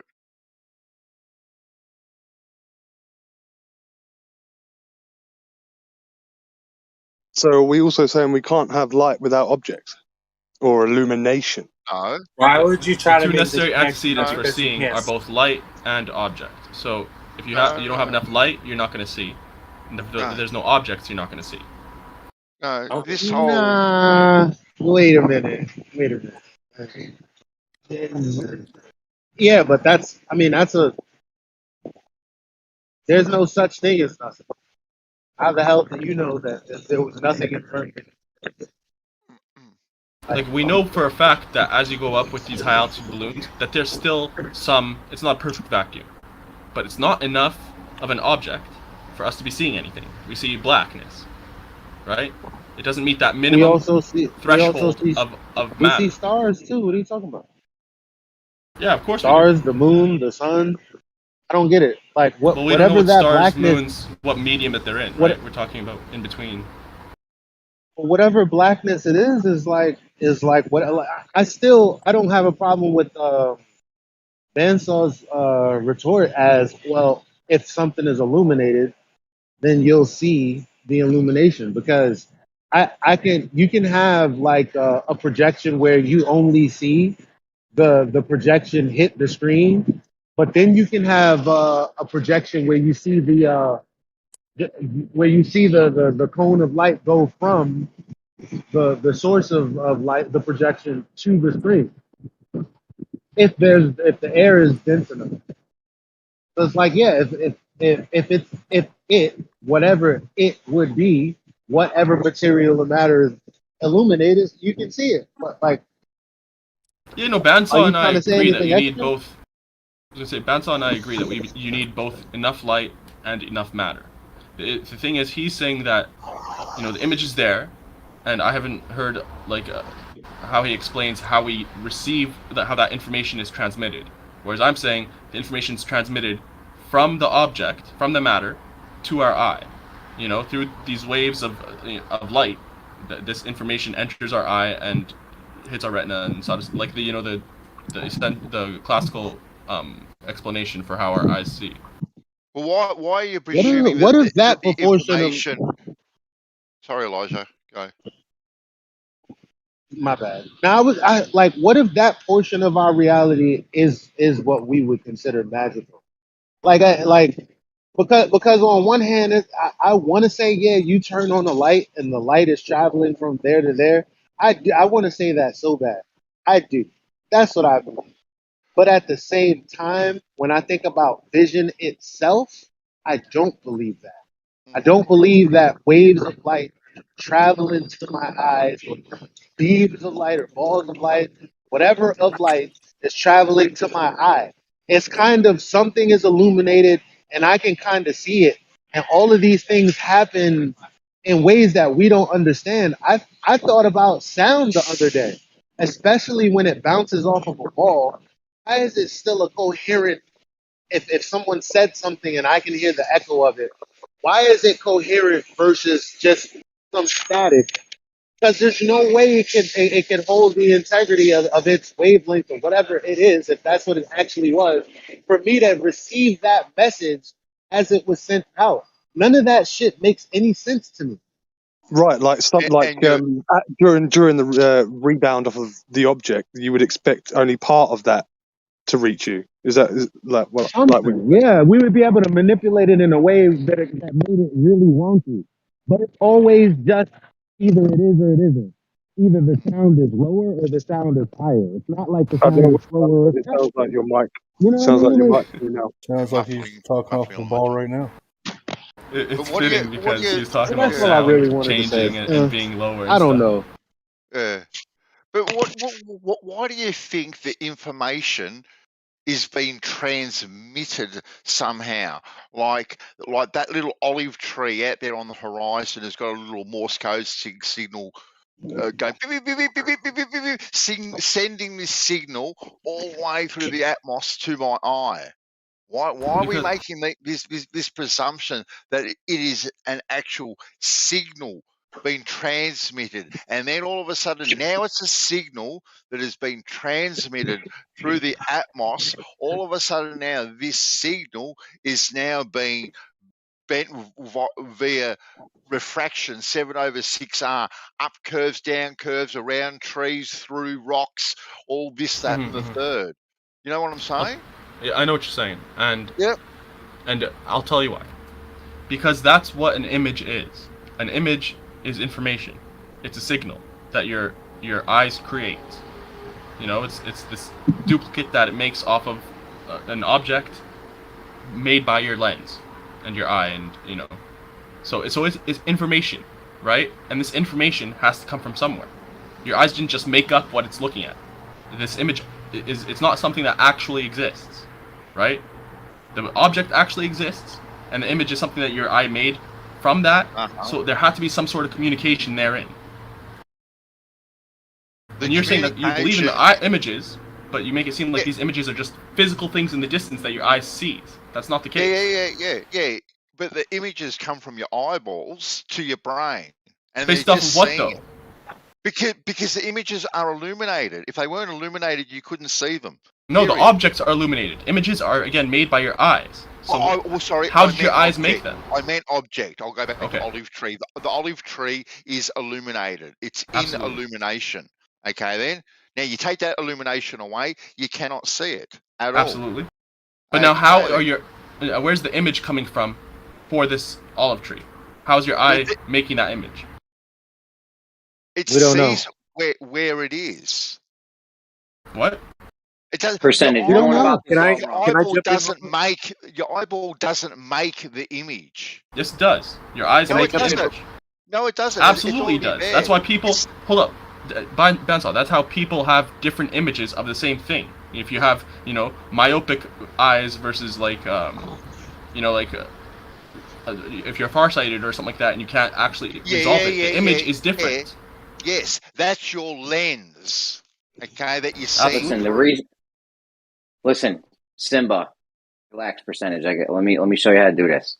The reason we know something's traveling to your eye can manipulate the medium in between, and it'll change what we see, right? So something's got to be coming from the object to us in between that medium. No, change it and change the image. No, you can say the same thing going back. Yeah, you can say that there's still many images from the medium that you're seeing. Yeah. Wow. The reason why I don't think that this is the case, like if you think about this in terms of looking at something orthographically, like, okay, look, I'm standing in front of a road sign, and it says 50 miles to Baltimore, and I'm 100 feet away from it. And then Bandsaw is 90 degrees from me, looking across the path that I'm looking at. He's not seeing this constant barrage of information traveling to me. You know what I mean? He's not seeing that information. He's not seeing that sign go from left to right to my eyeball. Because if there were signals out there for your eye to see, in my opinion, talking about it this way, man, you would see white fucking noise all the time. You would just... Okay. So to build on that example, yes. So basically, like, I think what he's saying is like, if it was something that was literally going from point A to point B, everyone would be able to see it. I can't see the moonlight go from across the water to my feet and my friend's feet. I can't see that, but I know I see it, but I know he can't see that light going up to my eye. So something is happening, and we don't know what the fuck it is. Go ahead, John. Let me try like this. If there was photons I don't think we're even close. Sorry. Let me try like this. If there was photons traveling in every direction from every single object everywhere on Earth, these photons would be colliding because there's one photon that has this information, one photon that has other information. They'd be colliding all over the place, right? Yeah. Boom, boom, boom, boom. Fuck a photon. Who's talking about photons?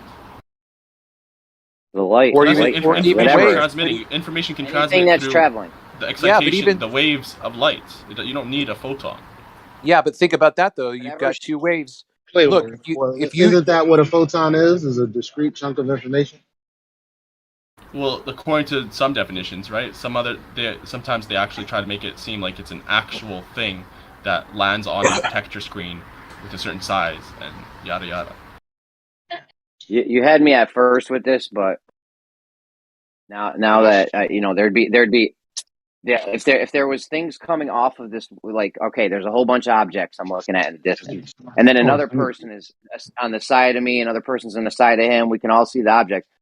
The information from the stop sign would cross the information from the lighthouse, and it would cross like there would be collisions of this information, like in an infinite positions everywhere. Not if it's not made of matter. Why would you expect elastic collisions when they're not like particles of matter? Light. So they just pass through the other. This light has this one information, and it passes through this other light with this other information, and what? Nothing happens. Yeah, because it's not like sound. It's not like, for instance, sound gets better the more particles. No, you're good, Nikki. You're good. There's and as sound kind of interacts with each other, you have constructive or destructive things that affect the quality of the sound.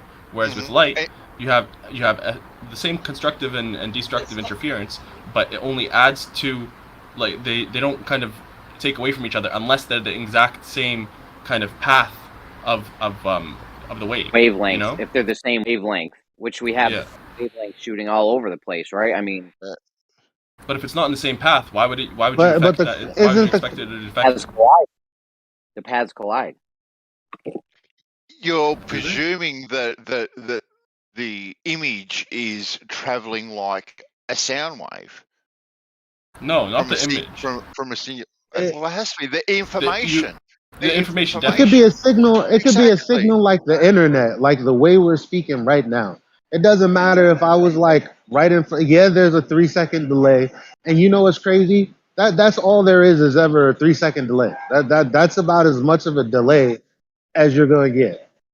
As far as okay, maybe I'm lying, but I feel as far as I've experienced, like with echoes, anything like 3 seconds. Now it's the same thing with the fucking like. Me and Gregory was on the phone and determined, oh shit, there's a 3-second delay. Like, but that's it. It's a 3-second delay whether I'm up the block and you're shouting at me, or whether we're on the phone with each other and you're in Dubai and I'm here in America. Like, it's still the same thing. Distance doesn't affect it at all. So if the internet works like that, then like we don't even imagine how not like traveling it could be. Like they say like I don't know what it is. I just know we have the internet and we have all these means of communication that seem instant. You turn on the light, whoop, there it is. Like, you get a certain signal and the shit just like reverberates through your whole, it just affects you. It's not like it seeps through you and affects you. It just affects you instantly. Like if you get shot, you're affected instantly. Like your whole shit is fucked up. You know what I mean? And I'm like, if that's all I experience, and I really can't explain it other than the shit reminds me of like the isekai shit that I see when they're talking about simulation, where it's just like the way the system is set up. Like this is the instruction that it is, and when you do this thing over here is supposed to react. I don't really know anything beyond that. Did you just say whoop? There it is. Yeah. Whoop! There it is. I'm old and corny. What do you want from me?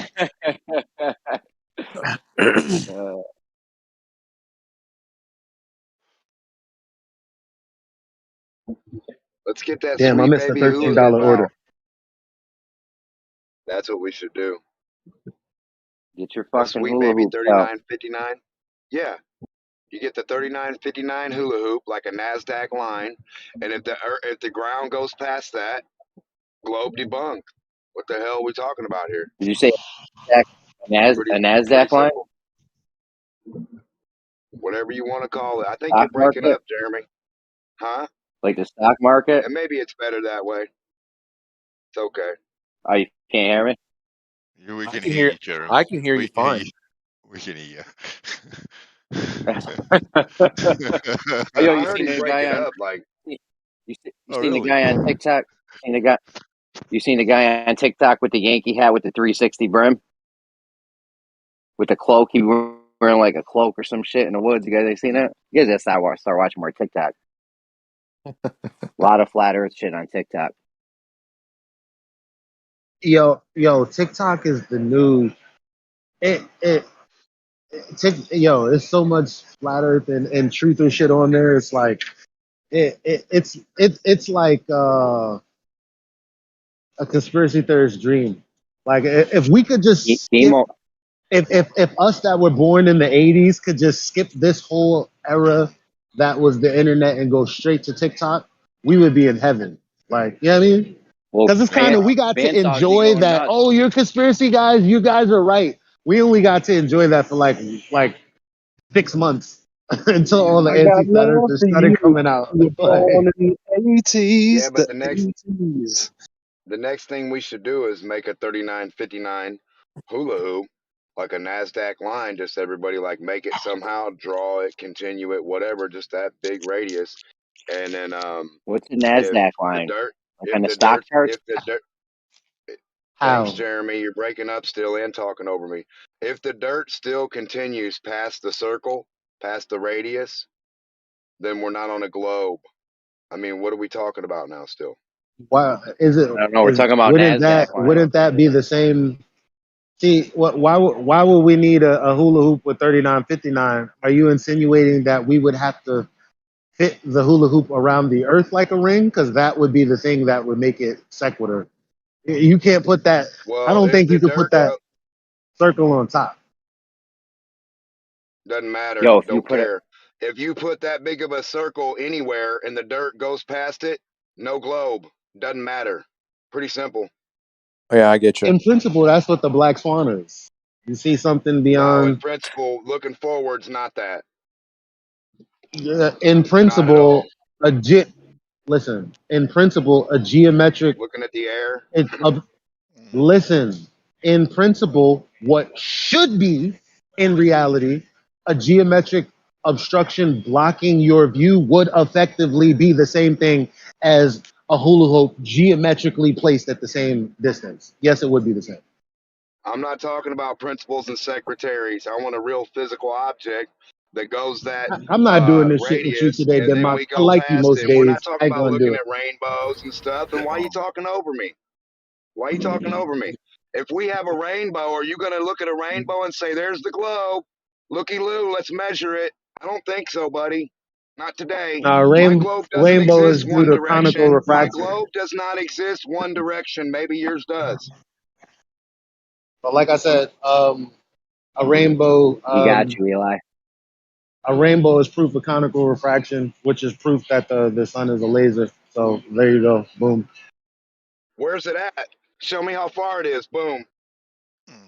Why? We need the great I don't have to scale. show you where Then what are you something is to talking show about? you Why? what it We're does. talking about distances that you're trying to demonstrate by looky-loo forward. Why would we do that when you can't even looky-loo forward and tell me how far a rainbow is? What are you talking about, dude? Calm down with Why that would I shit. tell you We how need a far away physical something that fucking isn't object. physically Really there? simple here, right? Can you understand me? I'm not done. A physical object made of material that matches that radius. If you can put your finger past that, no globe. Let's stop talking about looking at the air. Damn, stop He's shouting, so buddy. dumb. He Tony, thinks he's saying something David different, but he said Cloverfield. the same exact thing I said. Not at You're all. I talking said about what you're Demont talking said. about a limitation to distance. I'm talking about No, I'm what talking should have about a been material. a material Yeah, that's at a distance that if you could perceive or do, like put your finger any further, no globe. Yeah, we said the same thing. You just, for whatever reason, whatever. No, I didn't hear you say make a hula hoop 39.59, and if the dirt passes that, we're not on a globe. I didn't hear you say that at all. Well, you can do a mathematical formula with 39.59, and if the dirt passes beyond that, it's not a globe. It's the same I can shit. do that for Scooby Doo too, but that ain't got shit to And do it with it. would be Math the ain't same touching shit. anything. What's math It would be touching? the same shit. What shape is that math? Nothing. Can you touch the The math? Can you the see where the math math is starts or giving you stops? the value that's supposed to tell you where the So land is when you look supposed to forward, stop. you see math? That's weird. You're pretty cool. I want your eyes. Can I respond to that? Go ahead. Okay, so that's ridiculous. Like I said, the math is supposed to give you the value for where the limitation of your view because of physical obstruction would be. He said, "What's Coulda, math woulda, touching?" shoulda, ifs and buts or candy and nuts. We're all having a good Christmas. Supposed to and is are two different things, buddy. Sorry. Yeah, I I want to know. know. That's Wait, why wait. the What was Earth that is not a quote? globe. What was that quote from that Candy and Nuts? Say that again. Where'd you get that from? That was good. That was good. You got. Ifs and buts were candy and nuts. We'd all have a Merry Christmas. Oh, if it's and buts. Okay, yeah. I got you. Travis's favorite part was the nuts part. Travis, What they're up, gonna drive Jeremy? us crazy in here, man. We got to do a channel or something. What's that? What's that, man? They're gonna fucking drive us crazy in here. Yeah. No, We all yourself, go buddy. Candy and Nuts Speak line. for I yourself. don't know what We you all talk about. We all go a little crazy sometimes. Yeah, Elijah, think yourself. What's math touching? Did I say Matt? That's the shit. It's like, do you actually? How do you answer some shit you didn't say? You can't answer There's that. a few avenues. You can either say, "Why the fuck are you asking me that?" Try to answer it. There's a number of things you could do, but you're thinking of them all at the same time, and then You your do brain this. goes, "What the fuck?" What's math touching? I'm like touching math touching your wife's lips, motherfucker. Or not. That was not good. Not good. Back to the drawing board. Yeah, what the hell happened to the conversation, man? What's all that going on? about? Percentage just killed it. Back to the great survey-off. I thought we were That's demarking the true. globe by just putting little My style's pieces of impetuous. something and making a circle. And then once the dirt, like you could, if you make that radius and you're standing on it and you're at that little piece of dirt right there in the line and you put the line down and you're like, yep, that's the last piece of the 39 59 hula hoops. You put it in there, you're putting it down there. Can you see past it to the dirt right in front of you? Yeah. Debunked globe. Pretty Yeah, but fucking how? simple. I don't even know What what to about call it. fractional? That is But so dumb. But how do you take out topography? You'd have to go to like the salt. That is You'd have to go No, to a it Bro, ain't what kind of hula topography Hold hoops you on, fucking with? hold Hula on, hoops hold don't have on, hold on, topography. hold on. Guys, I've not finished yet. I've not even. finished yet. I've not finished yet. let Jim Jam finish. I've not finished All right, yet. Jim. I've still not finished. Jim! Still All not right, finished. go. You'd Jim, a probably bit have of to go to, rumpus. you'd probably have to go to the Bolivian salt flats to do that. So yeah. Bro, Just Listen, it's a guys, hula hoop. guys, hold It on. doesn't have Hold topography. on 1 second, guys. What Listen, those few hold on words 1 out second, guys. Hold on. I know you can hear me, Hell. Jim Jam. This is. Hold on 1 second, guys. This is a public service announcement. Relax. It's in moderation. No one interrupt me. Okay? When there's a mod trying to get, if you're getting interrupted and a mod's trying to gain control of the room, you also have to stop talking. Even though you're getting interrupted, we know we're probably going to clear the floor for you. All right? Yeah, fair enough. It's just that I only had 5 or 4 words to say, so it just weren't the effort for a mod to come in because I did. Well, the mod doesn't know. Well, Jim all right Jam. then. How If he's many gonna words cry, I'm you're gonna take to his. say. All right. No, we special bats up. We only get the psychic mods in It's this not like you server. guys don't know. It's not like you guys don't know that when I He talk, I cried don't his talk. spot I don't away. I'm monologue gonna for take like it. 8. He cried. Take it. It's like you Go guys know that ahead, when Jim I Jam. talk, I don't talk for 15 minutes like everyone else does. You know, I say my little piece and that's it. I'm done. Come on, stop bugging out. 15 minutes. No You can't do doubt. 15 We minutes? know. What's wrong But with you, man? All right, Not look. smart you enough? start hanging out with. So Denmark is suffering the same affliction that Germany is suffering. He wants to do No, something absolutely physical not. Hold to on. Yeah, they're both prove cool as that which fuck. isn't really real. Like he wants to make an example of something real and put that against something that isn't real, but not really, just in our minds. That's what we're supposed to be thinking about. My All you circle's real. guys, All you guys need to do is get 6 people to draw a perfectly straight horizontal line. Boom. Problem solved. It's that easy. You need what you need is a well, a gyroscope, and a laser. Right. Get 6 different people to draw 6 different horizontal lines. Okay. And the problem solved. Wait, I don't know why you're making it how's more that? difficult than what it is. Sorry, Elijah? Wait, what do you? How can you elaborate? You get 6 different surveyors, 3, 6, a dozen, okay, and you get them to establish a perfectly straight horizontal line right next From to one each center other, point. right? Yep. And you get a heap of stakes or however they're going to do it, and they can go out 3 mile or 6 mile or whatever the case may be, and you get 6 different surveyors, and there's 6 different marks, and their job, right, because you've got to pay them to do it, their job is to create a perfectly straight horizontal line, okay? And then no one surveyor can see the other surveyor's mark. So he makes his mark, you go put a blindfold over it so you can't see it. All right. Then the other one makes his mark on his stake, put a blindfold over that, so forth and so on.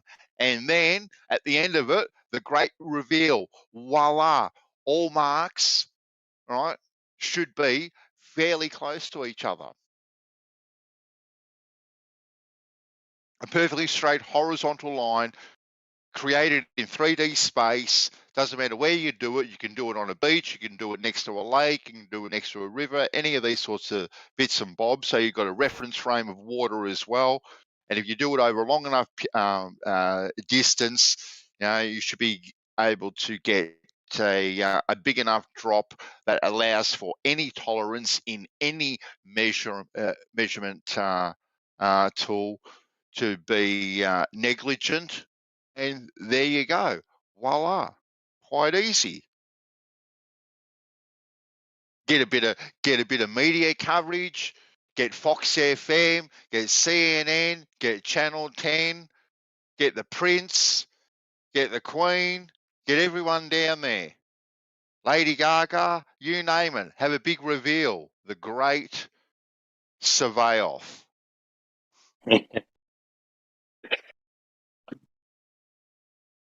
I actually like that idea. Get these geodetic surveyors, whoever can make a straight line over, a mile or two. I'd probably go 2 miles, maybe. I don't know, but you cover all their stakes up. You have another surveyor come in, make the lines right next to it, mark it off, cover those up. Just keep having a whole bunch of dudes that know how to make straight lines. That's right, and you just do it next. Rakia. Yep, you can do it next to a reference point, and that reference point being a body of water. All right, you can do all these things, and the problem can be solved overnight. Everyone put $1 water, in. A canal, a non-flowing body of water that's it's calm and still. You can get a water level out there. You get a water level. Bandsaw, why are you holding out on us this whole time? It costs next to nothing. Everyone contributed $1. Boom, there you go. You can have a prize. Dude, it's going to cost like thousands of dollars. So there's 10,000 flat earthers out there, all put in $1. Everyone. You tight asses. You're tight asses. There's $1 each. Listen, we're all not the king of. We can't all be the king of Australia. All right. All right. I'll donate the salmon for the barbie on the day. Okay. I like that. I like the sound of that. Yeah, exactly. Just get it done, boys and girls. Come on. And then you put a hula hoop around it. That can be your reference too. Jesus Christ, Democ. Hey, it's going to hit the fucking ground and make its own level against the top portion of that thing you put out. Listen, if you get a 3959 hula hoop, and put it at the equator, put it at the equator. Well, I mean, if you do it at the equator, it's going to look the same as it would look on a globe. There'd still be land after that, right? Well, in a way. That's the radius both ways. What are you talking about?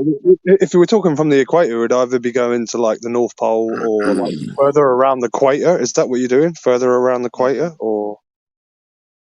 before you go Dude, I into a don't know pulse what that in mock's the trying to do. equator. I don't even know why we're entertaining this. There's no bigger part on a sphere. I didn't say that. Here's a good I'm just saying question. which What if the direction would you equator? put it? Where would you lay it? Where would you lay it? If you started at the equator, where would Anywhere. you lay it? What are you talking? I'm The saying, claim like, where would the is the other thing you live on is where would the other end 39.59. be? Where would the Hello? other end be? Oh my God. Calm I down, get what people. Denmark is talking about. I get what Denmark, Denmark is stop. talking about. And it's such a truism, it's retarded. So He's talking about the if one distance end from the starts at the center. equator, where He's does the talking other about, end finish? he's talking, Guys. listen to what I'm telling you he's saying. He's talking about from the center of the earth to the surface. If we were to actually use a hula hoop with the same radius, if there was more earth than that, meaning is Yeah, okay. Yeah, no, I got you. wow. Now here's Denmark. something I've been thinking. Duh. What Here's the something I've fuck? been Sorry, man. Like, fucking here's hell, I something I've don't been know. thinking Like, we're about. all talking bullshit. Like, Anywhere. what? Go ahead, Jeremy. Listen, here's He something gets I've me been so thinking bad. about.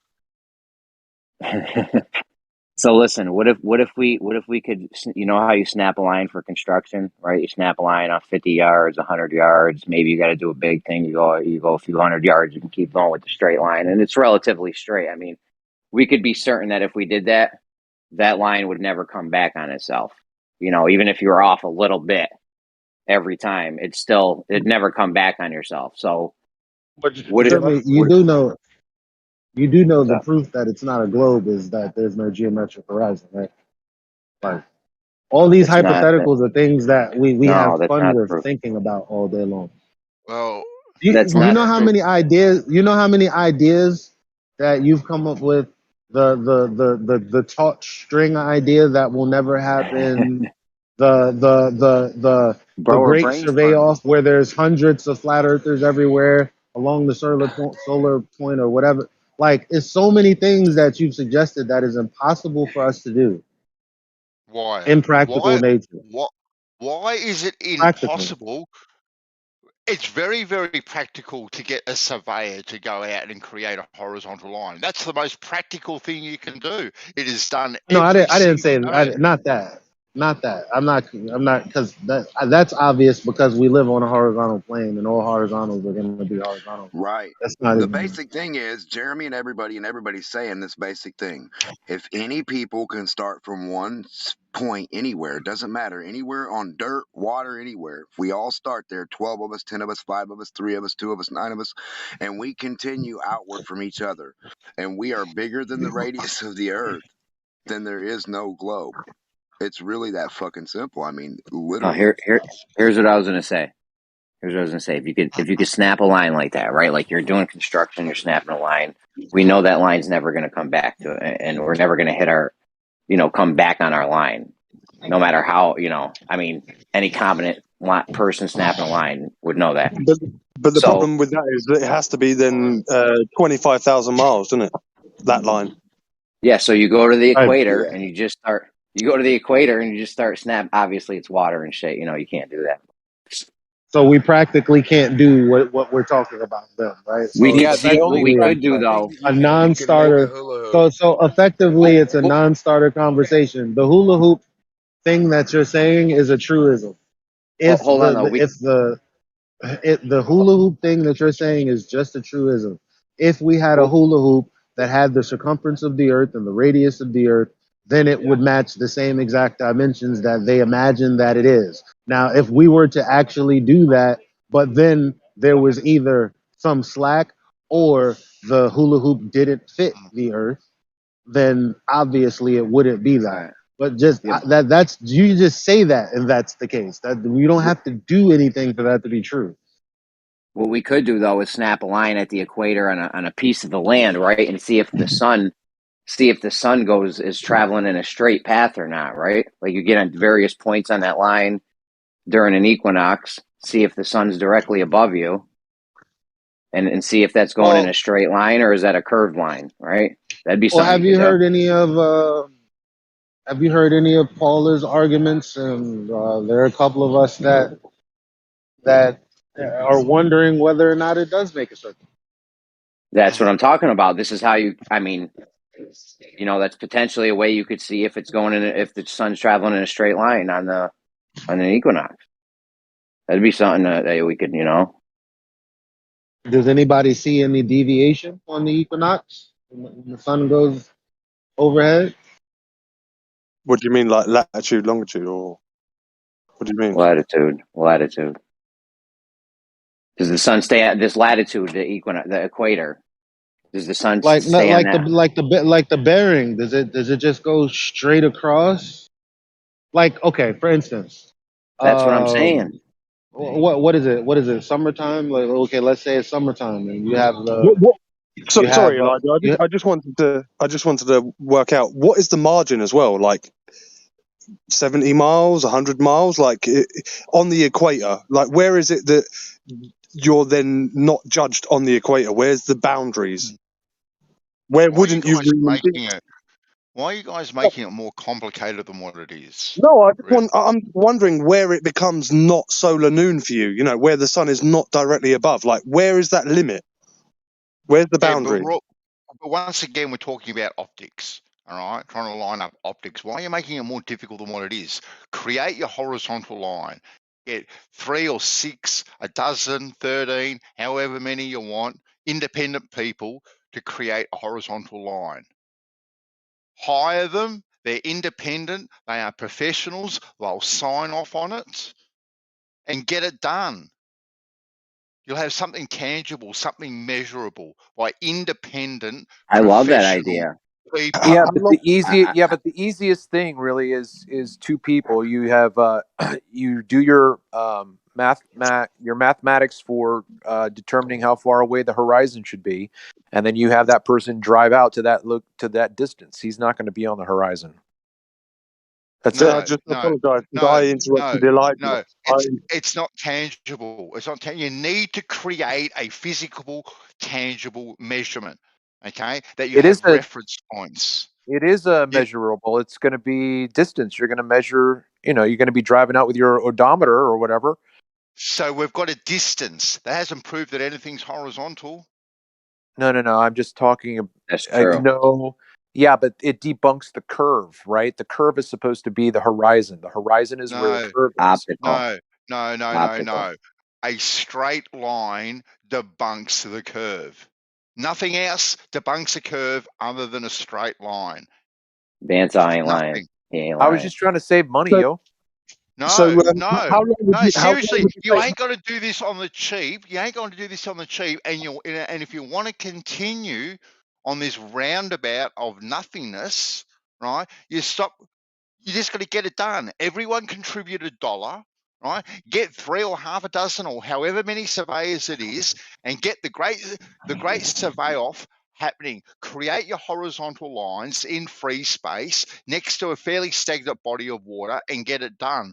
Boom, all over Red Rover. That's the only way you are going to debunk any curve whatsoever any day of the week, plus on Christmas. Hey, you know what? Wait a minute. You know what? Wait, hold on, just real quick. I was listening to the debate on Blue Marble's channel between him and Mobius, and now that you were saying that, Bandsaw, it reminded me of what Mobius said to Blue. Basically, he said that same thing about building a wall, and Blue's position was it's still going to curve. Okay, then so now from just creating a basic straight line, so one surveyor is going to cost you about $1,000 thereabouts, $1,000 to $1,500, right? So you get, I don't know, half a dozen of them. There's what, $9,000, $10,000 in surveyors. So now you want to go from a $9,000 line to a $120 trillion line. How is this any different than how is this any different than the Pontchartrain Causeway? Right? Do they charge by the meter or by the mile? 24 miles. What you are doing, right? Because you're talking about optics and whatnot, guys. All right. No. You want to do something independent, okay? You guys want proof other than the Pontchartrain bridge, do something independent from the Pontchartrain. Get half a dozen different surveyors to create a horizontal line, and bang, there you go. No one can dispute with it. But I've heard you guys argue about Lake Pontchartrain for the last 5 years. 6 years, 7 years, yeah. However long it's been. No, but If they can raise enough money to buy gyroscopes and hot air balloons and all this other sort of stuff, right? Raising a little bit of cash to get some horizontal lines constructed in free space and marked out by half a dozen different surveyors should be quite easy. And you can get these professionals that will put their name to it, sign off on it, okay? And you can get a geodetic. Hold on. Can I just clarify something with Bouncer? I might have missed. How long do these lines have to be? You get, a mile or two. That depends, right? So you can say, okay, then we want to create horizontal lines that are 3 miles long, for argument's sake, 4 miles long, and you do it next to a body of water. So you'd probably want to do it over maybe 3 miles. Okay, then. So now you have something to compare it with. Right, so now you've got a body of water, a stagnant body of water next to it as well. So you've got something to compare it with, right? But you don't even need the body of water, right? You just need the line. Let me just say, if you could get a geodetic surveyor to sign off on this, and his line showed that the water was flat, that would do a lot for us. That'd be huge. I don't know though, because it just end up getting. Who would they present it to, Jeremy? People here in Discord. What would you say? I said, who would the results be presented to after all that effort? People here in Discord. Everyone we could show, everyone on TikTok. One second, please. Every flat earther has to realize that the exact truth of our reality is known. Yeah, 1 second, Jeremy. Everyone on Earth we would present it to. It wasn't finished, Jeremy. There wasn't a 2-second pause, bud. Now, every flat earther here has to realize that the exact truth and nature of our Earth is known, especially the physical aspect of it. So let's not fool ourselves. What you could do, you could probably go to a couple of different surveying schools as well, and pose the idea to them and say, hey guys, you probably get them to do it for nothing. No, well, they may do it for nothing. You put up a prize for students, all right? So you can pit school against school as well. We want you to create a horizontal I would line. have the professional. I would put professional geodetic surveyors on it. You could do that too. I would do that too. That's good. But I would have. But both. But if you were to get, say, schools involved, like the surveying school involved as well, now all of a sudden you're getting some promotion, some media, right? Some recognition behind it. You can get people to notice it. Yeah, we'll send it to National Geographic, Bandy. Send it to National Geographic. Neil deGrasse Tyson. Nat Geo, the Discovery Channel, everywhere. Yeah, YouTube, TikTok, everything. You do everything. Friends, you gotta have. You can show. You gotta have. Yeah, you gotta have. What are we doing all these years later, Bandy? So what the fuck are we doing? Independent people. You could show it to the guy who we get legs off of. I'll show it to the guy I get eyeballs off of, right? I'll show it to my mom, my brother, my cousin. Immortal. You could hire some ad space in a subway and they can play it on the TVs. You can be everywhere. Bandy, every individual has to ask where they're at in all of this. What's the purpose? Lots of us are just spending. I'm here in this conspiracy arena 12 years of my life. Maybe it's all of my life in a different way, but directly 12 years. We have to ask as individuals, how far have we come? What have we achieved? And, where are we at in relation to the script writers who we know that the Earth is flat and stationary? What are we wasting time? Okay, I'll leave it there. Pete, I've been in this conspiracy shit since the 90s. All right? I knew the moon landings were fake in the 90s. I don't know why, 12 years is nothing. I was in this since what question are you working on? I only found out about 9/11 being a hoax in 2010. What question are you working on right now, Jeremy, for your own sake and your own existence, your own being, and for the sake of your offspring or your loved ones? What question are you working on? I have a lot of questions. All right, yeah, I'd love to hear it, though, I'd love to hear everyone's fucking development on the questions that they've been asked, flat Earth and beyond. Jeremy's working on free power. He's working on solar panels for his roof. That's what he's working on. Well, get yourself some mercury then, Jeremy. Get yourself some mercury, which guides the ether. The ether is you know when they say that you have a low pressure and a high pressure, when it forces the mercury in the tube a certain way, everything is inverted. Low pressure is actually a high pressure and vice versa. But yeah, get yourself some ether to direct the ether. Some mercury to direct the You're better off trying to get some sort of water turbine, because solar panels only last like what 15 years or some breeze, whereas No, they go longer. They make them now. I think one of the big companies has them, guarantees them for 100 years. They diminish in power over time, yes, but they'll run at half capacity for decades. Yeah, I've seen they're apparently releasing these new ones, these Pyrolite or Pyra something. Yeah, they've got ones now. Yeah, they got ones now. Not the ones Bandsaw got some shitty ones, right? They got new ones that last. They'll run at like up to half power for just decades and decades. Jeremy, what is the sun? So they claim. Jeremy, what is the sun, bud? Bandysaw, what is the sun? Bandsaw got solar panels from Yes, the 80s. what is the sun? Flat earthers, please chime in. What do you think the sun actually is? It seems to be an energy source. That's what it seems to be. It's a light in the sky. It's incorrect. It's incorrect. Yes, it is. Really? It's a source of You know what? I'm about to, Pete, in about an hour and a half, I'm about to go down to the beach, all right? And I can guarantee you, right, when the sun comes up and I can see the sun and I'm going to be baking there in all my glory, because I have a private beach, so I'll be baking there in all my glory. I bet you I'll be able to feel the energy from that sun. What do you mean the name? What do you mean the name because you have a private beach? Incorrect, like he knows what the sun is. Now, there is a different source to the sun, though. The sun is not the source of the energy. It is a secondary sort of effect or emanation. Oh, yeah. That's what I meant by that. Go on. Sorry. No, go, Jim Jam. No, I think we both spoke at the same time. The sun is Luke Skywalker, if we think about it, laser light, but it has a prior source. That's what I'm saying. That's all I meant to say by that. Go, Jim Jam. Go. All I was saying is that there is a possibility that the sun actually isn't in the sky. It isn't in the sky.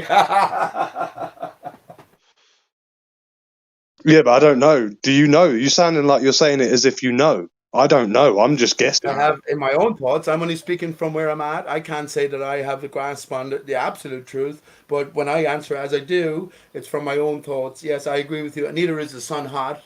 Neither is the sun far away. Neither is it so large. There's nothing at all like we thought it was. But that's my question. What do you think it is? As a flat earther, you can't criticize my answer unless you have some answer yourself. I see an electromagnetic I've actually source of energy, just like every other fucking heavenly body out there, you know? Is a star a source of energy? I think it is. I think it's. I think they probably all are electromagnetic in nature, but I could be completely wrong. You know, that's just my guess. Or ethereal. Isn't it funny that the stars and the stellar skylights in general, it just depends on the nature of the reflective surface, they all move in tandem with what the ether is said to move in, is 15 degrees per hour. Isn't that interesting? Especially as flat earthers, when we know that the surface is stationary and everything seems on a daily, nightly basis to revolve around us in relative unison. It's almost as if everything has a singular source, right? It's almost as if everything has a singular source. The only thing that remains fixed is the northern Polaris. Well, they say that oscillates though, so it still turns. Nice one, Bandy. Yeah, nice one. Yeah, no, I'm going to correct my answer, Pete. Okay, it seems to be a transmitter of energy.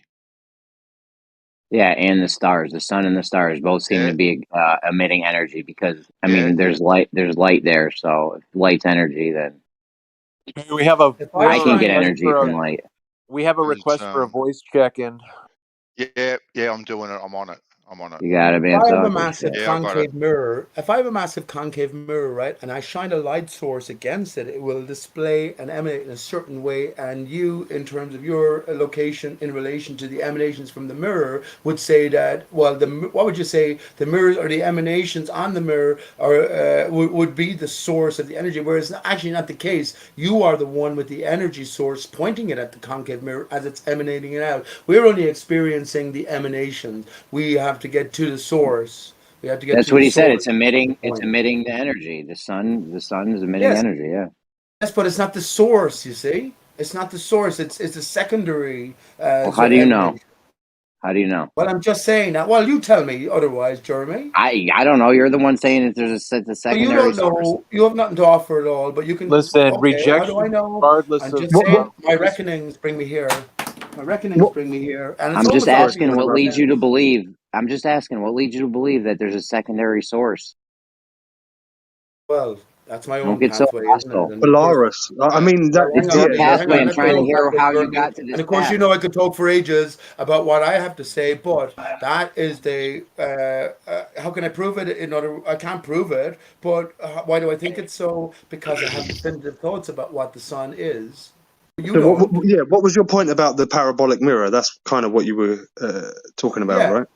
Yeah, so in other words, if we place the parabolic mirror above the flat Earth station's surface, and we have a central emanating source from the north, which is actually creating the mirror, if we think about the barrier between Earth and the waters beyond, in terms of energy, invisible Right, I get what energy you're saying. field. Okay, yeah. So the energy then is coming from beneath the Earth, right? And it's emanating upwards, and then we're getting a reflection. Polaris is the primary focus, right? The primary reflection, and then the added self gives us a secondary reflection in terms of the sun. Holy The primary smokes. reflection, by the way, of the sun is obvious for flat earthers. It's the fucking moon. The only two things in the sky that seem to be the same size. So, P, why do you aim your solar panels at the sun instead of Polaris? Yeah, because well, one is a what would you say? It's a focal point. It's like you have a magnifying glass and you're trying to burn a piece of paper on the ground. You have to get the what do you call it? The association or the relationship between the sun, the source energy, the magnifying glass itself, and its pinpoint burning center. Absolutely right. It's almost as if it's in reverse. Right, it's almost like the pinpoint of your focal magnifying glass is Polaris, right? The thing you can't see, it's so focused intent. Then it's almost then as if the emanation of that is the magnifying glass itself. You know what I mean by that? It's almost like it's in reverse. Oh yeah, you should. If you, in other words, I think I get what you're saying. You should say to me that the sun should be where Polaris is, and vice versa. But yes, I don't think that that's the case. You know how much your work would be aided, Travis, by creating a horizontal line in free space? I'm sorry. Say it again. I was reading a text. Say it again. I said, do you know how much your work would be aided by creating a horizontal line in free space? Well, sure. I mean, it's just crazy that we've been that I don't know. I think we've all understood what you described is absolutely what needs to happen. We've just described it in so many different ways: forcing the line, White's words, idea, all this kind of stuff. So yeah, sure. I still think that disproving the math for the horizon, though, is just as viable a demonstration. If you mathematically tell me how far away the horizon will be, and if I drive out there and I get there and I drive past it, going the miles you tell me, or I can't get there driving the miles you tell me, then your math is wrong. Mm-hmm. Mm-hmm. They're just going to say refraction. No. Here's the other thing. Then you have to then prove you then have to prove that the conditions of the day produce the refraction you're claiming. Mm-hmm. And how do you then go about that? Like, how many different then? I don't know. I don't fucking know. Listen, that's what we were arguing about. That's what we were arguing about the other day, right? So it's like, oh, if there's a steeper lapse rate than normal, blah blah blah. I'm like, yeah, when the fuck does that happen? What day? You know, what's the temperature? What's the air pressure? Yeah, I know. Shit. Like, why can't 6th grade science students go out and know that if they look at the weather projection for the week, they should go out on Thursday because they're going to see an inferior mirage? That would kick ass, man. But see, the thing is that not only do I want you to predict what day is going to have the inferior mirage, I want you to tell me how intense the mirage is going to be. How obtuse or how acute is that angle going to be? Do that. Fucking steep lapse rate, steeper than usual, blah, blah, blah bullshit that has no meaning, has no value, has no reference. It's just all this fucking rhetorical word salad that all these guys like soundly just go num num, num, num, num, num, say that again. Like they don't even fucking know what it means. They can just repeat it.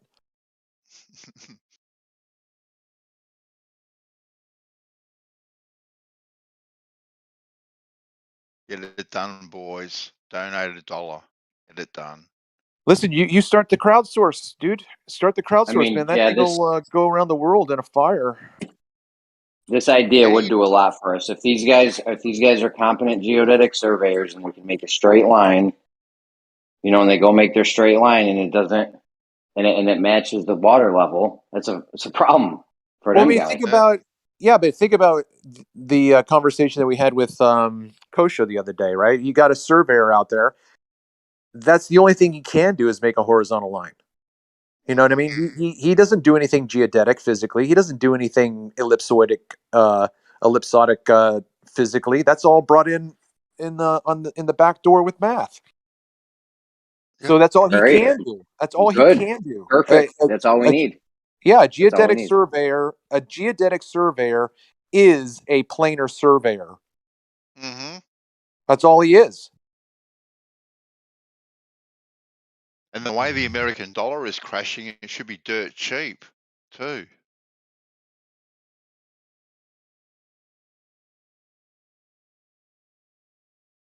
Yeah, it's fucking crazy. The way prices are changing right now. Oh, yeah. Except the fuel's not that bad where I'm at. Our fuel's just dropped a bit, too. It was crazy. It got up to about $2.20 a litre, which in your money is about, I don't know, $9.50. Wow. A gallon, yeah, $9.50 a gallon, yeah. It's about $2.20 a litre here. It was crazy. I was hemorrhaging every time I went to the petrol station. I was just hemorrhaging money, making my eyes roll back in my head. Crazy.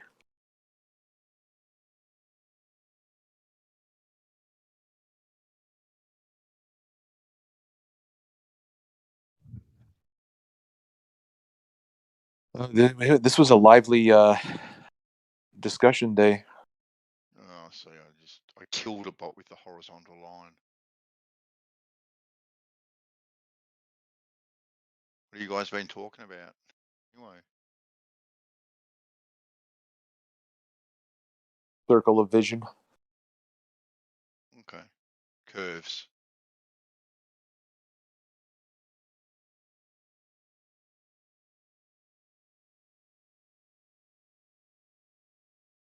Where'd everybody go? Everyone's here. Break. I'm here. I'm just watering my weed plants, sister. Why is everyone here not making their time count to the ultimate potential possible? We know we're so far into all of this. It has to be leading somewhere. We know that there's powers in play who know everything and multiple times beyond what we know. We shouldn't be satisfied at just not knowing. Yes, we all have feeling like we should be doing a lot more. Like I'm sure we all do, you know, because there is, you know, we can do a lot more. That, you know, it's almost like we just need that sort of, I don't know, base sort of like. Earth is not point, flat. You know? This is your base. This is your base. Earth is not flat. Earth is not stationary. That's your base. But I Because you mean have by to define community, what like Earth going is. out This is there in what the real Earth is. We world have and to then. define what Earth Okay. is, and we'd all agree it's certainly something.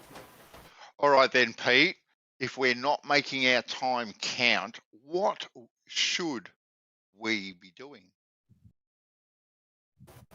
Well, first of all, you ask me, first of all, on the date that's in it, we should be talking about the symbolic decoding of 9/11, the 9/11 hoax where no one died, no one cried, and yes, we were presented with a television. What does that have to do with what we're talking extravaganza about? over time because No of the one data seems in to it. But care other about than that, 9/11. That's the other problem. than that, we have to see how it corresponds with the greater world view. This is all symbolic in terms of that it applies to the greater world, ultimately applying to our greater natures, because we are the world, and more so, we are greater than the world. You think everything revolves around 9/11? It doesn't at all. 9/11 is the least of our problems. We're just people on the internet, Bandy. No one cares, it seems to me, in real life anymore. I mean, I think what you're trying to say there. I think I get what you're trying to say there. Like that's the most obvious there'd ever been about lying, about just completely lying. I get what you're saying, but it's too far in the past that people just don't care. Like you're trying to wake people up with that. You know, it's like they don't care about it. That's the point. I'm not trying to wake people up. I'm trying to get you to wake up to seeing what is the true symbolic tale being told beyond the obvious literal fact that it was a media and a victim symbolic hoax. I bet you so many of you don't know that Kid A by Radiohead was the album. I'm sure some of you have listened to it, but it was the soundtrack to 9/11 because we were presented with a movie from the minute that just before the second plane hit to after the second tower fell, a 102-minute movie that was prepared at least a year in advance. What they did in reality, of course, they took down the buildings behind the scenes in a safe and controlled magic trick, David Copperfield style fashion. But yes, we should be considered more with the symbolic. So is that an answer to Bantal's question? All you're talking about, Pete, is deception, and you can point at any event at any one time, and the event happened, right? The events definitely happened, but the reason we're told the events happened, whether it's 9/11, First World War, Second World War, Vietnam, anything, invasion of this country, this kind of happening, the dollar going up, the dollar going down, whatever it is, there is deception. I wanted him to answer your question, though. I wanted him to answer your question, which was I said like, symbolic. what do we do? What better can we do with our time then? Like, I want to know. I'm there. If you need me for something, fucking sign me up. Yeah. If you've got something that you want to implement and you need hands for work or whatever, what are you saying? What do we need to do with our time then, Pete? Well, hang on. What do you mean I got you? What's your speciality? What do you do? Are you a graphics expert? We can do a map together, a map of the Earth together in a month, easily. I'm not an to expert do that. Or on Tim anything, Osman, but OSMAN, and he wouldn't do it. if you want a fucking lackey that will put that there and move this here, I'm your man. Lati? What nation are they from? Latias? I've never heard of the nation of Latias. Yeah, but where are you at? Okay, so tell me a question you're working on. I'm in the UK. Yeah, but where are you? No, I said where are you at in terms of what are you working on? What's the bigger questions or sort of connections you're trying to put in play, or you're trying to connect or solve? What do you mean? That's not doing more with your time though. Like, just of course it is. No, but connecting no, but I thought you meant in a physical sort of. We need to be. Oh right, I thought you meant like sort of hands-on, like on the floor sort of thing. I don't know. Anything you want, and listen, bud. Anything you wanted to sort of clarify physically, just go to YouTube and someone has done it. Travis, look at all the observations Travis has done here, and other people obviously on their own panel. So yeah, you don't need to start doing anything physical anymore. What you need to do now is start using your mental acumen, right? Now, first of all, can I ask you, bud? Do you understand that 9/11 was a media and a victim symbolic hoax? Say that again. 9/11 was a what? A media and a victim symbolic hoax. It was a movie presented to us. It was an orchestration, years in the making, and it's there for, once we see beyond the literal interpretation, it's there for symbolic decoding. Do you understand that? I don't think you need to ask anyone that question. I think we all know that, but it's like we didn't know that at the time. How is Yes, that but helping I'm yourself, only asking Pete? you now. I don't think Jeremy knows that right now. Jeremy, do you know that 9/11 Pete, now? Yeah, okay. how is that helping yourself? I'm not trying to help myself. I'm trying to help you.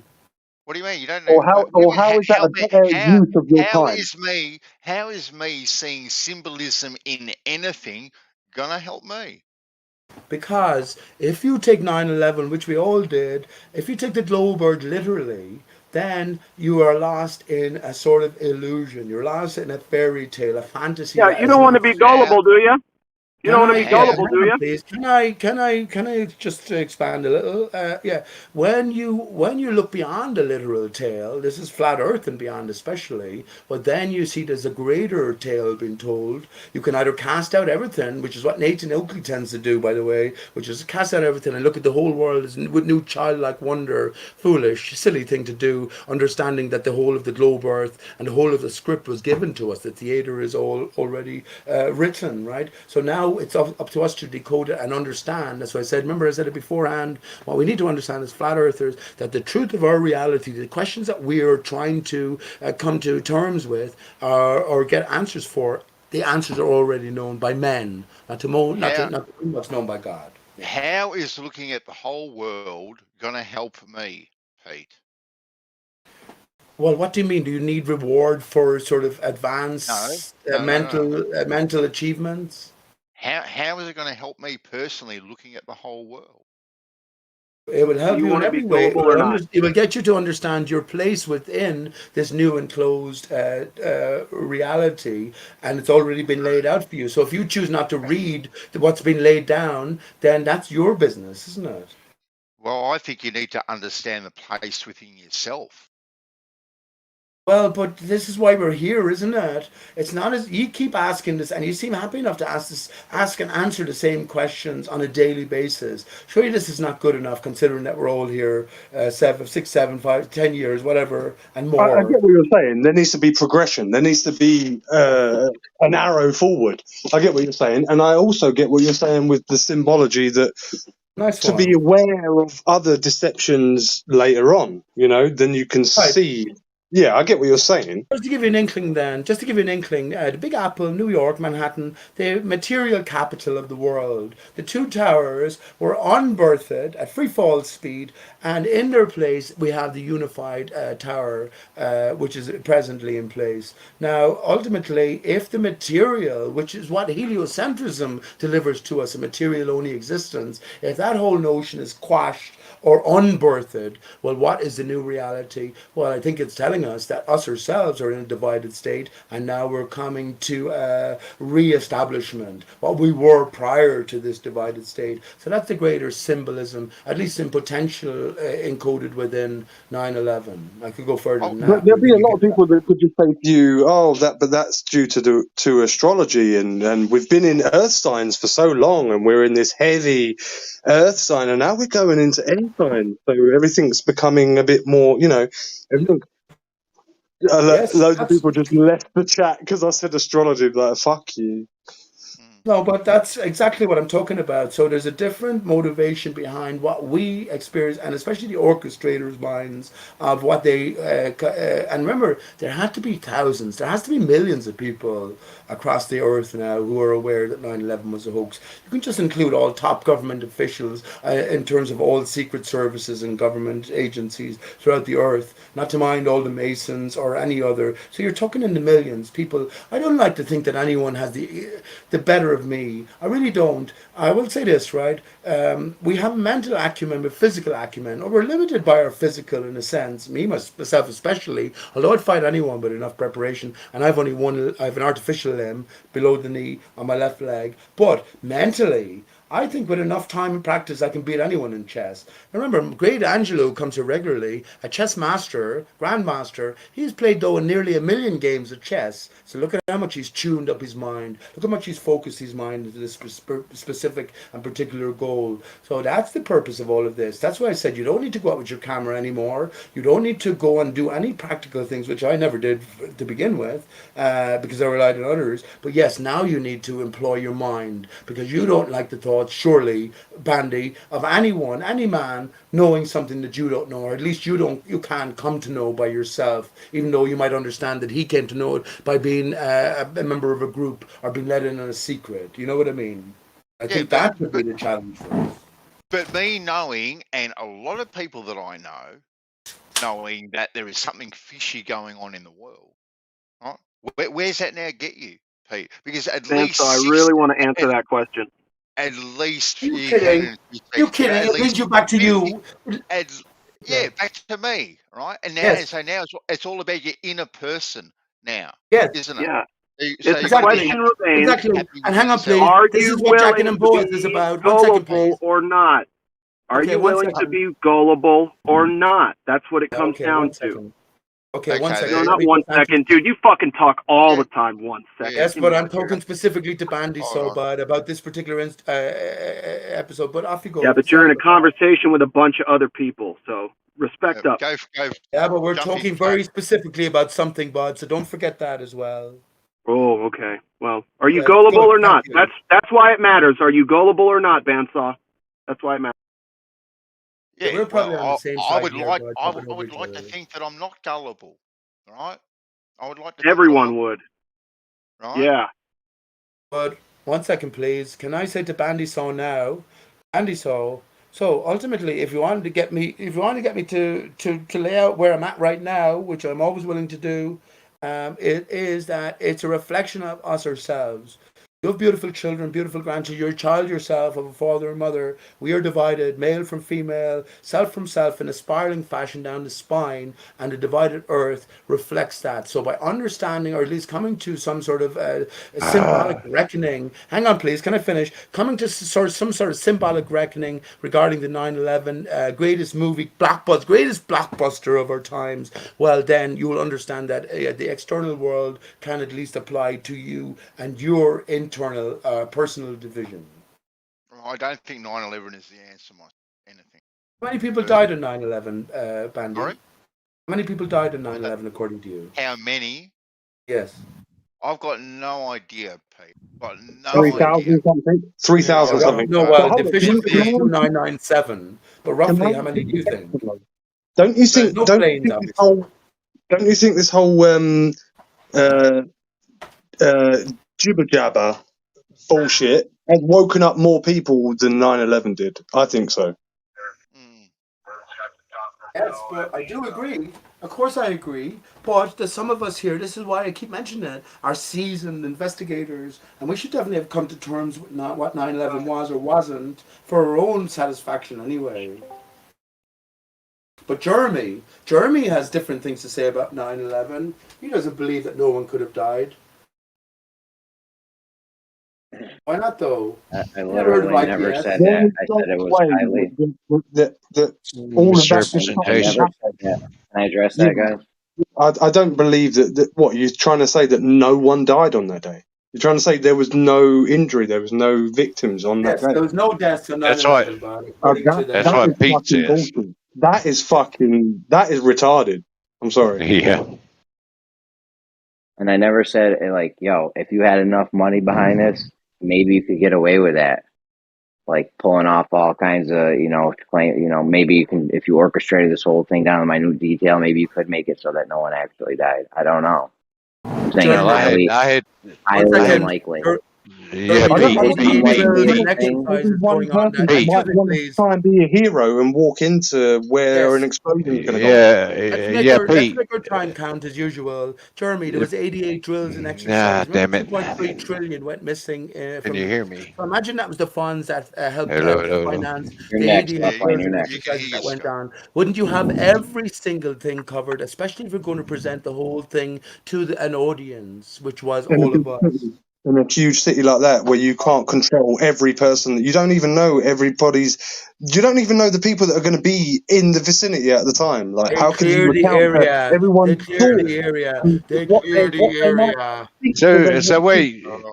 Here's the point. The day after 9/11 happened, I worked in the emergency room at Jackson General, and we sent a team of paramedics, EMTs, and nurses up there, and they came back with horror stories of picking body parts out of the wreckage.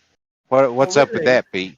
Oh, really? Okay. So first of all, now you're a truck driver. Maybe you were upset so much by your experience. What were you back then? A coroner or a nurse or something like that? But before you No, do that, I was a medic. I was a medic. okay. But So you're a but medic. Okay. irregardless, I'd have to According send to the you official a copy of my story, paycheck. left lane. According to the official story, left lane, the biggest body part that was found in the rubble was DNA-sized genetic material. Everything was crushed and That's not bombed. There true. was no. That's not true. There were Well, feet, please post there me a were link. hands, there were liver, No, there there was weren't. lungs, there They was all found your kinds of body leg. parts. They found Where your did leg you over find? there, No, there Pete, in the weren't. 9/11. No, there weren't. Where did they find those at the top of? Hey, Jeremy. Oh, I love you, bud. You have a great mind, a great sense of humor as well. Jeremy, if you were trapped in a building, you go to the top, right? Once you realize that there was no hope below, the only way you could go for rescue is to the top, right? And where is all of the bodies, full bodies that are on the top of the building? That when the building fell down, crushed in its own over its own weight due to whatever gravity, which is fuck. Don't get me in starting on that. But where's all the intact bodies at the very top? If it fell from free fall speed of gravity, you don't find that. That's what fuels the Judy Was there Wood. people? Let me just say that's what fuels the Judy Wood and the May Dmitry never Kalasov stop, Pete. theories. Yes. Yeah, no, this is going into. Oh, Listen, if 9/11, they had, 21 years later, we can't go into this. Okay. if they had, see, your mind don't work as good as mine, Pete, because you should have countered Well, left lane's argument. You should have countered. You should have countered left lane's argument with those bodies were planted there. All right. no, Those weren't even no. 9/11 bodies. Those are bodies they got somewhere I else don't and need just to put do them there. that. I Why? don't need to do that, Jeremy. That's why I That went straight to destroys you his to whole ask you that argument. question. That's why That I went straight destroys to ask left you lane's that whole argument. question. Hey, Jeremy, that's why I went straight to ask you that question. Although I did give a statement to left lane, which is funny. He's a trucker now. He used to be a medic around 9/11. How convenient. But Jeremy, where are all the bodies that would have made their way to the top floors of both towers? And when they collapsed due to, where are all the complete bodies? There was nothing to Were crush there them. people on the roof? Well, where would they have gone? I don't know. Were they on the roof? You're saying they were on Couldn't the go roof. What down. if they were on the floor under the roof? They would have got crushed and mangled. I don't No, know, but they couldn't dude. have gone down. Where would you escape to, bud? I'm saying it's all a hoax to begin with, right? So don't forget Can, that. can I can I just ask Pete, where did this come from? Is this your idea that no one died, or did you get this from someone else? Oh, that's certainly not my idea. For fuck's sake, Tim Osman. I didn't come from him as well, but Tim Osman, who is the Infinite Plane Society, he came on the scene with I Am Mark Sargent, right? So another clue for us. But yeah, he's an auto hoaxer. He knows 9/11 was a hoax. But it ultimately came where I found out was over at September Clues or Clues Forum. .info, who are a research forum. I'm sure you've all heard of that. It's been going on 10 or 12 years now, more than that even. You know what, Pete? Cool. Well, granted, no one died. Now what? Voila. No Now one what? died in 9/11. Now what? Now what? Okay, now what? Now Yeah, what now is you what? got to Now what? No realize? one Okay, died. now why? Okay, why? Okay, now what? Remember I said, Gio, the last time I have a brilliant story, a unique story in the history of the world to tell regarding 9/11. It's sort of anecdotal story. I can't give you any direct evidence, although I'm sure it could be found if I went back far enough in the ATS thread I started back in 2011 or 10 even about this very 9/11 media fakery incident. Now, if you want me to tell a story, I can, but ultimately, now what leads us to understanding that 9/11 was a blockbuster movie. We were presented with images prepared a long time beforehand, at least a year beforehand, and what happened in reality, the buildings were taken down safely according to general rules, right? Now that leads us to a different game in play. And where does that lead us? That's why I mentioned, Bandy, about the symbolic decoding of what's presented. Pete, we are no closer. I asked you, now what? Now what? Yeah, but Do you is know that what the not enough truth for is? you? Do you know what the truth is? Is that not enough for you? What do you want me to tell you? What do you want me to tell you? Where I You wanna know ended what up the is that context if I is? hang up, Hold on. No, hold on. Right? Everyone knows something fishy went on in 9/11. Right? Everyone knows, right? Now 9/11 has been used as a tool, right, to perpetuate evil, right? That's what it is. That's the answer.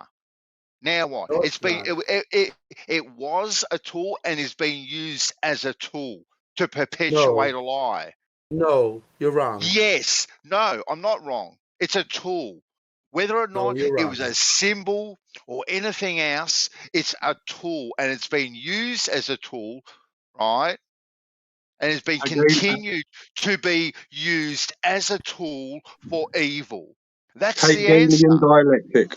It's just a simple Hegelian Can I dialectic. answer, please?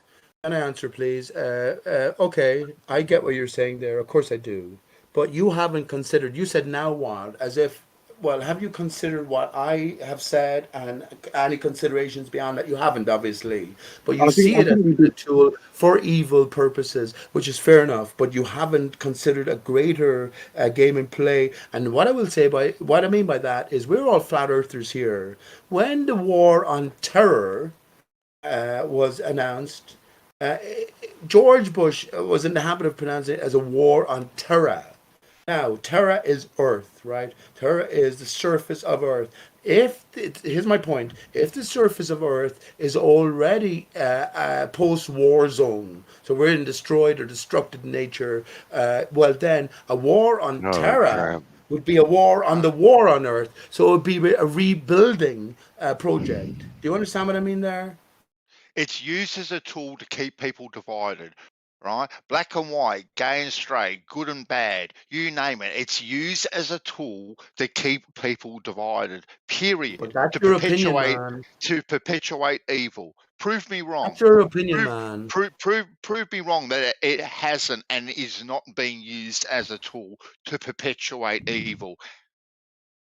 I think all of these actors, George Bush was an actor, one of the greatest actors of our times. Like, he had to be put in place for 9/11. Another tool. Yes, but okay, Bandy. If you're going to be so insistent, are we already lost? Then has evil won? It seems like evil has won, and they would set up a situation like this, Discord, which is worth 120 billion, to just keep all of us thinking minds just occupied on minor shitty stuff rather than focusing on the greater issues. So We did ask earlier, what should we be doing then? This is my point, though. Bandy Saw is thinking about it in the wrong way. He hasn't incorporated fully. He hasn't incorporated fully that 9/11 was not just 33 years in the making. It was hundreds of years in the making. But we are flat earthers now, so we have to look at things in a different way. When you were a ball earther, you said exactly the same thing, right, Bandy? I'm finished now. When you were a ball earther, Bandy, you said exactly the same thing, right? But who here doesn't know that it's hundreds of years in the making? I don't think anyone here is not sure of that. Evil's been around. Evil has been around forever and a day. Everyone forever and a day has been asked to pick a side, the good side versus the bad side, right? To keep people divided, to get control and to maintain control. And this control shifts and changes, ebbs and flows, right? From whence does it ebb and flow, man? How far does our history go back according to your reckoning? Who are you, Bandy? Where are you? What are you? Why are you? When are you? I am me. I am the greatest man that ever walked the face of the earth. You do have your own private beach. I'd love that. Yes, I do. If I came to your private beach, could I go skinny dipping in the nude? I'm about to go skinny dipping in about half an hour. As opposed to going skinny dipping with a swimming costume on. What is it there at the moment anyway? What, 5 a.m, something? It is for me. It's 5:45, so I've got about 45 minutes, and I'm going to be walking down to the beach, which is about 250 meters away, and I'm going to do myself some fishing. Is that your own property, Brad? Is that your own property, first of all? Yeah. Are you kidding me? How much of a beach do you have, your own private property? Oh, well, it's not my beach per se, but I call it my private beach because no one else goes there. Yeah. So has the temperature really picked up then already? Oh, well, this morning at the moment, it's about 5:30 in the morning. It's about, I don't know, 14, 15 degrees. Fairly warm. Yeah. Bandy, where do you think all the you're a flat earther? I'm not sure. We haven't spoken so much, but you're definitely you're definitely a globe skeptic, right? So you won't claim to know what the Earth actually is. But where do you think these are great questions for flat earthers? Where do you think all the saline waters came from? All the ocean waters. Where do you think they came from? I think everything was created. Really? Yeah. When? The Bible literalists will tell us I think a pastor or priest or whatever, maybe it was Bishop Ocker from Northern Ireland, actually counted back the genealogy of the Bible, and he got back to, I think it was 5,000, a very specific date. It was actually so specific, it was unbelievable. It was like, let's just say, for the sake of it was 5,374 years ago at midday. At midday. I don't know. I'm not a Bible believer, Pete. Yeah, but that's at least an answer. That's it. So when do you say are you saying this is all a construct, a simulation? No, not at all. We live in reality, right? But this reality was created. Yes, but you say we. Are you saying that you know who you are, and by extension, then you know who I am, and you can include us in the same we? Well, I'm a man and you're a man, Pete. You sure of that in this day and age? I'd show you my nipples if you show me yours. I am. I definitely am. Most definitely. But the point is, though, and it is, and I already explained my own thinking, and that's all we can do at this stage is just exchange our points of view. There's no proof or anything like that. So we're sort of going on intuition. We all know as flat earthers that there's a creator in play. The way I've sort of narrowed it down is, well, the very least I can say is that I am the creator. I'm part of the creator. And of course, in this life, I have a son. I'd love to have loads more children. But anyway, but yes, in that sense, I am that sort of co-creator. So yes, as flat earthers, we accept that there is a higher power in play, and at the very least, we are part of it. We could be God itself. We don't know, but at least there is some connection between us and this higher power, whatever that may entail. But yes, coming back to away from heliocentrism and beyond Big Bangism, then there's a different alternative. And of course, as we come to flat Earth, the Bible literalists are there waiting at the door to give us a definitive figure 6,000 years ago, as opposed to the 13.7 billion years of the scientific establishment. Do you know what I mean? So where we land as individuals, of course, it's completely down to you, and it's so precious, And I think that's all we can do at this stage. And I'd love to hear it as well. Your deepest your deepest extension into where you're at actually right now.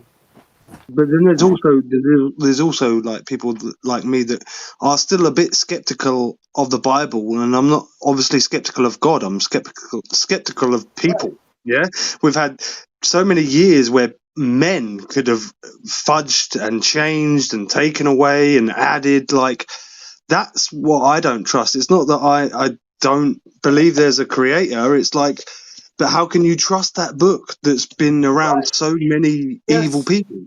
Very good, but the question is for you, though. 1 second. The question is for you, though. Where are you at? So you're saying you don't trust the book at all? I can give you my. No, I don't trust the book at all, because I still think there's sort of some sort of power in it that whoever might have fudged it can only do so much, right? I think there's a lot of goodness in the book, in the Bible itself, 100%. For sure. Now, and things in the Bible seem to correlate with many different events, and there seems to be many a good life lesson that is no doubt there's wisdom in the Bible. Now, do I necessarily believe that it is the Word of God per se, written by a man? Well, I am definitely skeptical about that. But I don't disregard the Bible. Itself, and I've read bits and pieces of the I think Bible. In this sense, though, I feel like I put God in a higher place. That I don't need the Bible. I know that God can guide me without me having to see the Bible. Yeah. And my favorite saying or phrase in the Bible is the narrow gate. I absolutely love that psalm or phrase or whatever it is that really does resonate I with really me. think it belittles God when people think they need. I think it really belittles God when people think they need to live by a book, right? Okay. Well, hang on then. How do you maintain God can communicate with you then? I By putting you communicate in with certain my creator scenarios. all the By time. putting you in certain scenarios. Yes, but Can I add something? Yeah, go Rakia. Jump in. Hold on, Pete. No, let Rakia jump in. Go Rakia. Well, hang on. Before he jumps in, because he's new to the conversation, No, 10 seconds. no, 10 seconds Pete, to Bandy talk, Pete, please. no. Let Rakia jump in. Come on, we've had the floor a bit. Let Rakia jump in. It's a public forum. Go, Rakia. Yeah, a lot of people just refer to the Bible as a book, and that's okay, but it's not just a book, right? You have to look at how many authors there were of these writings, the time periods, how it was written, who it was written by, and the presumed cause of why it was written and preserved for so long, with many men going to their deathbeds telling the truth about their Bible beliefs. Now, not many men go to their deathbeds on a lie, so look at it in that aspect, and as it being hello, I'm not sure who that is, but I wasn't finished. Come on. I'll go on mute, I promise. I'm sorry. As it being the inspired word of God also makes it not just a book, but if you believe in a creator and that the creator could create all the birds and heavens and seas and oceans and fish, you surely would believe that that same creator could inspire a book to be written to be a guideline for us. So I'll go on mute. Or he could deliver his word through a book.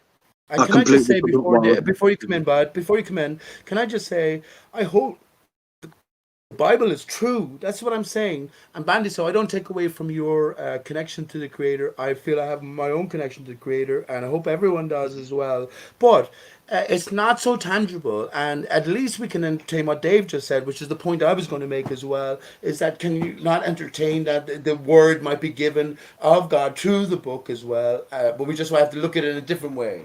We have to decode it in a sense.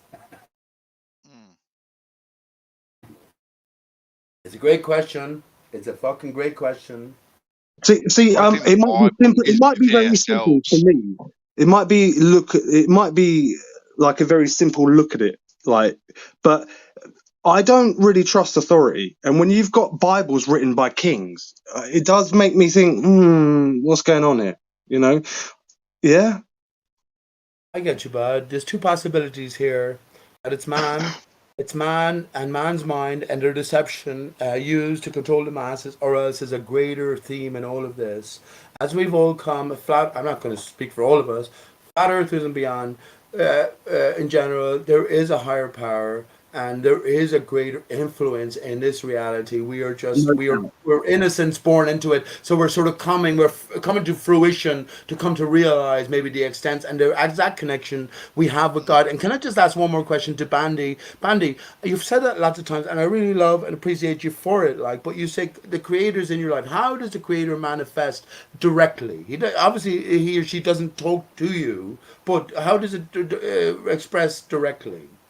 100%. My creator talks to me directly, and I talk directly to my creator. Happens all the time. Yep, most definitely it does. In every aspect of my life. So can you ask the Creator, dear son, on behalf of your friend in Ireland, Piche, Je suis Dodo, what the heck he's going to do for the next week? Yeah. Well, see, the thing is, Pete, like, my creator is my creator. I am the only one that has a hotline to my creator. You can't contact my creator. Exactly, that's why I asked you, but he knows about me. And my creator cannot contact you, right? Yes, that's why I asked you. I appreciate that. Yeah. That's a dangerous line of talk. But your creator knows me, right? My creator knows you and everything you did. He knows everything about I don't like using the word he. First of all, because we are male and female. Man is nothing without woman. Woman is nothing without man, because we're both divided from the same thing. God is no sex, right? So that means he's complete. We are divided aspects of God. But yes, Bandy, that's what I'm saying. Please ask your honored and all glorious creator. I don't mean this in a derogatory sense. What am I going to do for next week? Pete Shea, he knows me. He might give you an answer, or she might give you an answer, and then you can get back to me. I'm Well, genuine about that. my Genuine. creator protects my loved ones, my family, my friends, and anyone else, right? That's what he does. And he will do unto me what he does unto me. But I only ask for things for other people. I never ask for anything for myself of my creator. So Because why he would already you? knows. Private Because beach. basically what you're my saying is creator already, because my creator, well, I don't have to ask my creator for anything because he already knows what I require. but also what you're saying is like it's like he's a doctor, like, oh yeah, patient confidentiality, you know, I can't speak to you about other patients.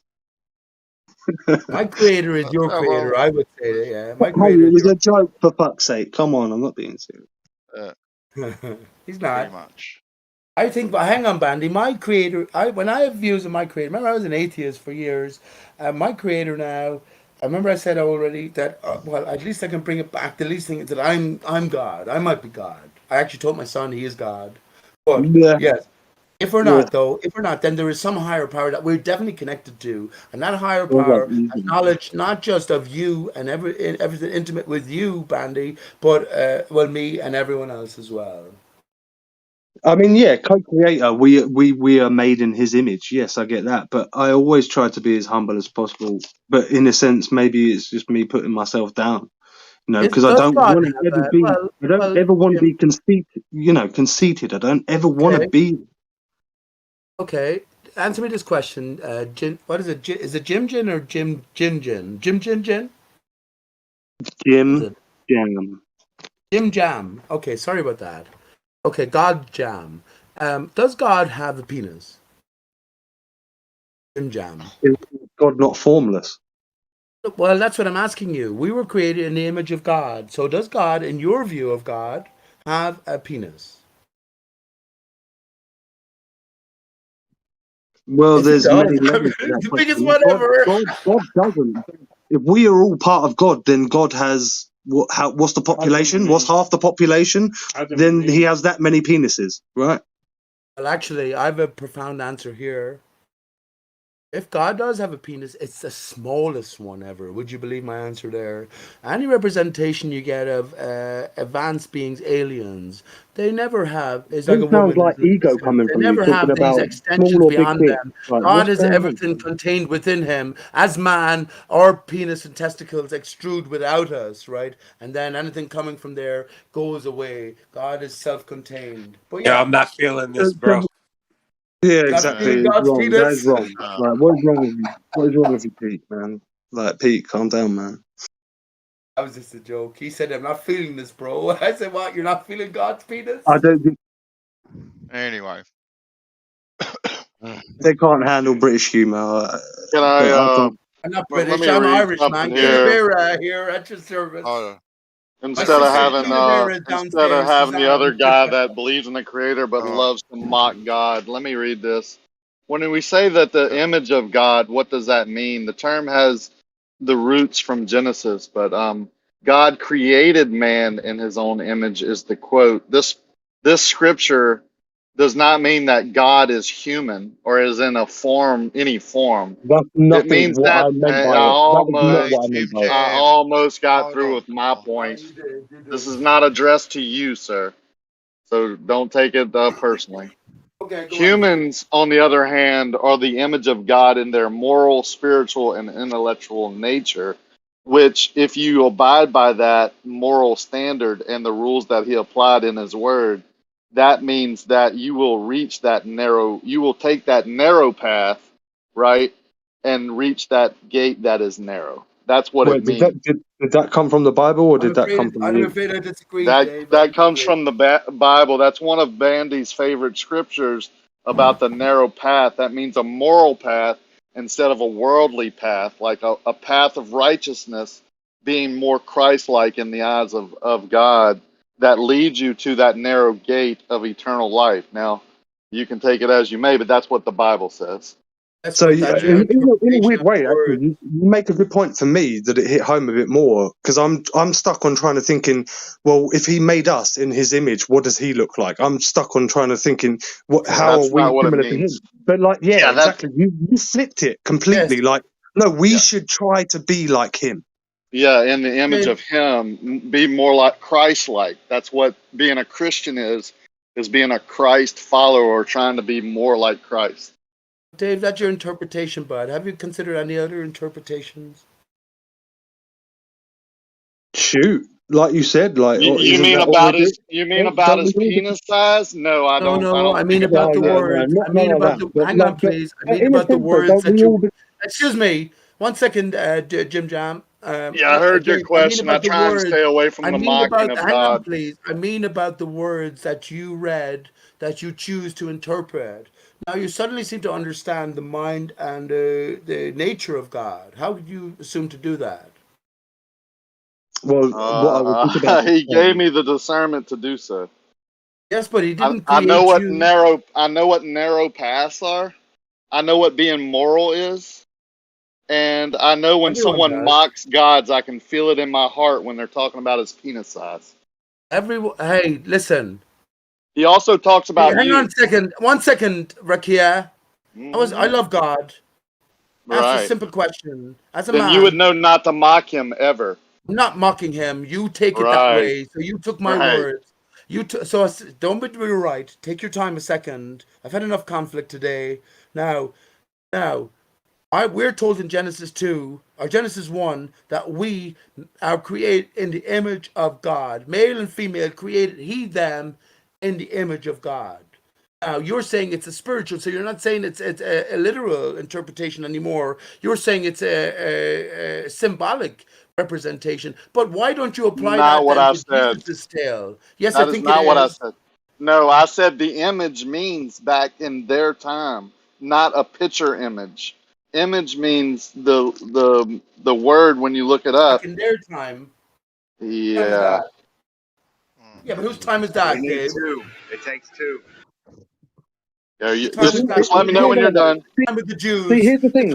I was in full explanation when you interrupted. Just let me know Walking when on you're done. water and turning blood into wine. You know what? I'll give you a hot tip, guys. All right.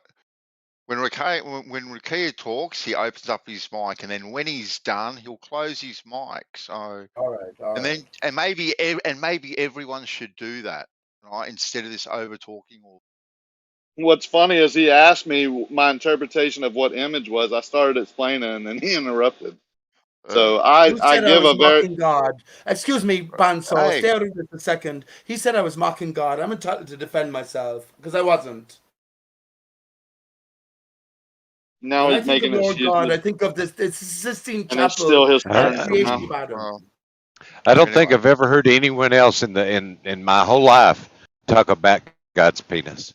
Are you kidding? Why would you? Why would you? And say it was the smallest one. Let me answer you then. Let me answer you. Have you looked at the creation of Adam, and you have Lord God and his troop? Have you looked at that? It's a man, right? It's a man with hands, with feet. He actually has 6 toes, Bandicoot. Would you believe that, Bandicoot? I don't really care about the care about creator's penis or anyone else's penis. You don't care seem to about care them. about anyone.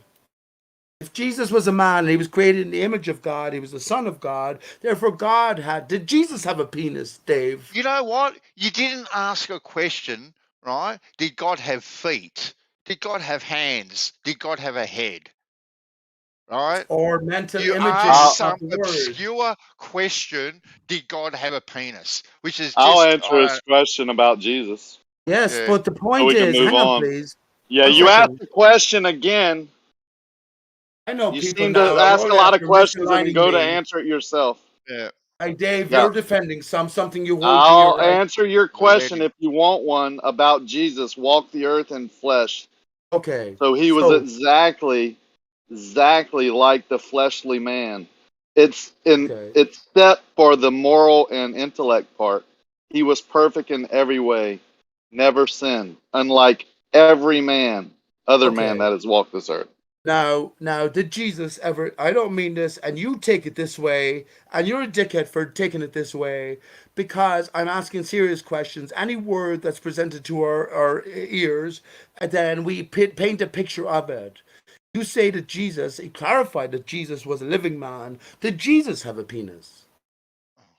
What is your infatuation, Really? man? I said that Jesus was a man in flesh. If that doesn't answer your question, Right. it seems like you got to get your Now, quota of saying that okay, word all over and okay. over. So therefore, Jesus. So Jesus, because of the Trinity, I know you might believe this particularly, but there is a Catholic. I brought up Catholic country. Jesus is the Holy Spirit, is the Father.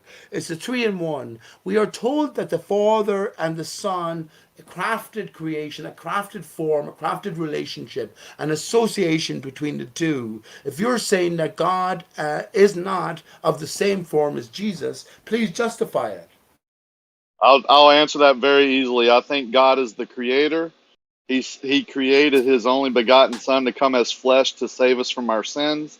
And the Holy Spirit runs and lives in every human being and everything that exists. God is You know everything. that. You know that, Dave. Have you considered this? Because I had a child, and I was thinking at the time, really anti-church, because there was heavy fucking promotion anti-church here in Ireland at the time, and all of the different controversies came out then as well, the sexual abuse that went on for years, and I know it's true as well. I know it's fucking probably more true than what they represented, but here's the point. When it comes back to our true origins, when it comes back to our true natures and our true connections, well, what are we supposed to think? We have an ideal in mind. If we're going to paint God or Jesus or the Holy Spirit as a living, I understand what you're saying, by the way, but yes, if the form of Jesus, the perfect form of man, the perfect form of woman, if you want, is created after the form of the Father, you're saying that the Father doesn't have any physical form, but he has a mental form. But surely Jesus has a physical form, and the mental form is already ingrained. So why would he have a physical form? That's my You're question. asking why God did what he did? Because he knew there were going to be people like, he knew the fall of man happened and was going to happen. He wrote it, and it's in his frequency. So here we are, me and you, sinners. Right. The We reason can I only be mentioned, okay, saved by the blood of Jesus. That's what I fair enough. believe. That's my I faith. get that as well. I probably believe that's true as well, but in a different way. Like you believe that man and in Genesis 1, God created man in the image of God created he man, male and female created he them. Right, so male and female, God has to be male and female within one. Anyway, yes, when I had my child, this is what I was saying. When my son's mom had my child, that child is innocent. That child is a beautiful, beautiful angel. I was wondering how, not at the time, coming to flat Earth and beyond, how can we all be born into sin? Now I recognize what's going on. Sin represents division. Sin has to represent division. We are first of all male divided from female. And we are then self-divided from self. But we're living on an earth that is also divided from itself. So if you think about an S and a reverse S combined, you get an 8. What do you get when you combine an N and a reverse N? I think ultimately that's the terms I came to, Dave. We're born into division. We're born Well, into yeah, I division. know. If I can That's answer the that, sin. That's the sin because we're immaterial baby, into material. Yeah. yeah, Well, babies no, we're born are into a not body. sinful. They're born into a world of sin, the fall of man. Babies themselves are not sinful, but they are born into that world, and it is something they have to deal with. No, we're told We're we're all born born into with a the sin of body, Adam on our hearts, and the a sin of body Adam needs on our food. heads. And to get that food, you need to murder other living things. So yeah, I it's don't know still what you said there. Maybe repeat it. plants still live. Like if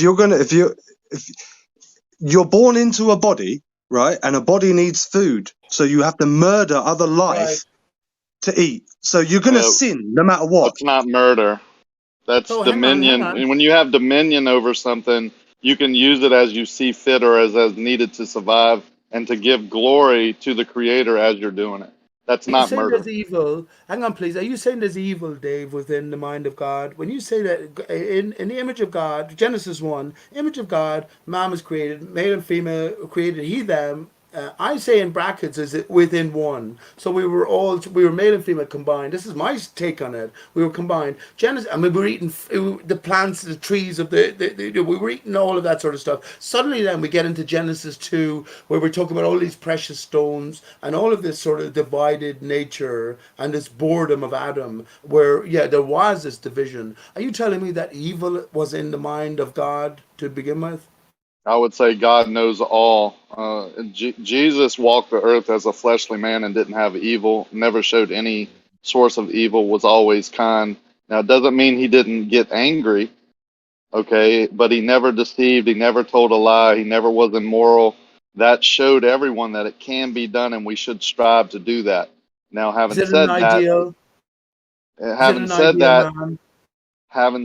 he was sent down here to save us from the fact that no man was going to be able to be as perfect as Jesus. So we needed Jesus to save us from that sin. So it's a choice that we make. The choice proves love. Just like in your relationships with your children or wife, you make choices that prove your love. You do the same with your Creator. So this is not you don't think in terms of physical, hang on please, 1 second. You don't think in terms of a physical Jesus then. You think more in terms, or at least maybe you should be thinking more in terms of a spiritual Jesus, the ultimate message from God. So Jesus is within us. That ideal is within our hearts. And we're not told to not adorn idols or ideals. In terms the Holy Spirit lives within us. Jesus, I think of him as a physical fleshly man that died on the cross and rose again after 3 days to ascend into heaven like no other man can. That's why you can't go to the moon. No man will ascend into the heavens.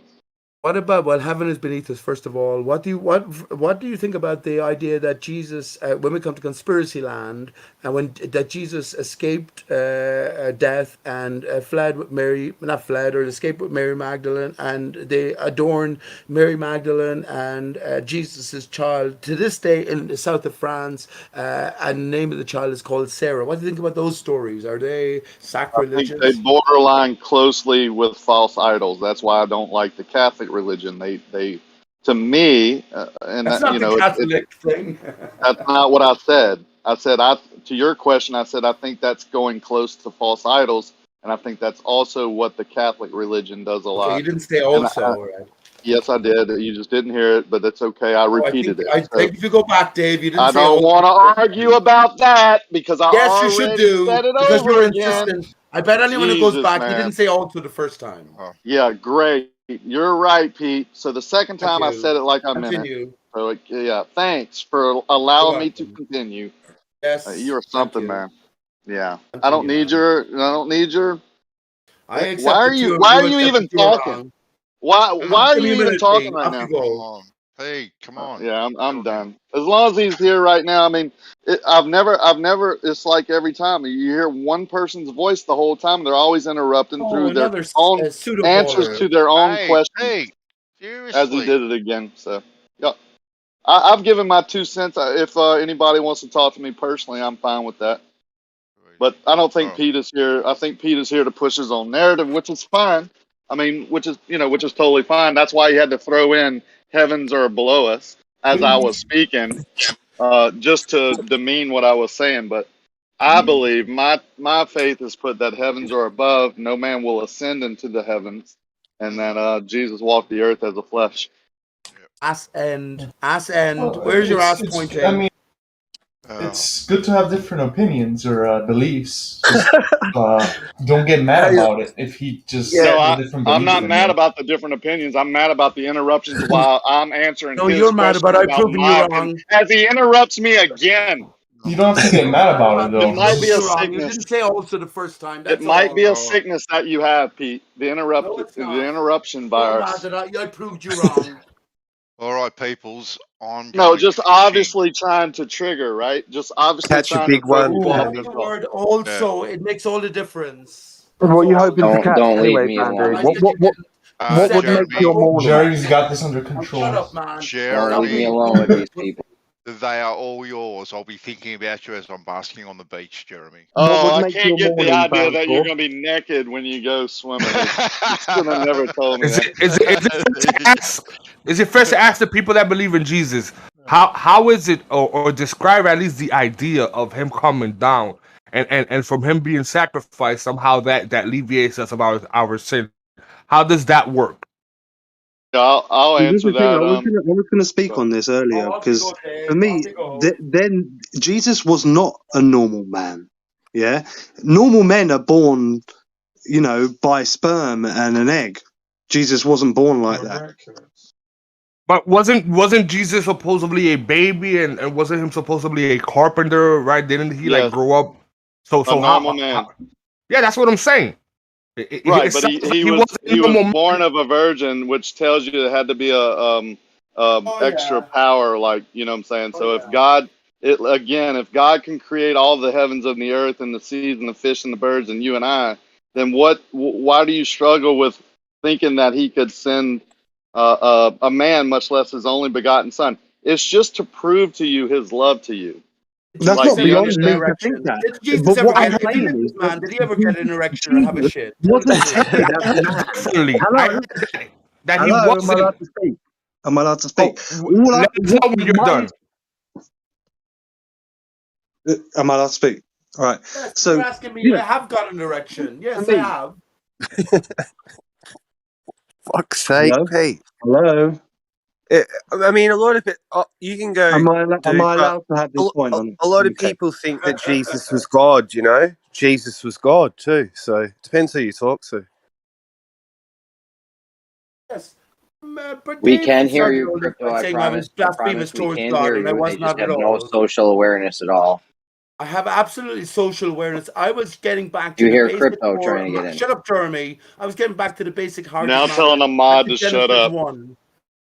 Genesis 1, and I asked, and Dave, you said it was a So I'm not spiritual allowed to make my interpretation. point that I wanted to make. Why Though. is people interrupting now? You said it was a spiritual interpretation. I was Because holding they're you not to that. interrupting. They're If just Jesus trying to was finish their physical, thought that though, you're then if interrupting. Jesus was a physical man, then he must have had to have a shit. He must have had to have an erection. He must have been formed in the image of God, and Pete, no God one must wants to hear be in this possession of the bullshit. For same fuck's things. sake. He's How can doing that it on logically purpose because follow? we've told him. He's like a child. We've told him several times. We don't want No, to hear it. listen to all. He I keeps know the talking about ball. penises and erections like he's got some type of I'm mental issue. asking more poignant questions here, man. Stop Yeah, fucking talking about insulting me. Jesus' erection. You are a Will he mocker and a have? scoffer, sir. That's what the You last will go. temptation Can I I speak to promise Rakia? you.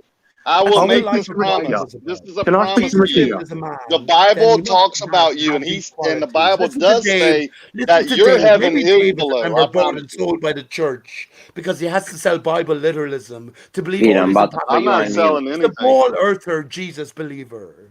I'm not selling anything. I said that's my where I put my faith. Where you choose Why to are you put your shouting faith over with me then when I'm asking Jesus' reasonable erections is up to questions? you.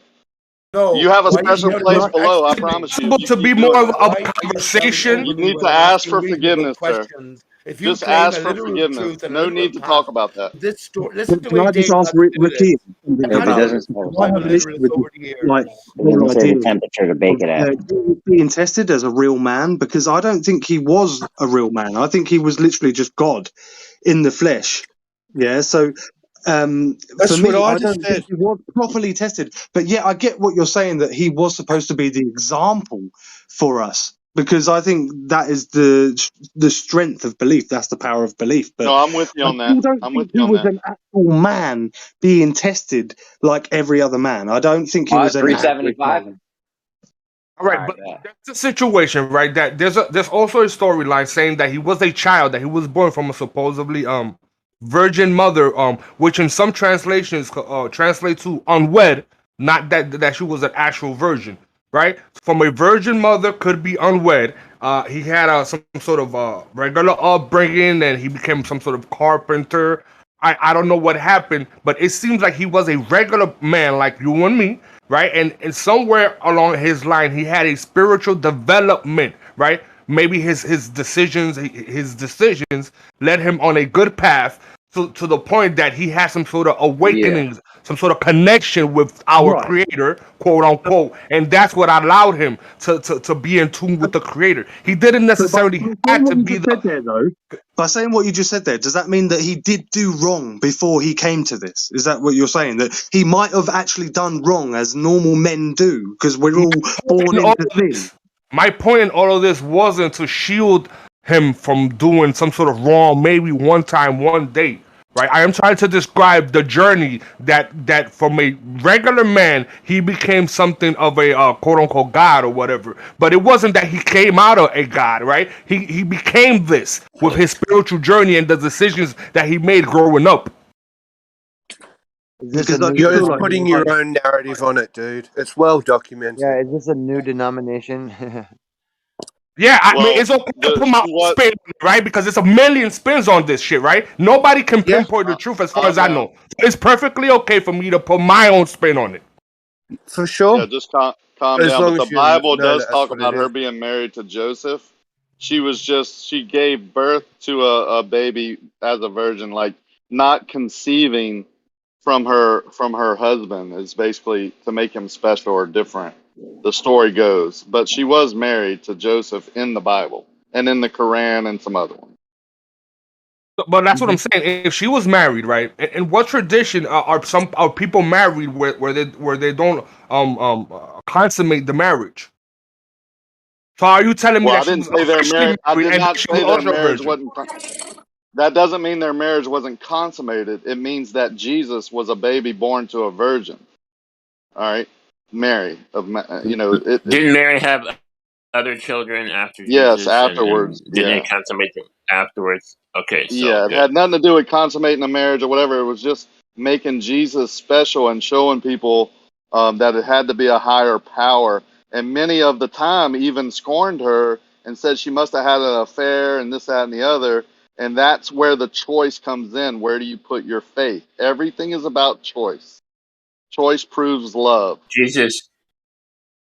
So if my wife came to me ran after being, yeah, my to bad. Just one quick question. the If I was, I say I'm on tour for 2 years, right, and I'm come back think to his this name country, is and my James, wife and tells me that, Hold on, guys. he called him brother. Godric, you're roboting. yeah, you're roboting, dude. If you Yeah, could he stop, can't hear you. He's not trying to talk over you. yeah, just stop for a second. So I mean, so if I'm gone for 2 years, like, and then or whatever, and then I'll come back home, and then my wife is 7 months pregnant, and she tells me that she didn't have sex with anybody else but me. Am I gonna be believing that? Yeah, I'm not. I mean, and I have According to. to your logic, there Yeah. should be a billion fucking Jesuses walking right now. Because isn't that how it goes? We'll be on the Jerry Springer show in no time flat. Yeah, I get it. Yeah, no, I understand, and that's. I mean, you have to just, like there's going to be other things in your life that you're going to have to trust, and it's who you turn to, right? So when I get into an issue, if I have a issue with a family member or a friend or a business partner or a financial issue or a spiritual issue, it's where you turn to. I don't personally turn to drugs and alcohol and wild women and bars and parties and all that. I turn to Jesus. I ask Rocky, your who's wife. given me the truth. I'm almost done. I'll go on mute. I'm sorry, I dude. turn to that spirit, that Holy Spirit in my life that I've come to know with a personal relationship with my issues, and I've been overwhelmed with blessings since I've done that. So that's just a story that I tell. You can take it as you may and try it yourself or don't try it. And, I'm just here to tell you that it's called planting a seed, and then you have to, go on your own personal relationship. Okay, Nice just think one, about Rack. it. Think about Nice it one. from dude's perspective. Okay, so you've been gone for 2 years, Rocky. And your wife is 7 months pregnant when you get back. All right, so and everybody else is going, "Oh, this is Jesus," and you're sitting there in your rocking chair, Yeah, no, I get it. like fuck you guys, man.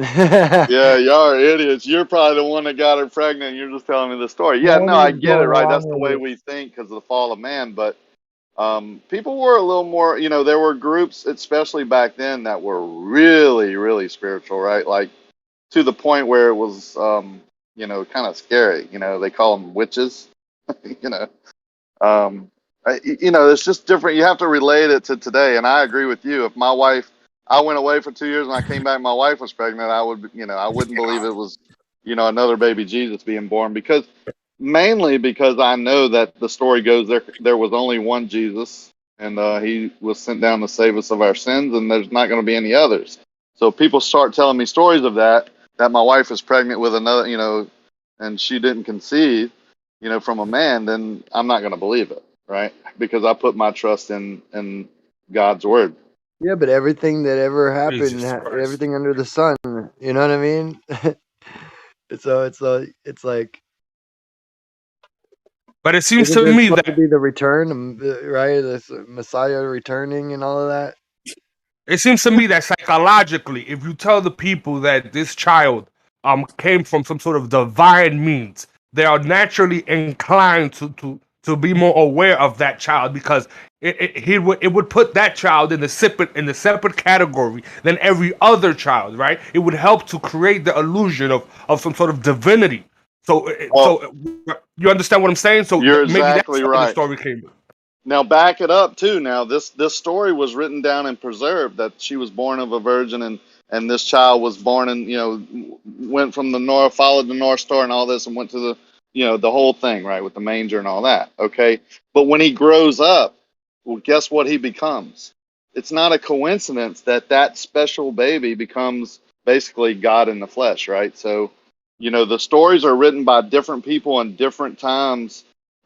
Different communities that are so far apart that they can't, it's not the same author, and it's written in hundreds of years separation. It's sometimes thousands, and preserved for hundreds of years and thousands, and not just by one person or one writing or tablet or whatever, like thousands and thousands and thousands of manuscripts on one, story, kind of backs it up.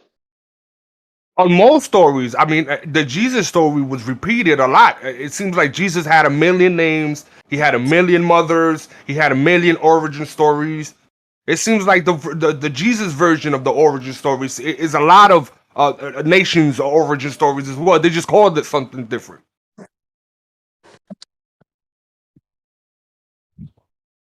What? The Jesus story is not original.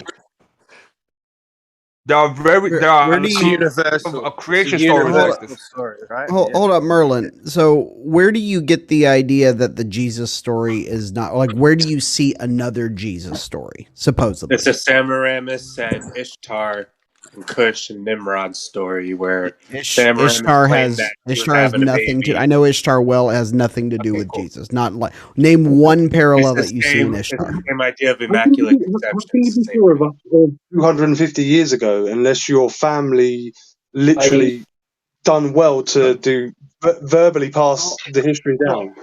Hold up. Where do you see a parallel? Give me at least two parallels in the Ishtar story.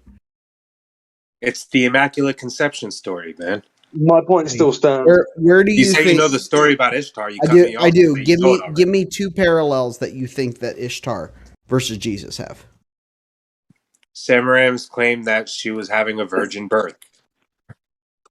That I is can a look it up virgin right now. Hold on. Okay, who was Ishtar born to? Do you know? Mom. Okay, so you don't know anything about the Ishtar. So why don't you do your own research on the topic? Oh, I have. I know all about Ishtar. Tell me, who was Ishtar born to? Why don't you tell us, since you think you know? Oh my Was it gosh! a virgin really? birth or So no? RC? This is just going to reduce. This is going to reduce into a defining everything conversation. Hold on, guys. You can give One at a no time. specifics about. You're convinced that there are parallels, but you can give no specifics about the parallels. Oh, guys, listen! Don't engage. This is gonna break down into a defining everything conversation, right? So don't engage, because he's gonna destroy the conversation. That's what he's looking for. No, I'd like to know who do you think that Ishtar was born to, that it qualifies as a human virgin birth? Give me 2 seconds. I'm gonna clear up the story since you don't feel like it, but you know it so well. All right, everybody, turn the press off. We've got to wait for RC Master to have his Electric. revelation. He's just gonna ask you to define everything. Every character you're gonna have to define it. It's not gonna stop. So just let it go. Will it ever stop? I don't know. Wait, isn't that fair, Matrix? No. His point is not to engage in the conversation. It's just as It as is the. Matrix.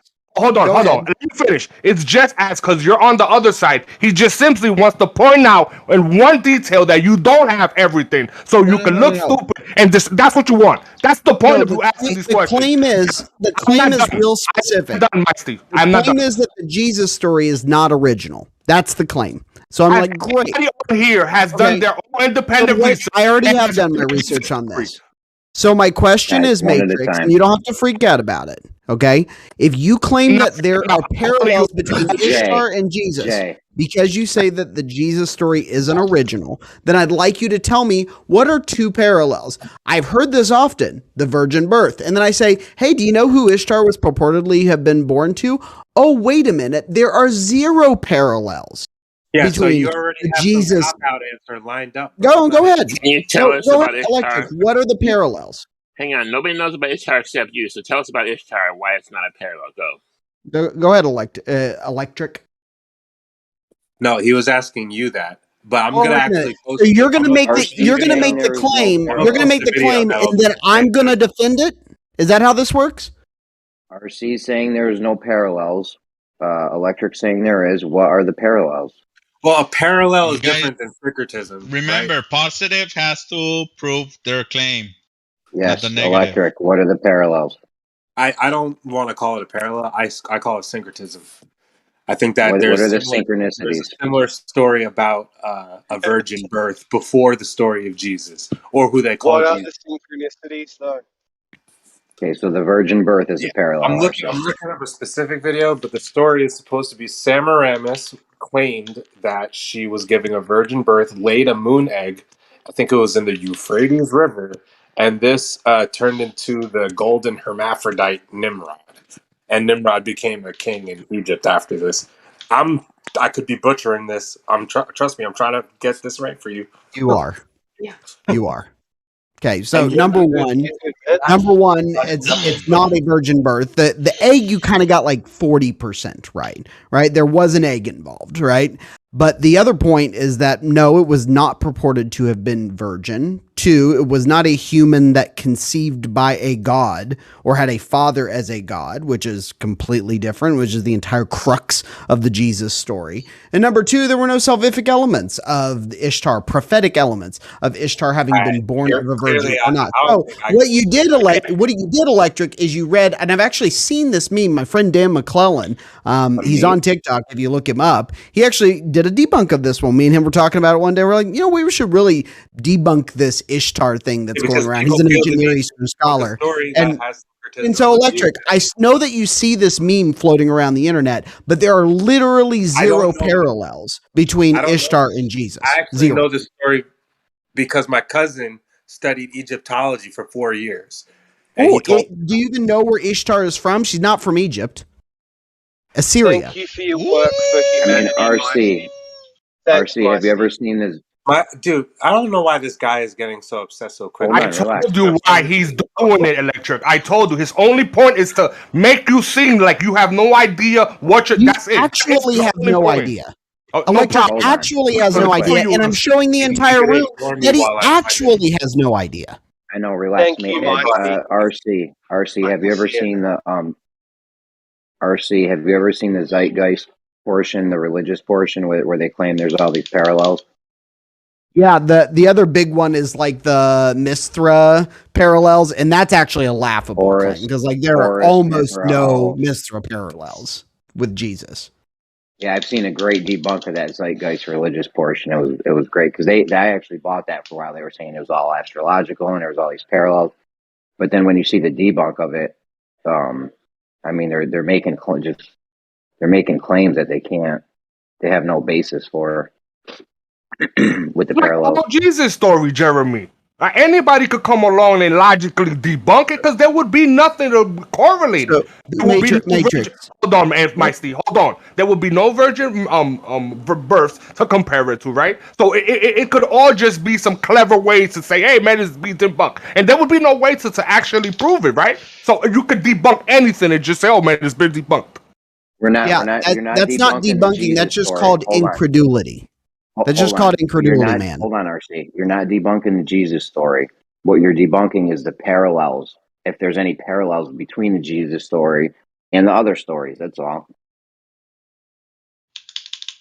Well, parallel might be the situation that the stories compare in a way, right? Which makes them look similar. Not that they're actually exactly explained the same way, right? So in one story there might be a virgin, in another story there might be an unwed. You understand?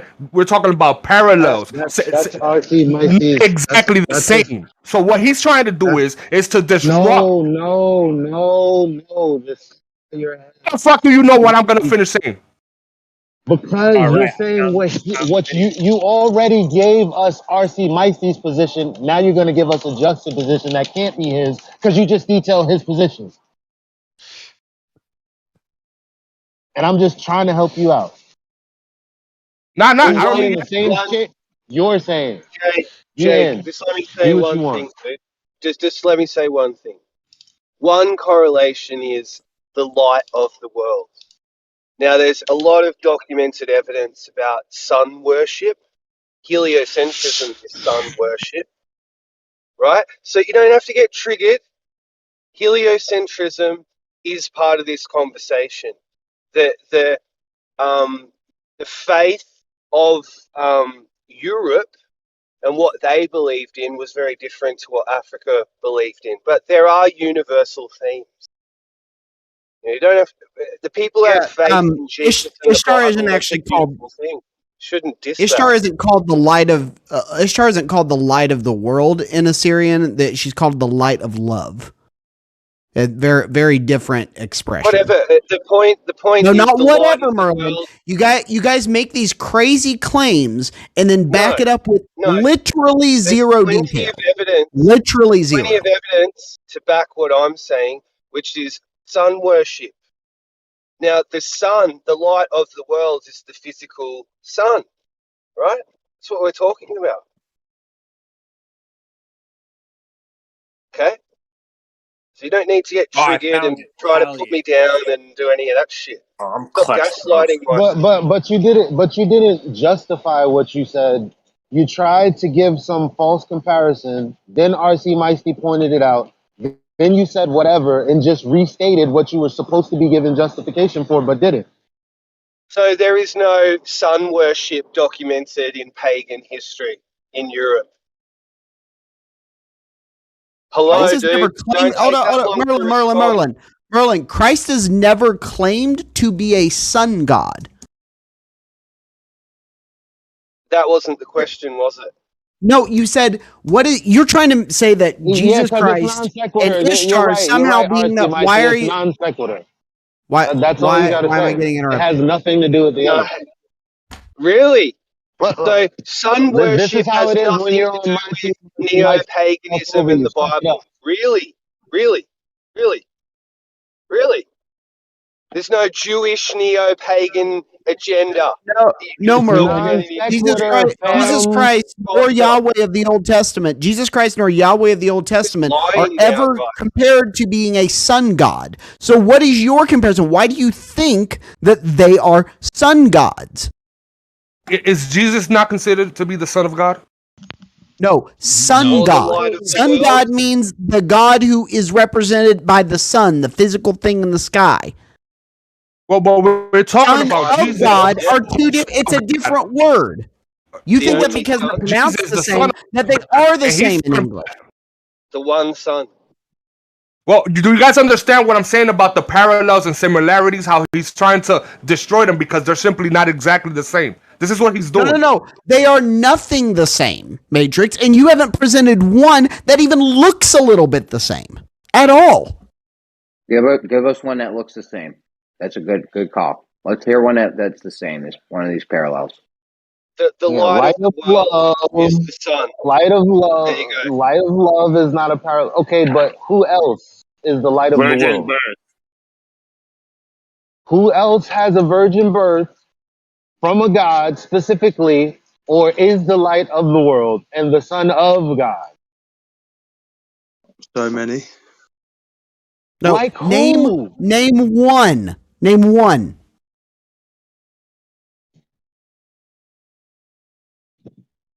You know where all this pagan, you know where all of these other gods come from, right? A misrepresentation of the Tower of Babel saga, if I could call it that. And No. all of these different different nations just speak different languages about the king. But none of that shit has to do with different gods and this, that, and the third. Look, if you're gonna say they're mad pagan gods, that's like Jesus. Give us one and give us the parallel that we can say, that's reasonable. You know what actually used to happen is, okay, there was this Jesus thing happen, right? So now there's this religion's out there, and then ancient Rome used to take all these religions and just mix them together, right? So there are stories after Jesus of these other parallels, but there's nothing before Jesus. So you can find shit afterwards when Rome was remixing all the religions, but you can't find anything from before Rome used to do that.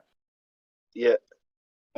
Mind you, what else did Rome do? Rome did all of that, and then they were like, well, we don't know how well that's doing, so let's just go ahead and take over the church and become the Roman Catholic Church and tell people that the world is going around the sun.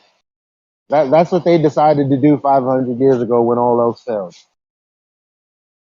Okay, well, Elijah, if you've studied the occult, this is what the occult's all about. Okay, like the hidden knowledge is the knowledge about cycles, seasons, and symbols. Okay, you know that, right? Okay. Hello? Yeah. Okay. So it's got a lot of mysticism around it, but the reason why some of us are interested in the occult is because it's how the elites roll. It's their language, their secret language. I'm sorry to interrupt, guys, but I just posted a video. I just did a quick Google definition of virgin births. There's a few of them. There's nothing new about virgin births. Just ask Plato. An article. Strange native scientists found 45 virgin births. Because Google is a great source for a religious thing, huh? Matrix. Listen, Google is information. Matrix. Google says the Earth is round too. Are we going to appeal to that one? Going to use that. Google is just information. That's it. Google gives me the information that the Earth is round. Matrix. Hold on, can we guys. get a virgin birth from a god so that we can scrutinize it? From a god. Don't forget that part. We're just talking about the parallels in the story. So God give us one of the stories and the date that it comes from. It's got to be before Jesus, obviously. The story has to come from before 0 AD.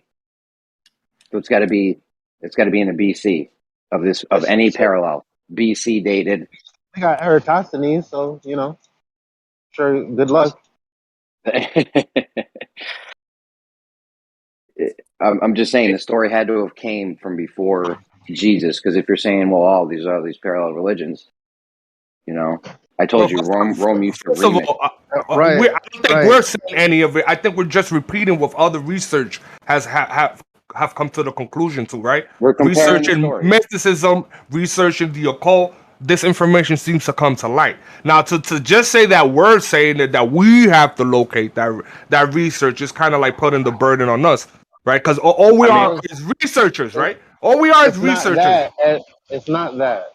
As we know it, the scrolls are like, look, I obviously don't fucking know. I'm just some kid from Brooklyn. But legend has it, the scrolls are the oldest text there is that has been protected and propagated throughout history. All of these other stories, even hypothetically, come after. They don't even lie about it coming before. It comes after. Nobody's asking you to look for that. That is what we know, unless you have information pointing to otherwise. That being said, the parallels would be nothing more than plagiarism. Not a problem. You You won't. said legend has it. I need you to verify this. Legend has it, and who says that is the original story? You understand? You understand what I'm asking you? Because this I feel you. information, it That's would never fair. stop. I can't do You it. understand what? Well, all right, but I didn't say it to make you look stupid. I said it to prove a point that regardless of what anybody says, anybody could just say, "Hey, man, just go get that information, go get it from the source," and the conversation would never stop. Right? We're not here to prove anything to anybody else, right? I'm not here to convince you or Micey of anything. I'm just spreading information, right? It's like it's a bit of a straw man to say, "Hey, go get pinpoint that exact information that you heard 10 years ago." Come on, it's ridiculous. We've all heard this shit before. Nimrod is a biblical figure that was mentioned in the book of Genesis and the book of Chronicles. He was the son of Cush, therefore a great grandson of Noah. So Nimrod is supposed to be before Jesus, and I posted a 1-minute video about it. Okay, cool. So here's my only point, Matrix, that you base a huge anti-historical claim or counter-historical claim, we'll call it, right, of who Jesus was and his identity based on some information that you seem to have, one, heard somewhere, not actually researched, and two, can't even recall some basic details of. That is tenuous. Why are you addressing that? I'm literally addressing Nimrod. Like, this is what you should be addressing. His point is to pinpoint that the flat earthers are unintelligent. Therefore, the globers are intelligent. Therefore, everything they say has some sort of validity. That is his point. The conversation is not even his point. He just has an agenda. You just have to notice what he's doing. It's very simple to know. RC, relax with that. I'm on RC's I side. alluded I'm to. on RC. Me and Elijah to Nimrod with the Tower of Babel story. So, okay, Jesus wasn't born yet. So what? But it's still a part of the same universe. But it was before Jesus, so how could it be after Elijah? It's a part of the same When universe. did this story come from? Yo, guys. Also, I just wanted to point out, this is just like, some of these basic things here. So one thing I want to point out, Nimrod, you know what it actually means, both in Assyrian and in Hebrew? It just means hunter. So the fact that you have two men who are named Hunter in two old Near Eastern stories, that doesn't mean anything. The fact that doesn't they don't even claim to be the same people. Why don't you carry that same level of skepticism there was gods that came. Freaking letter J. No, you guys can hear me. I know you can. There was gods that came before Jesus. Okay, a lot of stories that came before Jesus. After Jesus came out, it was so popular, people used to start attributing these things to their gods. Like I said, Rome was remixing the religions. So you need to have a story from before Jesus of where they attribute something to this god. Do you understand that? It's not complicated.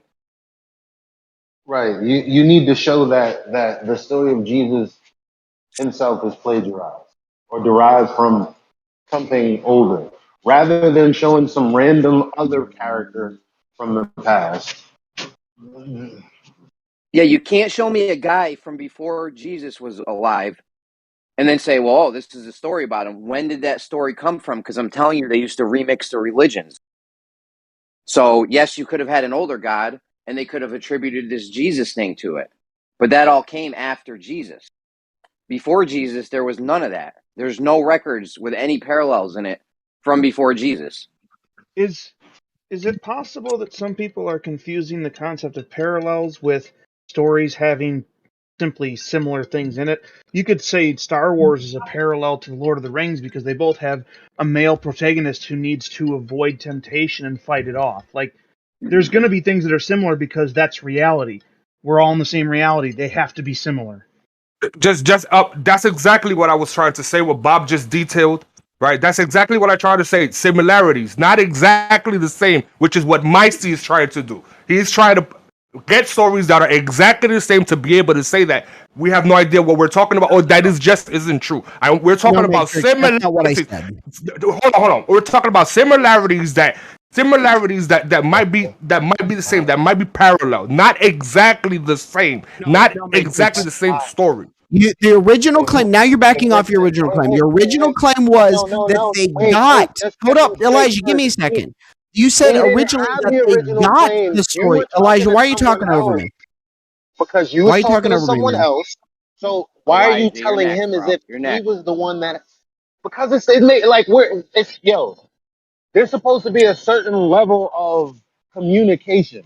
Micey knows damn well that the person he's talking to entered the conversation after it started. So why is he addressing him as if he was here and he was the one that did the thing RC Micey's about to detail? Because that's going to do nothing but make him confused. Then he's going to respond to RC Micey. It's going to get even further and further when the other dude Stop doing the meta right now. Can I actually give my response? is the one that Stop actually the was the meta. one that was given the rebuttal. Here's my very simple point. RC's next. All right, Electric and Matrix and whoever is on this side of the debate. The specific claim was made that they, here's the quote, got the story of Jesus from these former stories. And I said, okay, show me what they got from it, right? Show me what they got from it. Now, no one was able to come up with, here's the particular idea that they got from this former story. Someone brought up Mithras. They backed off that really quick because it's a laughable idea. Then they went to freaking Nimrod, which I show is like a general thing. Then they went to freaking Sun God, which doesn't even make any sense. And then the other one before that, I can't remember what it was. It was Ishtar. Oh, that's the most laughable one. And no one could come up with any substantial details of where did they get the story of Jesus, because zero of the tropes were actually shown to be even a little bit similar. Zero of them. Yeah, here's what's going on. People are saying they're parallels. You didn't actually see anything. Oh, here's what's going on. People think there are parallels between Jesus and other mythical figures from the past, other gods or whatever. So, you need to show us these parallels, like similarities, but they have to come from before Jesus. They can't come after. Okay, I heard that like 4 times. Nimrod definitely. Yeah, so where's it at? Just show us that, and this will all be over with. Or we can move on. Did anybody watch show us that we can move on. Matrix. The only reason that that's being What the asked hell at is all. wrong with you guys? The only reason that that's being asked at all is because the reason that they're saying that there are parallels is because they're trying to delegitimize the story of Jesus. So if you're going to delegitimize, at least justify what you're saying. I'm with RC on this. There are no parallels. Show us one. Listen, first of all, I don't think anyone made a claim here, right? I think that word, you made a claim, it's kind of detrimental to any conversation because it completely stops the conversation from progressing, right? All I mentioned was that there are some stories that are similar to the Jesus Christ stories, very similar to the Jesus Christ story, because these are stories that I've heard of for a while, right? So this claim, all that, I find that to be absolute nonsense. We all are child of the internet. We all have the same internet. We can all research these things. Is my mic working? We hear you, Electric. And I told you all the parallels come from after Jesus was born, because the Romans used to conglomerate all these different types of people that believed in gods, and some would say, "Oh, I like that. I'm going to use that for my god." Or I like this. I'm going to take this for my god. So they were mixing and mixing and matching up all the attributes. So the story needs to come from before 0 AD. Awesome. Prove that. Just like I'm being asked for proof or for a claim. You just made a claim. Prove it. Prove what you just said. And I'm pretty sure you're not going to be able to. I'm literally trying to do We're that. just going off the story, right? We're going off the stories that are told. But when I mention the story, I'm supposed to provide some sort of claim. And when you mention some sort of story, you know there's no claim on your side. Kind of giving me a fucking headache again. Like, we don't get nowhere when this happens. Did anybody watch the video about Nimrod? Anyone? So can you hear me? When did the story? We hear you, Elijah. When Nimrod was supposed to be up here. When was that? When is that story? I'll tell you right now. I was. Stop, Elijah, your stop. Your mic's fucked up. Please, guys. Elijah, your Nimrod's mic's a fucked biblical up. figure mentioned in the book of Genesis and the book of Chronicles is the son of Cush. Why can't Hold anybody on, actually hear Electric. me? Hold on a second. Electric, hold on. Elijah, your mic is fucking. Elijah, shut up. Elijah, hold on. I didn't mean to tell you to shut up. I just meant to I've say been your sick like mic's the past fucked 4 up. days, so I will Electric, admit shut I'm up. kind of That's what I meant impatient. to say. Electric, shut up. Electric, be quiet for 1 second. I'm trying to mod at this point. I'm not even in the argument anymore. Elijah, your microphone's mad fuzzy and low. We can't hear anything you're saying. Okay? Go ahead, Electric. Jesus Christ. Still. It's still messed up, Eli. Yo, can you hear me? Yeah. Nimrod is a biblical figure mentioned in the book of Genesis and the book of Chronicles. The son of Cush is therefore a great grandson of Noah. So watch that 1 minute video about Nimrod, and you can tell me that the original idea of Immaculate Conception wasn't originated from the story of Jesus. Mic check. How about now? It's good. Right, we hear you now. Okay. Anyway, so like I was saying, yeah, Jeremy, as a matter of fact, obviously they're still doing that today.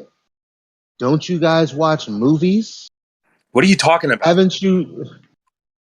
Yeah, I know you don't know what I'm talking about because I'm responding to a point Jeremy made, 3 minutes ago after all of the commotion. So I'm Right. trying to keep shit on track. So pay attention. You just threw it Jeremy, off I'm track. responding to you with you saying that the Roman Catholics or the Romans were the ones that mixed all the God stories together and all of this other shit together. That's interesting because they're the same people in power, the same people that own Hollywood and the airwaves, quote unquote. The movies that come out year after year are an amalgamation of all of the stories. That's exactly what it is today.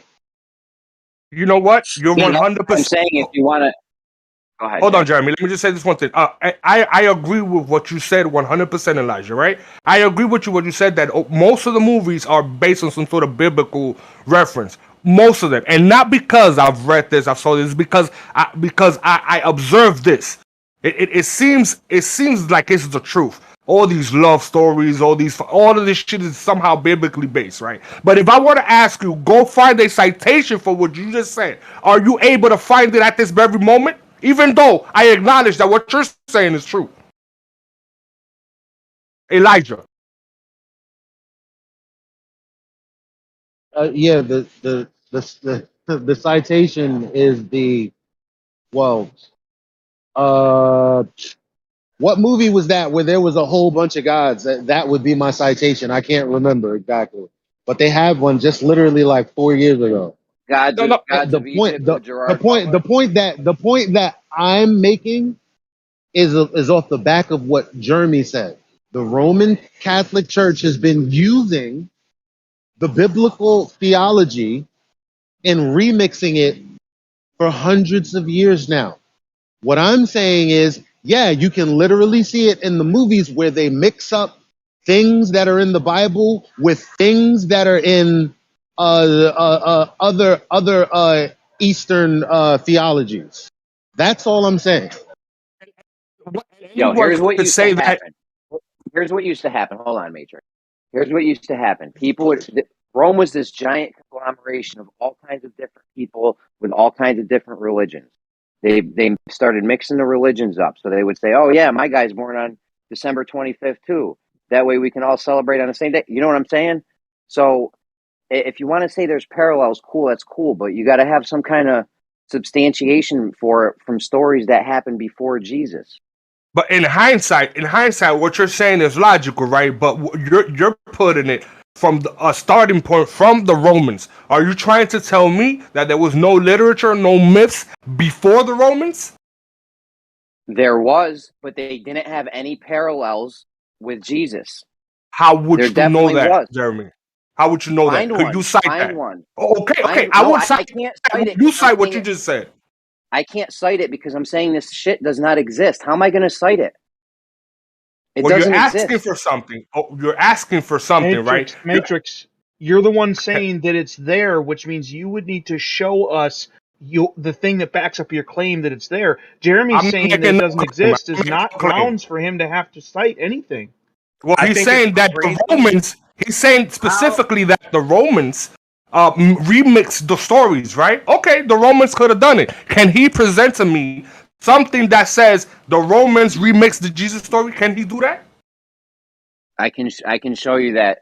I can show you Do stories. you know what Catholicism is? just that alone is a remix of the Bible. Just that alone. Just the Roman Catholics going to church, practicing the shit that they're practicing, and the priests telling their people what they're telling them. Just that alone is an example of what Jeremy is trying to show you. And what is the Bible? What is the Bible a remix of then? What is the Bible a remix of? Which Bible? The New King James or the New Testament? Wait. Why'd you ask that question in light of what I said? Paganism.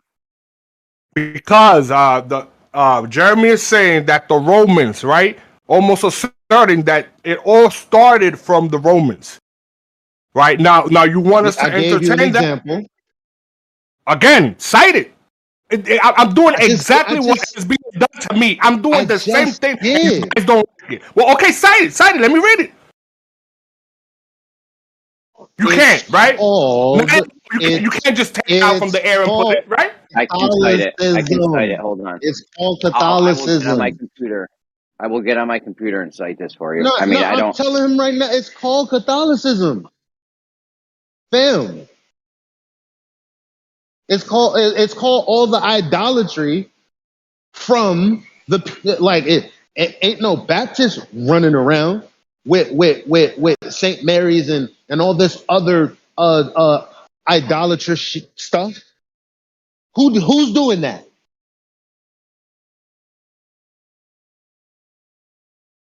Who's doing it? Because the Baptist who likes to wear a little chain and the Protestants or whoever, all of these people are following Catholicism.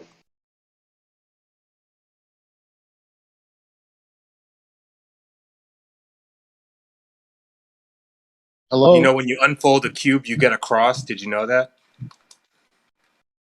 No. No, because you're gonna have to cite that. You're gonna have to cite that. That's Jordan Maxwell stuff, Electric. Is it? I don't know. I just feel like that's something I always knew about the cross. Yeah. That's he has some videos talking about that Jesus died of the cross and all the parallels. Bro, how do you not think Nimrod has syncretism to Jesus? Like, that story is before Jesus, talks about a woman having immaculate conception and then somebody like rising from the dead after. So yeah, that story has a lot of syncretism to the story of Jesus. If you think about it, how can we just graze over that? I'm wondering. When did the story come from? Before somebody goes deeper, Jesus. before somebody goes deeper into that, I just wanted to say, why?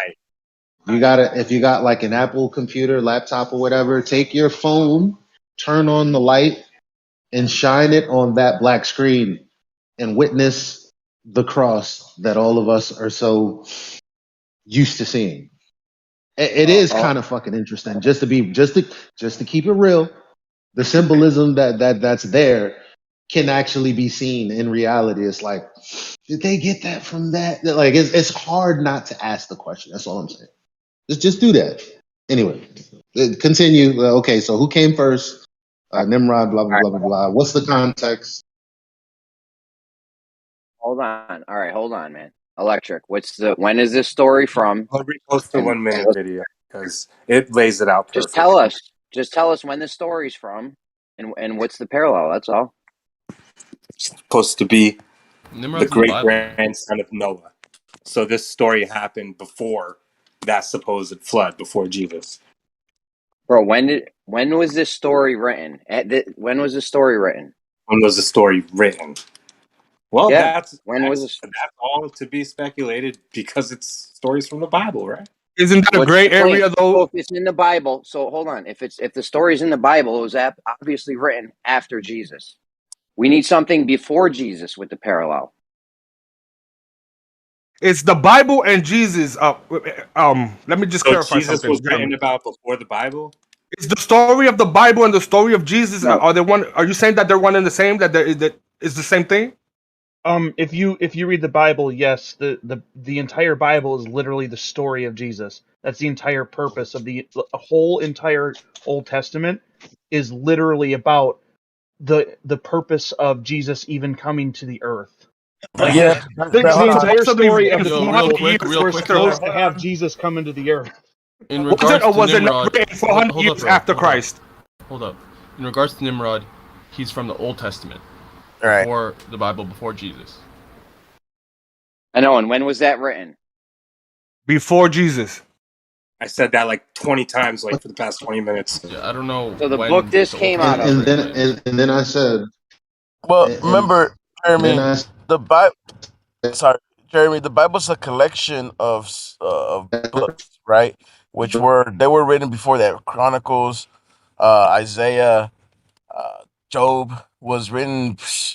Like that's the oldest book in the Bible, but they're not all written after Jesus. The Bible is a collection. Was a book created from all the old collections of scriptures or whatever. It's a collection of history. So when is this? That's what the This Bible year- is. When is 6th guys, to 5th when- century BC. Hundreds The of years Bi- after Moses is supposed to have lived. Is that when they said the story happened? When was the story first written down? I don't care when they said it happened, because the ancient Romans used to do this too. They had gods from before Jesus, and they would attribute these things to them, these parallels. In the book of Genesis, tradition credits Moses as the author of Genesis, as well as a bunch of other books. Modern scholars, however, especially from the 19th century onward, place the book's authorship in the 6th and 5th centuries BC, hundreds of years after Moses was supposed to have lived. So Way this book before was Jesus. this book was there's text from 500 BC with this Nimrod thing in it. Yes. The Bible, Okay. the Bible is supposed to be All a right. collection of book and history. It doesn't necessarily have to be the story of Jesus. It's just simply a recollection of what's been going on since the beginning of documentation. We're making progress slowly, very slowly. So we got this story. We now have a story that was written from before Jesus was born. Good. We're halfway there. What's the parallel? That's half. You guys did half of it. Now we need the other half. Semiramis claims she had a virgin birth. That's the parallel. The Virgin Maya. Buddha, born of the Virgin Maya. Great, we've concluded. She lived on the Euphrates River and gave birth to a supernatural being called Nimrod that reigned for a good number of years. I don't know how many. Say that. So first Jeremy, part again. Hold on. I didn't hear him. Hold on, Jay. Relax, bro. Relax. Take a chill pill for a second. Relax, bro. This doesn't have to be too intense. Can you just read that again? I missed the first part. Yeah, hold on. They're saying that Nimrod was born of a virgin. I don't know. I'm trying to get him to that, to be repeat what he honest. just said. Yeah, I'm trying to get him to repeat what he just said. Why doesn't anybody click the 1 minute video I post? Just say it again, bro. Driving, man. I'm Electric. driving. I can't see the 1 Yeah, minute. I'm doing stuff, bro. Just use your words. Read it again. How did the birth happen? Okay, Semiramis actually claimed that she was impregnated by the spirit of her dead. It was either her dead son or her dead husband. And thank you. That's not born of a god. That's not. So that's different. Yeah, that would be a virgin. That would be a virgin. Conception, is it not? Hold on. Question that would be a virgin. Yo. The point was the parallels have to be like a parallel that's I know, you just obviously don't want born it from to God have and born from Hold on. Eli, born from a God and born from the spirit of your brother Eli, is like two different things. Define God, Eli. Define God. Eli, I'm gonna get to the bottom of this for us. I promise, bro. I promise. Just hold on, guys. I'm with Travis on this. I don't feel like you're getting to the bottom. I feel like you're taking the scenic route. We've made mad progress so far. We have a story from before Jesus was born. This was more than we got. Why were we even asked that? That's not the point. We need parallels. Why would we be We're at? on You the know how much parallel shit right now. happened before Jesus walked the earth? Why would you even Dude, be like? That's what I was Dude, trying to the say. claim. Can I say something? The We're claim going that there over is the a parallel person. right now. Hold on, Electric. We're going over the parallel right now. We're in the middle of that. Trying to go through it with him. Relax. We're making progress, guys. Okay, the parallel was this Samaris person who gave birth to Nimrod. Was she a virgin? No, actually, she was married. I think in the story. But was she a virgin? I don't know. Married people Yeah, I'll go look it up without for you sex. right now. Yeah, this needs to be a virgin birth. I know Yeah, it that 1 needs to minute be video doesn't say that, but I'll electric. see. It needs to be exactly the same. Exactly the same. If not, you have no point.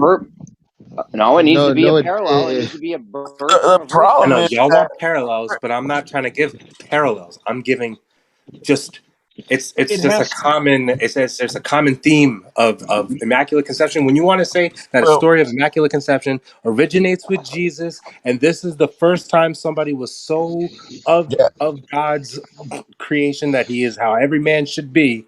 There's already a story where a superhuman was born from immaculate conception. That's yeah. what the story of Nimrod is, Which and was it came my before point. the story I'm of sorry, Jesus. That's it. but where is it written that Nimrod was born with immaculate conception? Because I mean, not in scripture. Yeah, In you Shit, said scripture, this was in the nobody Bible. wants to You click said son, the video I posted, so I it, you can't said even this do was in this. the I can't do Bible. this What's again. the Bible verse? What's the Bible verse where it says Nimrod was had an immaculate conception or born of a virgin or something? It's in the Bible, right? The New as Testament, in 600, scripture, 600 says, BC. in scripture it says that Nimrod was the son of Cush. Well, that doesn't really form any parallel. That's what I'm saying. That's where I'm confused on that. Where are you getting Nimrod? Was it with this virgin immaculate conception birth? The story is that they had a son, the son died. Semiramis then claimed that she was impregnated by the ghost of her dead son, and then gave birth to Nimrod, who was a superhuman. And he was a Okay, but king for a long period of time, Yeah, similar to okay, but Jesus in the in the afterlife. in the No, let me finish okay, why but you need to understand the syncretism here, man. Because I'm the because it's claim that already a falling apart. being rose from the dead, immaculate conception, and rising from the dead, and reigning as a king for a long period of time. There's more than Okay, one there. okay, Okay, but yeah, you're all not right. going We're to gonna watch go over anything I them one at put a up, so time. it's not going to help. We're gonna go over them one at a time, bro. Relax. We got all night. So it says in the Bible that he was the son of. Would you say Elbow Cush? It doesn't say anything about an immaculate conception or getting impregnated by a spirit. It says he's the son of Cush. Yep, correct. Nimrod, the guy you're trying to say says in the Bible. So one of you guys is wrong on what the Bible says. And this isn't even like close. Like this should be. So you see what I'm saying, Electric? That and also in the book of Jasher it says the same thing. But you're supposed to be getting texts that precede actually the Holy Writ. They got one, the New Testament, right? This story that No, Electric is okay, saying. rewind. You missed it, Jeremy, because you're not echoing what I just said. And What you say? I don't like. I'm quiet as a church mouse when my point gets across. It is not trampled. The whole point is that okay, the story of Jesus, which comes from the Bible, is legitimate, or at the very least, the claims levied against it, like, oh, it's not real because there are other theologies that it mirrors, which means how the hell are you going to even use the scripture to do that? So the conversation has to evolve to something else. You have to concede, well, there is no other theology from another part of the world that the biblical cosmology or theology came from. And then you can say, okay, well, now I want to critique how similar different parts of the Bible are. Because that wasn't how the conversation originated. And I fucking hate when you motherfuckers don't know how to stay on topic. This whole conversation originated from them being parallels with the Jesus story. That's what we're on right now. We That's a didn't deviate. We're tertiary, still that's not right even, on this task. is the shit that Travis That's be the whole talking thing. about. That's the This whole is shit argument. Travis be talking about. No, it's not. I just told you what the that whole was the whole argument is. argument. That's how it started. That's how it started, and that's all we've been arguing about so far. We're right on point, bro. No, because they're saying in order for something to be parallel, Oh my god. they would have to have a different theology to parallel it with. They're trying to use the same theology. That Yeah, wasn't can I how read something? that wasn't how this began. Can I read something, please? According to less trustworthy traditions, Semiramis was I'm Noah's calling granddaughter. Gregory. I'm fucking all y'all up. I'm about to get Gregory in here. I'm tired of this Go ahead and bullshit. do that, bro. But stop interrupting me when I just want to make quick points. My Like I can bad. My never bad. finish the My point bad. anymore. Go ahead. According to less trustworthy Sorry. tradition, yeah, right. According to less trustworthy tradition, Semiramis was Noah's granddaughter, and both the mother and wife of Nimrod. Okay, hold on. Don't think there's anything to say yet. My website disappeared. Okay. According to various legends, Semiramis became pregnant after engaging in an adulterous affair while married to Nimrod, who is her son. Around the same time, Nimrod dies a violent and untimely death, similar to Jesus.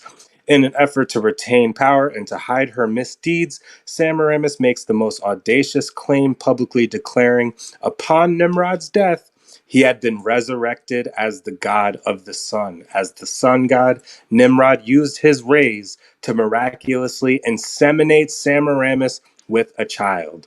This child was thus considered to be divinely conceived. The child's name was Tammuz, which she claimed was the reincarnated Nimrod. Thus, Semiramis was both Nimrod's wife and mother. After the scattering that occurs at the Tower of Babel, this story of miraculous conception of this child disseminated throughout the world. Thanks for letting me get that off. So it does sound. So like it wasn't Nimrod the father. It was Nimrod being born of. It was supposedly Nimrod conceived Nimrod. Yes. And understand, the only people that can give you these stories are the same people that gave you the story of Jesus. Yeah, I don't see the parallel on that though.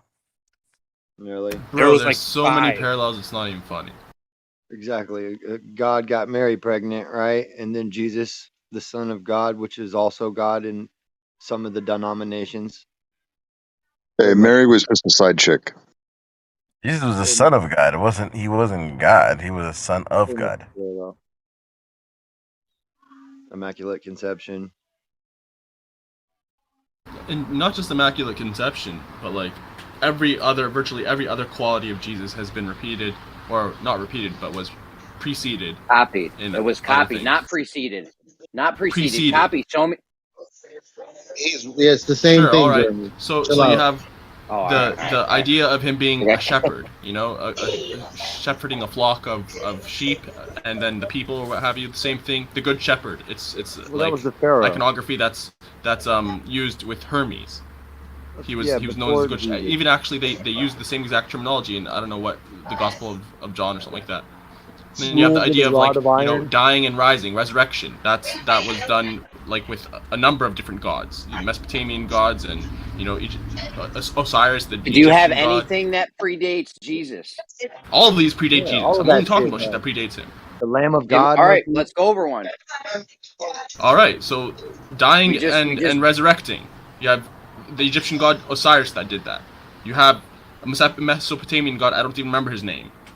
All right, hold on, man. Just one at a time, bro. Relax. Why are you getting crazy? Osiris, you want to do Osiris? Sure. Can I just? Can I say something real quick? Hello, Gregory. Welcome.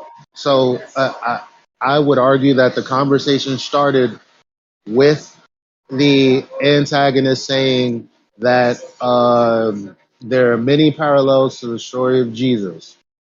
To wit, RC Meisty was on the right side this time, and he was like what? And then they were like, well, sun gods, and then it was that fell through. Then it was like Ishtar, that fell through, and now we're talking about the parallels within the same theology itself, rather than parallels from outside of the theology. And now we're talking about. I don't think you're following what's going on. That was like 5 minutes ago. Now we're on outside. Wait. If it was like 5 minutes ago and Gregory wasn't here 5 minutes ago and I was talking to Gregory, I was obviously filling him in, genius. Yeah. Just keeping you up to date. So here we go. We're on Osiris. We're on Osiris. Let's. What date is it from, and what's the parallel? It's got to be Egyptian before mythology Jesus. hugely predates Jesus. Yeah. Yeah. So where's the script or the text or the hieroglyphic saying this? All right, give me a minute. Yeah, dude. We need something before. We need something before 0 AD because anything after could have just been copied from Jesus. All right. I'm The pyramid texts. familiar with this anachronistic false parallel between Lord Yosha's resurrection and Cyrus's I'm on your side. being I'm on your side with put this, back Gregory. together with the 13 pieces, the last member being his phallus. Not the same. I don't think there's a parallel with Osiris and the reincarnation. Yeah, this anachronistic parallel that people are trying to shove to make so they can justify the rebellion against Lord Yahusha. In the case of Osiris, he was simply dismembered by one of his rival deities, family members, and the last piece his wife found after finding all 13 was his phallus. Yeah, but he ruled with a rod of iron, and he was the shepherd. Right, so even on his face, you can make all of these connections. Yeah, you can make all these connections because, I mean, it would make sense that you find these similarities between the worldviews and theologies of these people because they were around the same area. And so their cultures, of course, cross-pollinated and they knew about each other. That doesn't not There's mean... stories of all... There's stories... Sorry, Gregory. There's stories of all these gods having all these parallels, right? The point is that these parallels didn't start until after Christianity became so popular, or Catholicism, whatever it is. After the Jesus thing became a big movement, people started taking bits and pieces of it, applying it to these other gods. So yes, there are stories of these other gods with these parallels. There's nothing from before Jesus with these parallels because they stole it all off of Jesus. Not the other way even around. Referring to them as parallels is possibly giving them more credit than they deserve because, again, there are things that can be the same without making it literally a parallel. All of these stories involve a human or a god, at least one of those things, right? So, like, that doesn't make it a parallel just because it has some of the parts that are the same. Right, it's merely a superficial similarity. I mean, a parallel would be you guys more have like, to understand that a lot of these would stories... be more like he spoke at 2 days old and said, "I am the greatest among men," like Buddha did. That would be a parallel, right? Can I say something? What is this absolute need to prove that Jesus was the first case of Immaculate Conception? Oh, no, that's not the argument. Somebody else said that he wasn't and that there was examples of him not being genetic fallacy, that. that's what it is. And so that would be their argument. Somebody's arguing the opposite of that, actually. No, as far as I know, no one so far has come in here and insisted on arguing that he is the first. Someone said he's not, and then it's been asked for them to back that up. No, but it's kind of weird because you have centuries. You have centuries and centuries of these stories being told, these mythologies. I mean, Adam ancient and Eve didn't even Mesopotamian, have so ancient Egyptian, and stuff like that. But just because they didn't, we don't have records, physical records of them being written down. You guys are assuming that it was written down and made up after Jesus, and I think that's a little kind of because we know that's what you. How else are we supposed to keep history? That's what. Hold on, because we know that's what used to happen because of the things they did write down of what the Romans used to do after Jesus became so popular and all the stories came out. We know that people started picking pieces off it and applying it to their own religion. Yeah, that's a positive claim, though. You have to prove that. You have to have. I mean, that's not even some sort of hard to record before that, and then record after that, showing that they actually took this little part that applied to Jesus only and applied it to that. You can't possibly prove that. Well, yeah, and to assume that there weren't any mythology before, and these are all new mythologies that were just created after the fact, is also flawed because they had to have been telling stories before.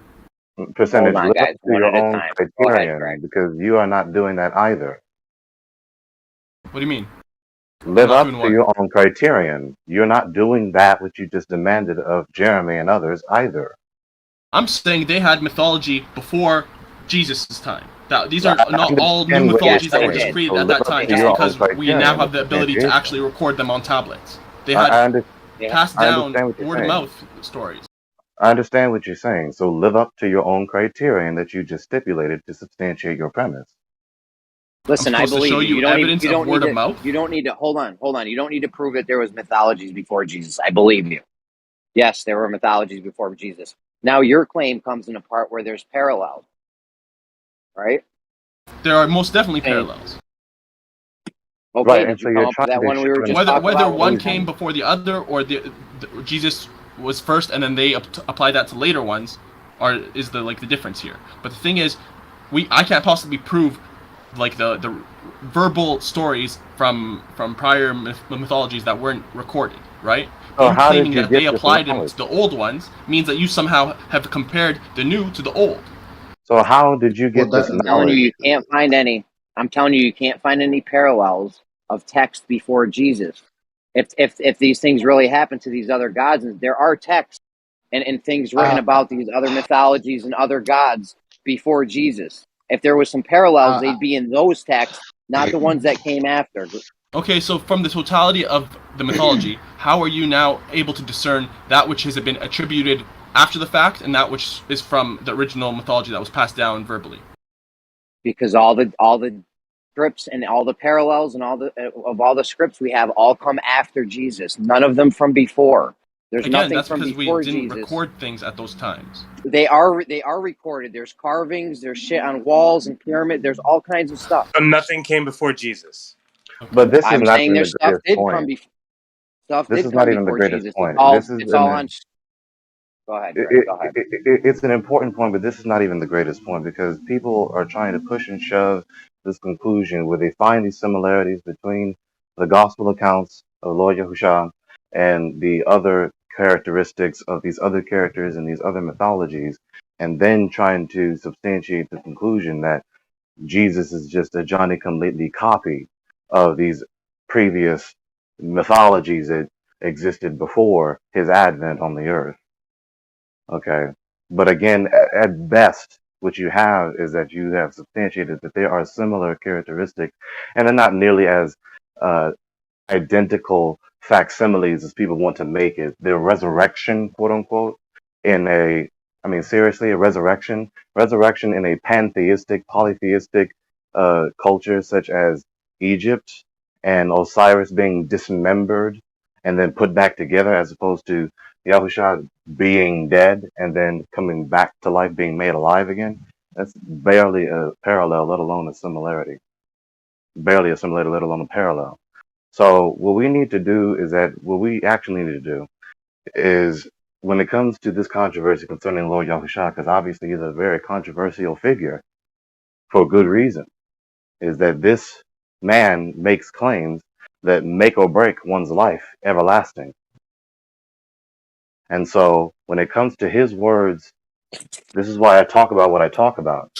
When it comes to his words, what text or holy writ, worldview, philosophy makes human experience at all whatsoever intelligible? Because we're all sitting here making knowledge claims, but if we're speaking from a worldview where knowledge is not even possible, we can't justify any knowledge claim whatsoever. We can't justify anything whatsoever. So So why aside claim from the Jesus came worldview, before all these stories? apart from the worldview that is taught in the Bible, including the Gospels and the epistles from the apostles, how do you make sense of human experience? Apart from that word recorded in that book. Wow. Y'all are playing freaking dodgeball. It's not dodgeball, because when you make these claims, right? I When you barely make said these it. arguments, when it Hey, concerns, for instance, the story what? of Yahushua, when you make these assertions, why does it matter? Why does it matter that his story is similar to stories before him? Well, you claim people are descendants of certain characters in the Bible, and then you want to tell me that, nope, this story was written after, their child's story. Okay, and? You don't think that's kind of backwards when you want to claim something like that? What's the claim that you're challenging?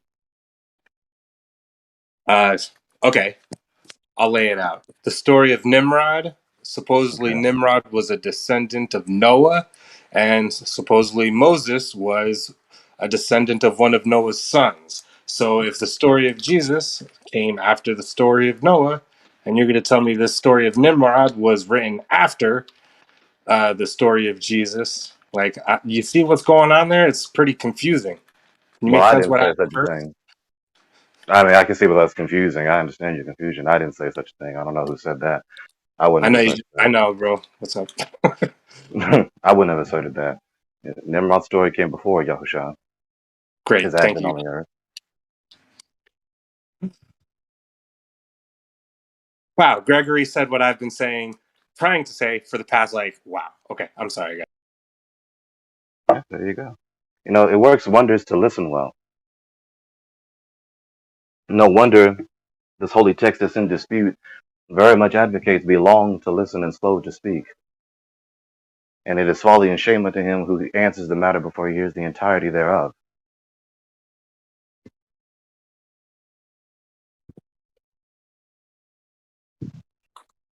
You were about to go into something else, though. But you really actually just made my point. Freaking holy hell. All that So shit. cool. There's some. Lecture. We didn't hear you. What'd you say, Matrix?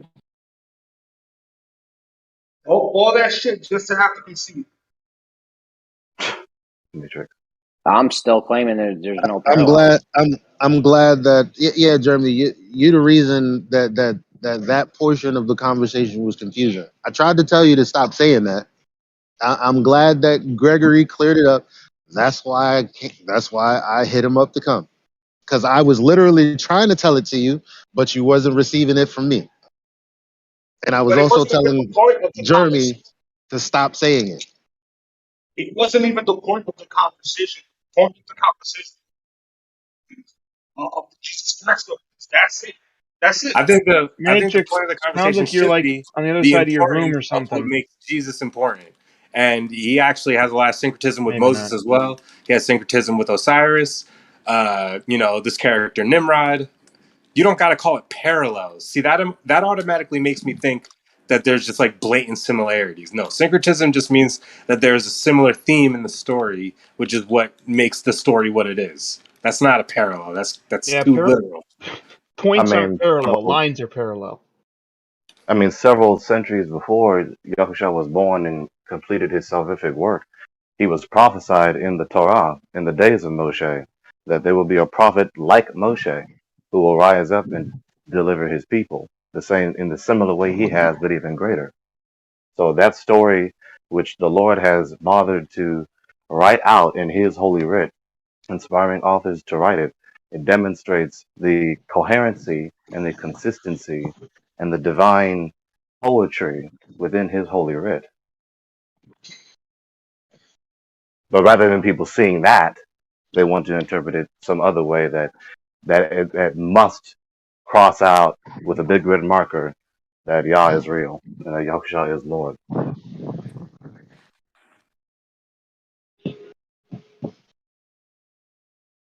Now, another thing, which is the most important, I don't want to waste time with factoids because people's lives are at stake. I take this seriously. I hope you can tell. The soteriology and the ethic that is taught within the Gospels, the whole entire Holy Writ, but especially the Gospels and the Epistles, where is the similarity between that and all these other nations and all their other various mythologies? Alright, here we are. Hermes as a shepherd god. Numerous depictions of Hermes as a shepherd god, carrying a lamb on his shoulders, have been found throughout the Mediterranean world, and it is possible that the iconography of Hermes as the Good Shepherd, quotations, had an influence on early Christianity, specifically in the description of Christ as the Good Shepherd in the Gospel of John. Now, the earliest historical or literary reference is in the Mycenaean period, which is like 5 centuries BC. Great.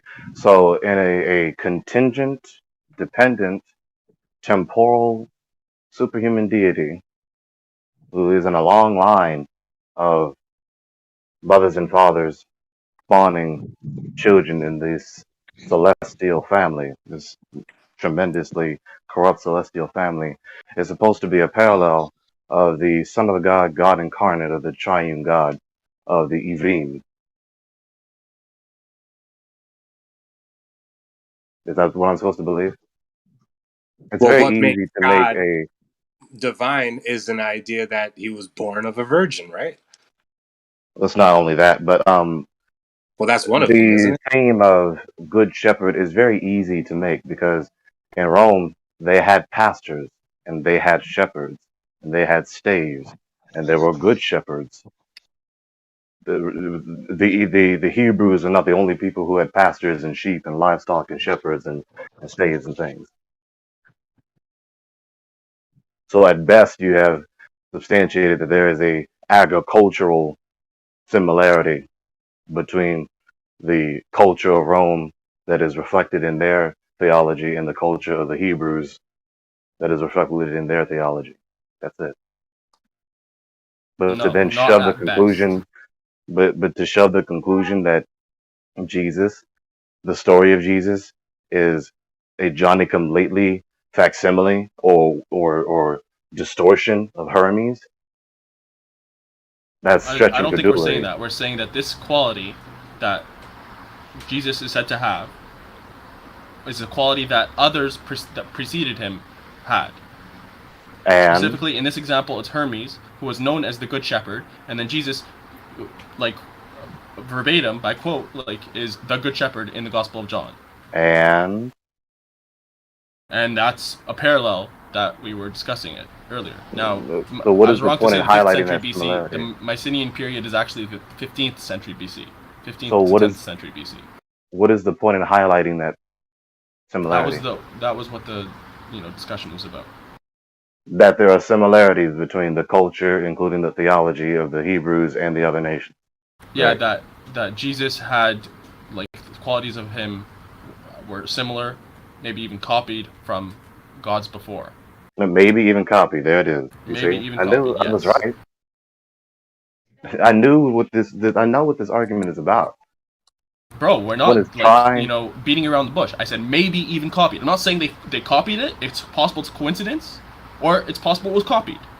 okay, because it's such a lofty, high idea that these Hebrews can't think of a good shepherd without having to copy the Romans with their good shepherd, right? Because the God of the Hebrews Actually, is Greek so in inept this. that he can't give them that concept because they're so unfamiliar with that concept, right? Because they don't have shepherds, they don't have pastors, they don't have flocks, they don't have staves, and they don't have good and bad shepherds. They don't have shepherds that would leave the 99 and go get the one and celebrate with their friends when they caught the one. It's Because they don't have actually that. Greek, but sure, if you think that the good blank is a common trope, then I'm sure you have stories of the good blacksmith and the good steel, like, sword maker, and the good whatever, the good carpenter. Yeah. Well, I mean, we have like probably millions of stories of the good blank today. In the Gospels? That's over and over and over again. We have stories of the good whatever. No, we're talking about in actual, like, religious texts and religious connotations. So this is a god that was called the Well, Good now Shepherd. you're and making a then separation Jesus that was isn't called the Good automatically Shepherd. there, though. Who's determined that one set of those stories is religion and the other one does not count as religion? You've made a distinction that you can't actually back up. You did say the distinction just now. Are you saying that, like, Greek mythology with the gods is not religious? No. What I'm Are you saying saying is Jesus isn't you religious? just attempted to make a distinction between things like the Greek gods. And I'll just throw out an example, something like Harry Potter or Marvel's X-Men. Why are You you have now made listing a something that's distinction not saying religious? one of those is religion and the other ones are not. How did I never you did make that. They're both religious. Why are you getting this interpretation from? No. Then why did you try to make the distinction? I'm You not. did just make the I'm saying they are both distinctly religious, and they both distinctly have the same terminology for this profession. Right, Okay, so the things that I just said, when I said we have all kinds of stories of the good blank, right now, we do it all the time, you said we're talking specifically about religion. How did Yes, you we make the are distinction talking about between the religion. things that I just said, the stories I just talked about, and the things you're calling religion? How did you make that distinction? Because we're talking about people seeing like figures in religious circles, like in religious As determined by philosophy. who? What authority? By the conversation, bro. No. What authority determined that the things you're talking about are religion and the things I mentioned aren't? That's what I'm saying, man. Greek mythology has to do with gods, and it is religion. Okay. And? Harry Potter is not. Okay, and how did you verify that distinction to be true? Please Common sense, explain. bro. Okay, so you don't actually have a way to distinguish between those two. Okay, so if there's one being temples, religion and one not, other than you have decided that you think one seems religious. bro, I don't know if you're actually seriously arguing this. There's ancient temples for this faith. For ancient, like, you know, Egyptian it's extremely gods, important. there were ancient temples. Are you actually trying to say that they're just stories like Harry Potter and they weren't religious whatsoever? No, what I'm saying then is what that the fuck are you saying, man? Your determination is not an absolute determination. You saying that you're discussing only things that are religious and then discounting all of the other things because you've decided they aren't religious. Show me something that's not that valid. you consider religious that I don't. Go ahead. No, it's very simple. Hang on, before we lose our way, Bob Dole's point is simply that good shepherd, quote unquote, that notion is not uniquely or exclusively religious. Yeah, no one's saying that. Theistic. You can have a good whatever, but we're talking about religious characters. Can I ask Gregory a question? Like Jesus fucking hell. No. Come on, man, please. Go ahead. Percentage is talking about the language specifically. The correlations between the good shepherd in one place and the good shepherd in the other place. I think that's just what he's talking about. Dole took it to another religious thing. It even had nothing to do with what percentage was talking about. No, it was relevant, but go ahead, Electric. So, you could tell me I'm wrong, but I'm pretty sure Jesus is quoting Moses in the Bible like a bunch of times, right? Mm-hmm. Would you consider that a level of syncretism with Jesus and Moses? Depends on which sense you're saying that. Is there a because he's literally quoting the guy, but at the same time he's saying like I could try to make sense of my notion. Yeah, in the sense that there's consistency with the Lord. He doesn't contradict himself. He can't deny himself. And so when the God incarnate is speaking his lessons of truth to his audience, when he clearly told them that I have not come to abolish the law but to fulfill it, not one yod or tittle from the law shall pass away, but heaven and earth shall pass away. You see, so there's consistency. I wouldn't try to say that the same person. I just think. We gotta consider what we consider makes Jesus holy and divine and of God's spirit. Other people have done this before, right? Like the things like immaculate conception and saying that's the argument. That's the argument. But I know I cut you off, and I'm sorry. All right. I don't want it to get lost that you can't say the good shepherd and not detail why he was good. Like is the goodness or the capabilities of Jesus parallel to whomever you're trying to compare? The fact that they called him a good shepherd, that's vague as hell. Like, you know what I mean? Very weak for Hermes, you mean, argument. or for Jesus? A lot of the weak inductive argument. No, hold on, let me respond to Elijah. Do you mean for Hermes or for Jesus? No, the argument. In general. Yeah, but who are you saying you want more details about them being the good shepherd? Hermes or Jesus? Well, if there's a parallel in their good shepherdiness, that is like on like, because remember, we're talking about God here, and we're talking about Jesus being birthed from God and all of this. So when we talk about parallels, they can't be loosely related. We're talking about God tier stuff. Right. Yeah. Okay. So I still don't know if you want, because I imagine you have details about how Jesus was a shepherd and why they call him the good shepherd. Do you want more details of Hermes? He's simply I want to say how. critiquing the argument. Yeah, go ahead. He's simply critiquing the argument. The argument, like I've been saying, is simply highlighting a superficial similarity.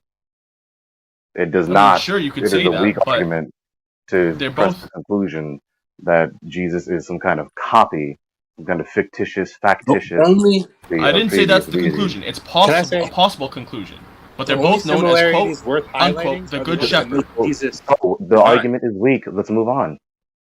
The only similarities worth highlighting are the ones that make Jesus divine. That's why we're wondering, why are we finding these characteristics in other people before Jesus? You're not finding them before Jesus.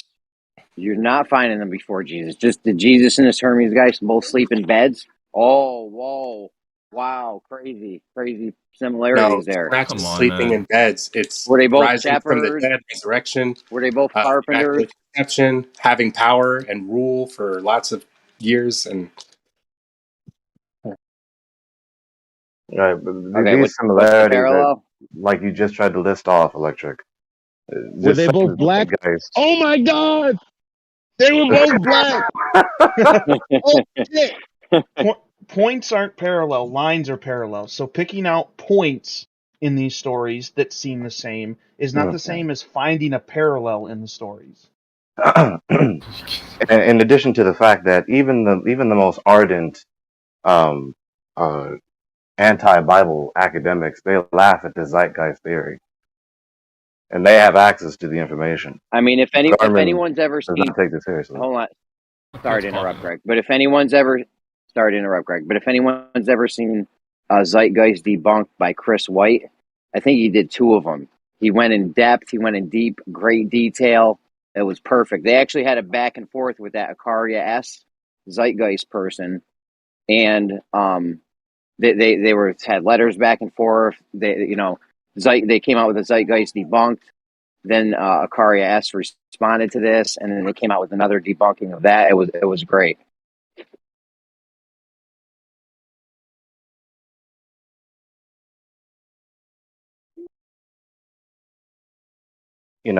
It's just really peculiar why we want to focus on these particular characteristics of Yahusha and are determined to press the conclusion that he's just a fictitious copy of the previous deities, not considering the soteriology, the salvation doctrine, and the ethics that is taught within it, which is unparalleled. If you want to talk about parallels, unparalleled by any nation, any ideology before it, which is why it was so powerful as to turn the world upside down. Yeah, you can find stuff after it where they started to copy it. Other people started to copy it afterwards. You can't find anything from before. You can't find anything from before. Jeremy, you and me both know there's nothing new under the sun. The only one thing that it's the only similar one that they even say it might be him was Melchizedek. And that's in the same culture. That's in the same biblical story. Yep. He has no father, no mother. No genealogy. When what's the Prince of Salem, and it's that resemble the Son of Man, which is Prince of Peace. It will always the priest. Yep. Prince of Peace and King of Righteousness. You said Son of Man. I thought you were talking about that. You said Son of Man. I thought you were talking about a Wu-Tang member. So the original question was, can you find anybody with, similar stuff to Jesus? Then we did, and now the answer to that is it doesn't matter that people are similar to Jesus before Jesus. Even if there are similarities. There's going to be similarities. Yeah, but it wasn't about similar. What parallel? We're trying to look for parallel. Come on, guys. Let's not get into what's a parallel, what's a synchronicity, and what's a similarity. The principle is into absurdity. Into absurdity. I don't even understand the point. That's not how this conversation started, Jeremy. Similarity. I'm gonna give you a similarity. This conversation started as wait, because I don't like when the conversation that was had is reframed and restructured after the fact. So this whole conversation, or at least the point that I was paying attention, was when RC Micey was challenging the fact that Jesus is blatant plagiarism. The fuck the similarity shit. Y'all was talking all this hot shit about plagiarism. Where's that at? Yeah, that's before my time. What's up? What I happened? wouldn't say it's blatant. I understand what he said.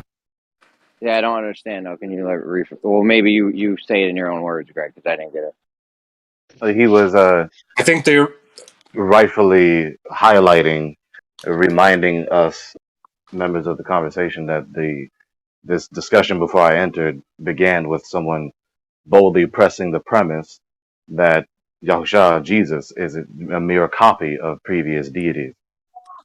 No, RC was saying that they weren't a copy. Right. I'm saying someone was saying that I premise. agreed with, and I agreed with. I agreed with that. Yeah, Jeremy. Yes, that's how the conversation started, because the antagonists were saying he's a fraud. It was copied. Yeah, they were saying it was copied, and I agreed with RC saying no, there wasn't a copy. There's no parallels.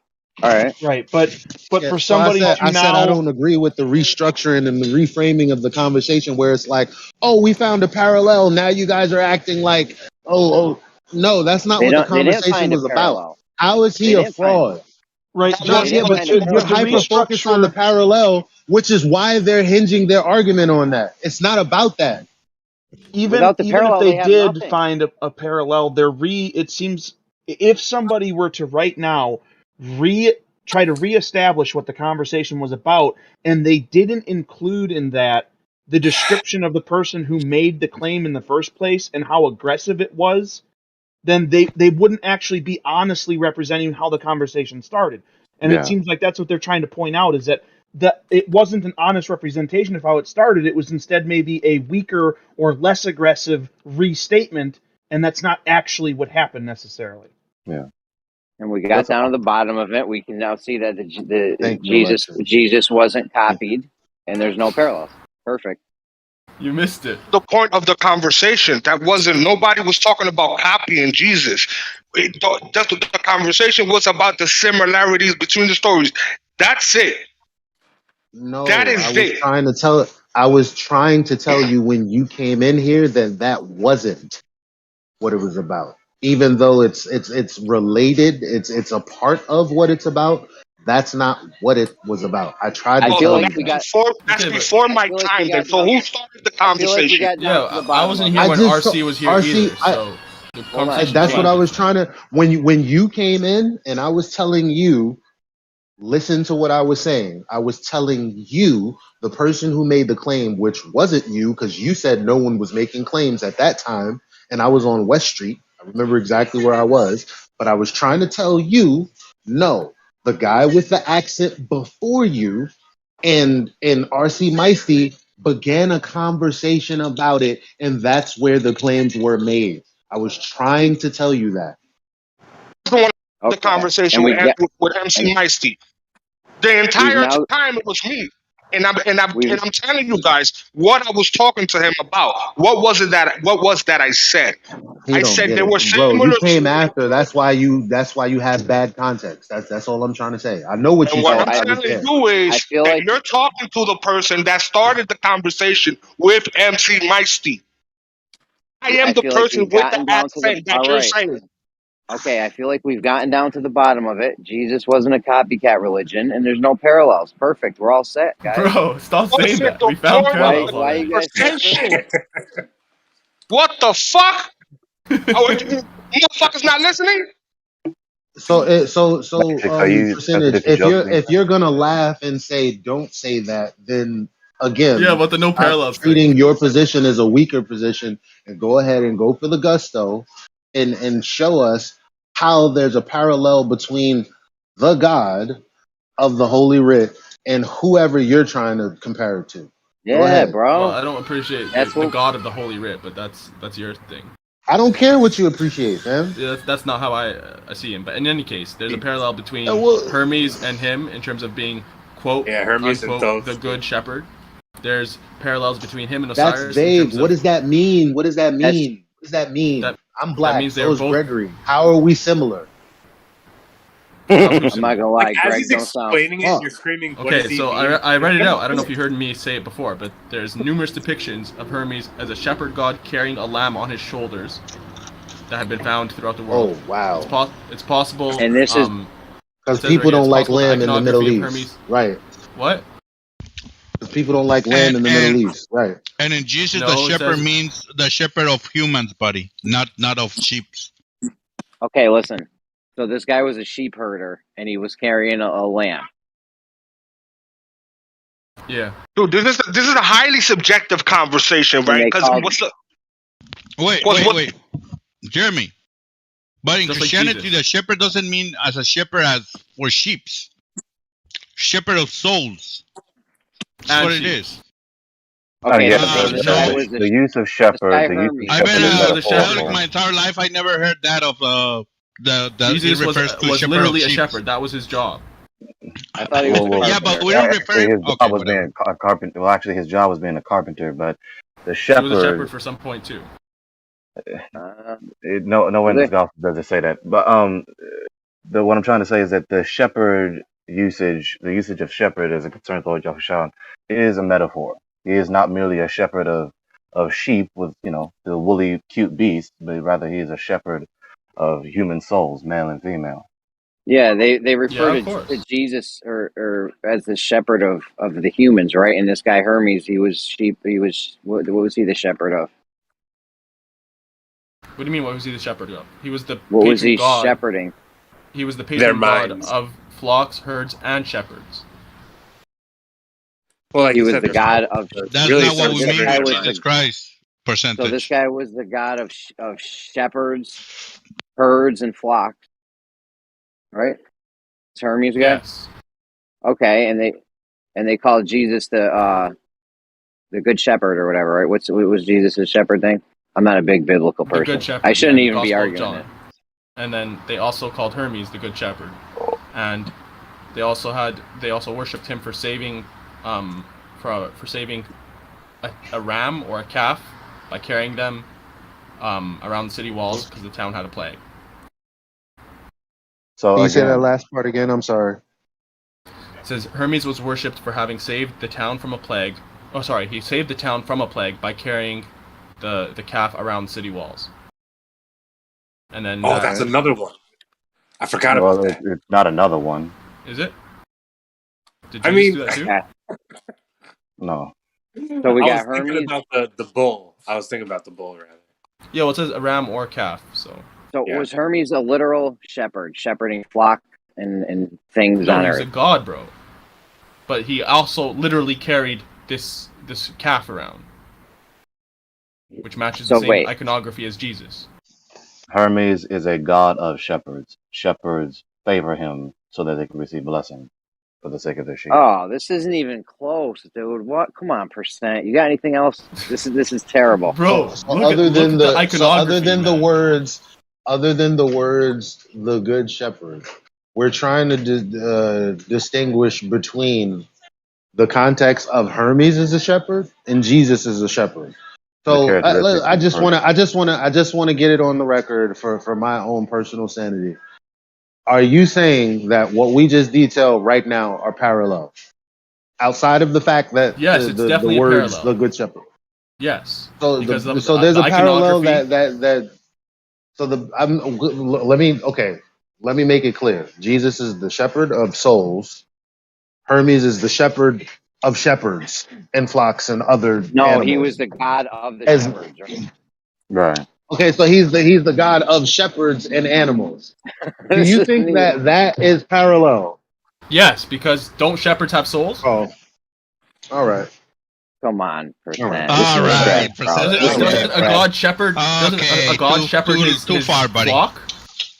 Come on, man. All right. And then look at the iconography. Bring it down a step, percentage. You're going too far, buddy. I'm not going too far. Look at the iconography. You have numerous depictions of him carrying around a calf, just like you have with Jesus. Yeah. You have this story that he saved this town by carrying this thing. So it's not something that someone else did, right? Let me say something, percentage. I've been Catholic my entire life, right? I never heard. I heard the reference of Jesus being a shepherd, but not because he was a shepherd as like a shepherd of sheep or lambs or whatever. We always heard the reference of him being a shepherd of souls. That's it. That's what we understand.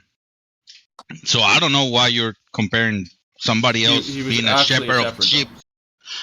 Well, I thought he was a carpenter. I may be wrong. I don't know. He was if somebody concludes, because we're going in circles now. We're going in circles now. This argument is weak so far. It's a I'm not old even metaphor religious. I blame for someone to percentage. be.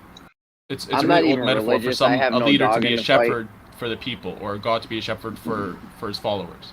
It's a superficial similarity between the epithet of Hermes being a good shepherd and Yahusha being a good shepherd, quote unquote. It's not just the epithet, because there's also iconography that supports it. So epithets and iconography, great. To illustrate the epithet. That's it. You can reduce it as much as you want. In addition to the fact that Yahusha is the same God who is incarnate, who has instructed his people to make no graven images. So it isn't as though the presence of all this iconography and graven images and idolatry, consequently, is a reflection of his character. It's contrary to his character, contrary to his word.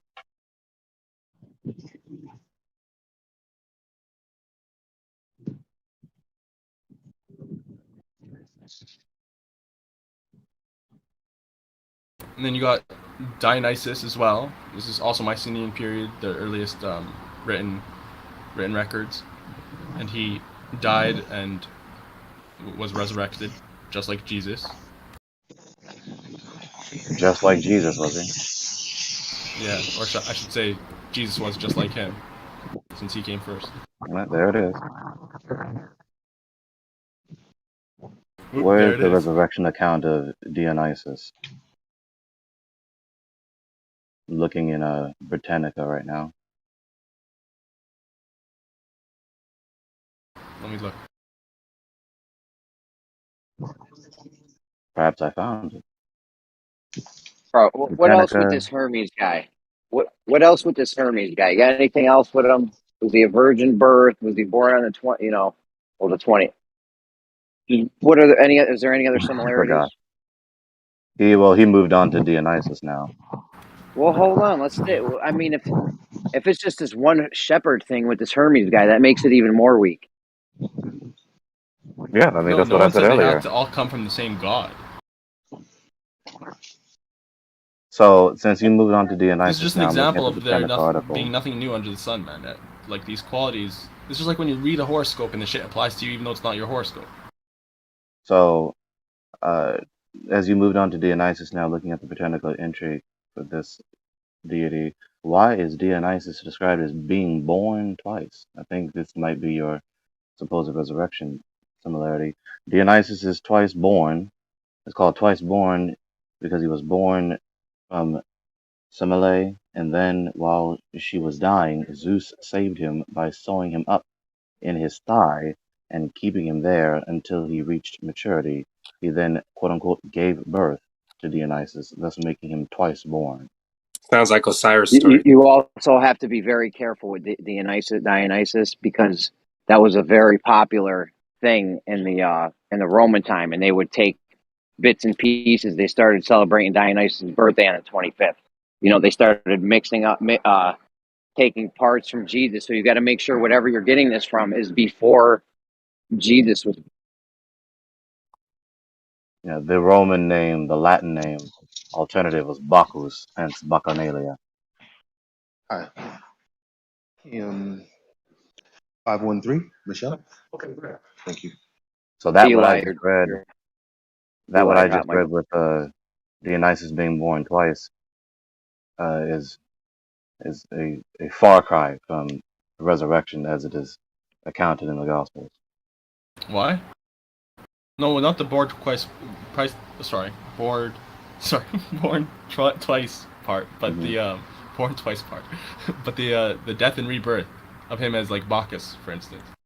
No, it's not a death and rebirth of him becoming Bacchus. Bacchus is just the Roman Latin title alternative to Dionysus. Different name, same identity. Yeah, but Bacchus had a death and rebirth as an infant. You're misunderstanding. Dionysus is Bacchus. I know. So it's not him turning into another. It's an instance of two names identifying the same person. I know. I'm talking about just using the Roman name of the god Bacchus. They say that he, as an infant, died and was reborn. Okay. Let's look at what year did this come from? And that's what this Bacchanalia thing that you mentioned is. That's like the festival based off of the Greek Dionysia festival. Yeah, and when's this script written from? What's it dated at? Before or after Jesus? The earliest reference of Dionysus is like 1500 BC. I don't know exactly. No, not the earliest. Where the resurrection references. Yeah, not that we know. We already know there was these gods and other myths before Jesus. We know that, right? But the claim is that there's a similarity before Jesus, and Jesus. Yeah, I'm saying the earliest written record is from that time, but I don't know exactly when they wrote about him being resurrected. You're not going to find it because it came after Jesus. There's only I've looked into this. I've actually looked into this. There's only stories of after Jesus's time about the resurrection and all that, because the Romans used to take all these religions and just pick and choose from them. It was like a buffet. Okay, but they had these like festivals before Jesus, and this festival is a reenactment of his death and rebirth. So even without the written testimony or written record, it should be clear that they had this god had this quality. When did they write that this happened before? It says right here 200 BC. Let me read more.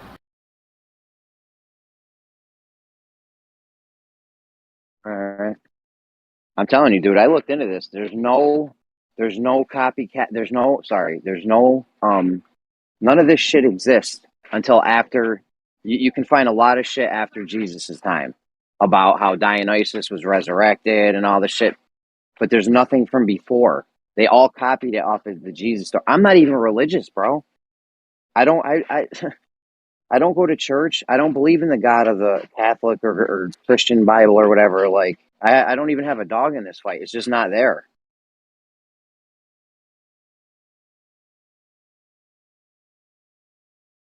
Yeah, I feel you're objective. That sounded sarcastic. Why did they like? call I'm not him biased. Jesus Christ? I'm not. You gotta think like, where did the word Christ come from? But Jeremy, if you're being objective, you know that there's like nothing new. These civilizations existed for thousands and thousands of years. You think that all of these qualities about Jesus were new qualities or something like that? That no gods before him preceded it that had them?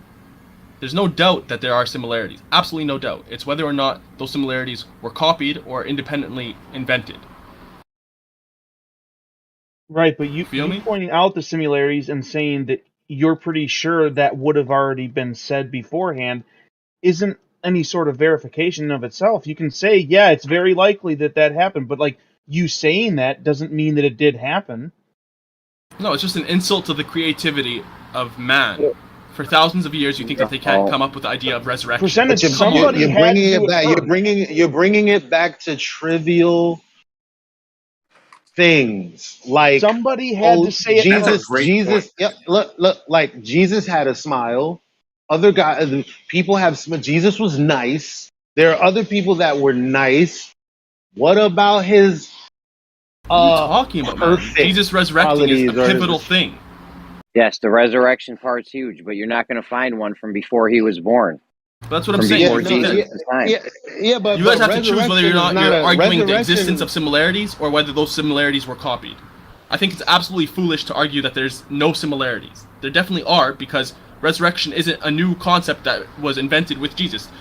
The people before him, the civilizations before him, didn't lack creativity to not think of this concept of resurrection. That's just retarded.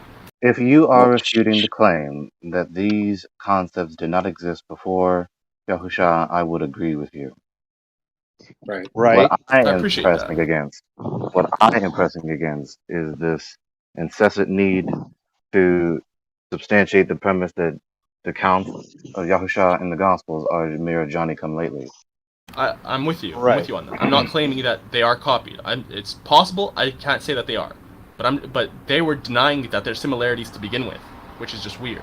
No, there's some similarities. I didn't hear anyone deny that. No one here denied that, as far as I know. Jeremy. And you chasing red herrings is the reason that he thinks that the conversation was supposed to be about that. No, it was red herringed away from the main point, from the conversation that was being had between R.C. Meisty and the other guy with the accent that is no longer here. This is what the conversation turned into. Yeah, they're not here and the conversation changed. I was arguing what are we supposed to be talking about? The claim that I heard, which is that there are no similarities or parallels. That's bullshit. The guy with the accent is here. I've been here the whole time. No, I've already you're said not what the guy with the accent, Sam. You're not from England. You're not from England. We're not talking about you. You weren't the first person to be speaking to R.C. Meisty. You came in on that conversation. I keep trying to tell you that. Yeah, you came in a little late, Matrix. So what are we supposed to be talking about, Eli? What's the main crux of this whole thing? I mean, what did happen was that we did conclude, and then somehow it got revved up again. We've concluded this isn't a copycat religion. There's no parallels. No, see, but every time Jeremy says that, that's what ignites it. Again, that's what I'm saying. Don't say that, Jeremy, because there are parallels. It's just whether or not it was Jeremy, I don't. I mean, I can tell Jeremy's saying that as a joke. I mean, he's smiling. Dude, I'm not. He's joking. not. I'm smiling right now, but I'm smiling right now. Yeah. Only focused on the reason that the conversation is spiraled is because Jeremy has been focused on 2 points. Making the claim that all of the stories that are similar to Jesus had to have been after, which is false. That is not the argument. And this other thing about there is no similarities, which is also not the argument. But it's Jeremy's fault for making those 2 things the center point of the conversation. What should be the point? What should we be focused on? I'm Jeremy, actually really glad we got that out of the way, though. Because now we can definitely move past that if anybody wants to deny it. So Jeremy, why do you ruin everything? It's not moving past it. You guys had an argument and then made it this weaker argument, talking about, okay, let's move past it now. Get the hell out of here. So at this point, if anyone wants to strike up again the zeitgeist theory, right, and someone wants to press the affirmative or the negative, then go right ahead. How about this? All your religions made up. Everything is made up, sir. Everything is made up. What do you mean? Yeah, stories are made up. Good point. Right, made up meaning that someone made it. Yeah, as in fabricated, not real. Bedtime stories tell you. So is that story fabricated and not real? Yep. So what you said is false.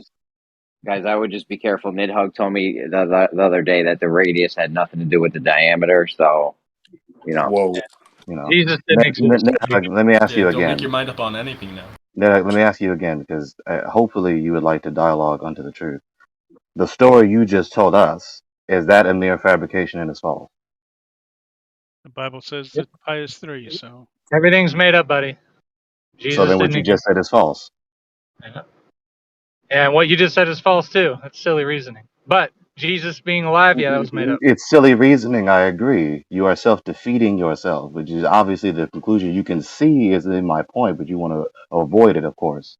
Right. No, you agree Well, with who else me. would he be self-defeating? Stories are made up. I'm glad we agree. Jesus is a story that And was made so up. with that being said, you are defeating yourself. You're going to keep repeating the self-defeating assertion as though it's true, as though you are so tough-minded.